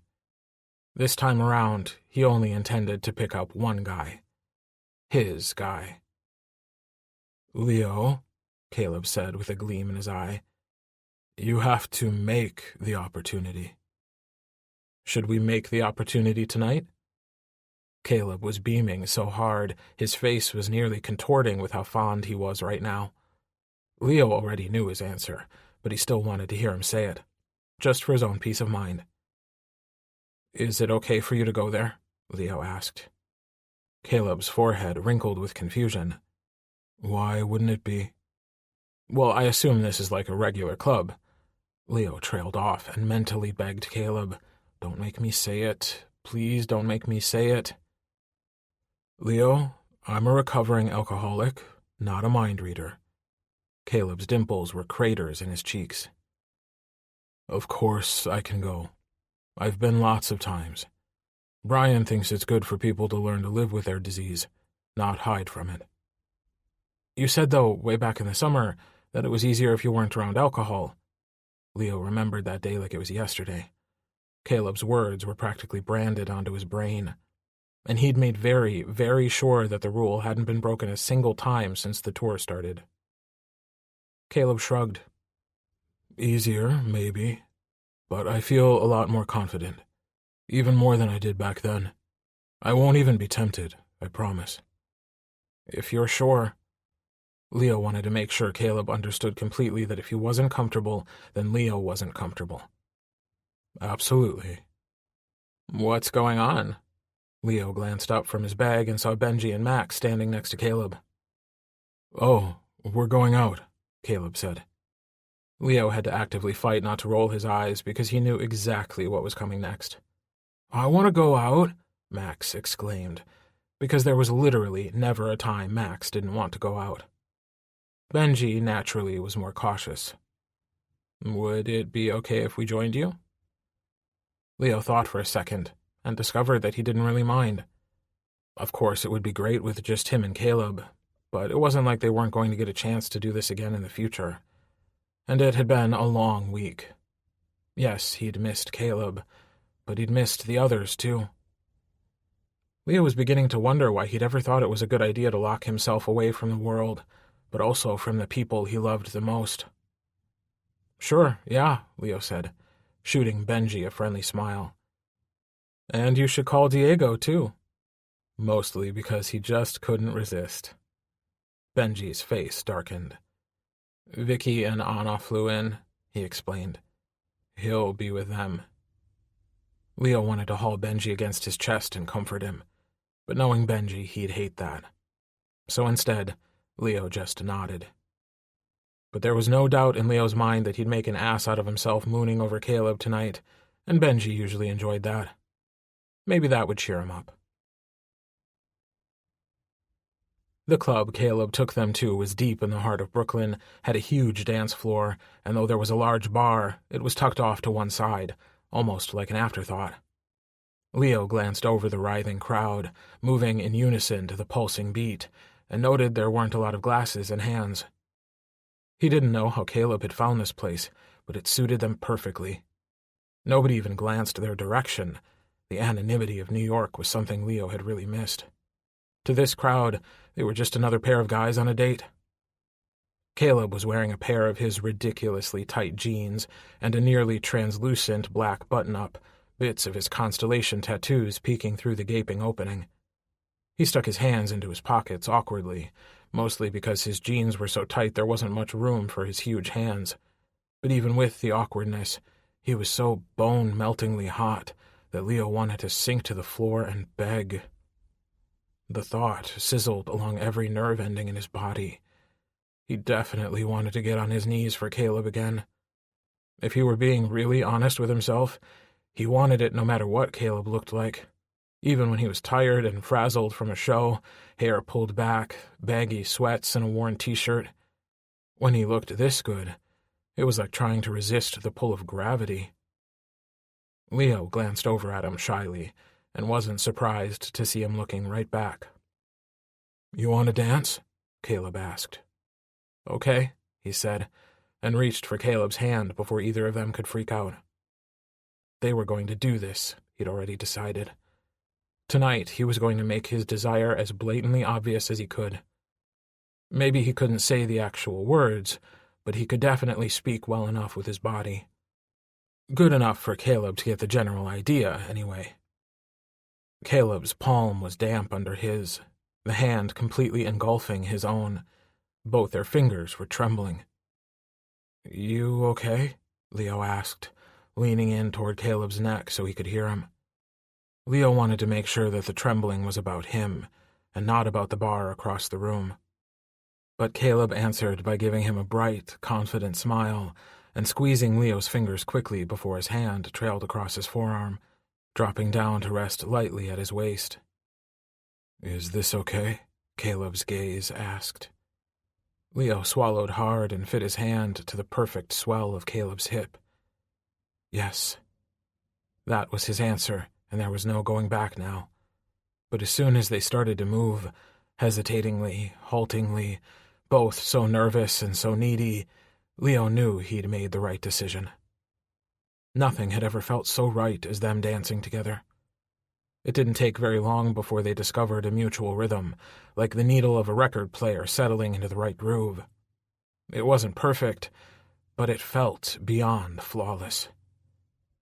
One song melted into another, just as Leo found himself melting more and more into Caleb, their feet shuffling closer together until he knew just one wide swing of his hips would find Caleb, and they'd actually touch. Caleb's hand was so hot, it was practically sizzling through the cotton of his t-shirt. Leo wanted to lift up to his tiptoes and press his lips right to the damp, salty skin of Caleb's neck and tell him to touch him, to lift up that useless fabric and finally put his hands all over him the way he'd used to. Leo felt like he was fucking burning for it. Leo hoped the feeling was mutual. He hadn't glanced down to check the situation in Caleb's very tight jeans, but he had a feeling he knew what he'd find. He knew that his own dick situation was desperate.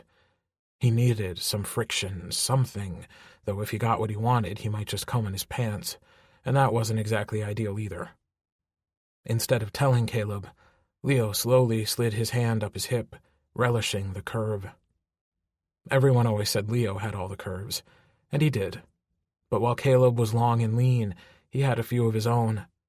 Leo used to love tracing them for hours, used to adore how subtly his torso flowed into his hips, into his muscular thighs, into the cutest little bubble of an ass.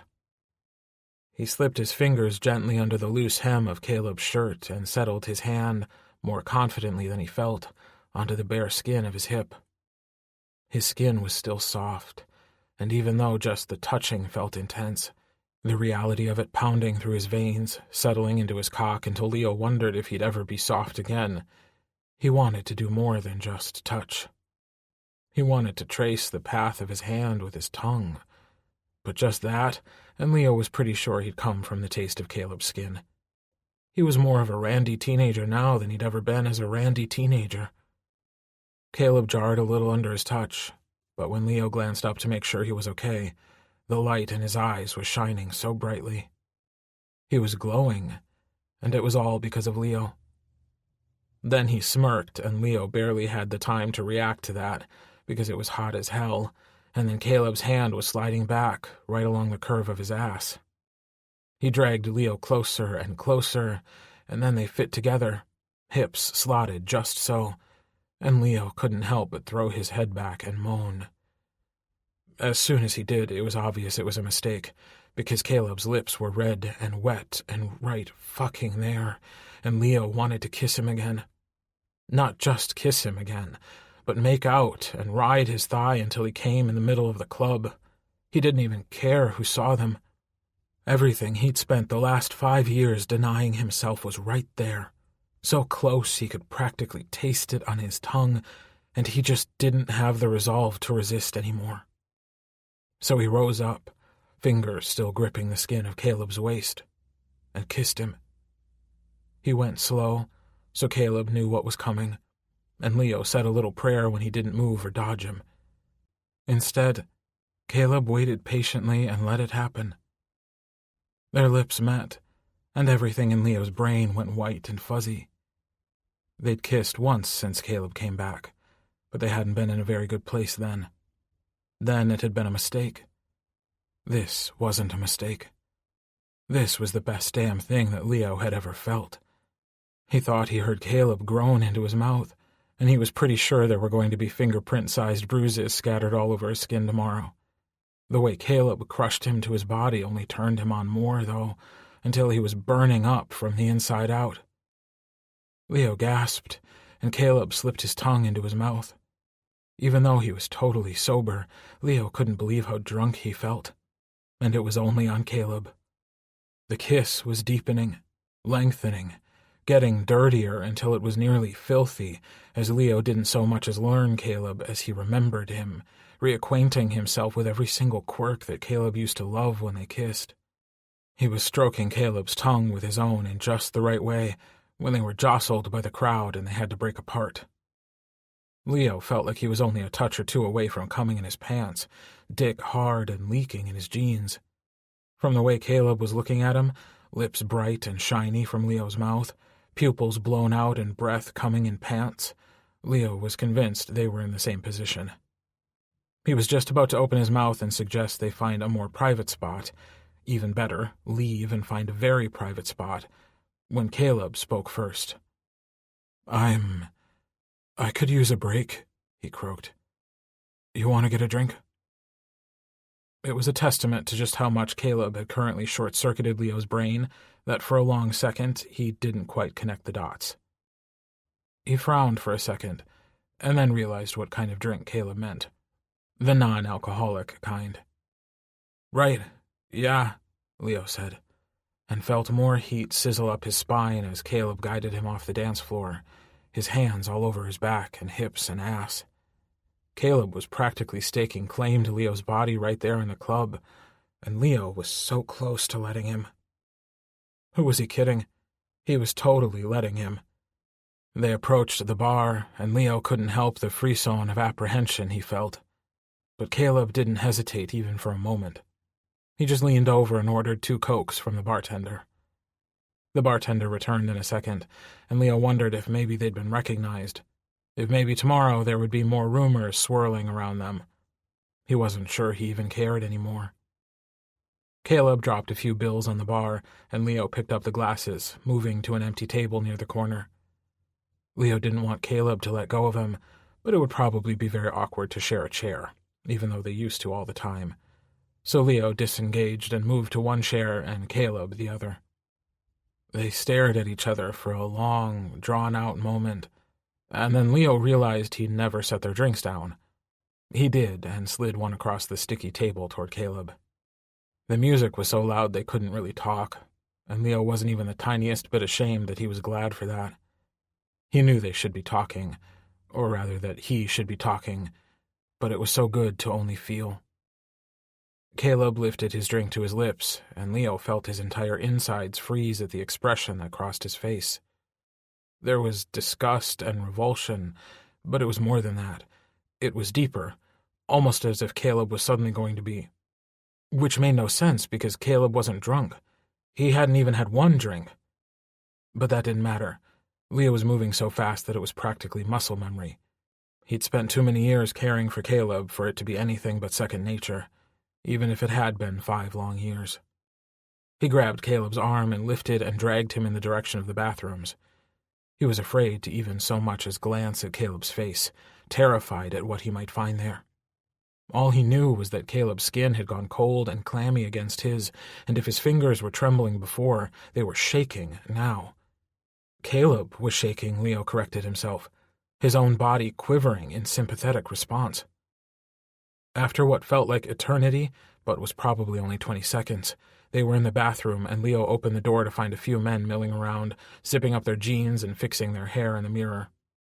"Out! Out!" he yelled, finding that sense of authority again so many years later. He hadn't used it in a long time, but he must still own it, and it must still be effective, because the bathroom cleared out in under 10 seconds. Leo deposited his precious bundle into an empty stall.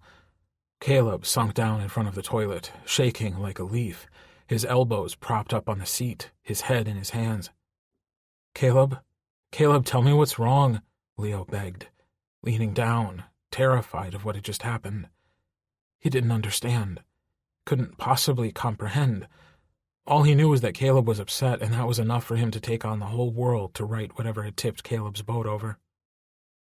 Leo thought he'd grown out of his white knight complex, but apparently it had just taken a long sabbatical until Caleb was back. Then it had returned like nothing had changed. I... Caleb's voice was thin and weak, and without even thinking, Leo whipped his phone out of his pocket. "I'm going to call Benji and then Brian. We need to get you out of here, back to someplace safe." Leo didn't care where that was, only that he had to make sure Caleb stopped shaking like that. "No," Caleb said, grabbing Leo's wrist as he attempted to dial. "No." His voice was stronger now. "I'll be okay. I just need a minute." Leo gave Caleb the minute. He would give him pretty much anything he wanted. Caleb took several long, deep breaths, clearly trying to calm down. Leo helped as much as he could, rubbing Caleb's back, hoping that it would be soothing. There was alcohol in that Coke," Caleb finally said. Leo wasn't really an angry person. He could be rude and sassy and a little difficult, but he never tended to get angry. He got angry now. "What the fuck?" he spit out. "Someone gave you alcohol?" "It was probably a mistake," Caleb said, and there was misery in his tone. "Maybe the bartender misunderstood me. I don't know, but I smelled it and—" Leo wasn't sure he understood. "But you didn't even drink it." "I didn't," Caleb whispered, and the look in his eyes skewered Leo right in the gut. "I didn't have to. Just the smell."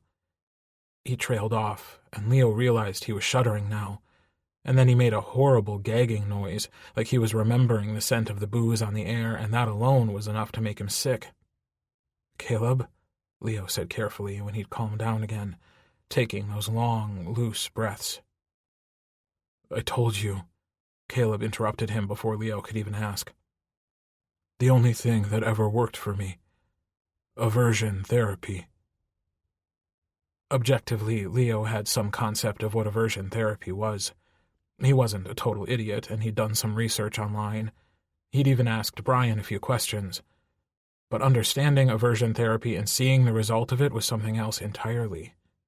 Caleb couldn't even smell alcohol that close without nearly becoming very, very sick. Leo's heart hurt.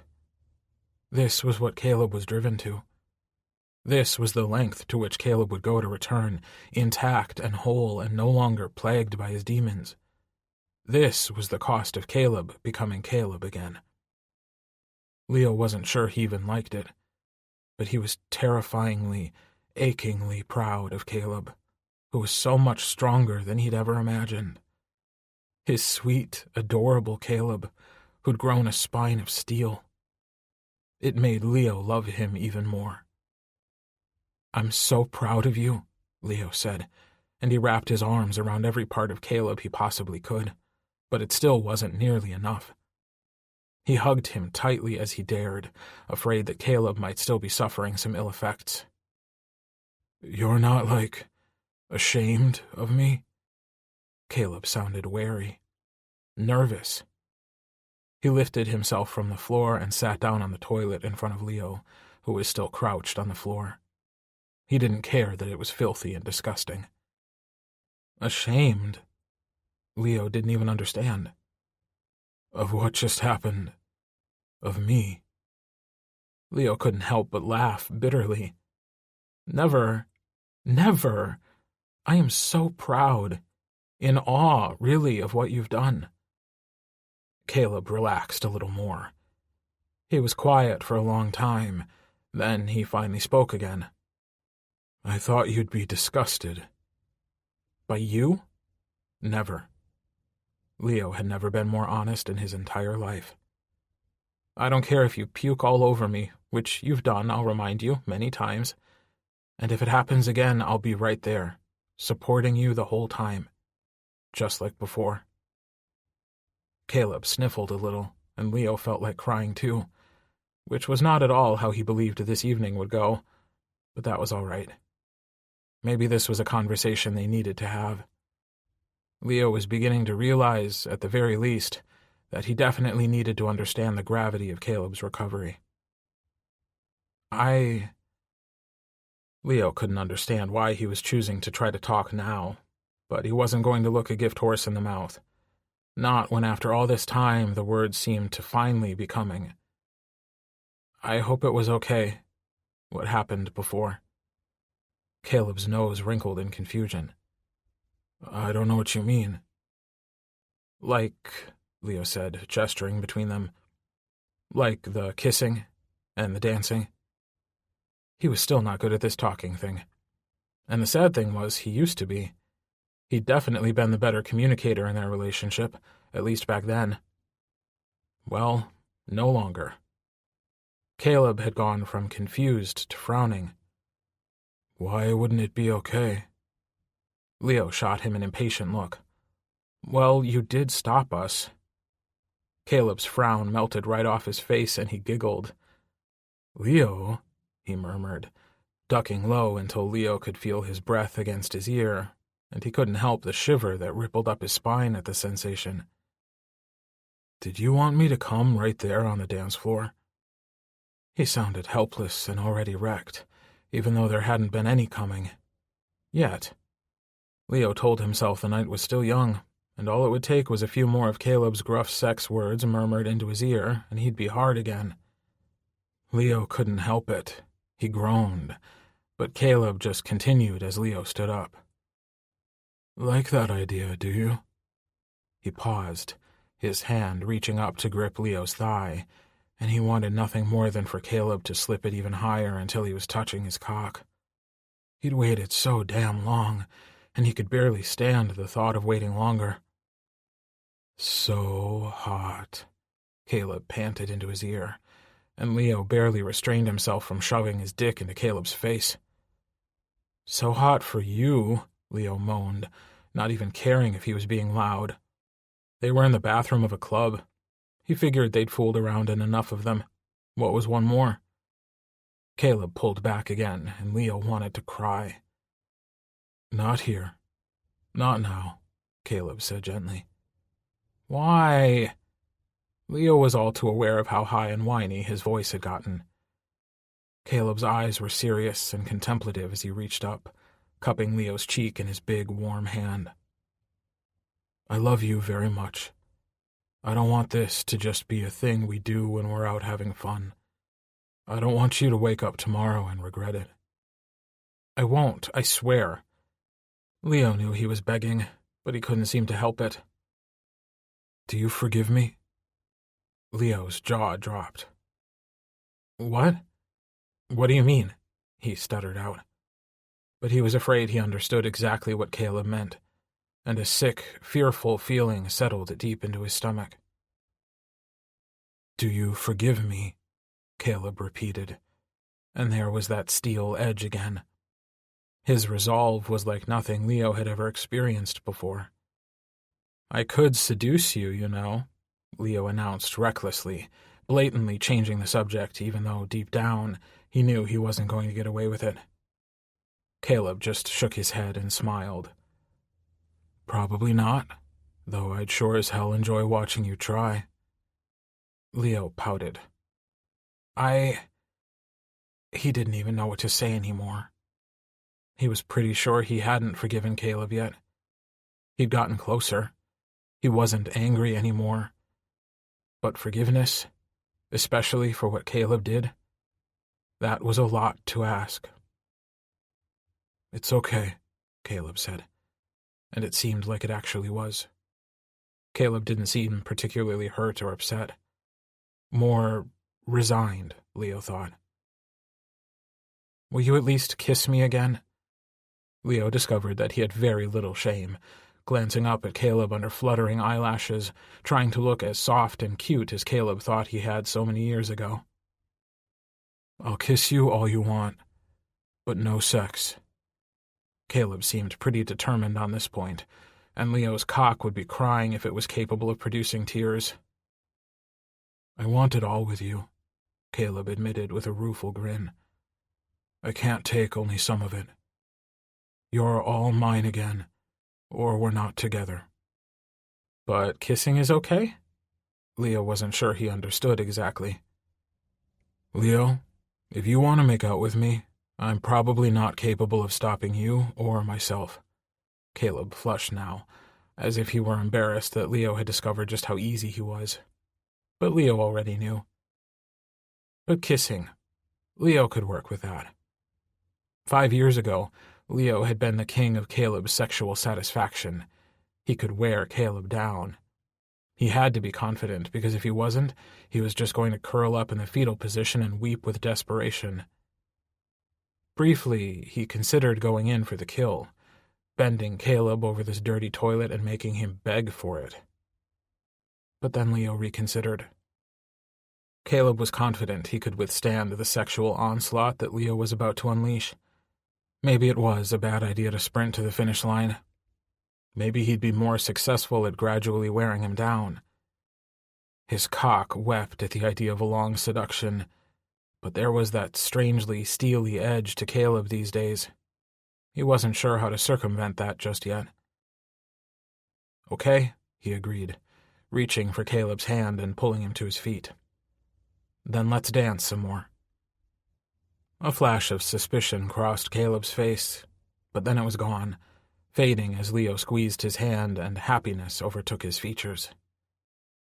If Leo danced a little closer and a little tighter than he should have, rubbing his body shamelessly over Caleb's, marking up his neck with one love bite after another until they were kissing endlessly, no one could blame him, because Leo had never wanted anyone the way he wanted Caleb. Of course, it wasn't a competition. Not exactly. Except it was a test of endurance. A test Leo was determined to win. Chapter 17. When Benji had decided they needed to be a band almost 10 years ago, Leo hadn't anticipated spending so much time in so many meetings. But if he'd learned one thing about the music industry, it was that they loved meetings just as much as anybody else. It helped that Bernard wasn't in charge of this meeting, but nothing was perfect, because he was still present. Probably, Leo decided, because he knew his existence would piss Leo off more than anything else. Instead, Benji was running the meeting, and Leo already knew what he wanted to discuss, even though he'd sworn Leo to secrecy. He'd wondered more than once if he'd told Benji to forget it, if this meeting would be happening at all. Leo still wasn't sure why he hadn't. Benji had even shown him emails from their management, and at the time Leo had been so surprised he hadn't wondered why. But now, tapping his fingers impatiently on the table and waiting for Benji to get on with it, Leo did. Maybe Benji had shown him first because he'd been hoping Leo would kill the whole idea before it even got off the ground. The Leo of 6 months ago certainly would have. He'd have growled sourly before scurrying back to his lonely, sad little cave to bury himself with another load of self-pity. Leo wasn't ever going back to that cave. Sometimes he felt like stopping by it when life and their impending second brush with fame threatened to overwhelm him, but Leo didn't want to go back. That part of his life was done. He wasn't entirely certain what lay ahead. Conveniently, that was what this meeting was actually about. "Got some emails from management," Benji said thoughtfully, as if he himself wasn't certain what to think of them, which was a pretty decent piece of acting, because the Benji who'd shown Leo had known exactly what to think and what he wanted to do. "Sales figures from the single. It's selling really well, even getting some radio play." The reason why could be the raging inferno of gossip regarding him and Caleb and the status of their relationship, but Leo didn't suggest it. Sales were sales, radio plays were radio plays. Even if people bought the song for the wrong reasons, they'd still bought it. He couldn't complain about that. Probably because they're convinced there's some sort of magic secret decoder ring in the song. Like if you play it backward, Leo tells the world how much he wants to fuck. "Thank you, Max," Leo spat out before he could reach the inevitable end of that particular sentence. Like the world needed to know how desperately he wanted to fuck his ex-boyfriend. He glanced over at Caleb, wondering if he should be embarrassed he'd heard all of it, but Caleb's expression was one big dimpled grin.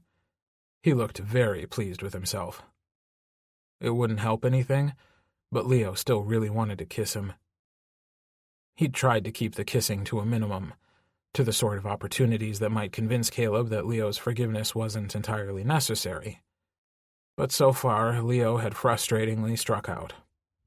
Caleb would let Leo kiss him, but only to a point. He'd be all melting and sweet and docile until Leo went for his cock, and then that annoyingly firm spine of steel was back. Leo was proud of how much self-control Caleb had discovered, but he also wanted to get laid as much as he wanted to breathe at this point. "Yeah, I think we're all pretty much aware," Benji added in with a snarky look shot in Leo's direction. "And that might be why they're buying. But since they are buying, the label is suddenly interested in what else they might buy." "What do you mean?" Diego asked. "Like more music?" Leo knew exactly where Benji was going, but he still felt breathless when Benji said, "Like a new album." "A greatest hits album?" Caleb asked, but Benji just shook his head. "No, new music." I mean, we did have some old songs recorded from before, and we could record a few new ones, then do some promo at the end of the tour. Let me get this straight, Max inserted. They're serious about this? Like us signing new contracts serious? That's exactly what they're interested in. They don't just want a reunion tour anymore. They want us to release a new album and essentially reunite. For good. There was a hush around the room, and when Leo glanced up, he was dumbstruck that everyone was looking at him. Like his opinion was the only one they were worried about. Shit, Leo whined. That isn't fair at all. You're the stubborn one, babe, Diego said with a hint of a smile. Definitely the most willing to throw up a roadblock. Leo had had days to think about this. He'd taken time after Benji had initially brought the idea to him. Then after he'd told Benji he was okay with it, and they needed to hold a band meeting to discuss it, he'd had another 48 hours. There'd been plenty of time to get used to the idea of Star Shadow officially getting back together. How he'd gotten back to this place, he didn't know, but maybe it boiled down to the idea that he fucking missed his boys. Not roadblocking now, Leo said quietly. You're really not, Diego stated, sounding legitimately surprised. Caleb, what do you think? Benji asked, because Caleb was the only one who hadn't interjected any comments into the conversation. Leo looked over and saw that Caleb had suddenly become very interested in the pattern of the worn carpeting on the floor. Not sure, honestly, he finally admitted. I never thought it was a possibility. But I've always believed we're stronger together than we are apart. For so long, for years, Leo felt like he was searching for those old pieces of himself.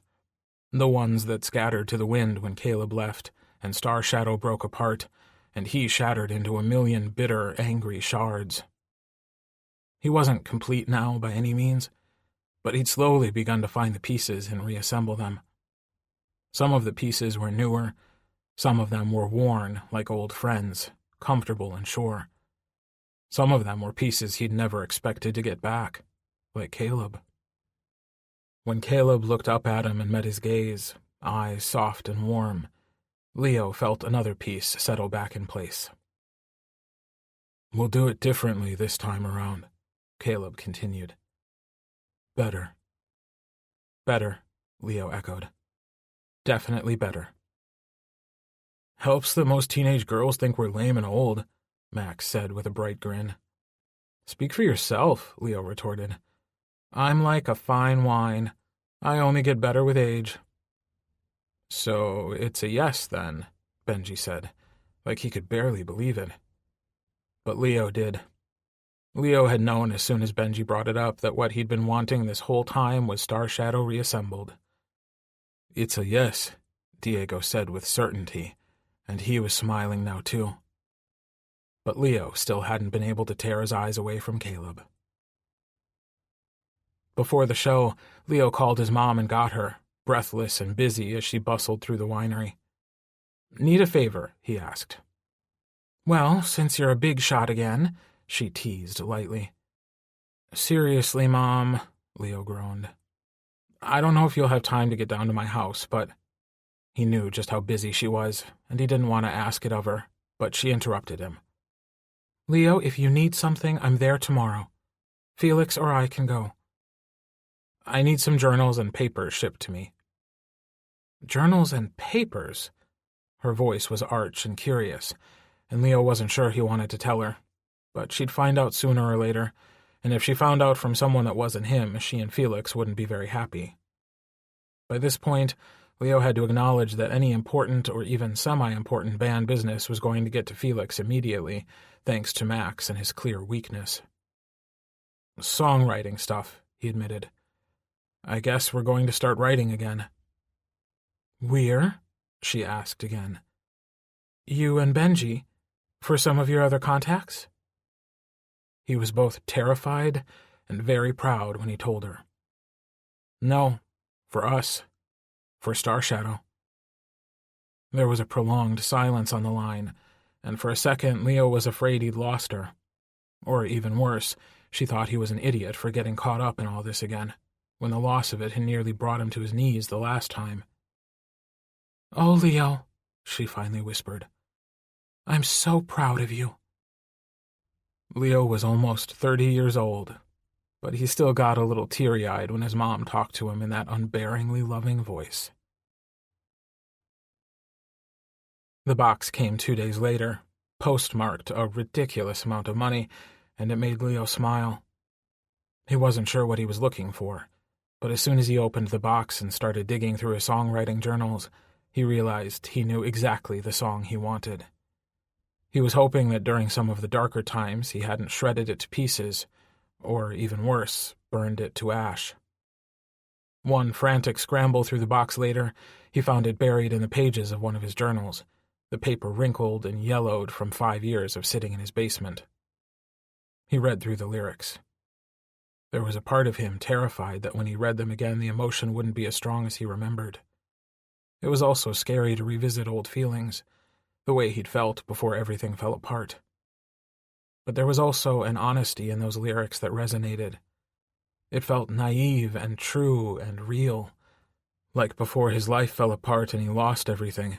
This was something Leo had believed in completely. He told himself it was a good song, a great song. But maybe it was even more than that. Their next band meeting was chaos. Max brought his guitar and he was strumming out random chords. At least Leo hoped they were random. Benji was trying to get their attention because he wanted to play for them the last few tracks they'd recorded 5 years ago. Leo remembered they'd done good work on the unfinished album, and he tried to will away any trepidation he felt revisiting those dark days. He was pretty sure none of his blacker emotions had made it into the songs they'd written together, but it was hard to be certain. "Max," Benji huffed with annoyance, "I am going to permanently take that guitar away." "This was why we never wrote anything together, all 5 of us," Caleb said in a murmured whisper to Leo. Leo nodded, even though right now the distraction was Caleb himself. He was captivated by the flush on Caleb's cheeks, the brightness of his eyes, and the little copper tendrils escaping his bun, dragging across the fine skin of his neck. Leo wanted to wrap each of those curls around his fingers and pull Caleb close to him, kiss him until good intentions were only a remnant of the past.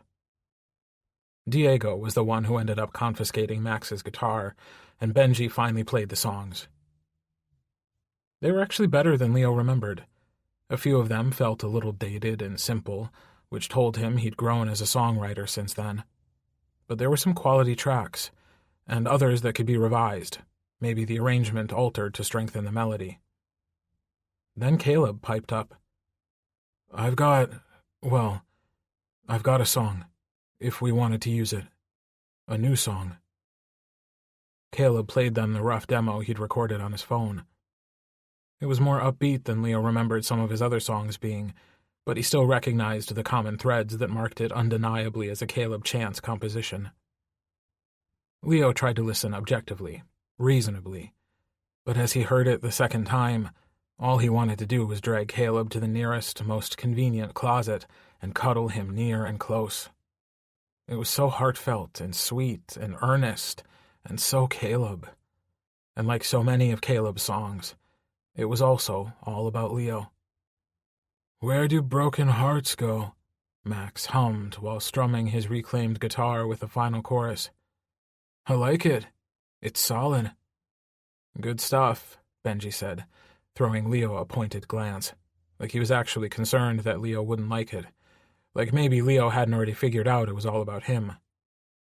Benji must think Leo was a moron.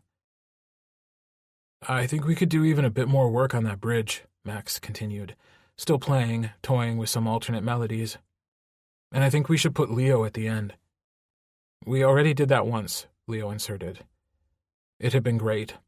It had also been a pointed answer to all the very loaded questions the song had asked.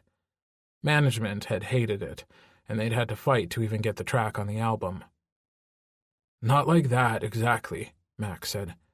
"Like, it's still all of us, but we need to pull you to the front of the mix. And we add in a line that hints you're just waiting to be found, a clue of where to find you, an answer to the song." Max, Leo huffed with amusement, you're making a pretty big assumption here. He couldn't help the apologetic smile he sent Caleb's direction. But honestly, he was pretty sure they were all thinking it. Not so big, Caleb corrected with a guileless smile. I like the idea. It took them about an hour to hammer out something rough, but Leo really liked the effect. It was a bit haunting and made you really think right at the end of a pretty kick-ass pop song. It was that little extra touch that he always liked to put in his own work, and he realized, as he scribbled down an alternate wording to the line, that he'd gotten that from these four. That something he always did when composing a song could be traced back to songwriting sessions they'd had when he was 17 years old. Since he was riding that creative high, he felt comfortable enough pulling out his own song and giving it to Max. Just a simple guitar, I think, Leo told him as they glanced over the music together. Maybe just Diego on the piano. Max laughed out loud as he read it. Well, of course, since we're playing songs written by Caleb about Leo, then the next most obvious track would be a song about Caleb, written by Leo. Leaning over Leo's shoulder, Benji scanned the sheet. Leo's got about 10,000 of these stocked up for a rainy day, he said casually. But this is definitely one of his better efforts. Give it a go, Max. What's this? Caleb was suddenly right there, leaning over Max's shoulder, and Leo couldn't help the defensiveness that suddenly washed over him. He had to force himself to relax and to work through all his fears, through the idea that he'd just been caught with his pants down and his heart exposed.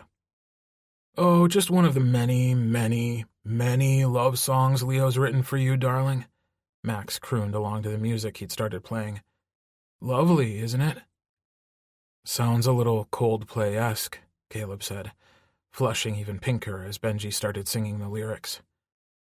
Leo had known just how sappy and romantic they were, but hearing them sung forced him to face it all over again. But then, he'd never been ashamed of how much he'd loved Caleb, and the truth was, he wasn't all that ashamed now.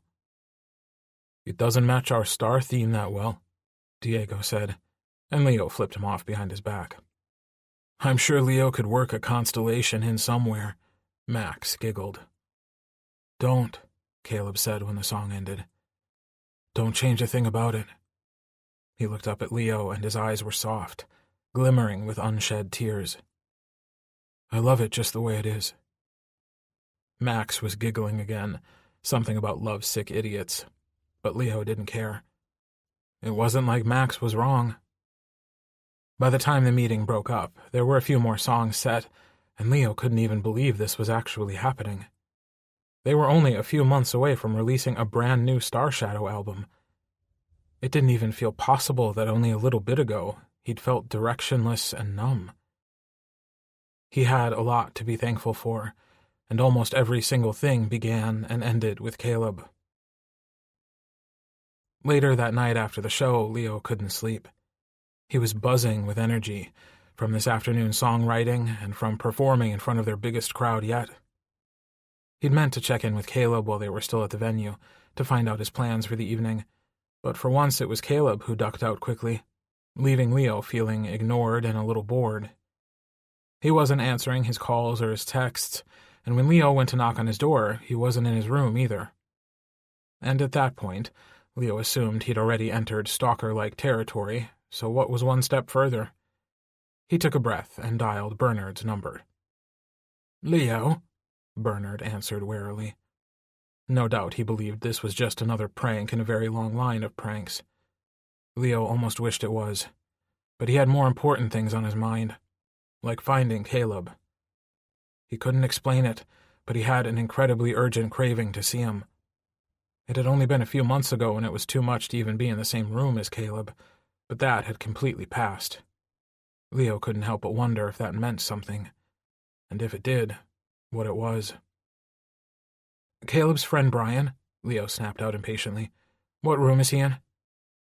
Bernard sighed with exasperation. Of course you need something. I wouldn't be calling otherwise, Leo hissed under his breath, just loud enough for Bernard to hear. It was undeniably rude, and Leo knew his mother would have had something to say about that.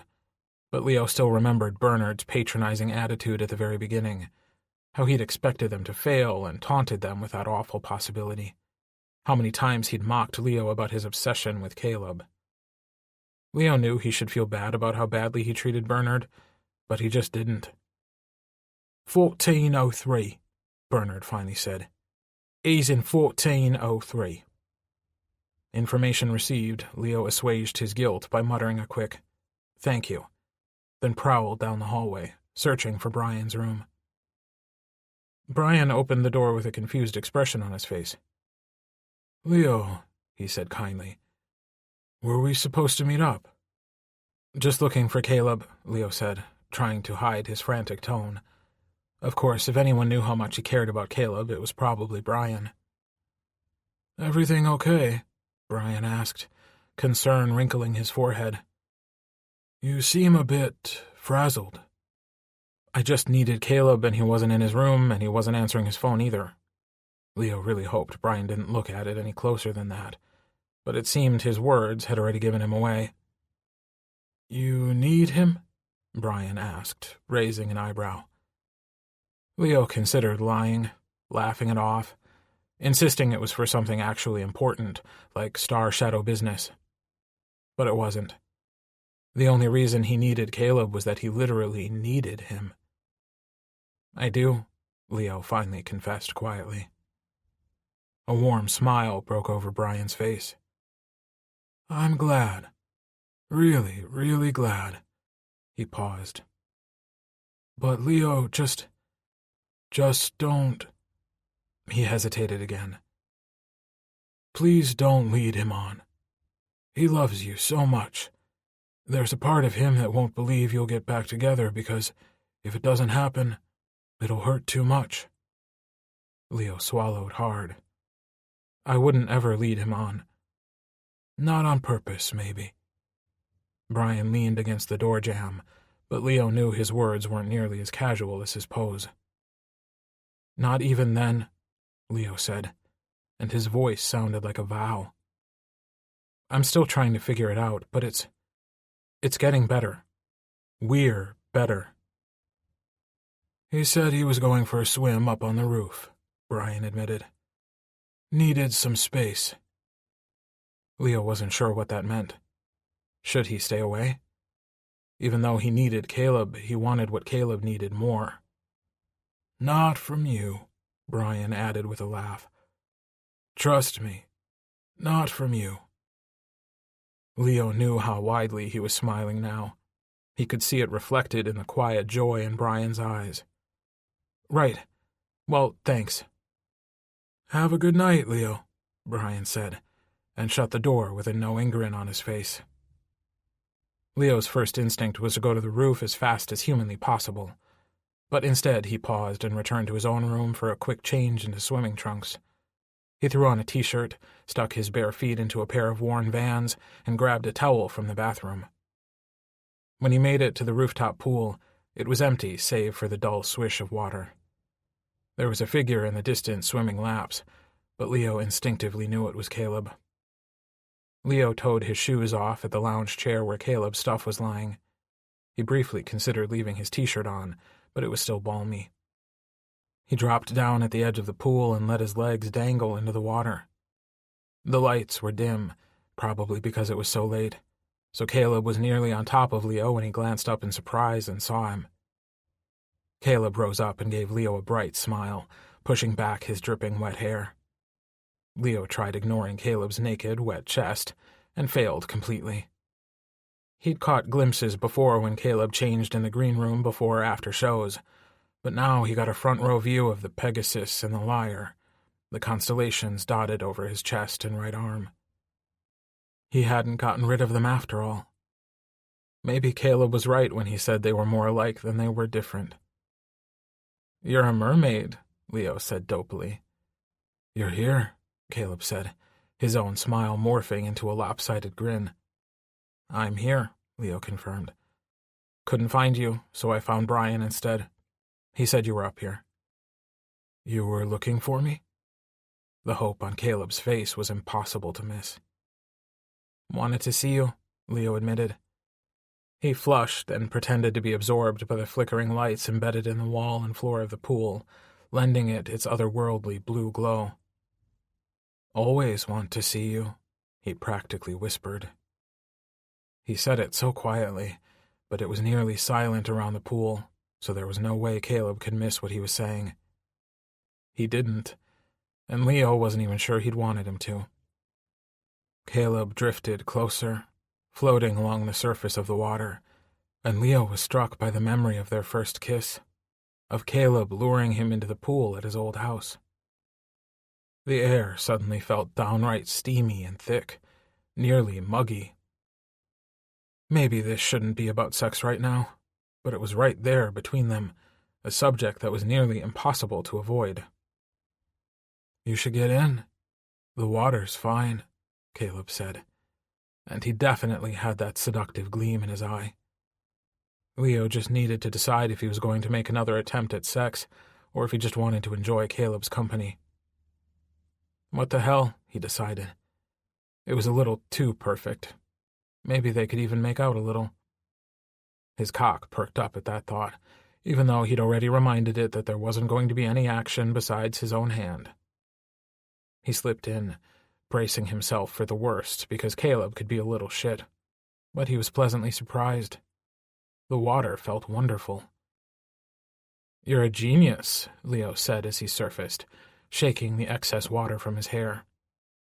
He was definitely pleased when Caleb looked shell-shocked when confronted by a mostly naked, wet Leo.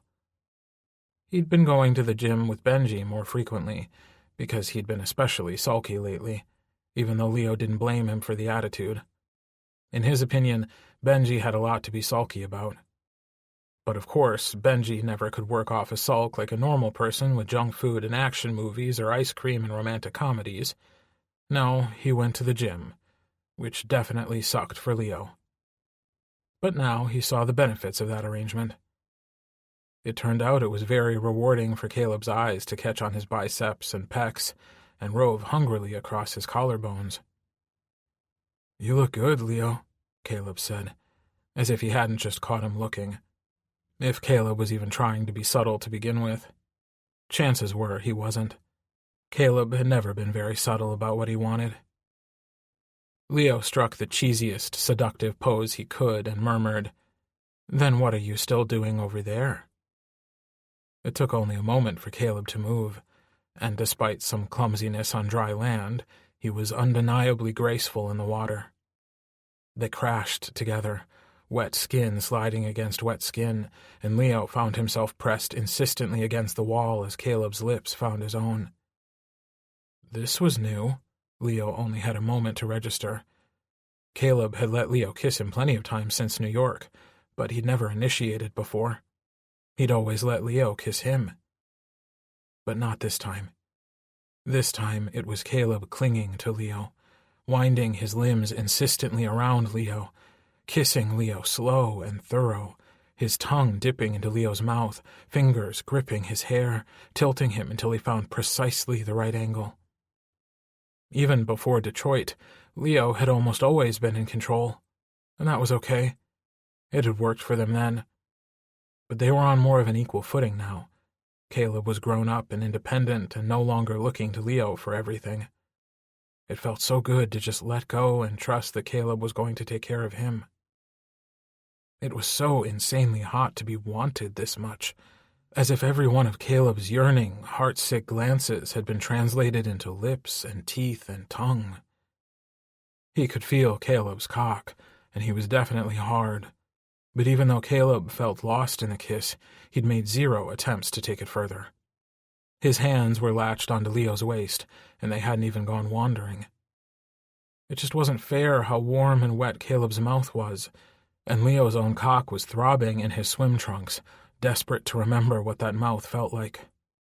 So even though he didn't want to stop kissing, even though he didn't want to frighten Caleb away with the prospect of sex, Leo took a chance and experimentally thrust forward, his cock catching on the waist of Caleb's trunks. Caleb gasped into Leo's mouth, and he froze for a second. Leo couldn't help but wonder if this was where everything ended. This was always where it ended before. The blood was thrumming hard through his veins as he panted, nearly breathless with lust. He felt 18 again, and a step further than desperate. Caleb opened his mouth and then closed it again, clearly conflicted, and Leo wanted to scream. He knew what Caleb was going to say, that they needed to stop and that nothing else could happen until Leo forgave him. But what he said was not what Leo was expecting to hear. "We shouldn't do this here," Caleb murmured against Leo's lips. "I'm sure there's cameras." Leo gaped at him. "You're not going to stop us?" he gasped out before he could stop himself. He shouldn't be drawing attention to the fact that he always had before, that Caleb probably should stop them, that deep down that was what he really wanted, and he shouldn't give it up for a single weak moment. Leo had been waiting for a crack in Caleb's armor for weeks now, and he should be jumping all over this, kissing Caleb more, letting his hands roam freely down Caleb's long, lean torso until he could tuck them right into Caleb's swim trunks. He shouldn't be letting Caleb think at all right now. He'd always considered himself greedy. He wanted what he wanted, and usually he took it. But tonight he couldn't. Cursing himself inwardly, Leo reached around and untangled Caleb's hands from his waist. Giving him a little push, he let Caleb drift away from him an inch or two. Instantly, he missed the way Caleb felt pressed against him. He wanted to regret it, but the look dawning on Caleb's face was transcendent. You don't want to?" Normally this phrase would be accompanied by a sad pout and a whole bunch of disappointment, but instead Caleb looked quixotically pleased. Leo didn't quite understand. "You said you didn't want to until, you know." Leo couldn't even bring himself to say the word. How could he even consider forgiving Caleb if he couldn't even say it out loud? Caleb's smile grew even bigger. "You've been trying to seduce me for weeks. Don't think I haven't noticed." Leo looked away. "You told me what you wanted. It would be rude of me to ignore that." Laughing, Caleb reached up and stroked Leo's cheek with a damp finger. "You're rude all the time." "Yes, well," Leo said, attempting breezy but ending up sounding far too serious. "Not to you." When Caleb threw his arms around Leo, hugging him tight and close, Leo realized that this was the first time he'd made it very clear that he was here to fix this. That he, just like Caleb, was willing to play a longer game. "Thank you," Caleb murmured into the damp hair covering his temple. "Thank you." Leo's grip on him tightened. "I'd like you to remember this insane moment of self-sacrifice when I'm being a total jerk." Caleb's laugh was watery. "I will, I promise." He hesitated. "Will you promise me something too?" Leo just turned down what surely would have been an extremely hot, extremely necessary sexual encounter with the love of his life. He was pretty sure he'd promise just about anything right now. "What?" "Tonight," Caleb said, his voice dropping down to a sexy little growl that had Leo's blood reheating in record time. "Tonight, when you jerk off, I want you to think about me. I want you to think about my hands and my lips on your body, on your chest, on your arms, all over your collarbones, your tattoos." Caleb's voice was hypnotic, and as he named off each part of Leo, his fingers drifting down as they grazed his skin reverently. "I want you to think about my mouth on your cock, tongue along the underside, just how you like it. I want you to think about fucking my mouth, my throat. I want you to come screaming my name." Leo shuddered, and his mouth was bone dry as he panted into Caleb's shoulder. He wanted to grip Caleb and drag him out of this fucking pool and back to the room, no matter how much of a bad idea it was. He didn't want the hands to be his own. He wanted the hands to be Caleb's. His own never compared. "Promise me, Leo." Caleb's voice was rough and insistent, demanding. Leo would promise anything if only Caleb would finally touch him again. I promise, he said, and his own voice was wild and unhinged. With just a few words, Caleb had dismantled him and put him together with himself embedded in every single molecule. Leo breathed and felt Caleb. Good. Caleb sounded very smug, as he finally let go of Leo and drifted away further, as if he hadn't just demolished him. There was a part of Leo that wanted to resent it, but he couldn't. He also wanted to be pissed as hell, but if there was one thing he'd just discovered, it was that he'd lost the desire to be mad entirely. He loved Caleb too much to still be angry. It was so new, this ability to admit things to himself so easily. Leo wanted to believe it was the first step to forgiveness, because if he had to wait any longer to get his hands on Caleb, he was going to lose his damn mind. Chapter 18. Everything hit the fan a month before the tour ended. The tentative plan was to take a few weeks of break post-tour and reconvene in LA to start, or Leo assumed, to finish recording the album. It was a mistake to rush anything with Caleb. Time felt like it was ticking away, getting away from him. Every day and every show was a reminder that there was a hard time limit on the stretch when they were in each other's pockets constantly. Of course, even when they weren't touring, there was no reason they couldn't hang out together. But while they were on tour, it was practically a necessity and required almost zero planning. And planning seemed so official.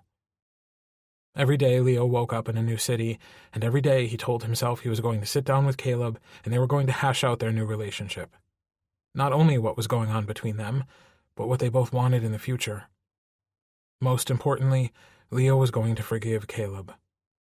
Never mind that he had no idea what forgiving Caleb even felt like. But every day he put it off because Leo wasn't entirely sure. Probably because he was a massive chicken shit.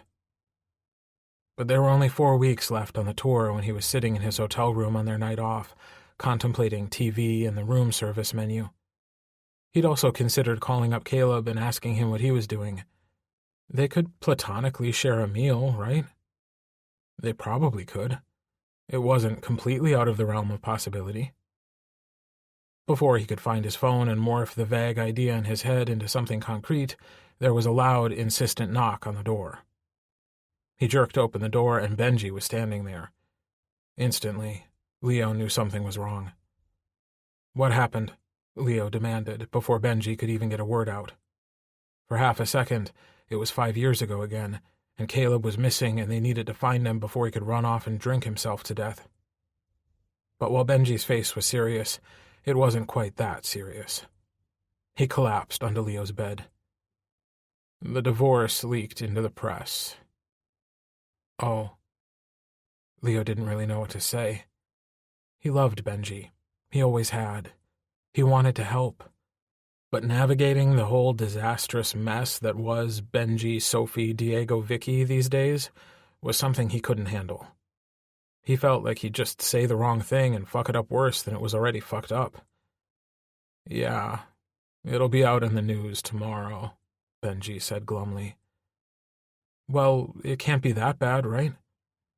Except everyone will know what a fuck-up I am." Except that Leo knew that wasn't true at all. Benji was the glue that held them all together, that had always held them together. He'd been the one who wanted to form a band in the first place. Without him, Star Shadow wouldn't even exist. He was the nicest, kindest, most loyal friend that Leo ever had. He deserved more than anyone else to find happiness. But Leo was beginning to fear that he wouldn't after all. "It's not your fault you and Sophie didn't work out." Leo knew it was a mistake to even go down this path, but he wasn't in the mood for another workout. He still felt vaguely sore from the last one, so he couldn't suggest bicep curls or some cardio to distract Benji from everything that had gone wrong in his life. "Yes, it is," Benji insisted sadly, and Leo wondered if he was ever this annoying after Caleb left. It wasn't very hard to figure out. He'd almost certainly been more annoying.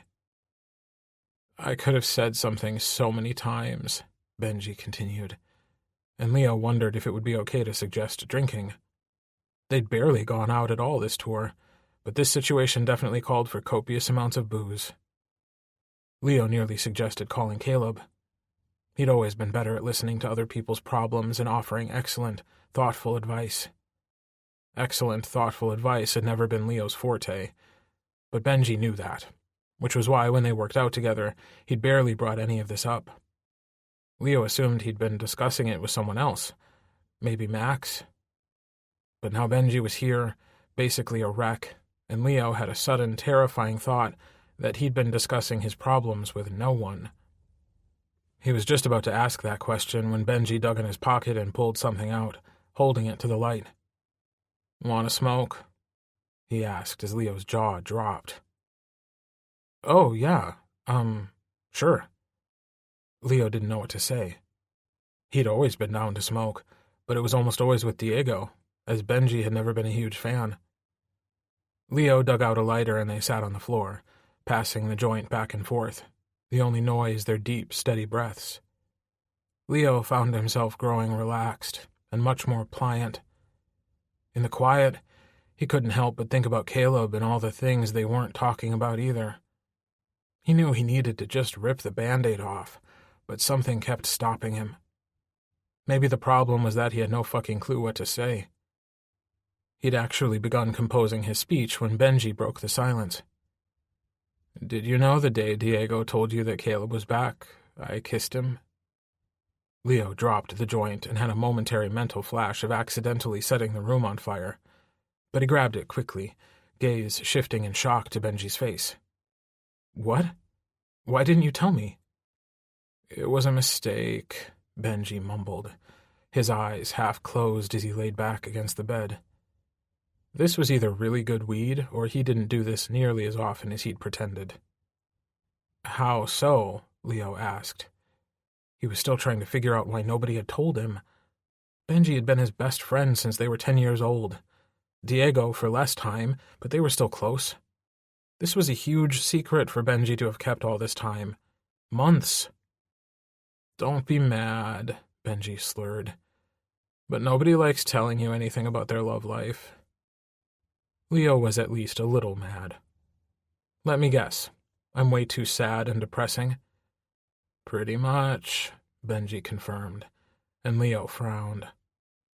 "Still," Leo insisted, "this is huge. What are you going to do about it?" "Do about it?" Benji sounded confused. Obviously, he'd spent the last 4 months not doing anything about it. But despite not knowing the whole situation, Leo couldn't help but think that was a mistake. He knew enough. He knew how much Diego and Benji cared about each other. The tantalizing possibility that always hung in the air when they were together. "Do about it," Leo ground out. "You've only wanted to kiss him for 10 fucking years. Did you think you could just do it once and then that was it?" "What am I supposed to do about it?" Benji asked pitifully. "He told me I was the reason he got divorced. Vicky hadn't even had Anna yet when he filed. How was that my fault? I'd never even touched him." Leo chose not to remind him that he had touched Diego. Of course, by then the divorce had been final.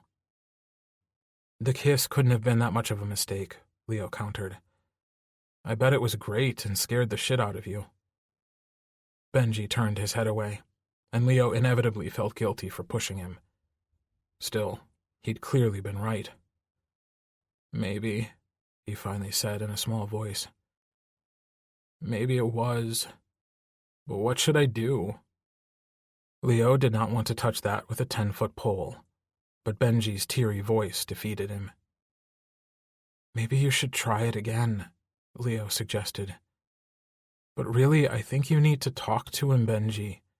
You should be telling him all of this." Benji rolled his eyes. "You going to take your own advice anytime soon?" "Maybe," Leo said. "I've been thinking about it." "You really should," Benji said, all the fight deflating out of him. "You need each other." At one time, not very long ago, Leo would have argued against this suggestion tooth and nail. Tonight, he just accepted it quietly and considered the possibility. Benji was not wrong. "I was just thinking about asking him to have dinner with me," Leo admitted, "when you came by." "You should." Benji looked more excited about Leo having dinner with Caleb than he had about Diego. Leo wondered if maybe Benji was right and it had been a mistake. But then he also remembered the dress rehearsal party he'd thrown and how Benji and Diego had eye-fucked each other in his living room. Never mind the incident during their paintball outing. "Okay," Leo said. "But only if you go find Diego and talk to him." What if we... Benji stuttered, but Leo had a good idea what he was trying to say. Leo was worried about that too. In the last few weeks, he and Caleb had had several very close calls. It was almost inevitable that at this point, their self-control would break down and they'd have sex. Leo was almost happy about it. He knew they should talk first. He knew they should forgive first. But sex, with Caleb, it was a mesmerizing concept. "Then it happens," Leo said pragmatically. "Don't tell me you need the birds and bees talk." "Have you and Caleb again?" Benji asked, probably as a distraction mechanism. He knew they hadn't. Leo felt like the whole world knew they hadn't had sex yet. "Not yet," he said. "Caleb wanted to wait until we're sure." Benji nodded sagely, as if this was an excellent plan that he'd considered from all angles, even though he was sort of fucked up right now. Leo wondered briefly how good of an idea it was to send him off to Diego in this state. But he decided that Benji might be more receptive and definitely more honest like this, so he pushed him out the door with a text to Diego about how Benji was on his way over. Flipping on the shower, Leo shed his clothes and right before he climbed into the hot water, texted Caleb and suggested they meet in his room for dinner.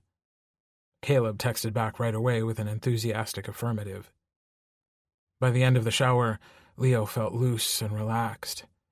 He carefully styled his hair, picked out his tightest jeans and a shirt that showed off his collarbones. It might not be that slutty, but it was definitely obvious. Even if they were supposed to be talking, Leo decided it wasn't a bad idea to distract Caleb at least a little. It was over an hour since he and Benji lit up when he knocked on Caleb's door and he answered.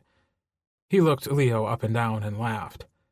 "Get in here," he said with a giggle, and Leo didn't know if he should be offended or not. "You're high," Caleb finally said with another laugh. "You had to get high for us to talk?" Leo knew he was going to figure it out. He'd always been able to. The good news was he didn't seem mad, only amused. For the record, it was actually Benji, Leo said, and then he continued with a softer voice. "Is that okay? I don't want you to think—" Caleb rolled his eyes. "I gave Benji the number of a guy I used to know. I assumed he'd probably go smoke with you anyway." "Right." Leo felt his high dribbling away, and suddenly he was a lot more nervous and wired than he'd been only a few moments before. "Should we order?" They consulted the menu, and Caleb called down their order. Sitting together on the couch, Leo made sure to scrupulously keep a foot of space between them. He was tempted, like always, to close the distance between them and press his lips to Caleb's. But he'd waited too long to do this. He wasn't going to fuck it up by distracting them right out of the gate. "Have you been talking to Benji lately, then?" Leo finally asked, because he wasn't sure where else to begin. He'd begun to compose a speech, but apparently it had completely evaporated out of his brain after Benji's confession. Caleb shrugged. "You had the gym part covered." "Thanks for that," Leo retorted. "It's just about killed me, too." The honest, very frank appraisal that Caleb gave Leo, up his body and then back down again, set Leo's blood simmering. "Well, I've appreciated it," Caleb pointed out slyly. "Caleb," Leo moaned, "you are not helping me stay focused on just talking." Caleb shot Leo a confused look. "Who says we're just supposed to be talking?" "We're supposed to be talking. I'm supposed to be talking." Leo didn't know when he'd begun to veer into hysterical territory, but he felt like it was just around the corner. He desperately longed for the relaxed high of only an hour ago. Caleb still looked confused. We have been talking. What do you mean? I've been avoiding it. Leo really didn't mean to admit that last part out loud, but it was the truth. He had been avoiding it. Caleb just laughed, threw his head back and cackled like Leo was the funniest person in the entire world. Leo, he breathed out between laughter, we talk all the time. Not about important things, Leo argued, but he couldn't help the smile growing on his face. Caleb was still laughing.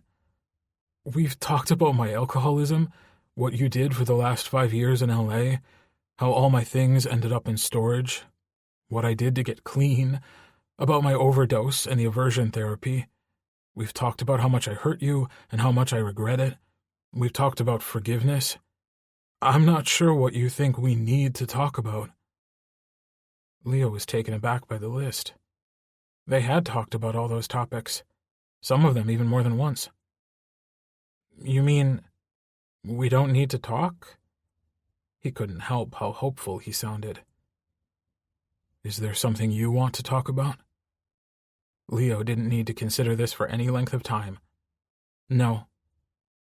And if there was something you wanted to know, you'd ask, right? Caleb gently prodded, and Leo nodded. He knew he would, if it was important. Actually, he wasn't sure he'd be able to hold back. Not anymore. There'd been a point in time when just being in the same room as Caleb was too much, but that was long gone. Now, when something went wrong or he felt stressed, Caleb was the first person he wanted to talk to. I feel the same, Caleb admitted. So I guess I don't see where we need to sit down and, I don't know, exclusively talk about our relationship. When something comes up, we'll deal with it, like we have been. Leo took a moment to process this, and then realized he did have something he wanted to say. He saw Diego and Benji frozen in silence, and probably in misery too, stuck in a situation that so far hadn't led to anything but unhappiness. And fuck, he did not want that to be him and Caleb in 5 more years. Not when they'd already wasted so much time. Suddenly, Leo felt like he was at a crossroads and he didn't want to pick anything but love and Caleb. But then love and Caleb had always been synonymous in Leo's book. What do you... He couldn't quite get the words out, and he had to stop, clear his throat, to force them out. What do you want? I know you said a few months ago that you didn't want to get back together. Is that still what you want? Because if Caleb did, then Leo needed to take a step back right the fuck now, because he already felt like he was heavily emotionally invested in this reunion. Fuck. He'd never not been emotionally invested in Caleb Chance. Maybe that had always been his problem. His complete inability to not be rocked to the core by who Caleb was and what he meant to him. He waited with bated breath as Caleb looked down at his knees, fiddling with his fingers. Leo was almost afraid the delay was bad news, but he'd seen the way Caleb still looked at him. There was no way he would want to stay apart. Love still had to count for something, right? Then Caleb looked up at him, and the adoration shining in his gorgeous green eyes blew Leo away. I know I said before that I wasn't ready, but that feels like forever ago. I've never stopped loving you, Caleb murmured. Whatever you want, that's what I want. Today, tomorrow, in the next 50 years. Leo decided this was the right moment to break his distance rule, and he crowded into Caleb, believing that there was no power in the universe that could stop him from kissing the man he loved. Before he did, he reconsidered, realized this could be even better, and swung a leg over Caleb, settling into his lap like he'd done about 100,000 times before everything went to hell. Caleb looked up at him, just as he always had, and it took Leo's breath away. He leaned down and kissed him, brushing their mouths together agonizingly slowly, losing his train of thought with how pillowy soft Caleb's lips were. Reaching up, Caleb wrapped his arms around Leo's hips, steadying him and pulling him down even lower, until Leo definitely felt his cock hardening against his own. He never wanted to leave this position. They should bury him right here, wrapped up in the man he loved. Wait, Leo suddenly realized with a gasp. He felt so keyed up there was no way he'd be able to stop if they started. Caleb specifically said more than once that he wanted Leo's forgiveness before they had sex. While they definitely talked about more than he'd realized, he still didn't feel prepared to forgive. Someday, maybe. But not today. What? Caleb asked breathlessly. He was flushed, eyes sparkling, his delicate pink lips a gorgeous contrast to his bright coppery hair. He was the most beautiful, hopelessly endearing, irresistible person that Leo had ever known. I don't want to push you into anything, Leo said in a rush before he could change his mind, shut his mouth, and let himself take what he wanted so badly. Caleb's brilliant smile wavered. So you don't forgive me? Leo didn't know what to say. He wasn't entirely sure, but if he had forgiven him, he would know, right? Of course, he'd also believed they needed to talk, so maybe he was just very shitty at understanding what he thought and felt. That wouldn't be a surprise at all, not considering that he'd spent the last 5 years burying every emotion so deep he'd never felt them at all. He did know that he didn't blame Caleb for leaving him, for leaving Star Shadow anymore. He'd slowly begun to understand his reasons, while also acknowledging that there were some things that hurt so deeply they were nearly impossible to expunge. How can you be with me if you don't forgive me? Caleb continued, a crease forming between his brows. Why would you even want to?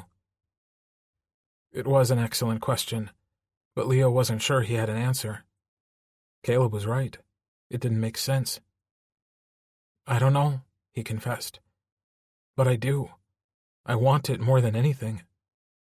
I don't want to push you, Caleb admitted. But I've got to protect myself, Leo.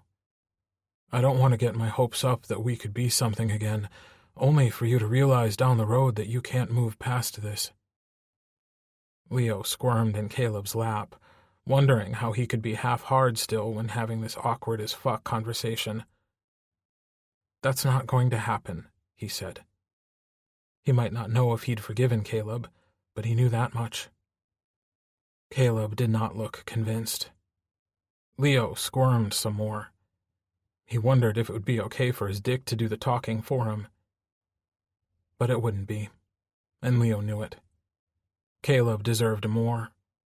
Better. That was what Caleb deserved, no matter what he'd done to Leo. This is what I mean, Leo finally admitted. I need to tell you things. Caleb settled back on the couch. Okay, tell me things. Leo didn't even know where to begin, so he started at the most logical place, the one thought he'd had almost constantly since Caleb had disappeared. When you left, he said, I wanted to die. Caleb's expression was horribly solemn, and he swallowed hard, his Adam's apple bobbing. But he nodded, prompting Leo to continue. All of a sudden, Leo wasn't sure if this was going to be harder for him or for Caleb. It was always me and you. I didn't know how to do it alone. I couldn't do it alone. Like, maybe the other guys could have continued the tour, I don't know. But I couldn't, so we had to cancel it. And part of me hated you for that. You had to know that I couldn't do it alone. He paused. And God damn it, that wasn't healthy. For either of us. When you left and I went back to our house, back to LA, I realized my whole life was you. I'd built my life around you. You were in every single part, and when you suddenly weren't there, I didn't have anything. Caleb reached out and rested a reassuring hand on Leo's arm. I felt the same way, actually. It made it so much harder to stay sober. Leo dropped his head to Caleb's shoulder. Some of this was too hard to say while looking into those crystal-clear green eyes. eyes that saw everything, saw right through him every single time. It took a long time, but I built myself a new life. The problem was I hated it, and it was never going to be what I wanted because you weren't in it. You could have found someone else, Caleb suggested hesitantly. Did you even try? Leo shook his head emphatically, clinging harder to Caleb. What we had... His voice broke, and Caleb's fingertips dug into his skin. What we have, it isn't normal. It's special and one of a kind. It's the kind of love you feel your whole life. It's the kind of love that told me you weren't dead even when I was afraid you were.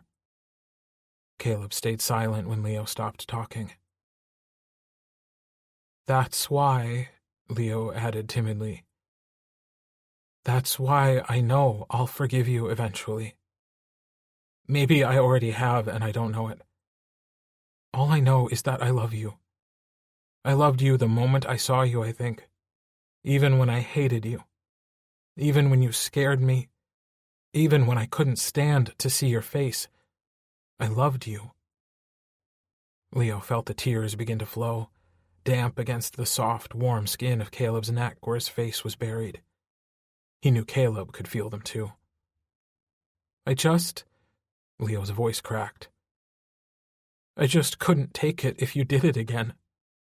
I won't, Caleb vowed instantly. I couldn't. If you do leave, take me with you. Please, Leo begged into Caleb's skin. Caleb chuckled wetly. Leo couldn't see it, but he thought he was probably crying too. How about I don't go anywhere you can't follow? Perfect. They were quiet for a long moment, just holding each other. Leo thought he'd be content to stay here forever, despite his stiffening neck and the inability to pee. Forgiveness is a big thing, Caleb finally admitted, quietly, seriously. I know I fucked it all up. If you ever forgive me, I'd be happy. And grateful. The moment I do, you'll know, Leo said, then hesitated. He wanted to know if this changed anything. Would Caleb accept the uncertainty of heading into a commitment without his forgiveness? Leo didn't know when it would happen, but they'd already waited 5 years to be together again. He didn't want to wait any longer. It wasn't just about sex, though that would be great. It was the idea that he was free to incorporate Caleb back into his life. They could have dinner and go on dates and hold hands again. He could kiss Caleb whenever he felt like, not only when he was too overwhelmed by his general Calebness to resist. He wanted to spoon Caleb like he'd always used to. He wanted to fall asleep to his deep, steady breathing and wake up to his beautiful face every single morning. I want to be with you, Leo said softly. However that works. Caleb's hands moved from his hips to his face, cupping his cheeks like he was something infinitely precious. He lifted his head from the curve of his neck, where Leo had been hiding himself. When Leo opened his eyes, he was looking straight into Caleb's equally damp ones. I want to be with you too, he said shakily, and it felt like a promise, but also like a vow, like a lifetime commitment. Leo leaned forward and kissed Caleb, because this time he was truly out of words. They'd talked and said everything that needed to be said. Now there was only this. Even though the kiss was salty and wet with tears, and they were both laughing shakily into each other's mouths, overwhelmed with relief and joy and a kaleidoscope of different emotions, it was still one of the very best they'd ever shared. When they finally pulled away from each other, the smile on Caleb's face was brighter than the sun, and to Leo, it felt like the dawn of the rest of their lives. He'd felt sure of Caleb before, but somehow he felt more sure now. After all, they'd been through the very worst and they'd endured. They were still here. They were still in love. It felt like a miracle. A minute and another kiss later, there was a knock on the door. Dinner, Caleb explained, and Leo groaned, very reluctant to move from what wasn't the most physically comfortable position, but was the greatest position on earth when it came to his resurrected heart. "Sorry, babe," Caleb said, with a lopsided smile, and deposited him gently on the couch. They ate together like they'd never stopped. The last bit of awkwardness evaporated, finally, and with it the last 5 years. Caleb was back to picking food off his plate, and Leo was back to letting him. After all, denying him anything was always impossible. Caleb was his boy, and nothing about that had changed. Just the thought filled Leo with a nearly unbearable lightness. He wanted to scream it from the rooftops. They were never going to make it through a show without being positively disgusting. He could already picture Max and Benji and Diego and their grimaces. Leo couldn't wait. "I'm so excited for our show tomorrow," Leo confessed. "Why?" Caleb asked, as he leaned back against the couch, plate finally clean. The next show wasn't anything special in terms of geography, or even in the overall scheme of things. It was only important because now that they'd worked out their shit, their general adoration of each other was going to explode all over the stage in a shower of rainbow glitter. "Just can't wait to do a show with you, when we're together and not hiding anymore," Leo admitted shyly. "I wanted that for a very long time." "Me too." Caleb's gaze back was equally as fond. "It's gonna be awesome." Caleb laughed. "People are going to think we're back together." He sounded like he loved the thought of that. Leo couldn't blame him. He loved it too. He wanted to tape a sign to Caleb's back, "Property of Leo Humphreys, again." "People already think that," Leo pointed out. "What else are you looking forward to?" Caleb asked as Leo cuddled up under his arm. Leo couldn't see his face, but he had a feeling there was a knowing smirk on it. I wonder," Leo retorted sarcastically. "I'm not sure I can think of anything." "I can," Caleb said, and suddenly Leo was airborne in Caleb's arms, and then he was on the bed. Caleb crawled up his body like he was a wild animal, and Leo was his favorite and tastiest prey. Leo really liked the way this was going. If Leo's cock could breathe, then it would definitely be breathing out a sigh of relief that the two of them had finally figured their shit out, and it could have sex with something other than Leo's right hand. "Sometimes," Caleb said, as he nibbled on Leo's neck, his teeth going just deep enough to leave a mark. "Sometimes I'd lie awake and picture what I'd do to you if I could have you one last time." It wasn't really funny, but Leo laughed anyway. He felt so light and free, it was impossible to stop. He might even float away if Caleb wasn't on top of him, pinning him to the bed. "That's awfully morbid, even for you." Caleb let his teeth sink further in, and Leo yelped. It was a good kind of hurt, though. A hurt that reminded him Caleb was here, and they were actually doing this. Also, he couldn't exactly deny that it definitely turned him on. "As I was saying," Caleb said in a faux stern voice, "I used to picture what I'd do to you if I could make love to you again." Leo was definitely interested in this train of thought. "And?" "I'd think about your collarbones," Caleb said thoughtfully, and he shifted lower, mouth cruising over the sensitive skin of Leo's throat, down toward his collarbones. His tongue slicked over them. "Don't think I didn't notice what you wore tonight. You know how much I love them, and how I get when I can see them." "You get wild," Leo half said, half moaned. The way Caleb was touching him was the way he'd dreamed about for 5 long years, and he was overwhelmed by it. "I get wild," Caleb confirmed smugly. "Did you want me to get wild?" Caleb's tongue traced his Ursa Major tattoo, teeth dipping into the inked skin, leaving it flushed and darker, mouthing at each star until they felt branded into his skin, his heart. "I was hoping to distract you, actually," Leo panted. "Well, it worked," Caleb said. "Feels that way?" "Oh, I'm just getting started," Caleb said. "I didn't just think about your collarbones." "Good, because that would be weird. But Leo knew he didn't sound all that convincing. He sounded breathless and love-struck. "So mouthy," Caleb said, and shot him an absolutely filthy grin. "Shut me up, then," Leo smirked. "What else did you dream about?" Caleb pulled his shirt off. "This, too," he said reverently, dipping his head toward Leo's skin, tongue tracing one swirl after another across his abs and stomach. "Soft and golden and delicious, like caramel."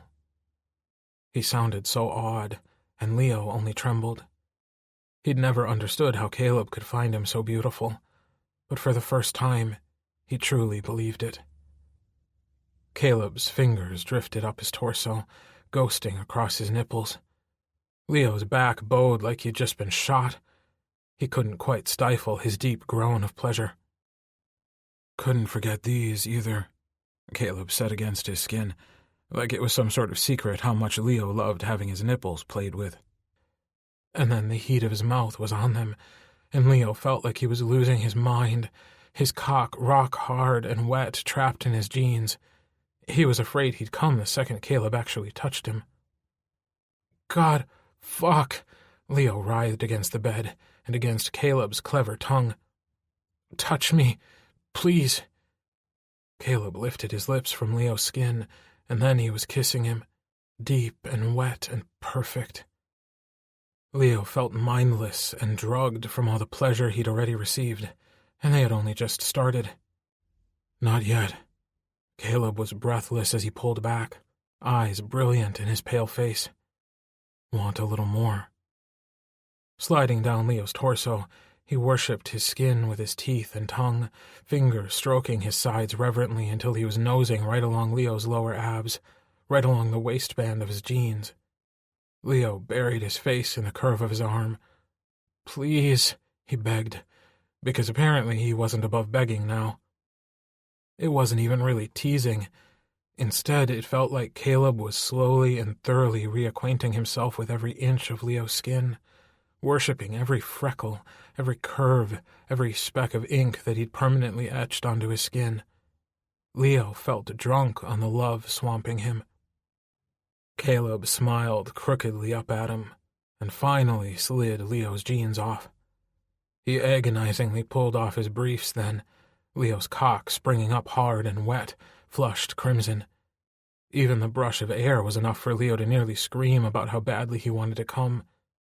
He wanted Caleb to make him come so much he couldn't anymore, until he was empty and full, both at the exact same time.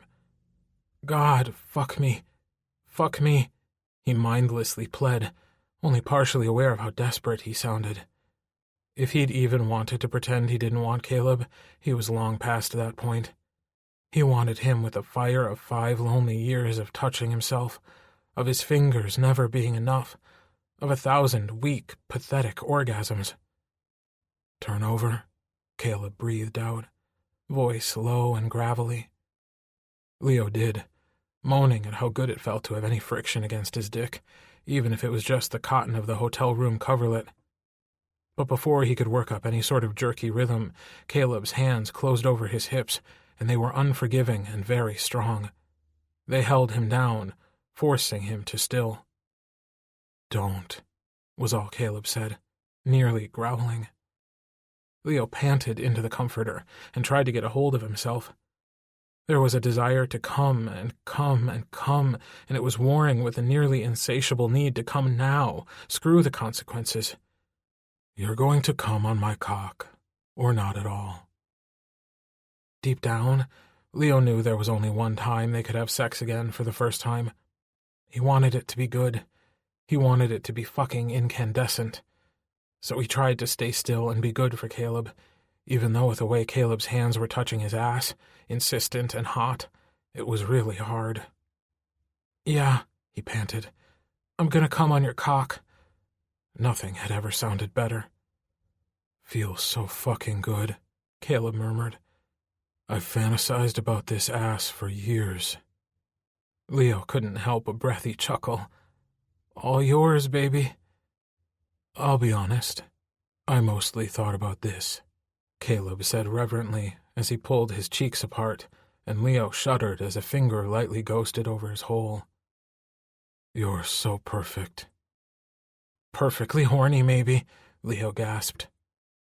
Then it was Caleb's tongue slicking over his hole, and Leo sobbed into the comforter, words completely lost. The pleasure was so sudden it practically short-circuited his brain. He heard Caleb's moans layered over his own, but they were both lost as Caleb tongued him from his rim to his balls and back up again, savoring him like he was the greatest thing Caleb had ever tasted. Leo was about 5 seconds from coming all over himself when Caleb pulled away. Leo couldn't help but keen in frustration, hands flying up helplessly, trying to find Caleb's body to force him back where he belonged. More, he whined. He felt like he'd been reduced to only single syllables. More, and Caleb, and fuck me now, please. Gonna give you more, Caleb promised. But you said you'd come around my cock. He sounded very determined about this. Leo felt nearly emptied of his own desire. He'd wanted this for so long. He only wanted to feel good and make Caleb feel good in return. When Caleb slid one wet finger in, Leo tensed. He couldn't help it. He knew he was tight, because doing this without Caleb hadn't been fun or fulfilling. He hadn't been able to use any of the toys they'd shared together. So basically, he hadn't done this in a while. But Caleb must have realized that, because he went very slowly, so fucking slowly, letting Leo get far more used to one finger than he'd ever done before. Finally, he slid in a second finger, the stretch of it stealing Leo's breath, and then he took even longer, fucking him shallowly and only brushing against his prostate in teasing little touches. Gonna give you another? Caleb leaned over and whispered in his ear, his teeth grazing the skin of Leo's shoulder. As the finger slid in with the rest, Leo couldn't help it. He clenched down on Caleb's fingers and, throbbing madly everywhere, came like a firecracker.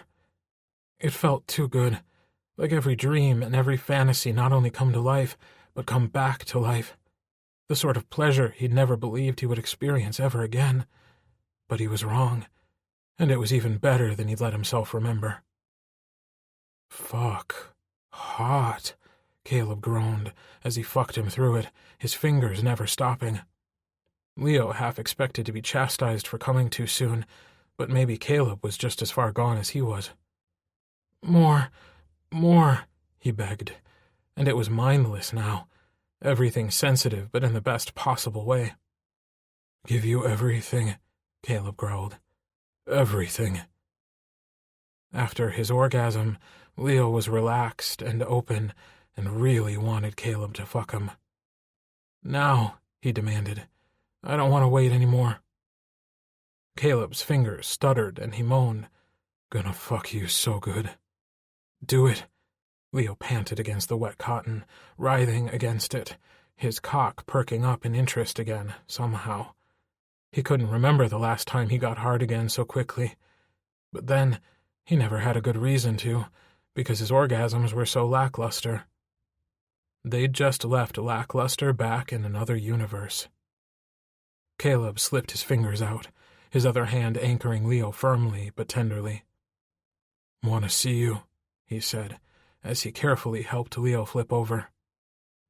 Fuck, Caleb breathed out, and Leo's dick twitched in the mess of cum on his belly as he reached down to pet just the head. Don't, Leo warned wildly, because it felt too good. He was going to come again already, and he'd already come too many times without Caleb's dick inside him. You're going to come again, and then we're going to sleep, and then shower, and then you're going to fuck me, Caleb said, and Leo couldn't help but nod, because he wanted that too. He wanted everything. There weren't enough hours in the day for all the things he wanted with Caleb. Gonna fuck you first. Make you mine again.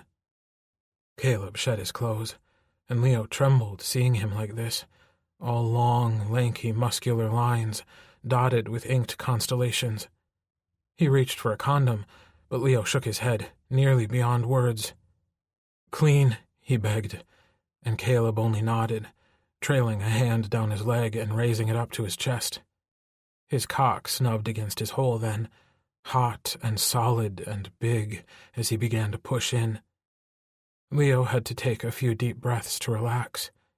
It was so much, hard and inescapable, sliding into him, splitting him open again. It was like riding a bicycle. He just needed to get used to it again. Learn to relax, learn to breathe through it as Caleb bottomed out. He held on for a minute, breathing uneven. Caleb leaned over and kissed him, just a soft brush of his lips against Leo's, and it was the perfect juxtaposition of the sweetest love and the fiercest lust mashed together. Leo just couldn't contain it anymore. "I love you," he said, as Caleb gave a tiny experimental thrust. "I love you too," Caleb breathed out, hitching Leo's leg higher, finding a better angle. Suddenly, the pleasure spiked from very good to fucking mind-blowing as Caleb's cock brushed up against his prostate. Leo threw back his head and moaned, grinding insistently against Caleb's dick, loving the way it filled him up just as perfectly as it always had. Better, even. "Love you, love you, love you," Caleb chanted with every single insistent thrust, and the words echoed through Leo, filling him with emotional as well as physical pleasure. Leo felt cherished and adored and loved, and when Caleb reached down to grip his cock, letting it thrust through his big, warm hand, Leo's heart throbbed in tandem. He was close, but he didn't want it to end, didn't want the magic to stop, wanted to do this for 100 years, 1,000, forever. Leo choked out as the pleasure tightened in his belly and exploded outward. His eyes were screwed shut, but he felt the cum paint his chest and felt Caleb's hips stutter in their rhythm as he moaned through his own orgasm. Leo was covered in cum and sweat and God knew what else, but Caleb never hesitated. He crashed right into him, mouth searching for Leo's, murmuring something about love and sex and more than Leo could possibly comprehend about forever. But Caleb's words still reminded of the last time they'd almost done this, and the look in Caleb's eyes when Leo had stopped them. Why had then not been the right time, but this time was perfect? Even though they were supposed to be basking in a very deserved afterglow, not demanding explanations, Leo was still desperate to understand Caleb's reasons. "Why now?" he finally asked, whispering into Caleb's shoulder. Caleb smiled, sleepy and satisfied. "Didn't now feel right?" His question echoed the conversation they'd had before they'd even gone on tour, when Leo had first voiced the idea they could get back together, and Caleb had been adamant. Maybe someday, he'd said, but not just yet. Only when it felt right. Leo couldn't deny that tonight had felt right, and he nodded slowly in agreement. "I know you," Caleb said, gaze diving deep, right into Leo's soul. "I know you, and I know you're sure. That was what I wanted. Forgiveness is sort of an abstract concept, isn't it? If you hadn't come to terms with what I'd done, then we wouldn't be lying here like this right now. You wouldn't be ready, and I'd know. But when you came here tonight, you wanted exactly what I wanted." "Sex?" Leo asked hopefully. Caleb laughed. "Yeah, definitely that. But you'd let your guard down, and you wanted to open yourself up to me again. And this time, I was ready to accept it." Leo nuzzled into his shoulder. "So basically what you're saying is that we're soulmates." "Something like that." Caleb reached up and softly pushed his hair back from his forehead. "Does that make sense?" "Yeah," Leo said, and then paused. It still bothered him that he wasn't ready to tell Caleb, "I forgive you." If he was ready for them to get back together, why couldn't he say the words? And because Caleb understood him like nobody else ever had, he whispered into his ear, "You will, someday. I promise." "Someday," Leo echoed. It felt like as much of a vow as their earlier words had, and a pledge Leo intended to keep. Fuck everyone who ever believed differently, Leo thought as he finally drifted off. Caleb and I are still soulmates. Chapter 19. When he and Caleb emerged from his hotel room, it was nearly 18 hours later. They'd barely slept. They were sore and covered in love bites and bruises from head to toe. But when Leo looked in the shower-fogged mirror as they got ready to head over to the venue, he knew he'd never been happier in his whole life. Caleb was glowing too, and the realization that Leo was the one to put that look on his face felt so special. When they finally made it to the venue, they were undeniably late, and the look Bernard shot them was venomous. "I see you finally decided to get out of bed," he said. Leo was in way too good of a mood. He wasn't a young man anymore, but the number of orgasms he'd had in the last 24 hours would prove otherwise. So he rolled his eyes and ignored Bernard. He was probably just jealous anyway. Everyone wished they looked this well fucked, even Bernard. Especially Bernard. The other guys were tougher to ignore. When Leo and Caleb walked into the green room holding hands, Max fell off the couch, a can of soda clattering to the floor and exploding sluggishly. At least Leo assumed it was because of the hand-holding. Maybe it was just the very smug looks on their faces. "I can't believe it," Max said with awe, still on the floor and clearly in no hurry to move himself or the Dr. Pepper that was fizzing all over his jeans. "It actually happened. You two finally got your heads out of your asses." Caleb blushed, bashful despite the fact that his neck was littered with marks from Leo's mouth. He looked like a kitten and a sex animal at the same time, and Leo wanted to drag him back to the bedroom and keep him there for the next week. Unfortunately, they needed to finish this tour.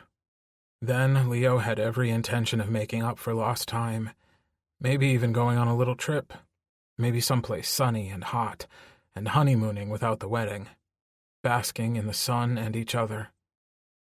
Then Max looked at them closer and nearly fell back over, cackling the whole way.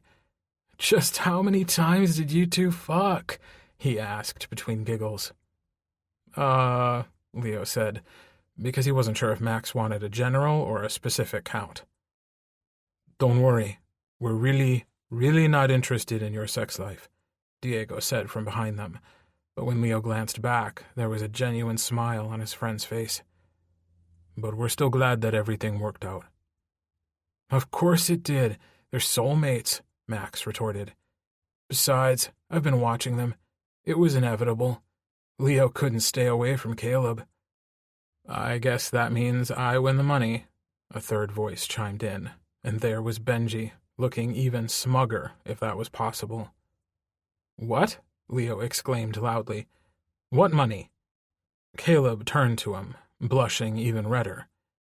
"You didn't know about the bet?" Leo was flabbergasted. "You were betting if we'd get back together?" "Actually," Benji corrected, not sounding very sorry at all, "it wasn't if, but when." "And you all bet on this," Leo stated incredulously.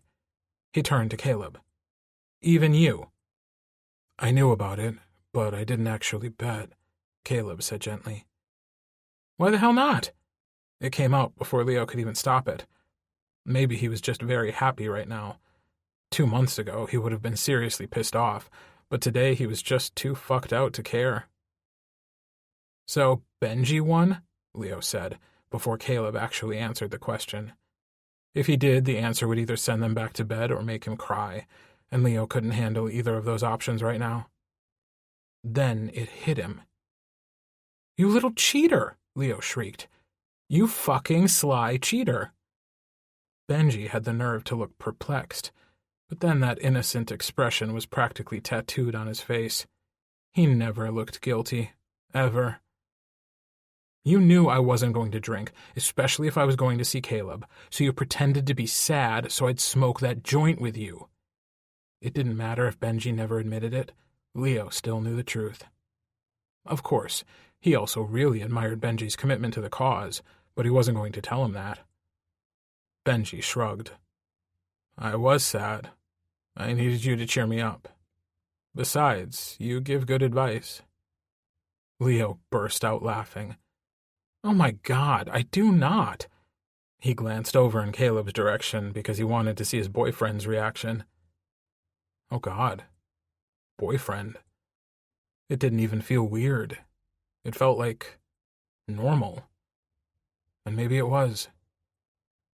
"Just admit it," Leo demanded, because he was amused at how much Benji was currently squirming. "And tell me what time frame you bet on." Max dug out his phone and consulted the screen. "I was a month into the tour, Diego after the tour was over, and yeah, Benji bet that you'd do it during the last 2 months of the tour." "Told you," Leo exclaimed triumphantly. "He totally set it up." "You just needed a little boost," Benji scrambled. "Don't even try to tell me you're not grateful." "Oh, I'm grateful. To myself and to Caleb. We had a very adult conversation about the situation and came to a mutually beneficial conclusion." Leo knew he sounded very self-satisfied, but he also believed he deserved every bit of it. "Oh, I'm sure it was very adult," Max said with a snicker. "How many of those conversations did you have?" "So much interest in our sex life," Caleb inserted. "You sure you don't want to give it a try, Max? Maybe Benji could help you out." Max blushed, but didn't say a word. Suggesting Felix would have made Max squirm more, but Caleb also knew that Leo wouldn't be happy about it. Benji was a good choice, Leo thought, because it wasn't entirely out of the realm of possibility. Plus, there was the bonus of Diego's sudden scowl. "Don't knock it till you try it," Leo added sagely. "So, how much money did you win, Benji?" Caleb asked. $20, Benji bragged proudly, like he wasn't a millionaire many, many times over. It was official. Leo needed new friends. But then he glanced toward Caleb, and he was so happy, glowing like this was the best day of his life. Leo realized he felt the exact same way. "Best $20 you've ever earned," he told Benji. The concert was absolutely sick. As the tour had continued, Leo had found himself enjoying a lot of their shows, but there was definitely something special about this particular show. It was the first time he and Caleb were together, and there were no rules, no closeting, no frowning management liaisons, nothing and nobody to prevent him from literally walking right over to his boyfriend and doing whatever he wanted with him. The realization was incredibly heady. When they sang The Scientist, Leo decided there was no reason for them to do it apart, so he shifted his stool until he was right next to Caleb.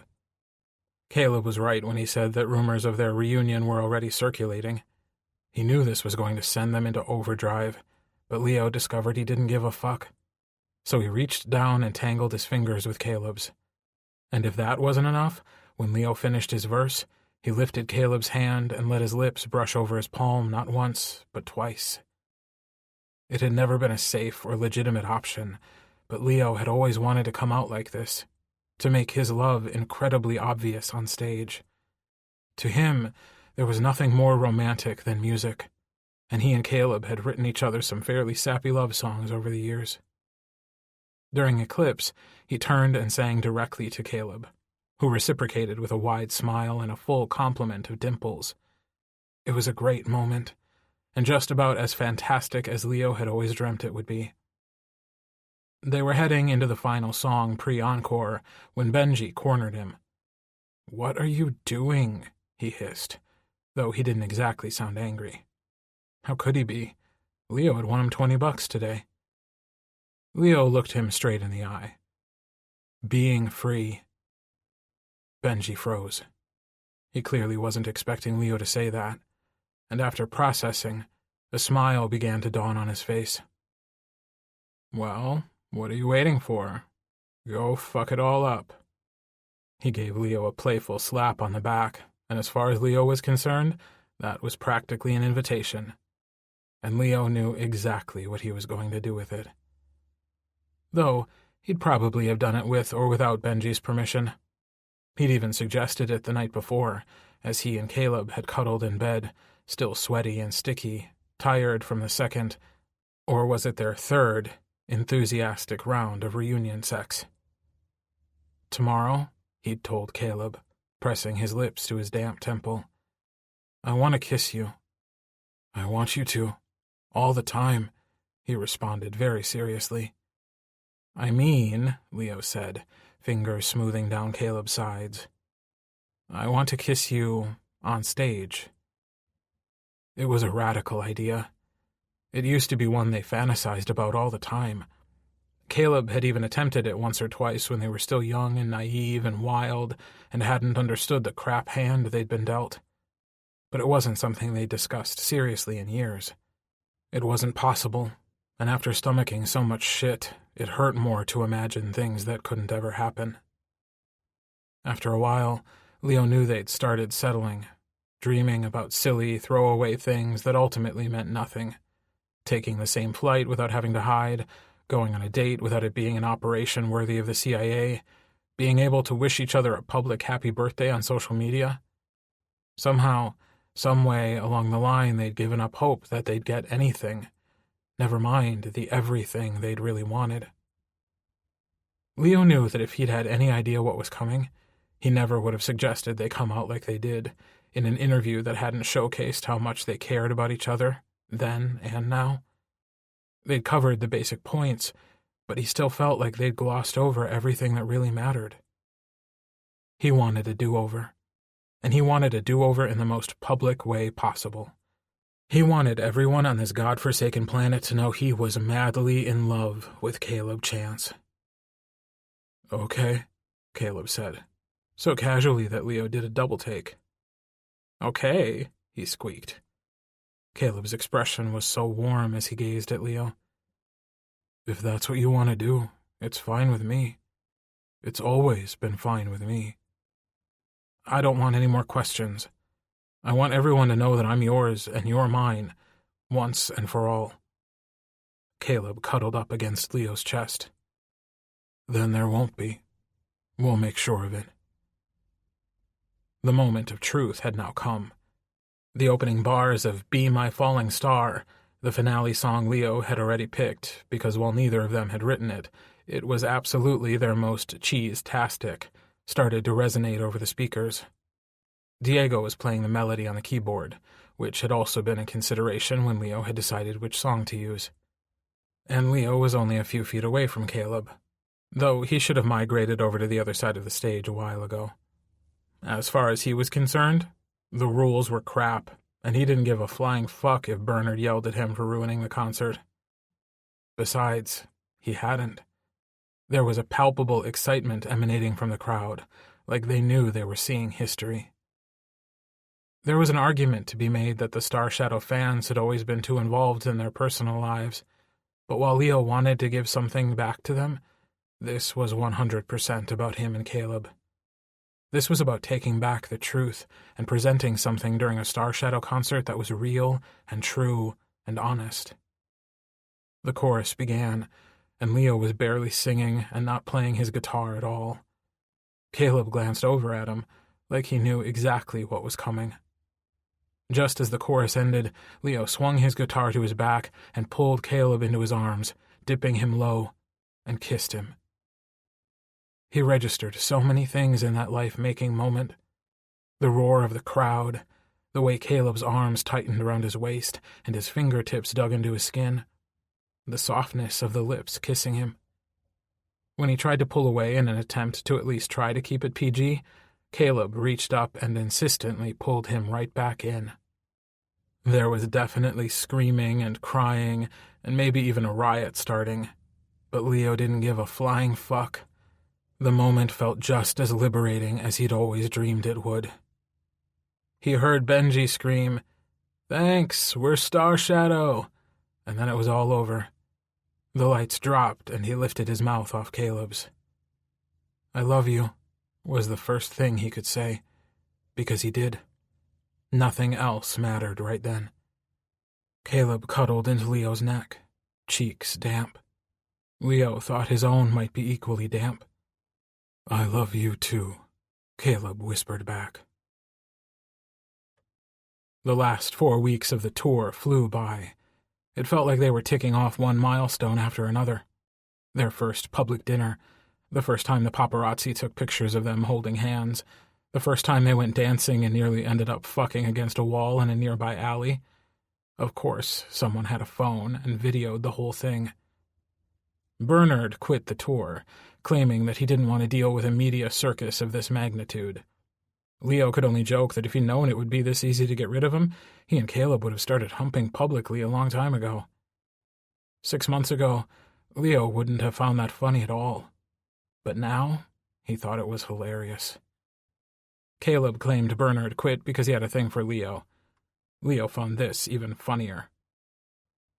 Benji's divorce hit the media, and while it wasn't as bad as he imagined it would be, it still sucked. Leo saw hints of him and Diego hanging out sometimes, but neither of them would ever discuss it. More than once, Leo threw his hands up and ranted to Caleb that he didn't understand how they'd managed to fix their fucked-up relationship, but apparently this tour had been hell on everyone else's. The truth was, he and Caleb were so solid, like a rock. If you'd asked him 5 years ago, even in the worst of Caleb's drinking, Leo might have claimed the same thing. But in the interim, he'd discovered that solid and ironclad were two different things entirely. What he and Caleb had now was steel. It was forged in an inferno, and it was forever. Every morning when Leo woke up, his mouth full of Caleb's hair, it felt like a benediction and a blessing. It felt like Leo fell more in love every single day. Still, he'd been waiting for that all-important moment when he knew he'd forgiven Caleb. It didn't make sense that he hadn't realized it yet, but Caleb seemed unconcerned, almost like Caleb already knew, and the last person to realize was Leo himself. "Aren't you happy?" Caleb asked one night when they were getting ready for a romantic dinner near Miami Beach. It was their last week on tour, and though Leo knew he shouldn't be, he was feeling the pressure. He'd assumed he would have forgiven Caleb long before they went home. Even though there wasn't a timeline, and he shouldn't force it, he knew how much it meant. There was a part of him that needed to give Caleb everything and anything he wanted. "Of course I'm happy," Leo said with a frown as he pulled on his jeans. How could Caleb even ask? The last 3 weeks had been amazing, not only full of love, but a blissful relief that they'd finally emerged from the horrific nightmare that had nearly ruined their lives. That, instead of succumbing to the disaster, they'd found each other again. "Then don't worry about it," Caleb said, reaching over and nuzzling into his neck, trailing tiny kisses down his collarbones. "Whenever it happens, it happens." Caleb's lips dropped down lower, cruising over one of Leo's tattoos. Even though it felt like they'd barely stopped having sex, his skin still heated as Caleb licked over it. "You taste so good," Caleb moaned, and Leo couldn't stop his cock from growing harder at the sound. He'd known it was a mistake to get dressed in the room instead of in the bathroom. Caleb was obsessed with the way Leo tasted right out of the shower. They were going to be late, or not make it at all if he let Caleb have his way. "If you don't quit that," Leo ground out, "we're never going to make our reservation." When Caleb's head popped back up, he was the embodiment of dimpled innocence. "I don't know what you're talking about, Leo," he said thoughtfully, and Leo nearly groaned in sexual frustration. Except he couldn't possibly be sexually frustrated. Nobody who was having this much sex could be. He leaned down and kissed Caleb, quick and sweet, no tongue, because if he did anything else, they weren't going to be leaving for at least 2 hours. And while he very much enjoyed having sex with his boyfriend, said boyfriend also deserved dates and nice things that weren't orgasms. Dessert, Leo promised, and Caleb's face lit up. Leo was half hard from the taxi ride to the restaurant all the way through dinner. He wasn't sure if it was the sly, knowing look on his boyfriend's face, or maybe it was the way Caleb ate seafood, or ate anything at all. They took a romantic walk alongside the water, and Caleb was so lovely in the setting sun that Leo managed to drag his mind out of the gutter for at least 10 minutes. Of course, that went to hell when they got back in a cab, and Caleb pulled him onto his lap. "Caleb?" Leo exclaimed in a hushed whisper, nudging Caleb with his shoulder. But Caleb already had his mouth on his neck, and as he sucked up the side, leaving a chain of love bites, Leo discovered he cared a lot less that they were doing this in a public vehicle. They'd already practically had sex against an alley wall, with someone recording it on their phone. Only Leo knew how close they'd nearly come to being reprimanded for public indecency. He didn't have the heart to tell Caleb. He figured they could at least keep it PG, but then Caleb reached his ear and, after nibbling the lobe excruciatingly slowly, leaned in. "You gonna suck my cock? Let me fuck your throat?" Any hope of PG went right out the window. Leo's knees buckled, and he mostly collapsed onto Caleb. He was fully hard again, and doubting that in the 10-minute cab ride they could keep it together. "Gotta wait till the hotel," Leo gasped, as Caleb's hands reached back and gripped his ass cheeks hard, each fingertip digging into flesh, no doubt leaving another round of bruises. The entire universe probably thought they were sex maniacs, which wasn't that far from the truth. They'd been without for so long, and the sex was this good, Leo thought they could be excused. But Leo also wasn't looking forward to another phone call when this cab driver, who kept shooting them assessing looks in the mirror, decided to sell his story to another tabloid. "So impatient," Caleb whispered, even though he was the one caressing just about every inch of Leo he could reach. Leo decided to distract Caleb by kissing him, making the kisses long and slow and deep. It mostly worked. As they finally exited the cab, Leo threw a few bills toward the driver and hoped that the story had morphed from two crazy nymphomaniacs to two desperate lovers. But Caleb tugged on his hand, and Leo wasn't even sure he cared anymore. They made out in the hotel elevator, definitely scandalizing the older couple who had the bad luck of sharing with them. When the other couple finally exited, Caleb pressed Leo against the wall of the elevator, mouth already on his collarbones. Leo couldn't believe how aroused he was, and they'd already had sex twice today. "I didn't realize dates turned you on this much," he murmured to Caleb, who glanced up with a smug grin. "You planned a romantic dinner, and I planned dessert. I think I definitely should be this turned on," Caleb whispered hotly against Leo's skin. He shivered. The floor numbers on the elevator ticked by, flashing by quickly, but not nearly quickly enough. "Are you going to feed me dessert, then?" Leo asked, voice low and rough, hypnotized by the intense stare Caleb was giving him. He looked like he wanted to eat him alive, and Leo probably wouldn't stop him. He nodded slowly. "You're sweet enough," Leo said against his mouth, and then they were kissing again. This last month felt like an incendiary combination of their first 6 months as a couple, when they couldn't ever keep their hands off each other, and all the sexual expertise they'd developed over the years. It was bone-meltingly hot. Leo kept expecting them to slow down, but instead every day seemed to burn brighter and hotter than the last.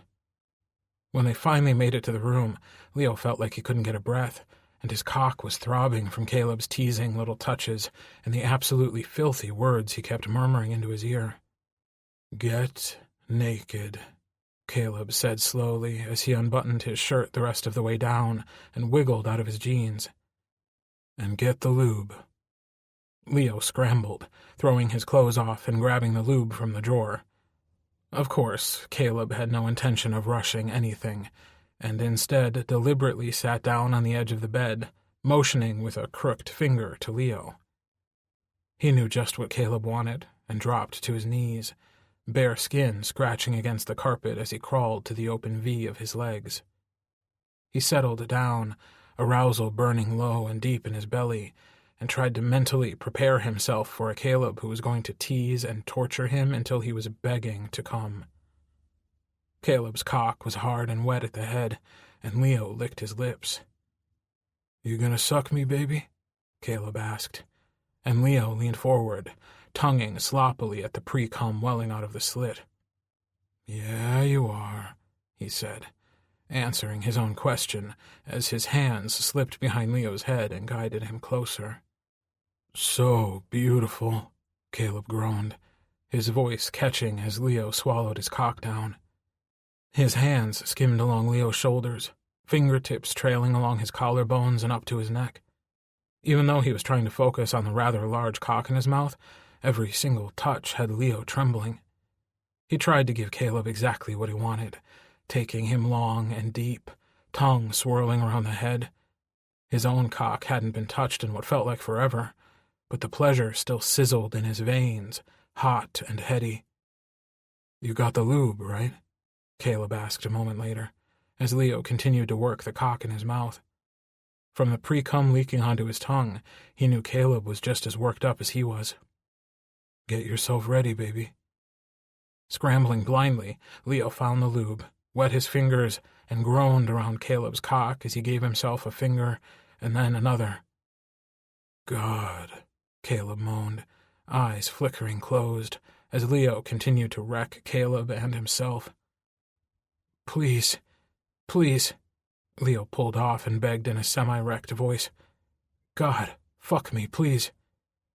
Caleb's gaze was heavy-lidded as he looked down at him. "Come get it then," he slurred. Leo didn't have to be told twice. He slicked up that gorgeous cock, giving it a little extra twist, and then stumbled to his feet, climbing over Caleb onto the bed. He sank down slowly, drunk on how good he felt inside him. Leo might be on top, but Caleb drove his hips in a demanding rhythm, fucking him carefully but deliberately, giving Leo just enough pleasure until he was wild with it. But Caleb still wouldn't touch his cock, no matter how much he pleaded for it. Only when he was incoherent did Caleb finally relent, snapping his hips up hard and pounding against the spot that made Leo cry out. When he finally came, it was with a loud shriek and lasted forever, ropes of cum shooting across his chest all the way up to his chin. "Fuck!" Caleb yelled as he followed suit, shoving his cock deep inside Leo until he felt him pulsing. If he hadn't just come, Leo thought he might have been able to come again somehow. That was how good the sex was. After a quick clean-up, they cuddled in bed, Leo lying on Caleb's chest, listening to his heartbeat. The silence was warm and comforting, until Caleb spoke. "Mel said she found me a place in L.A. to rent." Leo was too shaky and mindless from the very good sex to have this conversation right now, but it seemed he wasn't going to have a choice, because Caleb had brought it up, and he clearly wanted to talk about it. What Leo really wanted was for Caleb to move back home.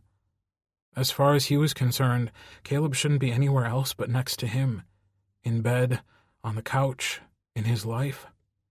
That was where he belonged, and it was where he'd always belonged. Normally, asking someone to move in with you after only dating them for a month might be concerning, but this was their second chance. They had already done this before. This time, they were just going to do it better. But what Caleb wanted was important too. Maybe he wanted to be on his own still, and get his feet under him in Los Angeles before he finalized things with Leo. Leo could see that side of it too.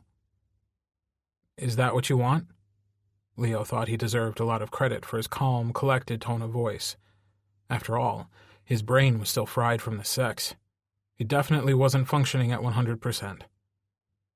Caleb didn't say anything for a long moment. "I don't know. I wasn't sure what you wanted either," he admitted with a clear uncertainty in his voice. "I should have said something sooner," Leo admitted.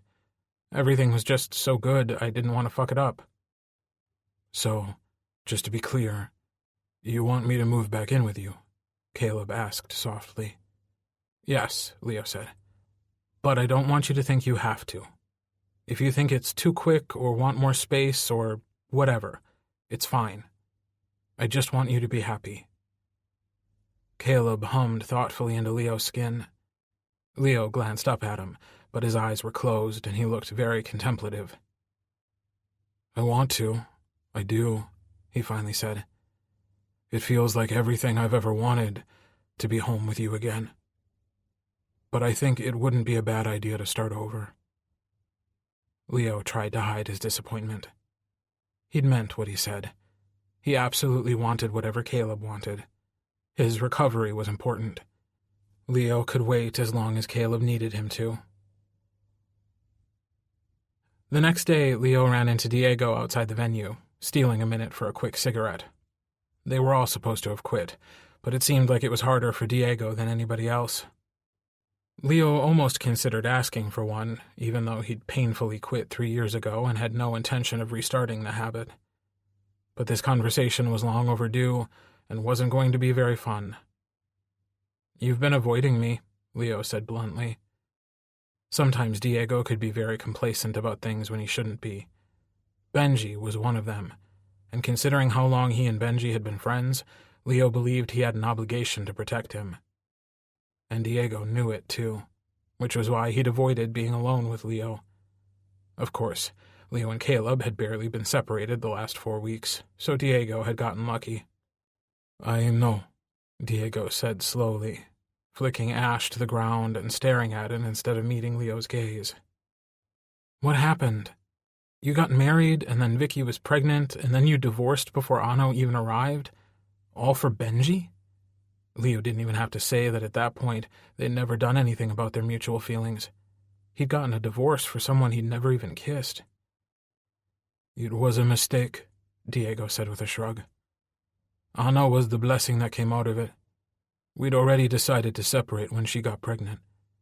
Sometimes I'm not even sure she's even mine, but she's mine, you know?" Leo wasn't sure he knew. Someday he wanted kids, and he'd always wanted them with Caleb, but he also couldn't envision himself in Diego's shoes. "Why didn't you say something?" Leo said with confusion. "He married Sophie, and they seemed pretty happy. I thought I could do the same thing, but..." Diego looked up at him, and there was an empathy in his gaze that made Leo squirm. "You might know what it feels like when you're with the wrong person. You know, and I knew. I couldn't stay with her when there was someone else I cared about like that, even if he was married to someone else. And," Diego continued, guilt coloring his voice, "it wasn't like I didn't love her at all. I did. I love that she gave me Anna, but not like..." Diego threw the remains of the cigarette to the concrete, scuffing it out relentlessly with the toe of his boot. Diego didn't need to finish that sentence for Leo to understand. "But not like you love Benji." Nodding helplessly, Diego leaned back against the brick wall. "I think if Caleb had been gone even a year or two longer, I would have done the same thing," Leo thought out loud. "Settled?" Diego asked. It sounded so ugly, but it was the truth. He'd been so alone, so desperately lonely in that big house, and one day he probably would have gotten desperate enough to find someone he could love, even a little. Never like he'd loved Caleb, but enough that every single day wouldn't be so goddamned empty. It wouldn't have been fair to that mystery man, just like this whole situation wasn't fair to Sophie or Vicky. But then, none of them had ever claimed to be selfless angels. They'd always fucked up just as much as anyone else. They just had to endure every single mistake printed in screaming capital letters on the front page of the tabloids. Benji could have said something too, Leo pointed out, and he never did.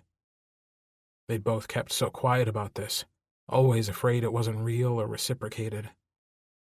"He told you about the kiss, didn't he?" Diego finally said. "I know you didn't tell me about it," Leo countered. "According to Benji, nobody wanted to tell me about their relationship problems because I was a sad sack of shit." Diego laughed. "Well, you were." "Not anymore, though," Leo said casually, even though he wanted to scream it from the top of the tallest building, maybe even take out a few billboards. Diego shrugged again, and looked so hopeless that Leo knew with a certainty that their own conversation hadn't gone nearly as well as his had that night with Caleb. "I am sorry," he said. "I'm sorry it didn't work out. We were never some epic love story. Not like you and Caleb." "That doesn't mean your feelings don't matter," Leo insisted. Even though he very much liked being the soulmates in their group, he wasn't sure Diego was right. To pine after someone for 9 years? That was pretty damn epic in his book. He can't come to terms with it, Diego said with a sigh. And I'm not going to force him. If he wants me, I'm right here. If only it was that easy. Leo knew there was nothing he could do. Nothing he could say to make Benji braver, more certain of Diego's feelings. That was something he had to do on his own, and Leo wasn't sure if he ever would. And that, as far as Leo was concerned, was a damn shame. I'm so sorry, man, Leo said quietly. But I think maybe he'll come around. He cares a lot about you. Diego let out a humorless laugh. Just not enough. He turned around and left Leo standing in the bright sunshine, wondering how some terrible things ended up not so terrible, and others simply never changed. Chapter 20.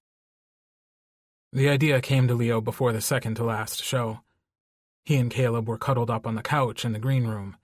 Caleb was scrolling through Twitter, and Leo wasn't doing much of anything at all, thoughts wandering every which way, though always coming back to the same thing, the happiness he'd found over the last 6 months. Caleb still hadn't given him an answer about moving back in, but Leo was trying to take his hesitation as a positive step. He stroked over Caleb's arm, tracing the inked stars of his lyre constellation, and it came to him in a sudden flash.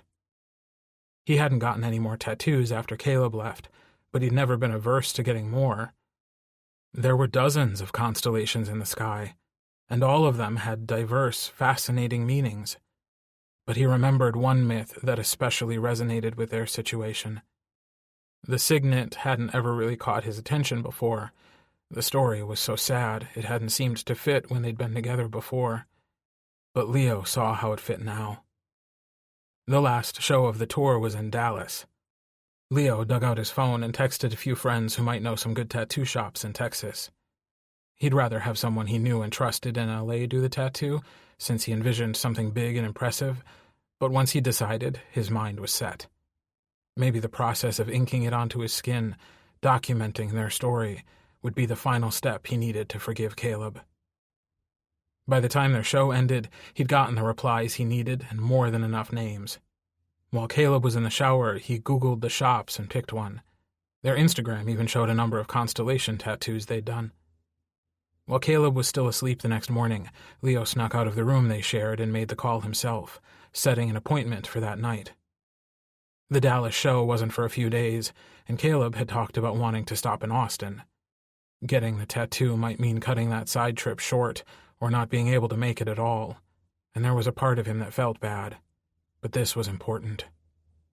Over breakfast, Leo mentioned an errand he needed to run in Dallas later that night, and Caleb only mumbled around his toast that it was cool, and he'd just hang out with Max in Austin. Leo wondered if Caleb could sense how he was practically vibrating out of his skin with energy and excitement, buzzing with it under his skin. But since he didn't say anything, Leo figured he was better at hiding it than he'd imagined. They parted ways in front of the hotel with a few very long kisses. Leo thought he saw a few flashbulbs, but decided he didn't give a shit. Even though their separation would only be for 24 hours, 24 hours was still longer than they'd spent apart since getting back together. "Gonna miss you," Leo mumbled into Caleb's shoulder. "Eat lots of yummy barbecue for me." Caleb's grip tightened around him. "I'll bring you some." Leo liked to pretend he wasn't needy, but deep down he knew the truth, which was probably why he ended up dragging Benji to Dallas and the tattoo parlor. "You are the sappiest person ever," Benji told him after Leo explained the significance of the signet constellation. "And you should be," Leo retorted. Benji blanched, like he hadn't expected Leo to call him on the bullshit with Diego. But Leo wouldn't be Leo if he didn't say something. "We're going to talk about it," Leo promised. "But not now. Right now we need to decide where this tattoo is going." He whipped his shirt off and snickered as Benji stared incredulously at all the love bites currently dotting his other tattoos. "What about your back?" Benji asked. "It would look sick stretched across your back. It's a bigger tattoo. It needs space." The artist nodded in agreement. and Leo gave his final approval after looking in the mirror at the stenciled transfer. As Leo settled stomach side down on the padded bench, Benji leaned over. "Remind me again why I'm here with you instead of in Austin with Max and Caleb and Diego." "Moral support?" Leo asked archly. "It's been a while since I've gotten a new tattoo." "You'd get one every single damn day, forever, if that was what Caleb wanted," Benji grumbled. It hit Leo then. Now he could do that. He could do anything and everything, and he could do it all with Caleb. Before he could even reconsider, he called the tattoo artist over with insistent exclamations that the design wasn't really finished. The artist looked back at him. "You want this swan constellation with forever written underneath it?" he asked. But Leo didn't need an explanation that forever was really forever. He knew it. He'd been living it. The word settled deep into Leo's bones, echoing the way it was going to settle into his skin in a few minutes. "Forever," Leo repeated, and the artist must have seen the certainty in his expression, because he nodded in agreement. "Okay, just wanted to make sure you're sure." "Trust me," Benji piped in. "He's definitely sure." The artist simply shrugged and went to prepare another transfer paper. It only took a few more minutes, and then they got started. "So, what other bizarre constellations are you going to ink on yourself?" Benji asked, as the irritating pain washed over Leo in waves. "Shut up, Benji," Leo ground out. He'd never enjoyed needles exactly, never enjoyed the pain the way Caleb did. But he got them anyway, because management had been too short-sighted to include them in the contracts. Then he'd kept doing it because Caleb loved them. Leo had even become a little addicted to the idea that there were star systems all over his body that told their story, even when they weren't allowed to. But even though he'd never liked the process, he was surprisingly enjoying the trial of this one.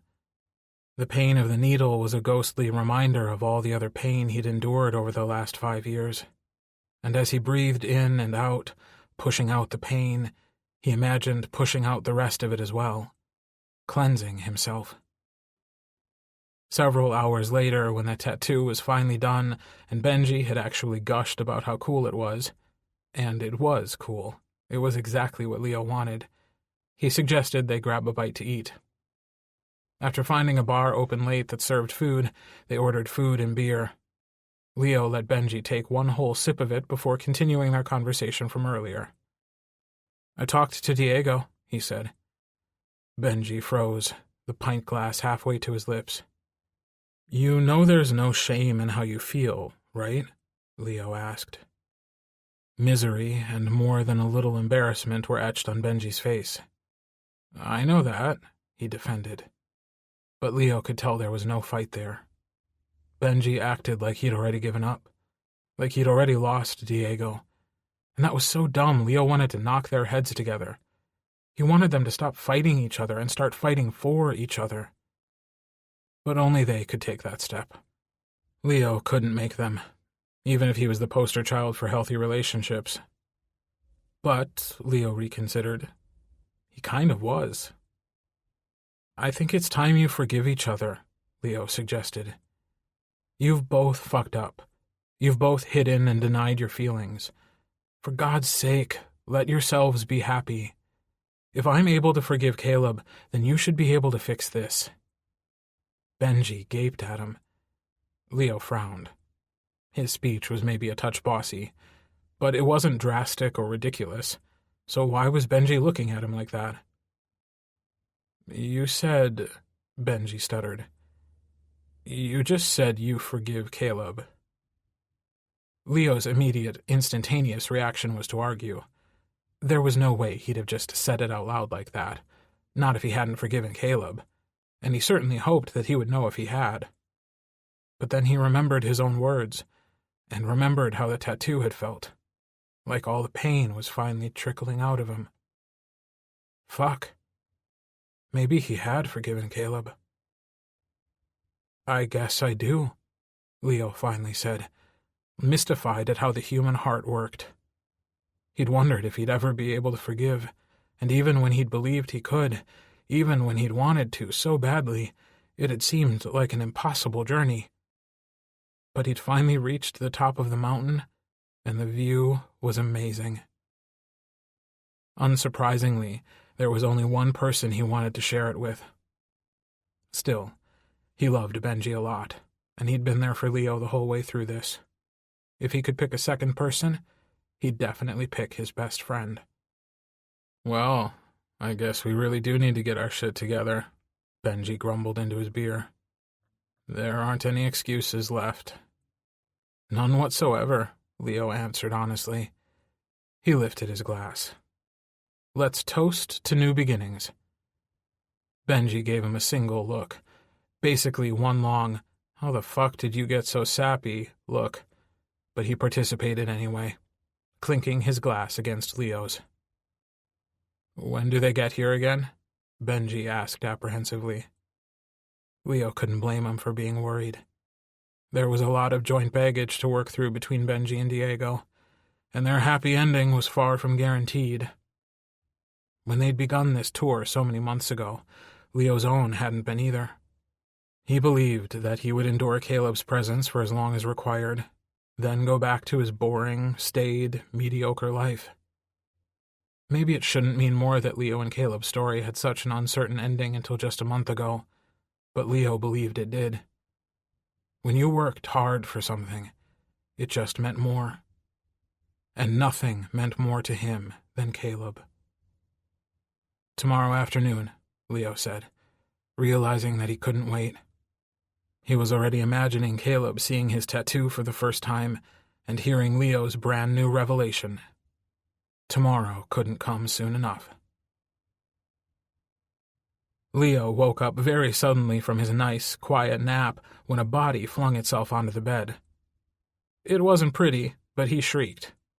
For half a terrifying moment, he thought it was a crazed fan, back to stalk them like they'd always used to back in the day. But when he gingerly opened one eye, all he could see was brilliant emerald green and a flash of copper. He sighed, wiggling to adjust Caleb's body weight over his. "Heavy," he breathed out, as Caleb beamed at him. "Missed you a lot," Caleb said, an impudent grin on his face. "Missed you too," Leo grumbled. "I couldn't wait to see you, and I made everyone leave early. The barbecue wasn't even any good without you," Caleb pouted. Leo wrapped his arms around Caleb's waist, and with a quick twist of his thighs, flipped them over, settling onto Caleb's lap like he was born to be there. Which he kind of was. "Did you bring me some?" he asked lazily, tracing circles around the flesh of Caleb's tanned stomach where his shirt had ridden up. "Yup." Caleb looked very pleased with himself. "I've got a surprise for you, too," Leo murmured, and slowly turned so Caleb could see the wrappings covering his back. Leo could see Caleb's jaw drop out of the corner of his eye. "You got a tattoo?" he squawked. "Without me?" "I wanted it to be a surprise," Leo explained shyly, and fully turned around so Caleb could have a clear front-row view. "Unwrap it and see." It only took a few moments for Caleb to carefully unwrap the tattoo, but Leo's heartbeat still accelerated wildly. He alternated between feeling joyful and also totally petrified. This was a lot. Once he told Caleb he was forgiven, there was nothing stopping them, nothing holding them back. They were absolutely free and clear for the rest of their lives. Forever. There was nothing Leo wanted more. When Caleb fumbled the last bit of wrapping and it finally fell away, a hush fell. Caleb stared at his back, completely silent. Is this for me? For us?" Caleb finally asked in a hushed, awed voice, his finger reaching out to gingerly trace the still sensitive lines of ink. Leo turned back around and reached out to hold Caleb's hands in his own. "It's the signet," he said. "Do you remember the story?" Frowning, Caleb shook his head. Leo took a deep breath. There were once two best friends. More, if I'm telling this story. They were friends and lovers, inseparable. One day, they challenged each other to race across the sky, around the sun and back to the earth. Each tried their hardest to win, and in the process they cut too close to the sun and they were burned. They fell to earth and were knocked out. But one was trapped in a river, drowning. The man couldn't reach his friend, no matter how fast and hard he dove, and he was terrified he'd die in the water. As he sat crying on the bank of the river, the man begged Zeus to save his lifelong companion. Zeus offered him the body of a swan, as that was the only animal able to dive deeply enough to save him. But, Zeus warned, once he was changed, he could never change back. He would be giving up his immortality to save his friend, and would stay a swan forever. The man readily agreed and was changed. He saved his friend, and Zeus placed the image of the signet into the sky for us to see forever. Caleb's eyes were wet. He must have understood. Do you think the friend and the swan stayed together? I think as long as the swan lived, they did. And then when the swan died, the friend looked up to the sky. Forever. Forever, Caleb replied back unsteadily. Is that what you want? Leo nodded. I'm going to choose to save you, every single time. Forever. That's how long this lasts. There was wonder in Caleb's eyes, and Leo felt the emotion reflected back in his own. After everything that happened, that they'd managed to find each other again was truly wondrous. It's funny, Leo continued softly, because while I was getting it, I kept breathing in and breathing out, pushing out the pain. With each breath I took, it was like I pushed out a little bit of the other pain with it. And when it was done, I realized that the pain was all gone, every bit of it. The expression in Caleb's eyes was like the dawn after a very long night of storms. You forgive me, he said. I forgive you, Leo said. He leaned down as Caleb reached up, and their lips met. It was every perfect fairy tale ending that he'd never imagined he'd find, but in the end, found him. Caleb felt like home. Leo forgave, but he never forgot. The fact that there'd been some rain, some grief and suffering in their relationship, made enjoying the wonder and love they'd salvaged so much sweeter. They went home to Los Angeles, to the beach, but Caleb didn't move in. He kept the loft his sister found for him for 6 months. At first, Leo was hurt. He truly believed that once he was able to forgive Caleb, he'd want nothing more than to move back in, to move back home. But even though Caleb did, more than anything, he hadn't actually done it, and the reason made Leo love him even more in the end. We're not just resuming our old relationship, he told Leo seriously the night after their last concert, while they lay wrapped up together in bed. We're starting new, fresh, and you wouldn't just move in with someone you'd only been dating a month. But it turned out that even though Caleb rented the loft, much to Leo's gloating pleasure, he was barely ever in it. One night, Caleb actually tried to spend the night there, after Leo had spent a long day visiting his mom and Felix up at the vineyard. After half a night tossing and turning, Caleb had driven over at 3 a.m. Leo, unable to sleep either, welcomed him with a huge sigh of relief. After that day, more and more of Caleb's wardrobe ended up back in the closet. There were more kitchen gadgets that Leo didn't recognize in his drawers, and the pots in the garden were full of flowers and herbs again. When Caleb's lease came due, there wasn't even a question. They packed up Leo's Range Rover with the rest of Caleb's stuff. There wasn't even that much left, and he officially moved back in. Star Shadow finished their 4th studio album. Released to much critical and public acclaim, there were 2 tracks that garnered the most attention. Caleb's song about his missing heart became an enormous radio success, and Leo teased him that he heard it wherever he went, even in the bathroom. Their next single was Leo's romantic ballad.